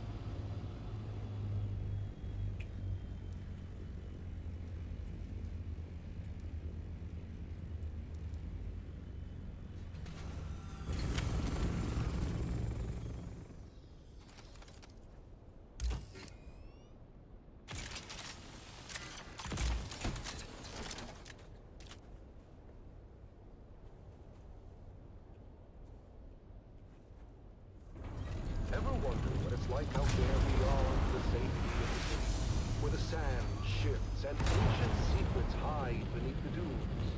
Well, let me tell you, That's a large field. than spice and sand.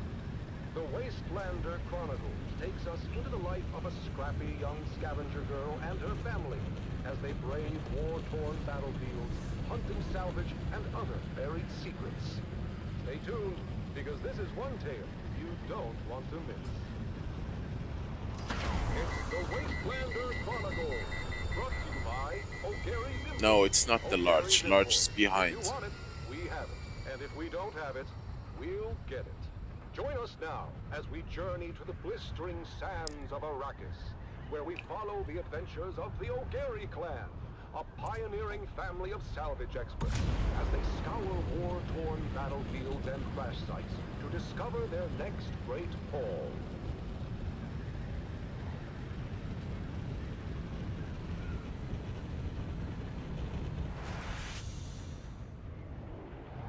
there, everyone! Welcome back to the Wastelander Chronicles. I'm your Badlands Scout, Sally O'Gary, and I've got a crazy story for you. It all started when my dad announced a surprise salvage mission.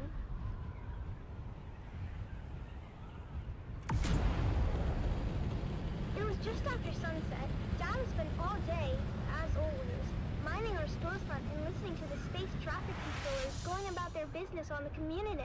I always tease Dad and ask how it is he can listen to those encrypted channels, and he just shushes me and tells me to clean my guns. But this was the day Dad's patience with extra-legal community receiver paid off. He overheard a distress call from the Leopoldus, a light freighter carrying machine parts out of Bella to Goose. Now, you might be thinking, Sally, what's so darn exciting about machine parts? But in the salvage game, we learned that a ship listing machine parts on its cargo manifest could be carrying anything from precision lasgun barrels to cybernetic eyeballs, so it's worth the trip. Of course, Dad's not the best with his numbers, so it was up to Mom to triangulate the coordinates and plot our course to the crash site in the minor Urg. As always, when we piled into Clovis, or vintage 68 Chome Landmaster, Mom reminded us of the grim dangers waiting for us in the desert. Bandits, slavers, cultists, and of course, the old man of the desert himself, the Great Sandworm. When we finally arrived at the sector our coordinates were within, we hid Clovis under a tarp and moved in on foot. As always, it was up to me and my little brother Coda to scout ahead and look for danger. Now, you might be thinking, Sally, that seems like a grown-up job. Why would you and your cute little brother be sent ahead to scout?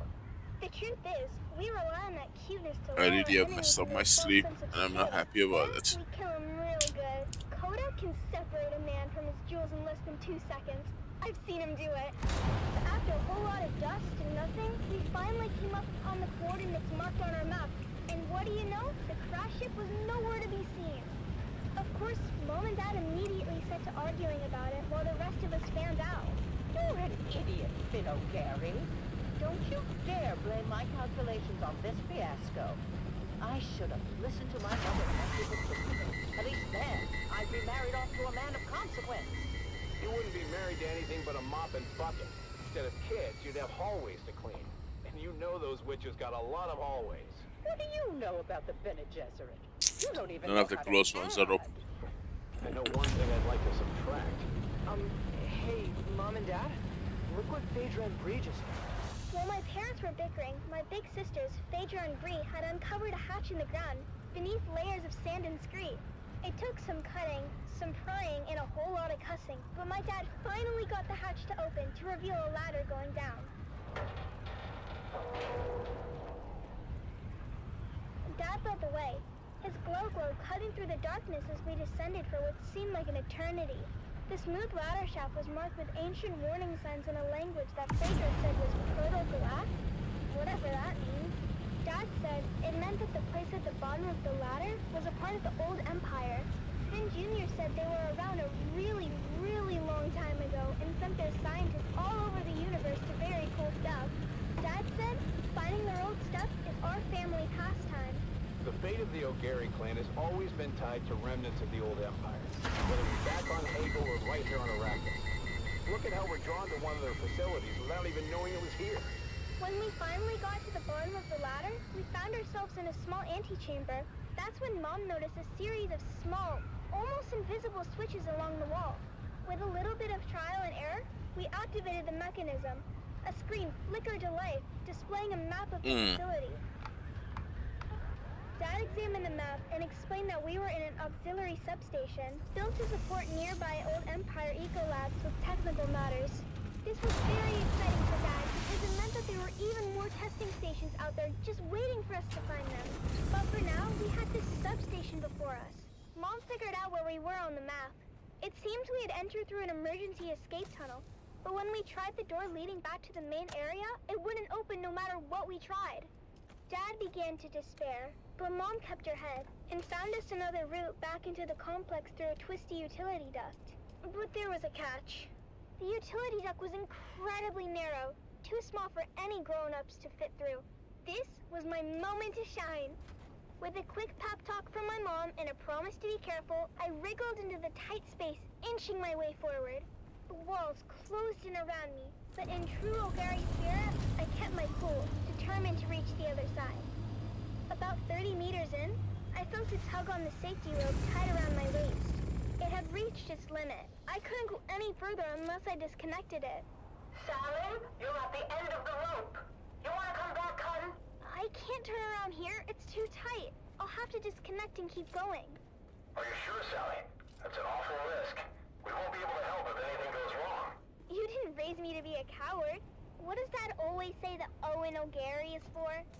Is it obnoxious?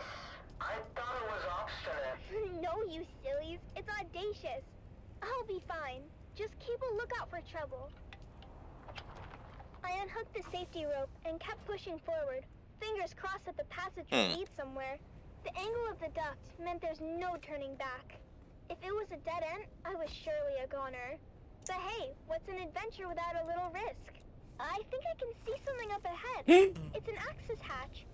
Here's hoping I can open it from inside. I made it!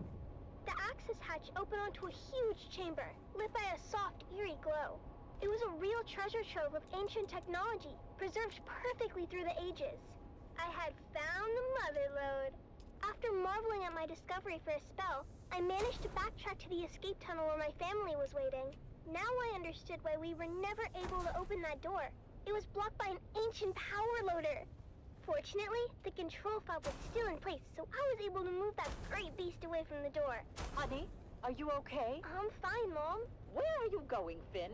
Our daughter almost died, and you're more interested in salvage. She seems fine to me. More than fine, in fact. She's spectacular. Our daughter or the power loader? Can't we be excited for both? This is a VK5000 powered work loader. The last exosuit to come off the Venhold assembly line before the company was split up into Combined Mercantile and the Fold Space Shipping Company. Do you mean... Yep. The predecessors to CHOAM and the Spacing Guild. Wow. After the excitement died down, we carefully extracted as much as we could carry, making sure to document everything for later study. It was our most successful expedition yet. Back at our shop, we spent days cataloging and cleaning our finds, preparing them for sale. And that's where you come in, dear listeners. That's right, Sally. At O'Gary's Imports, it's our Old Empire extravaganza. And you won't believe our prices. We have SD converters, we have anti-induction modules, we have cobalt-tipped frams, we have articulated John doors for men and women. Come find us on the Agora Concourse of the Grand Souk in Arakeen. Because at O'Gary's Imports, if you want it, we have it. And if we don't have it, we'll get it. Thanks, Dad. Until next time, this is your faithful 1.3 gigawatt for the pentashields alone. Check your six. And come back next time for another episode That is of the insane. Wasteland Chronicles.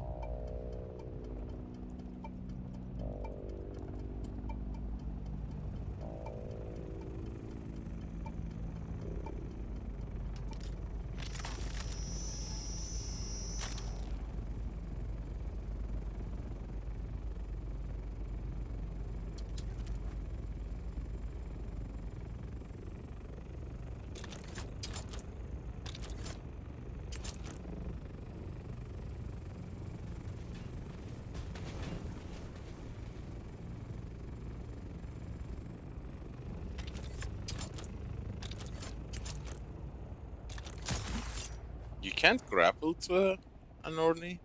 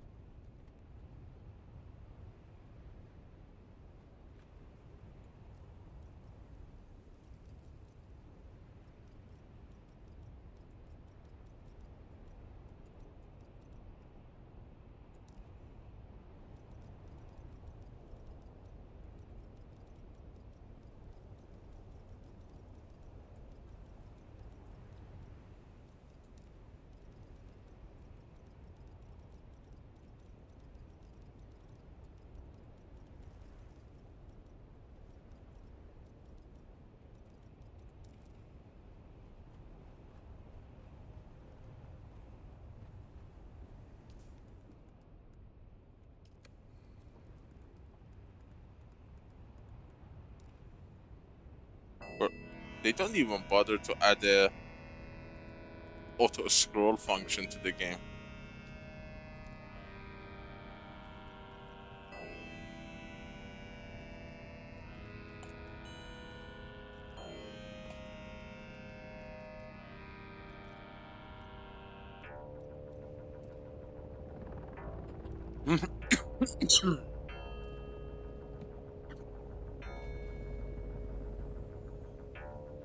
Apologies, guys.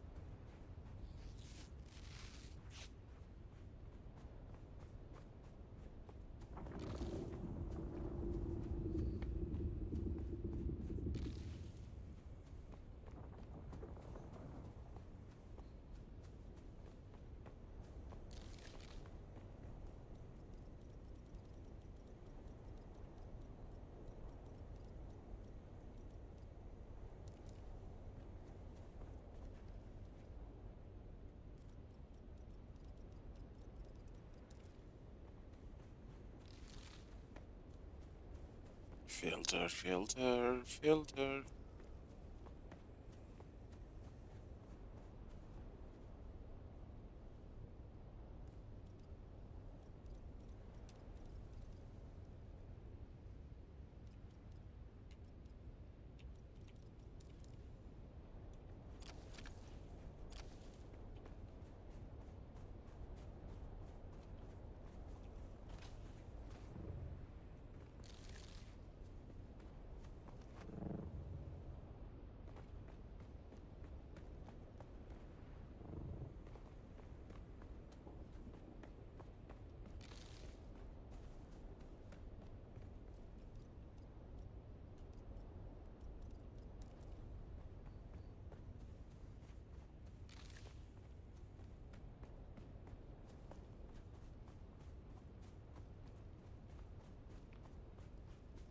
A song of two homes.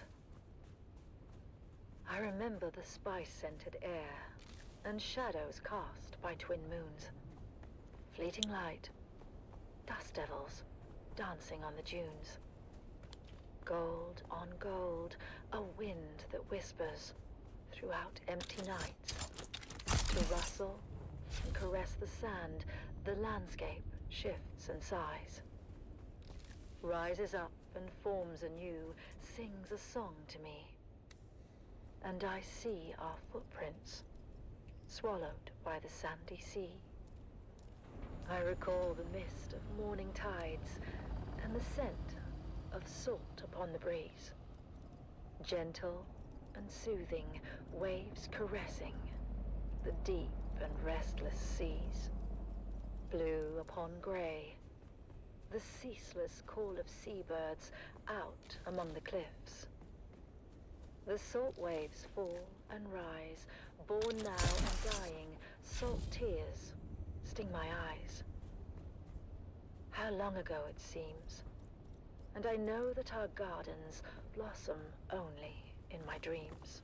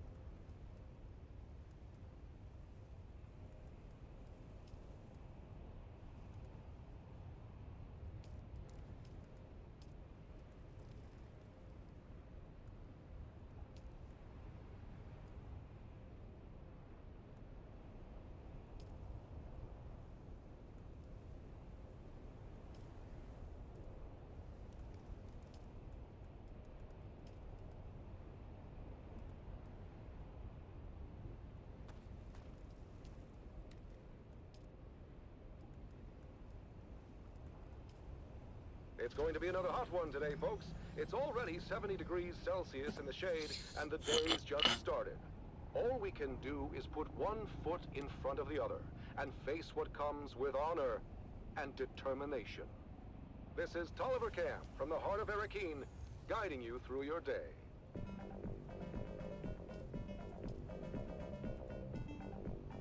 I feel like I'm already committed to this week. And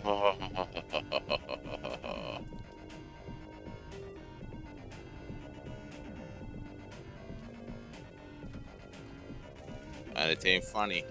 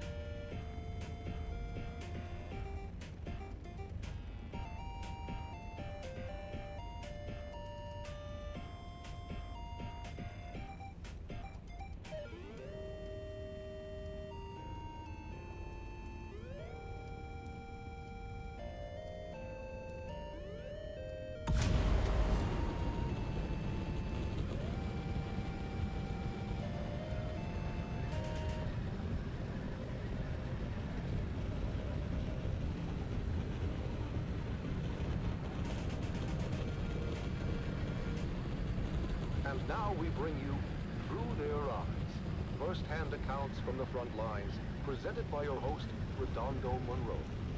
Today, in another poignant and moving episode, we delve into the heart of a mother's sacrifice and the bravery of her son, as conveyed through their personal writings.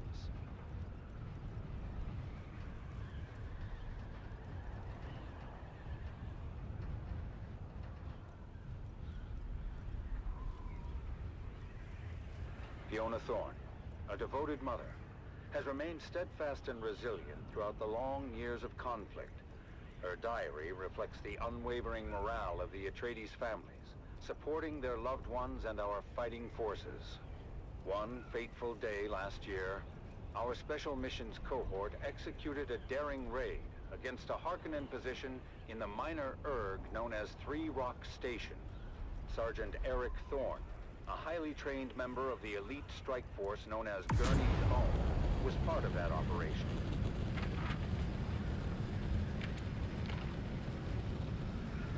Another sleepless night. The sound of the wind reminds me of the distant echoes of battle.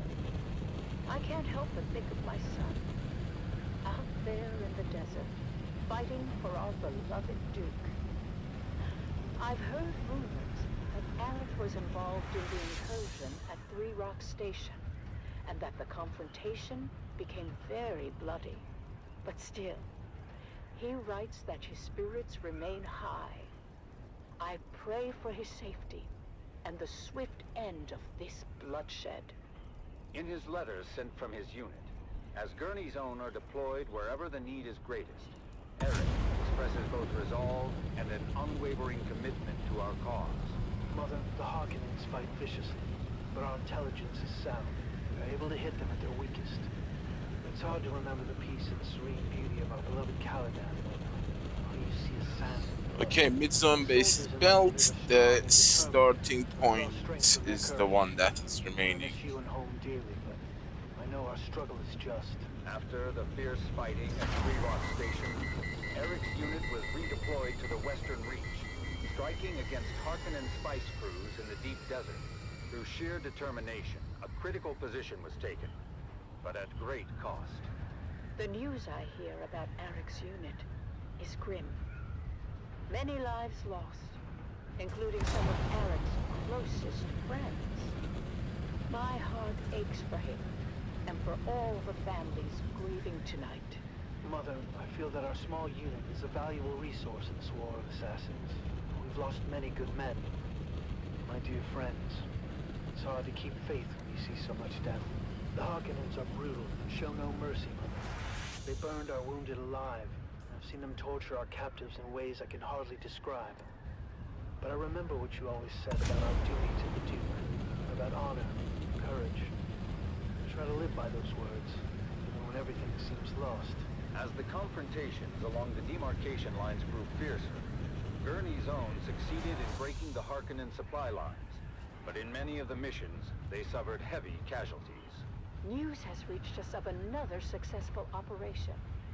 But Arek's last letter spoke of horrors I can barely fathom. I am hoping now, beyond hope, that his unit will be given reprieve, and that my son will be returned to me. But destiny willed it otherwise, and Gurney's own were deployed once again to undermine Harkonnen positions near the shield wall. From the mission camp, Eric writes, Dear Mother, I don't know when I'll be able to write again. The Harkonnen positions are strong, and however careful our planning, we are sure to sustain grave losses. But still, none of us hesitates. We fight for House Atreides, for our people. Though I must confess, even the glory of Three Rock Station feels hollow amidst the bloodshed I now have witnessed. I must tell you, Atreides operatives too have been driven to acts I thought unimaginable. And we do what we must to secure victory, but I wonder at the cost to our souls. I miss you. I fear I may never see you again. Later that same month, it was reported that Sergeant Eric Thorne was declared missing in action during a clandestine raid. His mother's heartache reminds us of the ultimate sacrifice made by so many. Arik is missing. My son, my brave boy, lost to this endless war. I am proud of him, of his courage and his honor. But I cannot help the bitterness that fills my heart. We give so much, and for what? What good is the... and the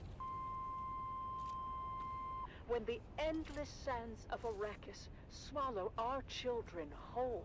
Fiona Thorne's sacrifice is a testament to the strength and resilience of House Atreides. Let us honor her and all those who endure the trials of this war, as we strive for a future where their sacrifices are not in vain.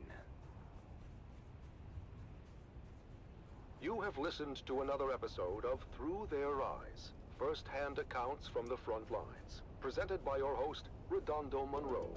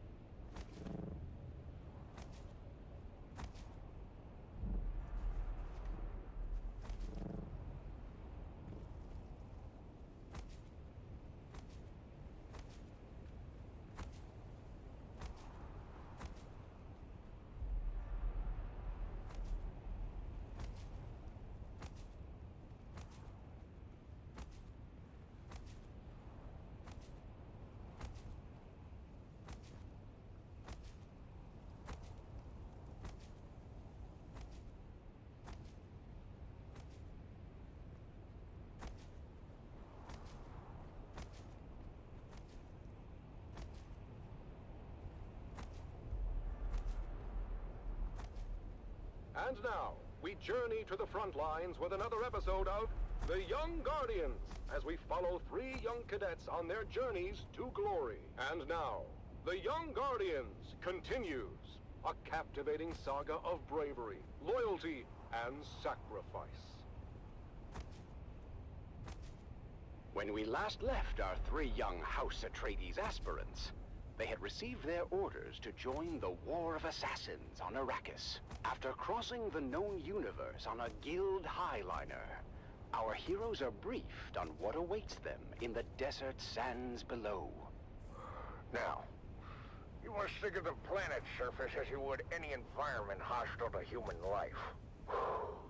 Because make no mistake, troopers, while you're there, while there's oxygen to breathe and the atmosphere won't kill you outright, everything else will.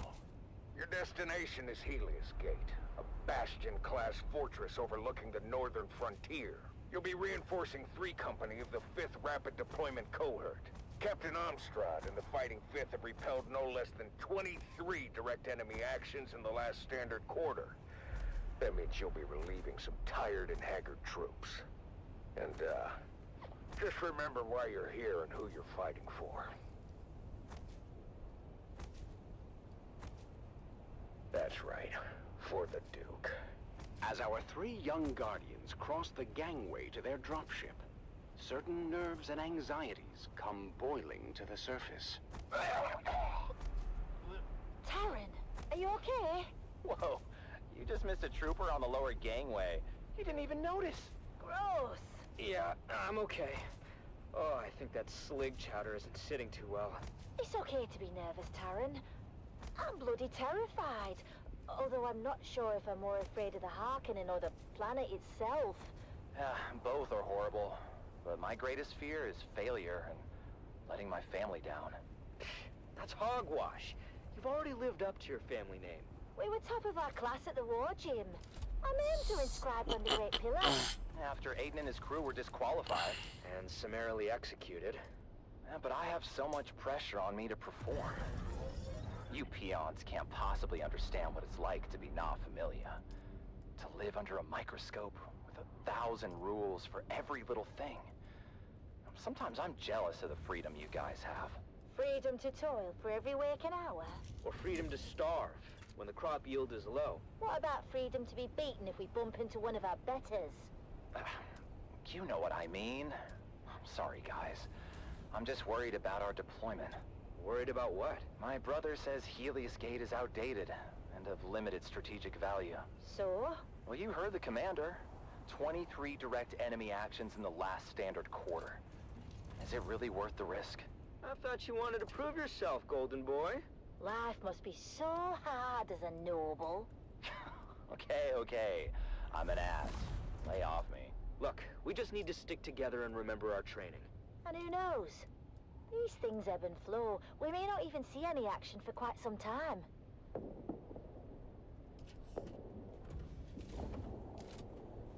As their dropship navigated the flak-filled descent corridor, our 3 guardians could see the action unfolding below. Get up, Master Dune! We are coming in hot!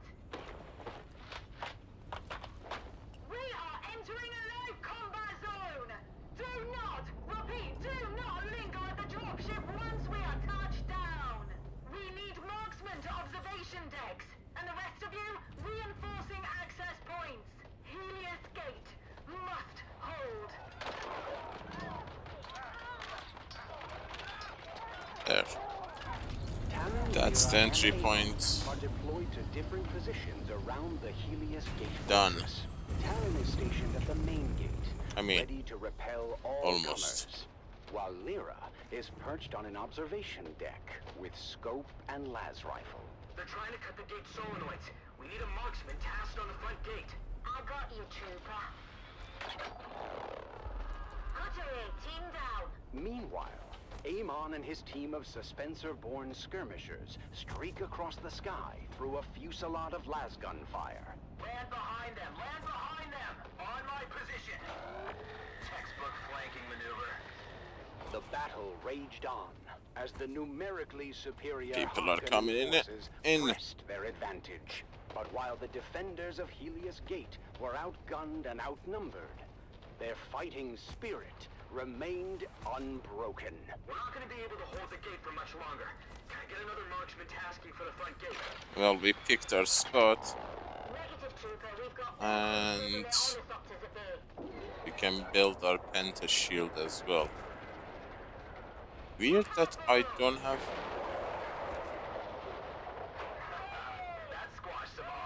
that. As day turns to night, Those two are not letting Harkonnen me. forces prepare for a final desperate assault.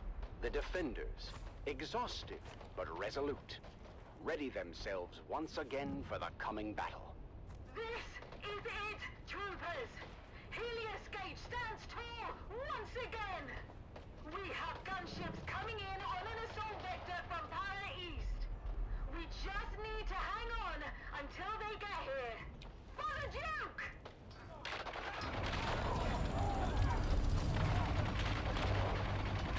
In the thick of the battle, Terran continues to defend the Now we front can gate. build the His Penta. strength and determination Calibrated an server. inspiration to those around him.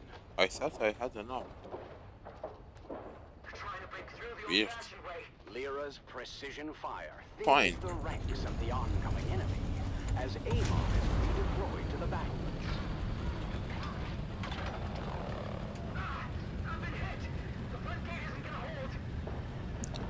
Okay, entry and the main base skeleton is done. Terran finds himself in Let's see what happens next. We have our bases set up. Nothing inside them, just a skelly. So if you want to commit, we can bring 3 load of what you call them, brawler. But first we need to haul that amount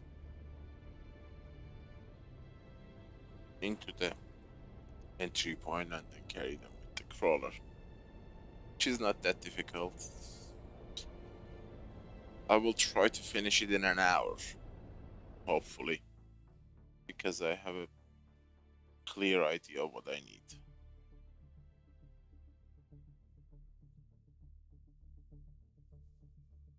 Seriously, the day developers give us that carrier storage is gonna make life infinitely easier in Dune Awakening.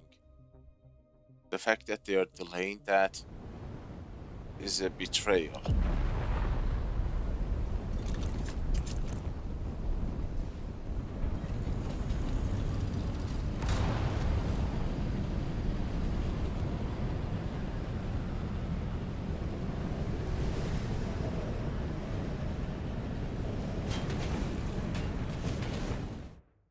Hey Lua, going pretty well. Built the main base in the deep desert and the entry base. The skeletons are done. Now, if we want to commit, we only need to bring in the rest. It's a very satisfying feeling if you don't have to go back and forth all the time. I'm telling you guys, 2 hours. Total of 2 hours to get your bases fully up and running and functional. If you can bring the entire required material in a single container, and another 2 hours to take them out. It's still long, but it is a lot shorter than 7, 8, 9 hours. And I'm talking about a base, my base size, not a tiny box. So my base, maximum 2 hours. I mean, I do tend to fiddle around the base. But if I like go for full laser focus on building the base and bringing it up to full functionality, 1 hour for both entry and the main deep desert one, the middle one.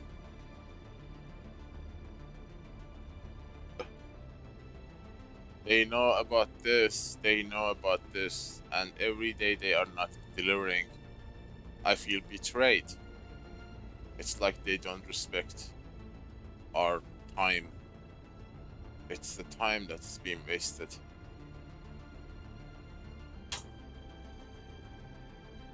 I like building, you know? I like building the base and tweaking it, revising it, and creating a different iteration of the previous week's build.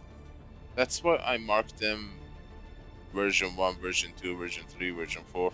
I have gone 7 versions so far. This week is gonna be the 8th. Just to make it more efficient and slim.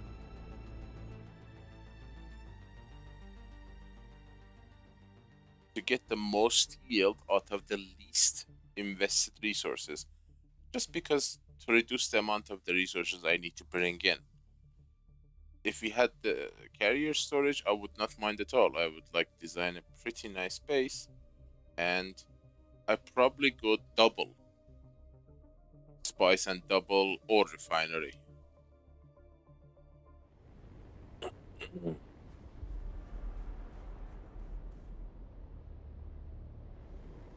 Care to give us the biggest reason?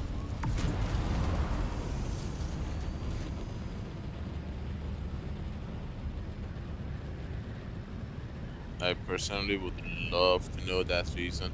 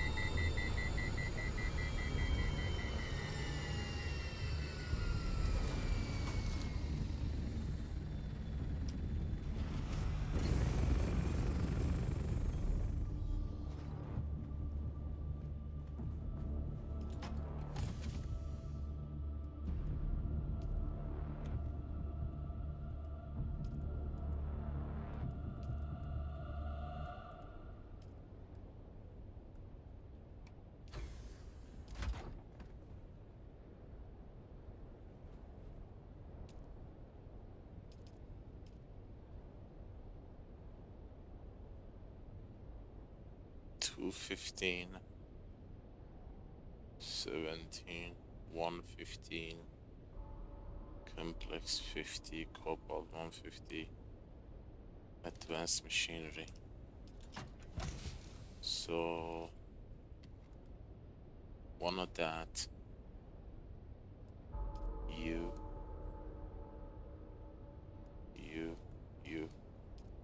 you two, you.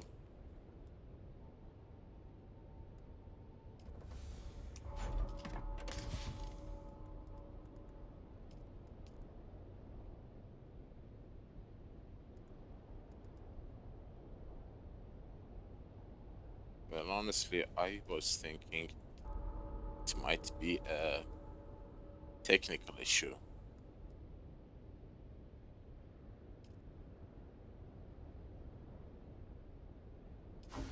Like server programming, coding, or something like that.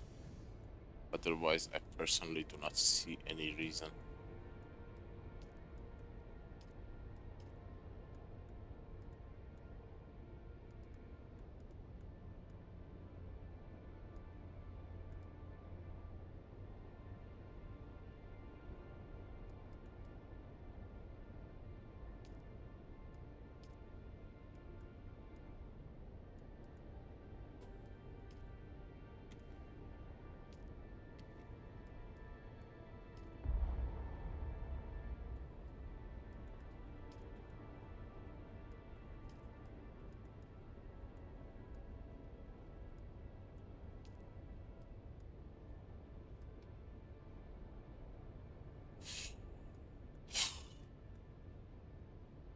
North America is about to be wiped. I thought you were already out. Good God. Move that ass. What are you delaying for? Jeez, bejeez. Low poke. South America. I'm sorry. My bad. South America. Well, South vibes. You know, sooner than North, which is, I thought it was other way around.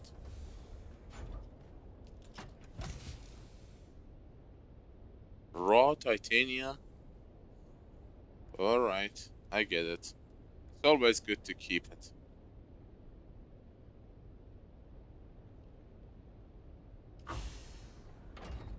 Vladimir, I just got the bases built and I'm done for today. Because if I keep going, I'm gonna burn myself out like crazy. So, yeah. I'm just putting the necessary items I'm gonna need in the Orny and my inventory, so, you know, I will go directly back to the DD. 87. 400. 400. 400.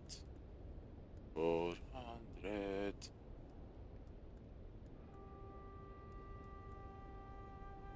Hey Hayden, I hope you're safe and sound and you took everything you needed out of the deep desert. And it is always my privilege and pleasure, guys, to be with you. It is making everything extremely easier, and I am so lucky to have you guys with me. Honestly, if I was doing this alone, all by myself, I would have lost my freaking brain. And you know why? I mean, look how much I'm bowling every week.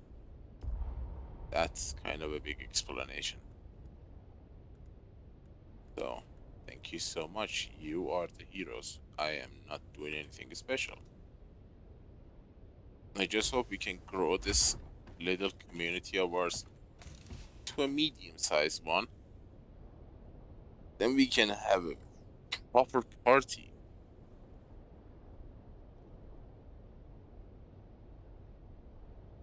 If we hit, right now we are about to hit 300 subs on YouTube. If we can hit it to 500, we will have more online players to, you know, be a part of conversation. The more the merrier, you know. When it comes to games like this, someone might know something that we don't. And that's super helpful. I have learned so much tricks from you guys about base buildings and resource management.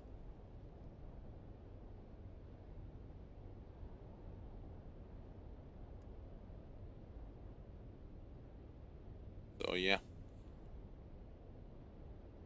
Well, Twitch and Kick are almost about to hit 200 followers. That's gonna be nice. But my long-term plan is for 1000 on all platforms. Or at least Twitch and YouTube. I haven't studied Kick's requirements. You know, I didn't know, but apparently there are certain milestones on YouTube and Twitch that get unlocked. YouTube doesn't tell you what they are. They don't show you the requirements for them, but they just get unlocked. Hey, you good squad. Hi, how are you? Good to see you back. Long time no see. Did you get out of the deep desert safe and sound, hopefully?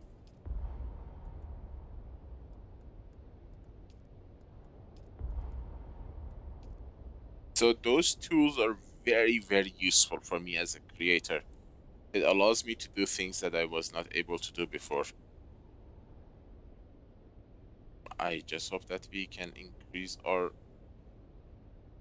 army size, get those tools unlocked, so I can do what I do better, you know, and provide an even cooler output of an stream for you guys. I am doing very good. Thank you for asking. I managed to finish and wrap up my base in the deep desert and also take it out of the deep desert. And the cherry on top was that I managed to rebuild the skeletons of the deep desert buildings. So things are looking up. If you guys are not needed.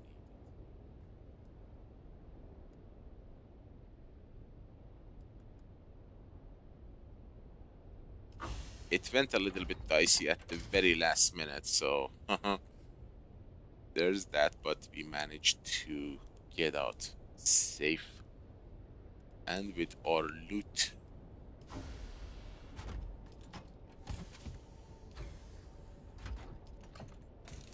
I would be so upset if we couldn't, you know, extract that last 1500 plastinium. That would be so upsetting.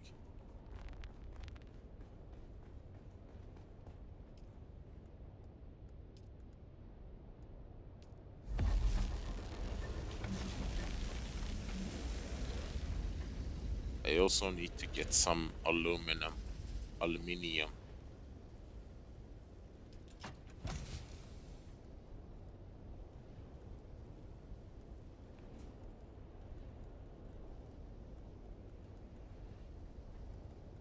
I need to...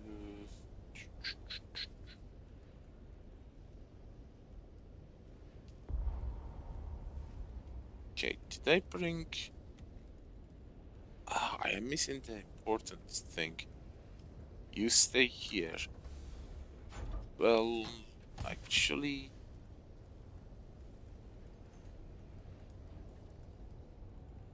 Yowza. You know...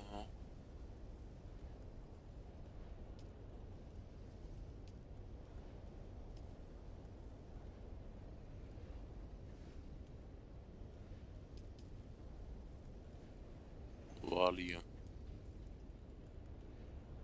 You stay as well. Can I get one stack of plastinium, maybe? Plaston.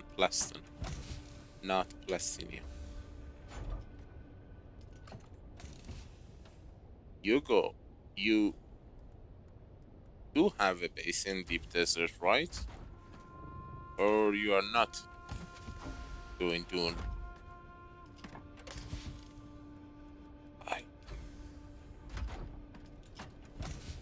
I have a lot of plaston. Where are they? I'm getting pissed at this spice residue.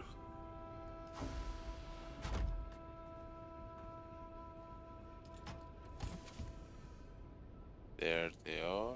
Tacorni. At least get 500. Come on.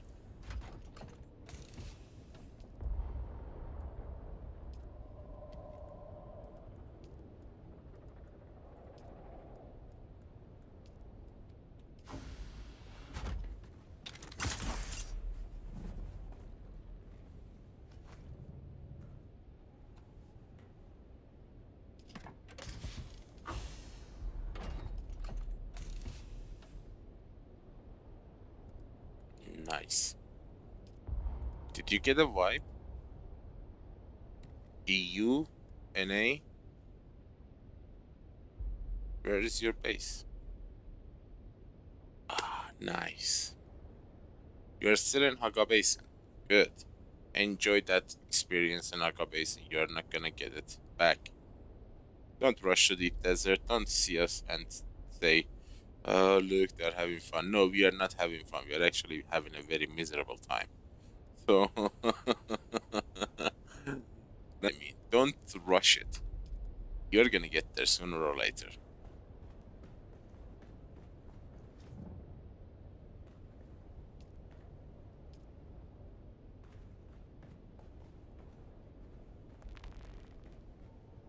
Oops, I got internet speed spike. It's working fine now, good. I can take one more thing with me. I'm probably gonna take this thing. And vertical. Vertical. I don't have any more vertical. Let's build one. Or two. Or three.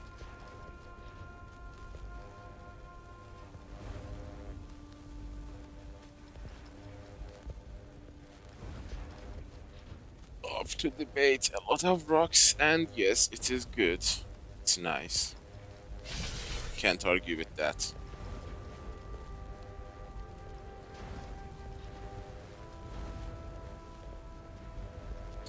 And I have made enough filter for this week as well.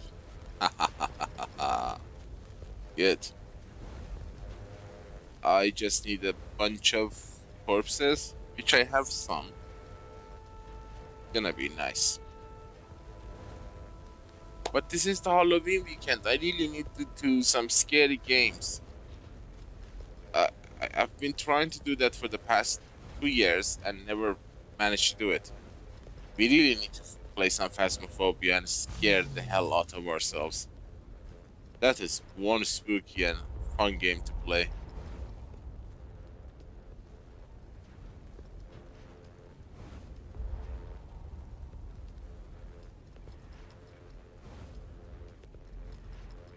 Especially if you have a new player with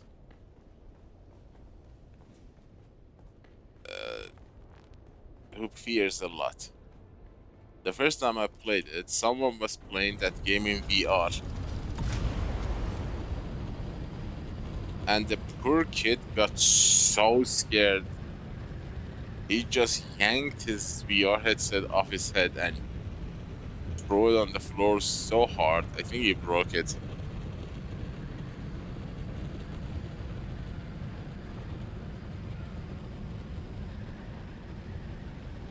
I want to test my viewers to see who's scared more.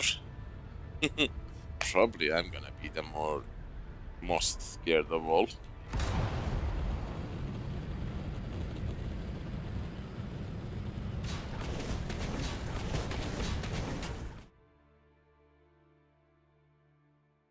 Trick or treat. Mofo. Get my Hershey candies ready, guys.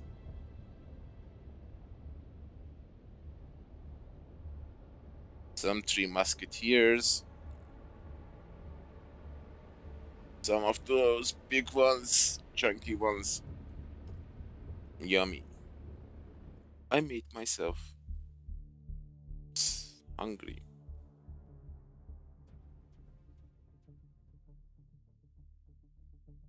Sneakers are not bad too, but I don't know why, but I always felt sneaker is not a Halloween candy.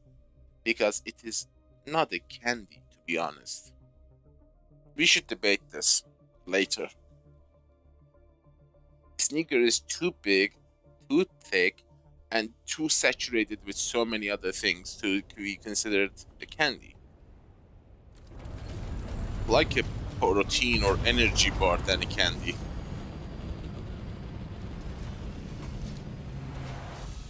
You think you're tough, huh? You built your base, huh? You think you're tough? You think you're tough? Screw your base. Mine is gonna be cooler.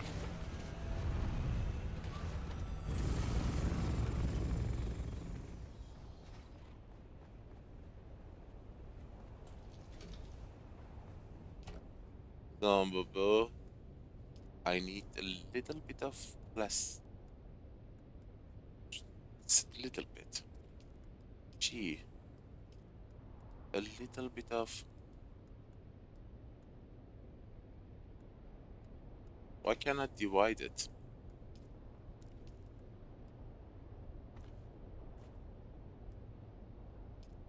That's enough. Now we can build the. Oops.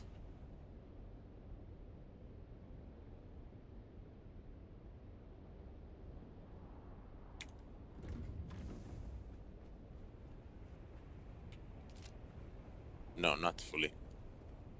He's copying my build. Because he was here last week as well. And he built next to me. His base was not this way last week. Now he's copying my design this week. Which is okay. I don't mind.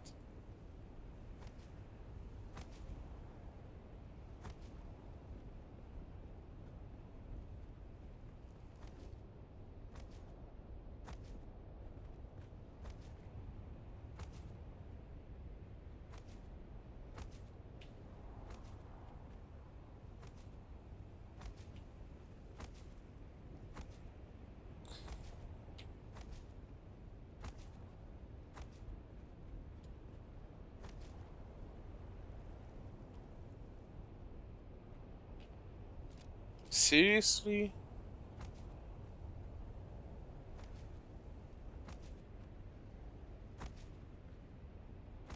I swear for a moment I thought that it ran out of Plastone, and I'm thinking I did bring a metric ton.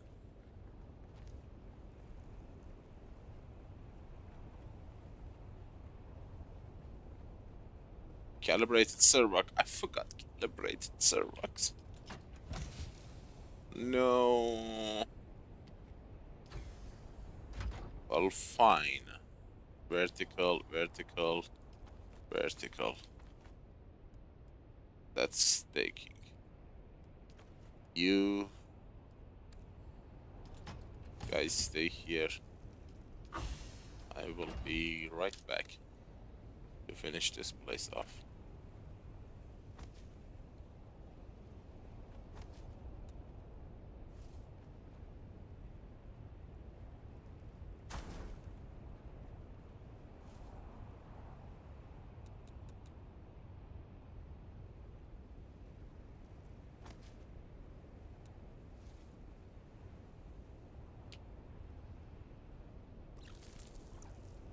Hello, Madib. How's everything? Enjoying the life? And I need to bring batteries as well. Or fuel cells.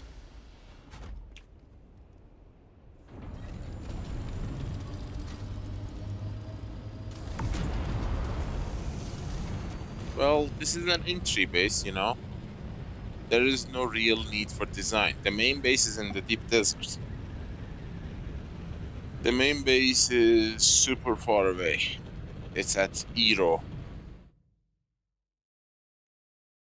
You should come check it out tomorrow when it's fully functional.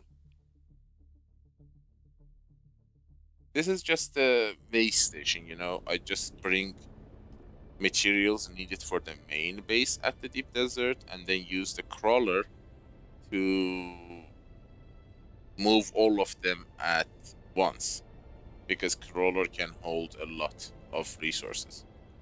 So instead of using the salt ornithopter, I bring them with the salt between the Hagos Basin and Deep Desert from my base to the entry point, load them up to my crawler, and then you know,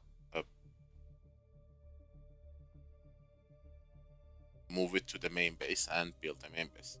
And when we need to exit the deep desert, repeat the same process, which it saves an enormous amount of time.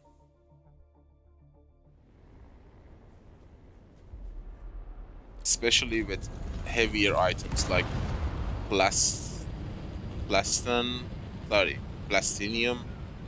spice,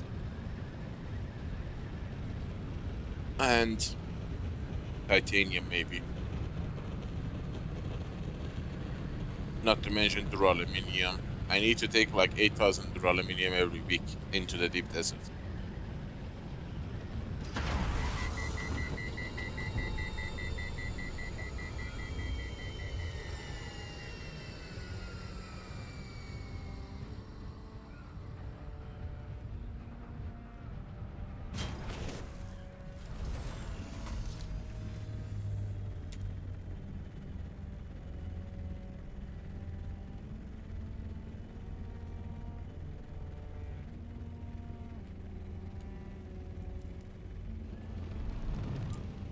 Damn it.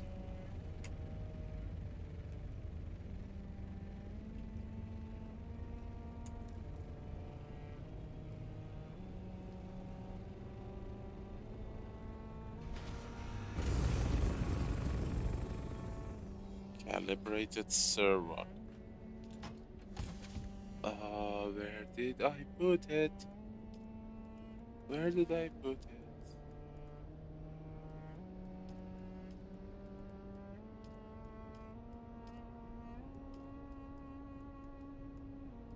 Calibrated server. Calibrated server.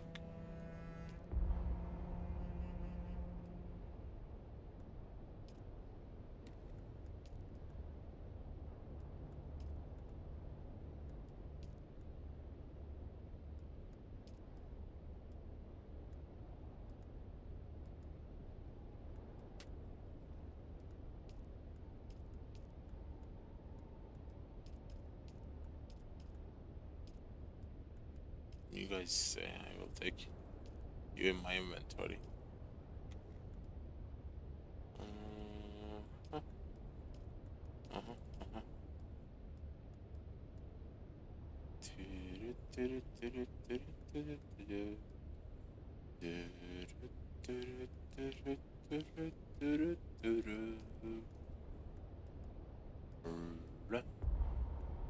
There's that.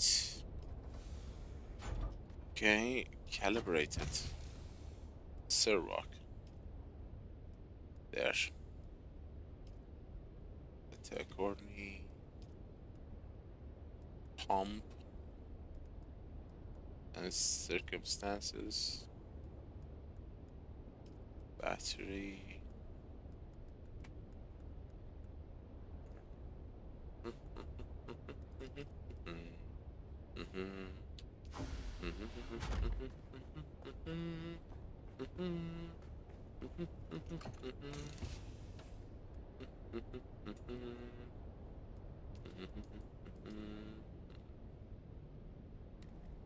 Can I take that 87? Nice. Courtney, you take that, take that.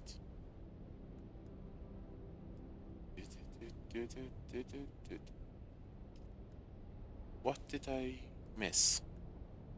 Calibrated rock and some batteries.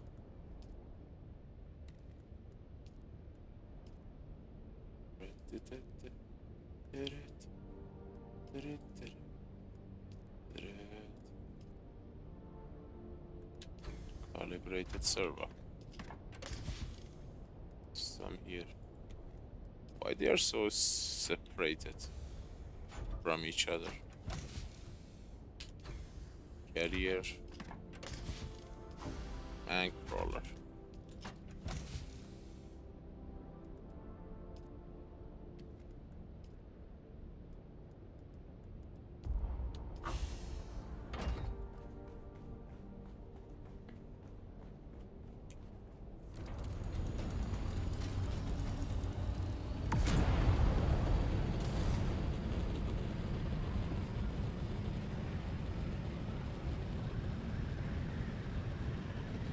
God damn, this game is a time vacuum.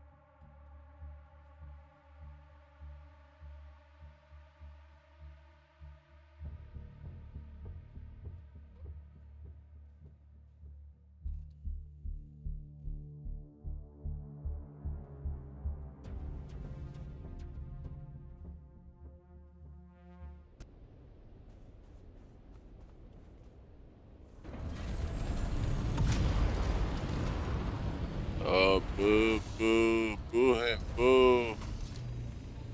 He has used one side with the wall. Harkonnen scum. Yeah, that takes bows to build a full pinto shield, my friends.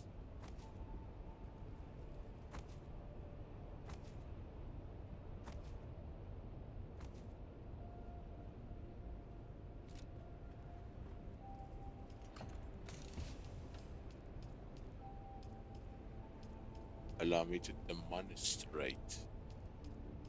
Dominican-straight.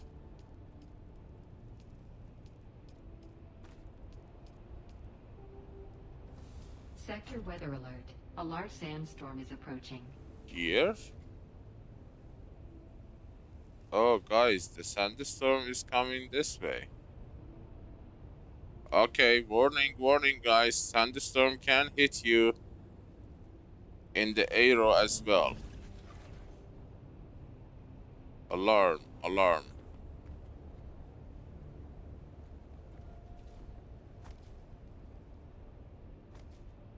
I forgot batteries, damn it.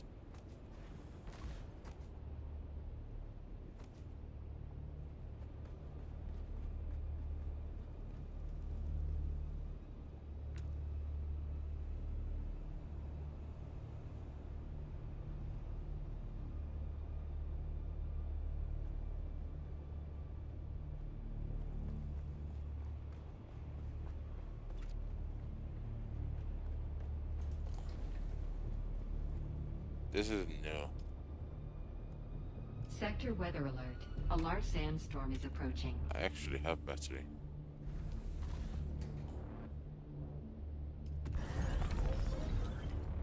$376. Shield is up.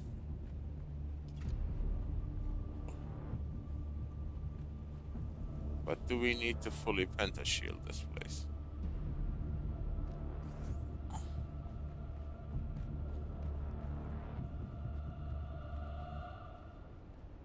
And if our power will hold it.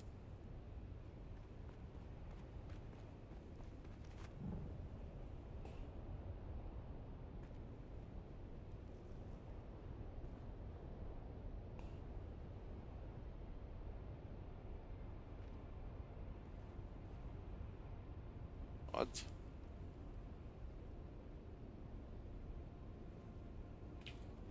Oh, power did not hold it.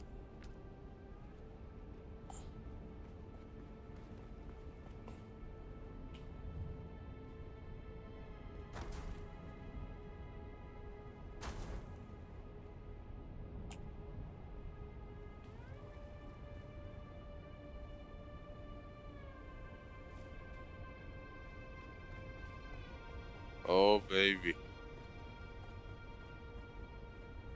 That is coming to the aero. I did not know that.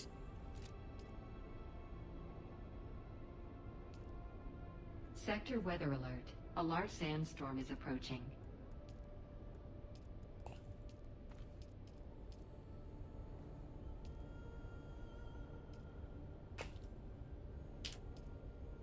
Oh shoot, I am screwed.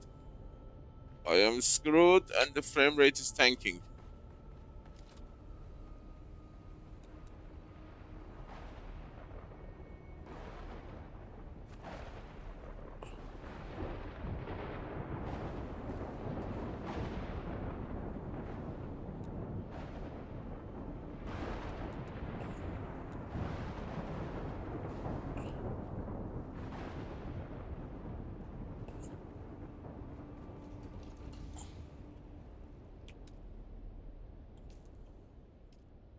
Son of a gun, leave me alone.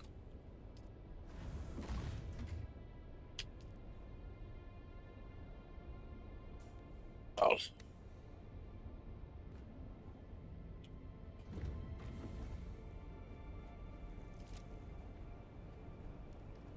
Why am I low on power?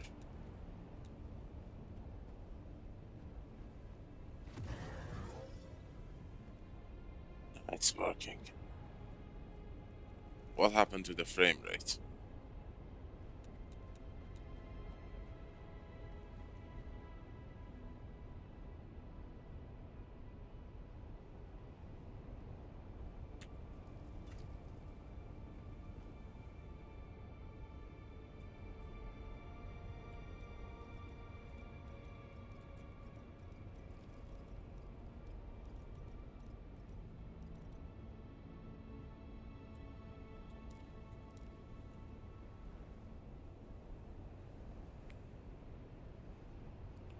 Okay, this is the first time I'm seeing the sandstorm hitting the aero. Apparently, this is a new thing. So, whoever thinks they're safe in A, yeah, you are not.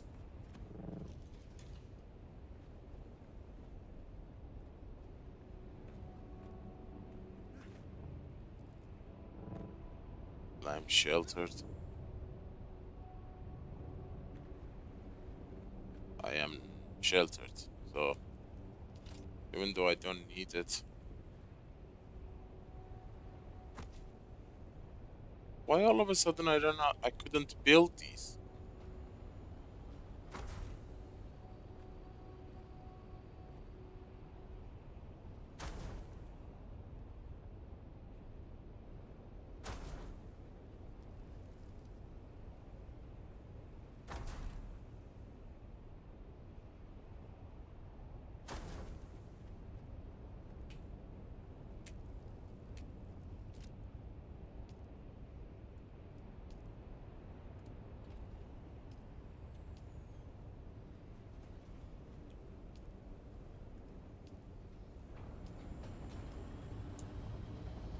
$85. How long is this gonna last?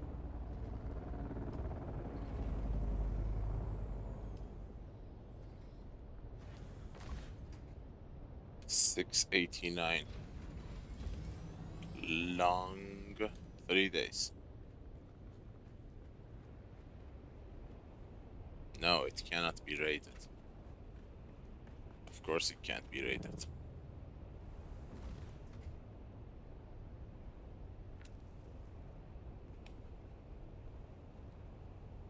PvE zone. As long as you see the compass on the top center. As long as the ribbon on the top of it is yellow, that yellow indicates that you are in a PvE zone. No attack, no raid, no one can damage you.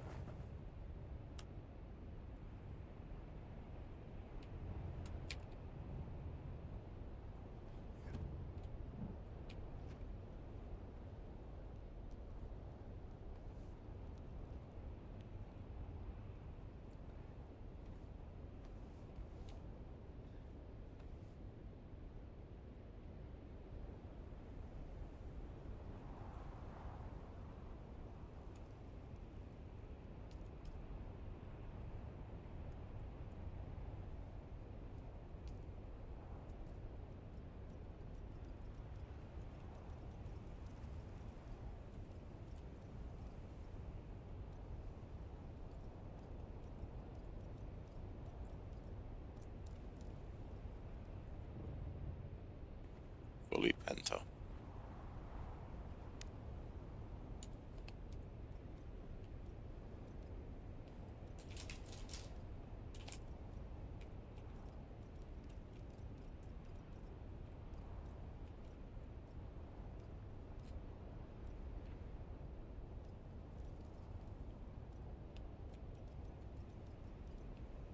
Oh, I've typed and finished my typing and it's still typing in the game.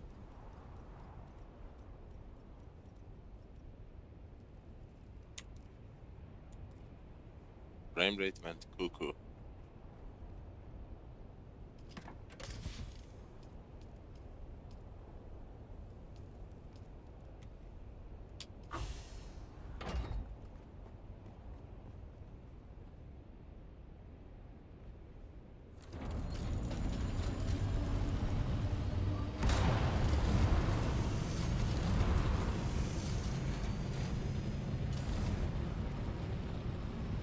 Done. Our deep desert bases are done, operational and fully functional.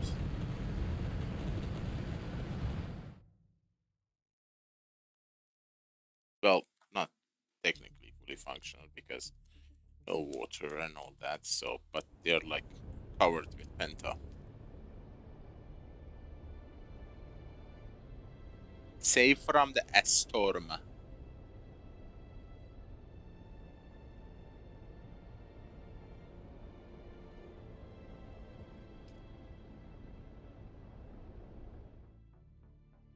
This was the first time I'm seeing the arrow being hit by the snow. I think they did it deliberately because people were feeling too safe there.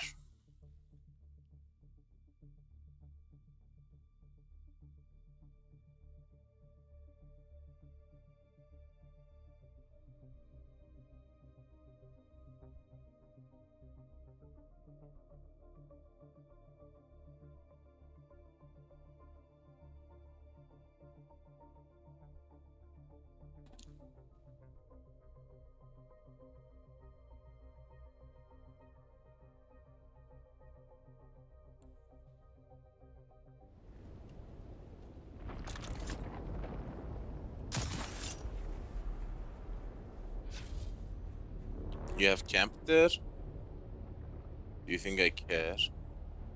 Come on. Show me what you got. That's the good boy.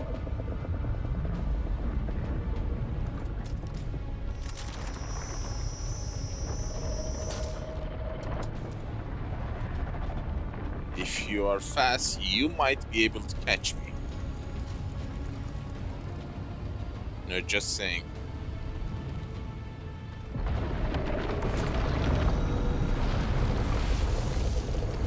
No! Freaking lag. God damn it. Thank God I didn't have anything.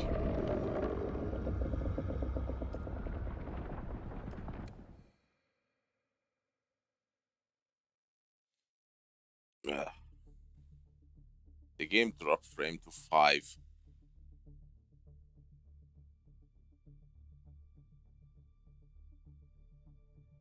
But I don't know why I'm lagging like crazy.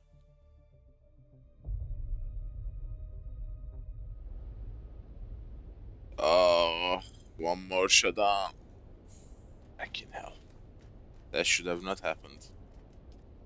I lost the Villari stuff too.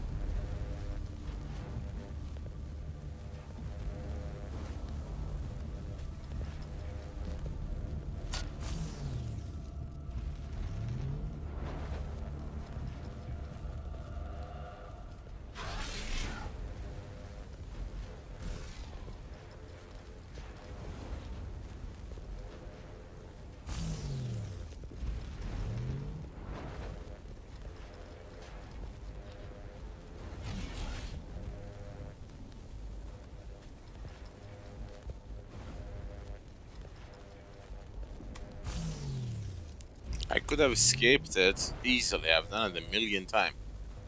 Suddenly the game frame dropped to 5. I don't know why.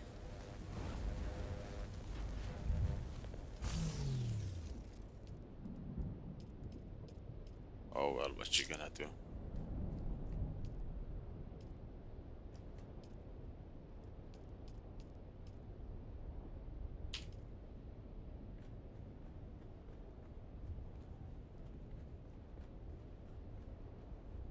Now, carrier.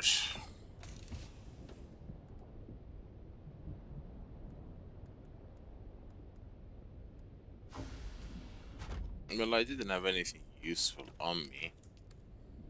Except the backup tool.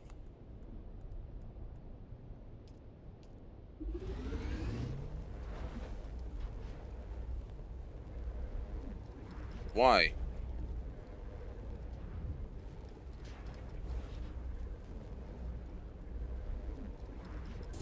What happened?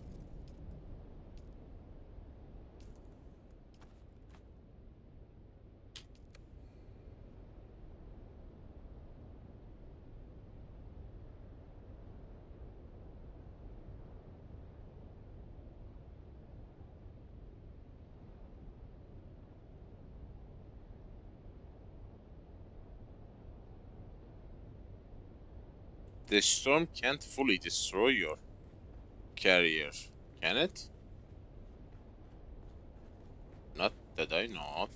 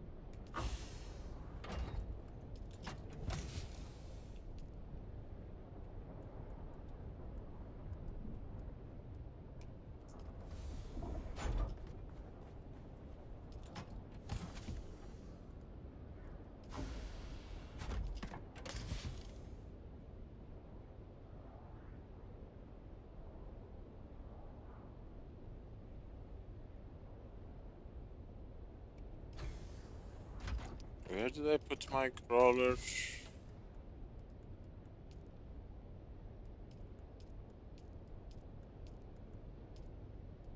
You can't be serious. I can't take both crawler and the carrier at the same time. I mean, crawler and the buggy.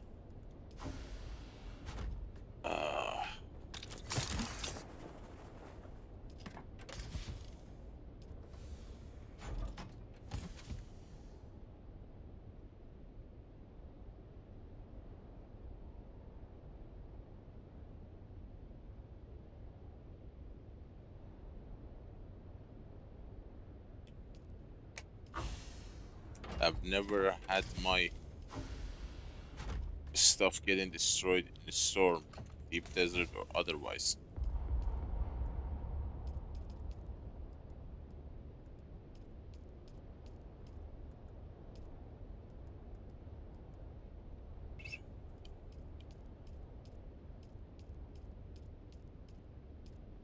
Funny, I can't move both of these.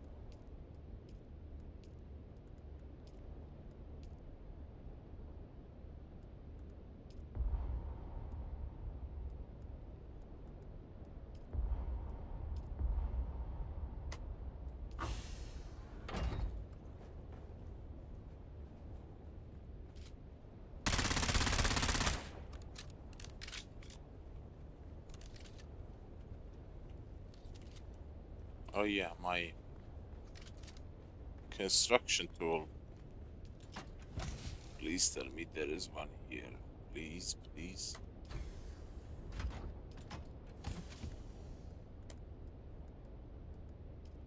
You?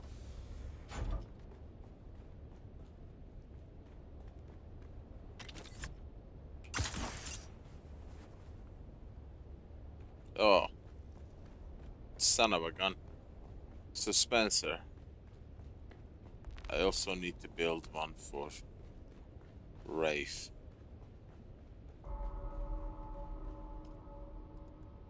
Dispenser. Dispenser.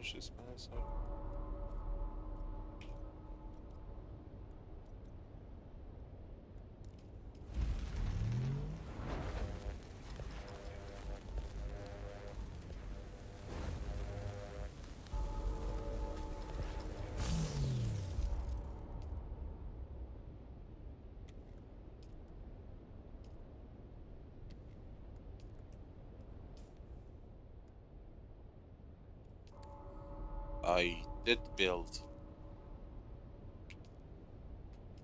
What the heck?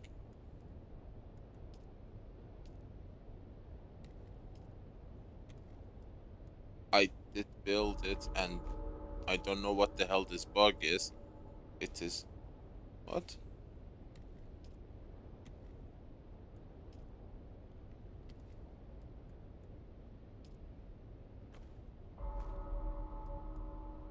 Oh, you son of a... It's not letting me to put it in the device inventory.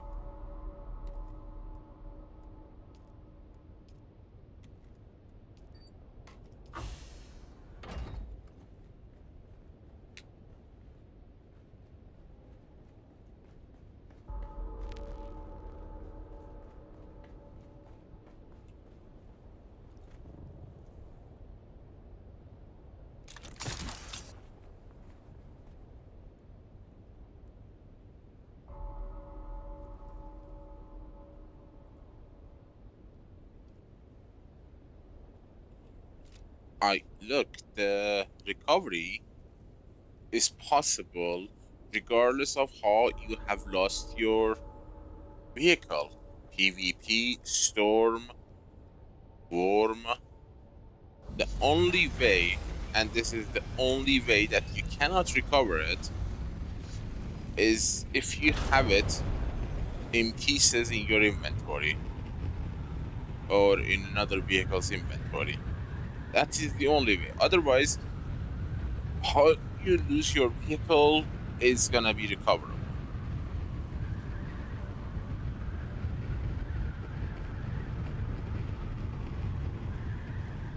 As long as the vehicle is like a working vehicle, you know, it is movable. But if you have it like dismantled, right now, for example, I have my crawler in my inventory, and if I die and worm, for example, eats me and the carrier, I can recover the carrier, but the crawler is bye-bye.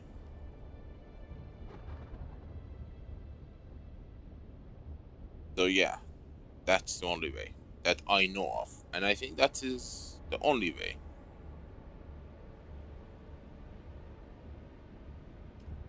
But I'm glad that you can actually recover it. That is a godsend. I'm not gonna lie. That recovery is a literal godsend.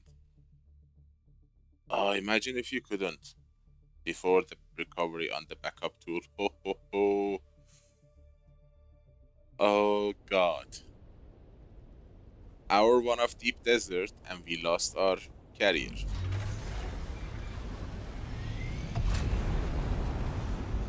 The Big Bird has entered the Deep Desert. I repeat, the Big Bird is in the Deep Desert.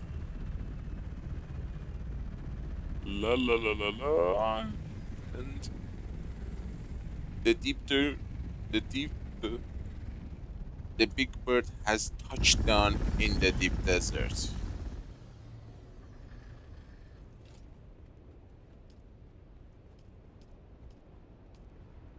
The big boy, the big girl, the big birdie.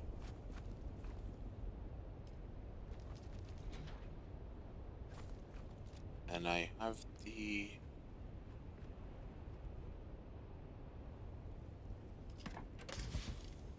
little bird is gonna land in the Deep Desert very shortly. I repeat, the little bird is about to land.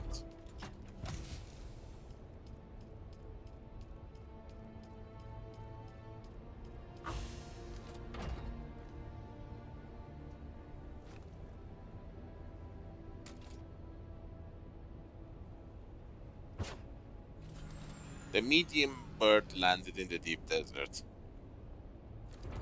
Except now it is orange bird.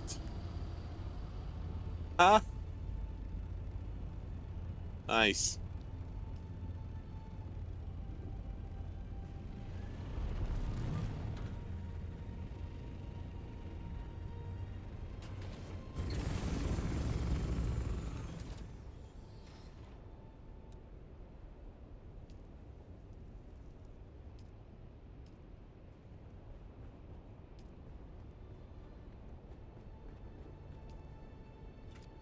There we go.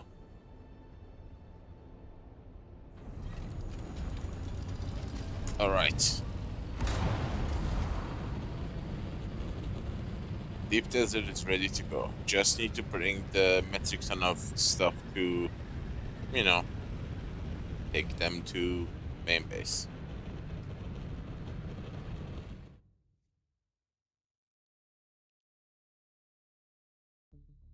Lua, your Coriolis hasn't hit yet? Let me see. I thought you might have had that hit. South America, 17 minutes ago.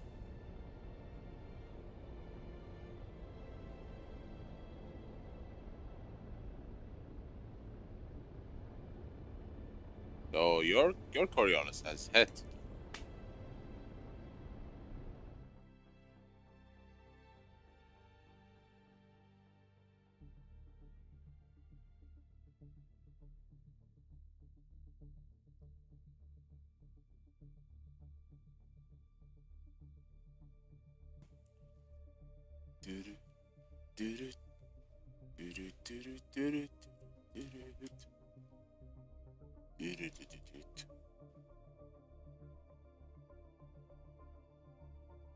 Okay, I didn't go full crazy with base building.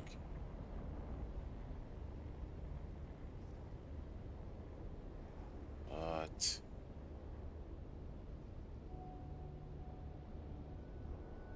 we managed to build a framework, skeleton, and powered it up a bit. Muddy, buddy. I'm gonna try my luck again. What's up?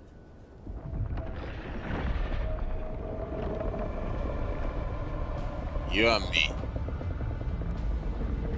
It's go time.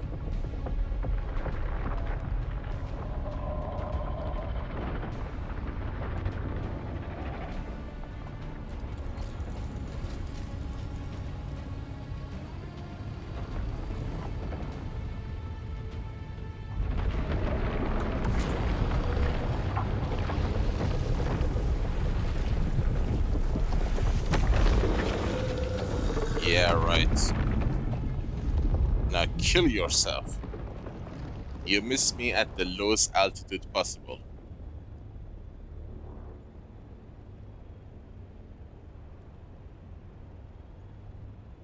Wanna go again? Now it's a tie. I can't wait for you. Get your ass in here.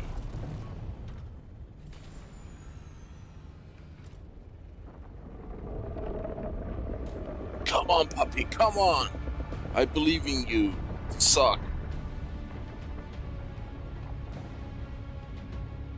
Come on.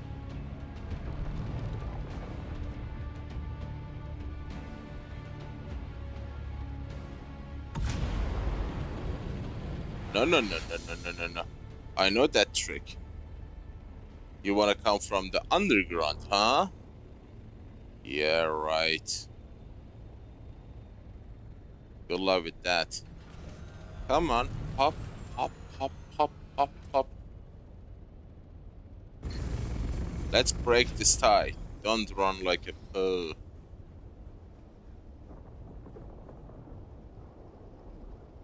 I don't have all the time in the world. Yes.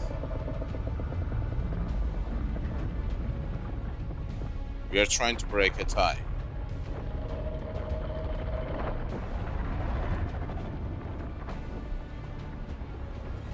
I am ready when you are.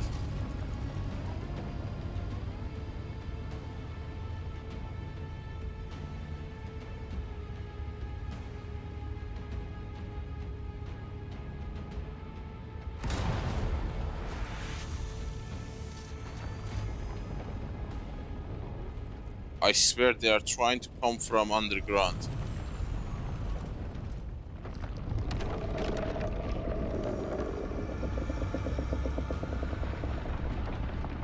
Come on then, show me what you got.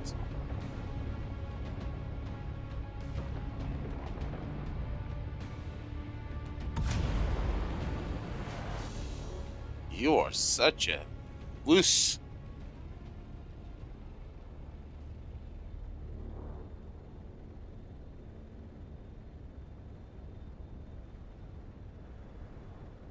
And he thinks I'm a dummy to fall for that. You either are gonna rush me or not. Come on.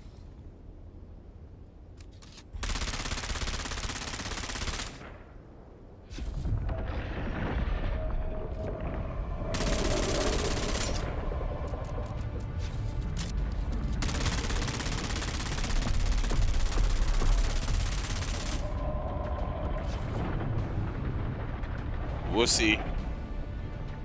I swear, if you go underground me, I'm gonna kill you.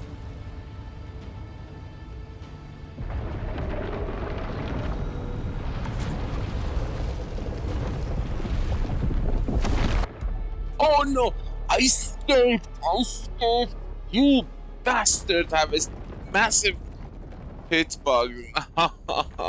I escaped. I was way above his head.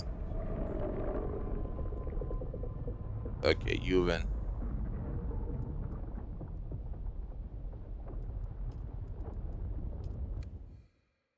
They have a crazy hitbox.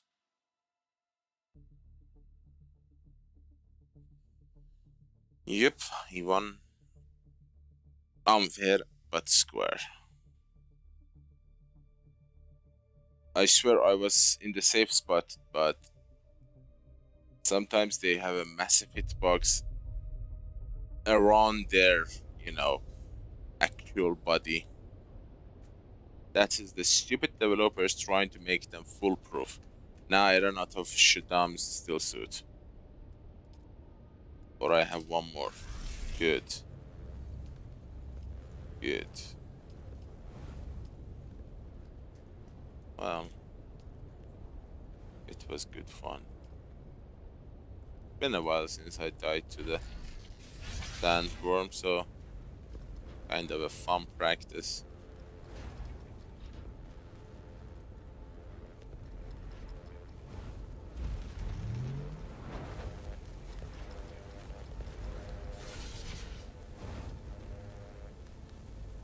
What else do I need? Full.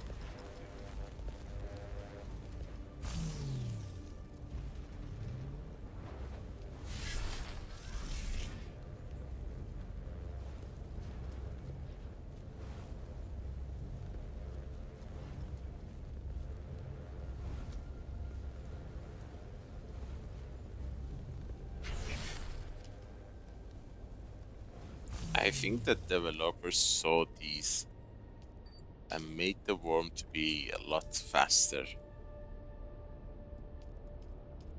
Or maybe it's the salt being sluggish. I don't know. It could be either. Give me a Mark 1, Mark 2.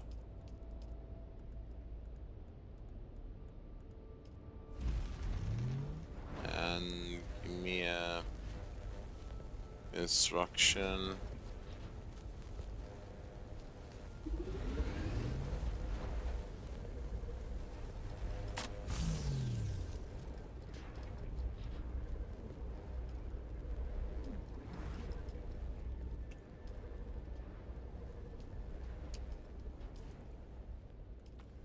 Was I carrying my sword? Oh my god, I lost my swords.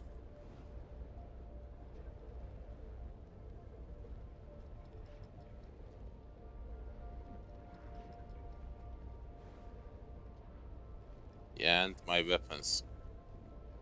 Yep. Yeah, that one was costly. I didn't know. I lost my swords. Well, one of the swords, but I don't know which one.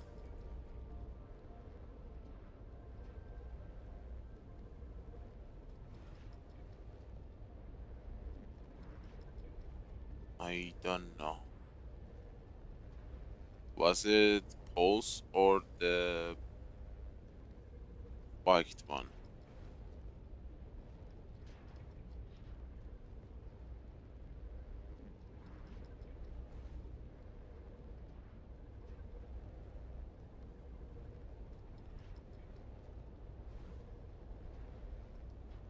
That's weird.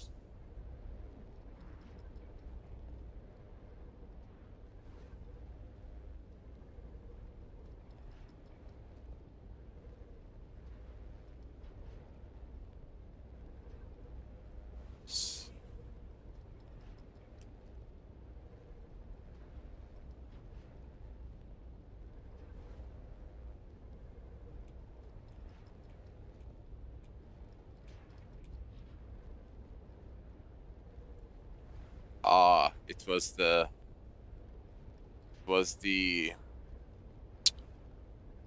what you call it, the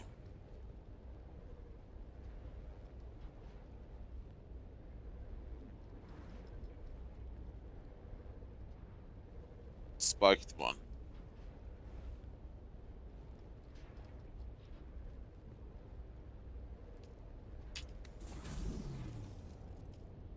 Fine, fine, fine, fine, fine.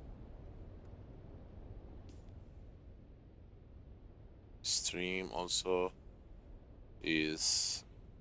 No, it's not lagging.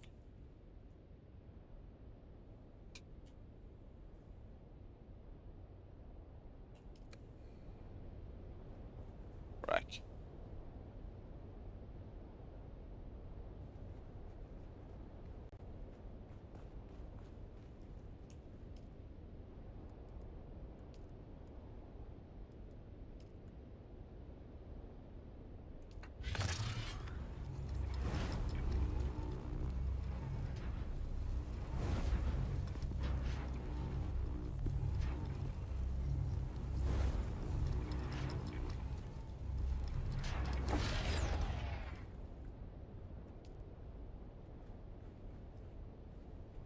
If I knew I had my weapons on, I would not have tangled with the worm. That was stupid. And I think I lost my Mark 6.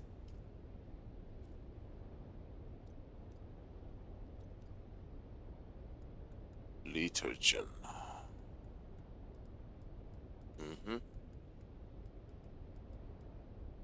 Or is it this one? Water. Yeah, I lost the Mark 6.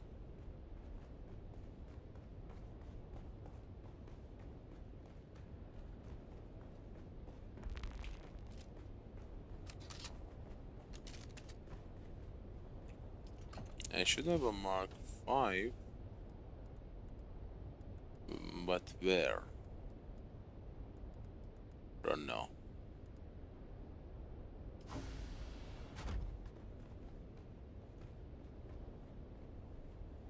Okay, 7. Now this thing is properly red now. Ha ha ha.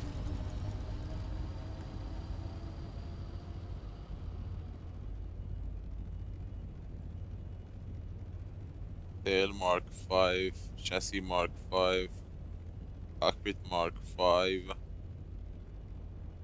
Everything is Mark 5 except the boost, engine, and the wings.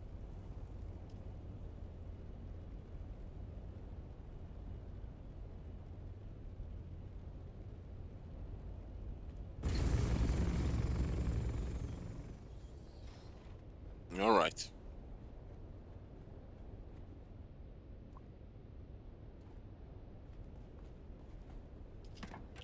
It's time to load the big stuff and head to the main base.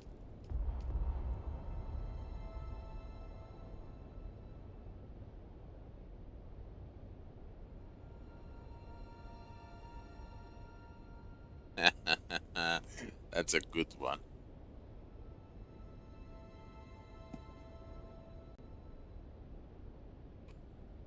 That was a good one.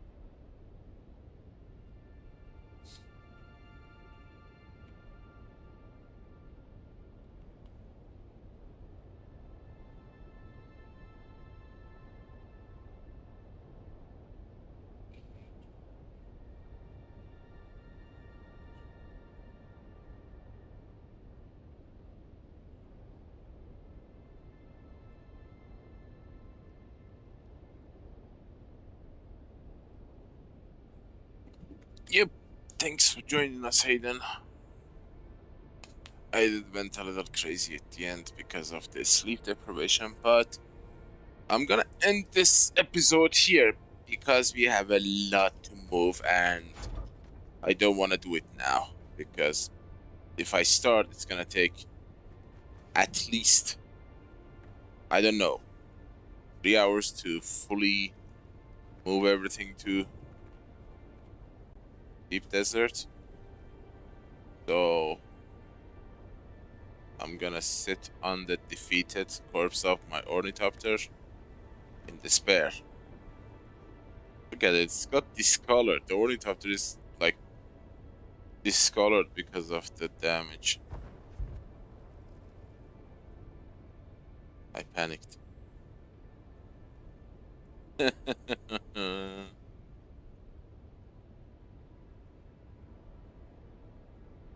But yes, it is. We have been on for 11 hours 21 minutes. And in 30 minutes, YouTube is gonna disconnect the 12-hour stream, so whatever I do after that is not gonna be on the stream, regardless. And if I go above that, stream is gonna be unavailable to playback. I don't understand why, but that's how YouTube works. But not on Twitch or Kick. Interesting, right? But this will be the end of this week's Coriolis Storm. We exited gracefully, we entered gracefully, we lost to the worm at the end. In shame. I hope at least you enjoyed it. I did.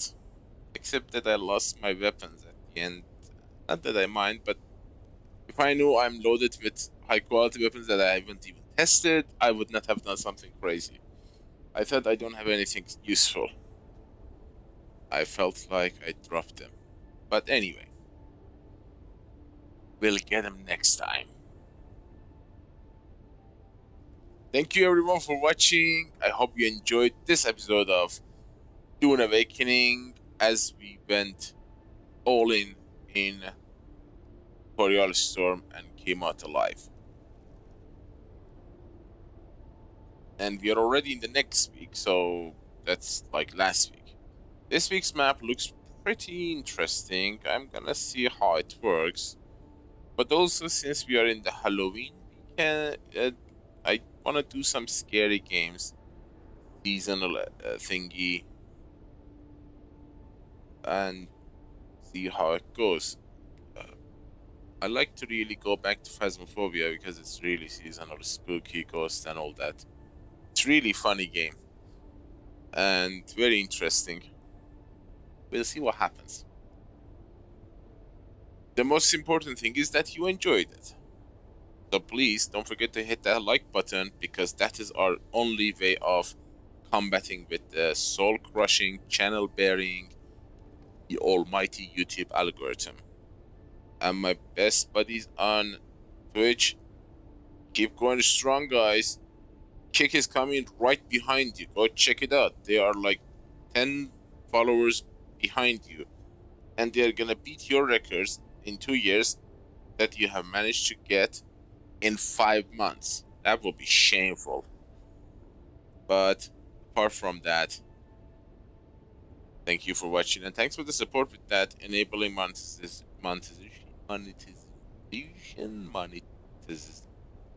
whatever money making methods, which I don't use actually. So thanks with that.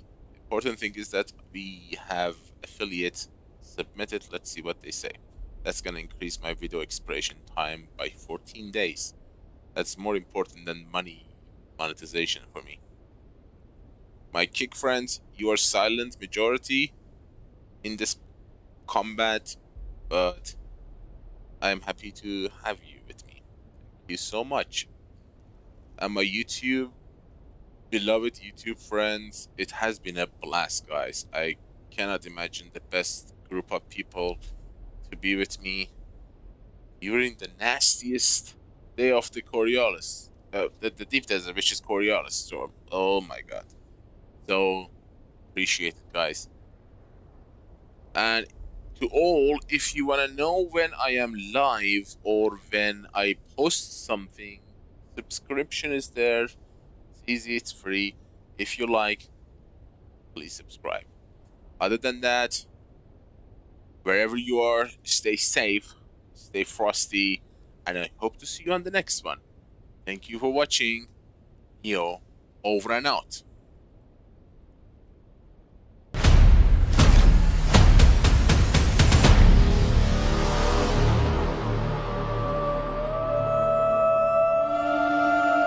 I have a dream. It starts in the desert. You're alone. Dying. Friendless. You cling to life.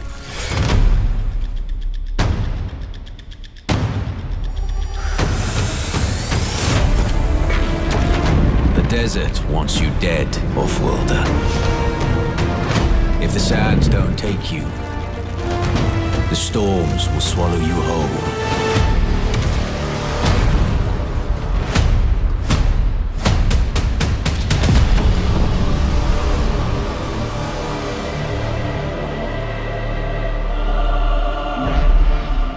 In every danger, there is opportunity.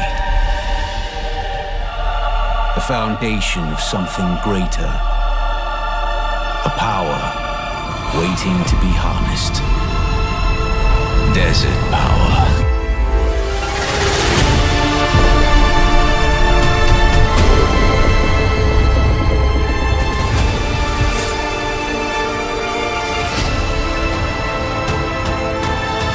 Master Arrakis, and it will open your mind. This is your path to awakening.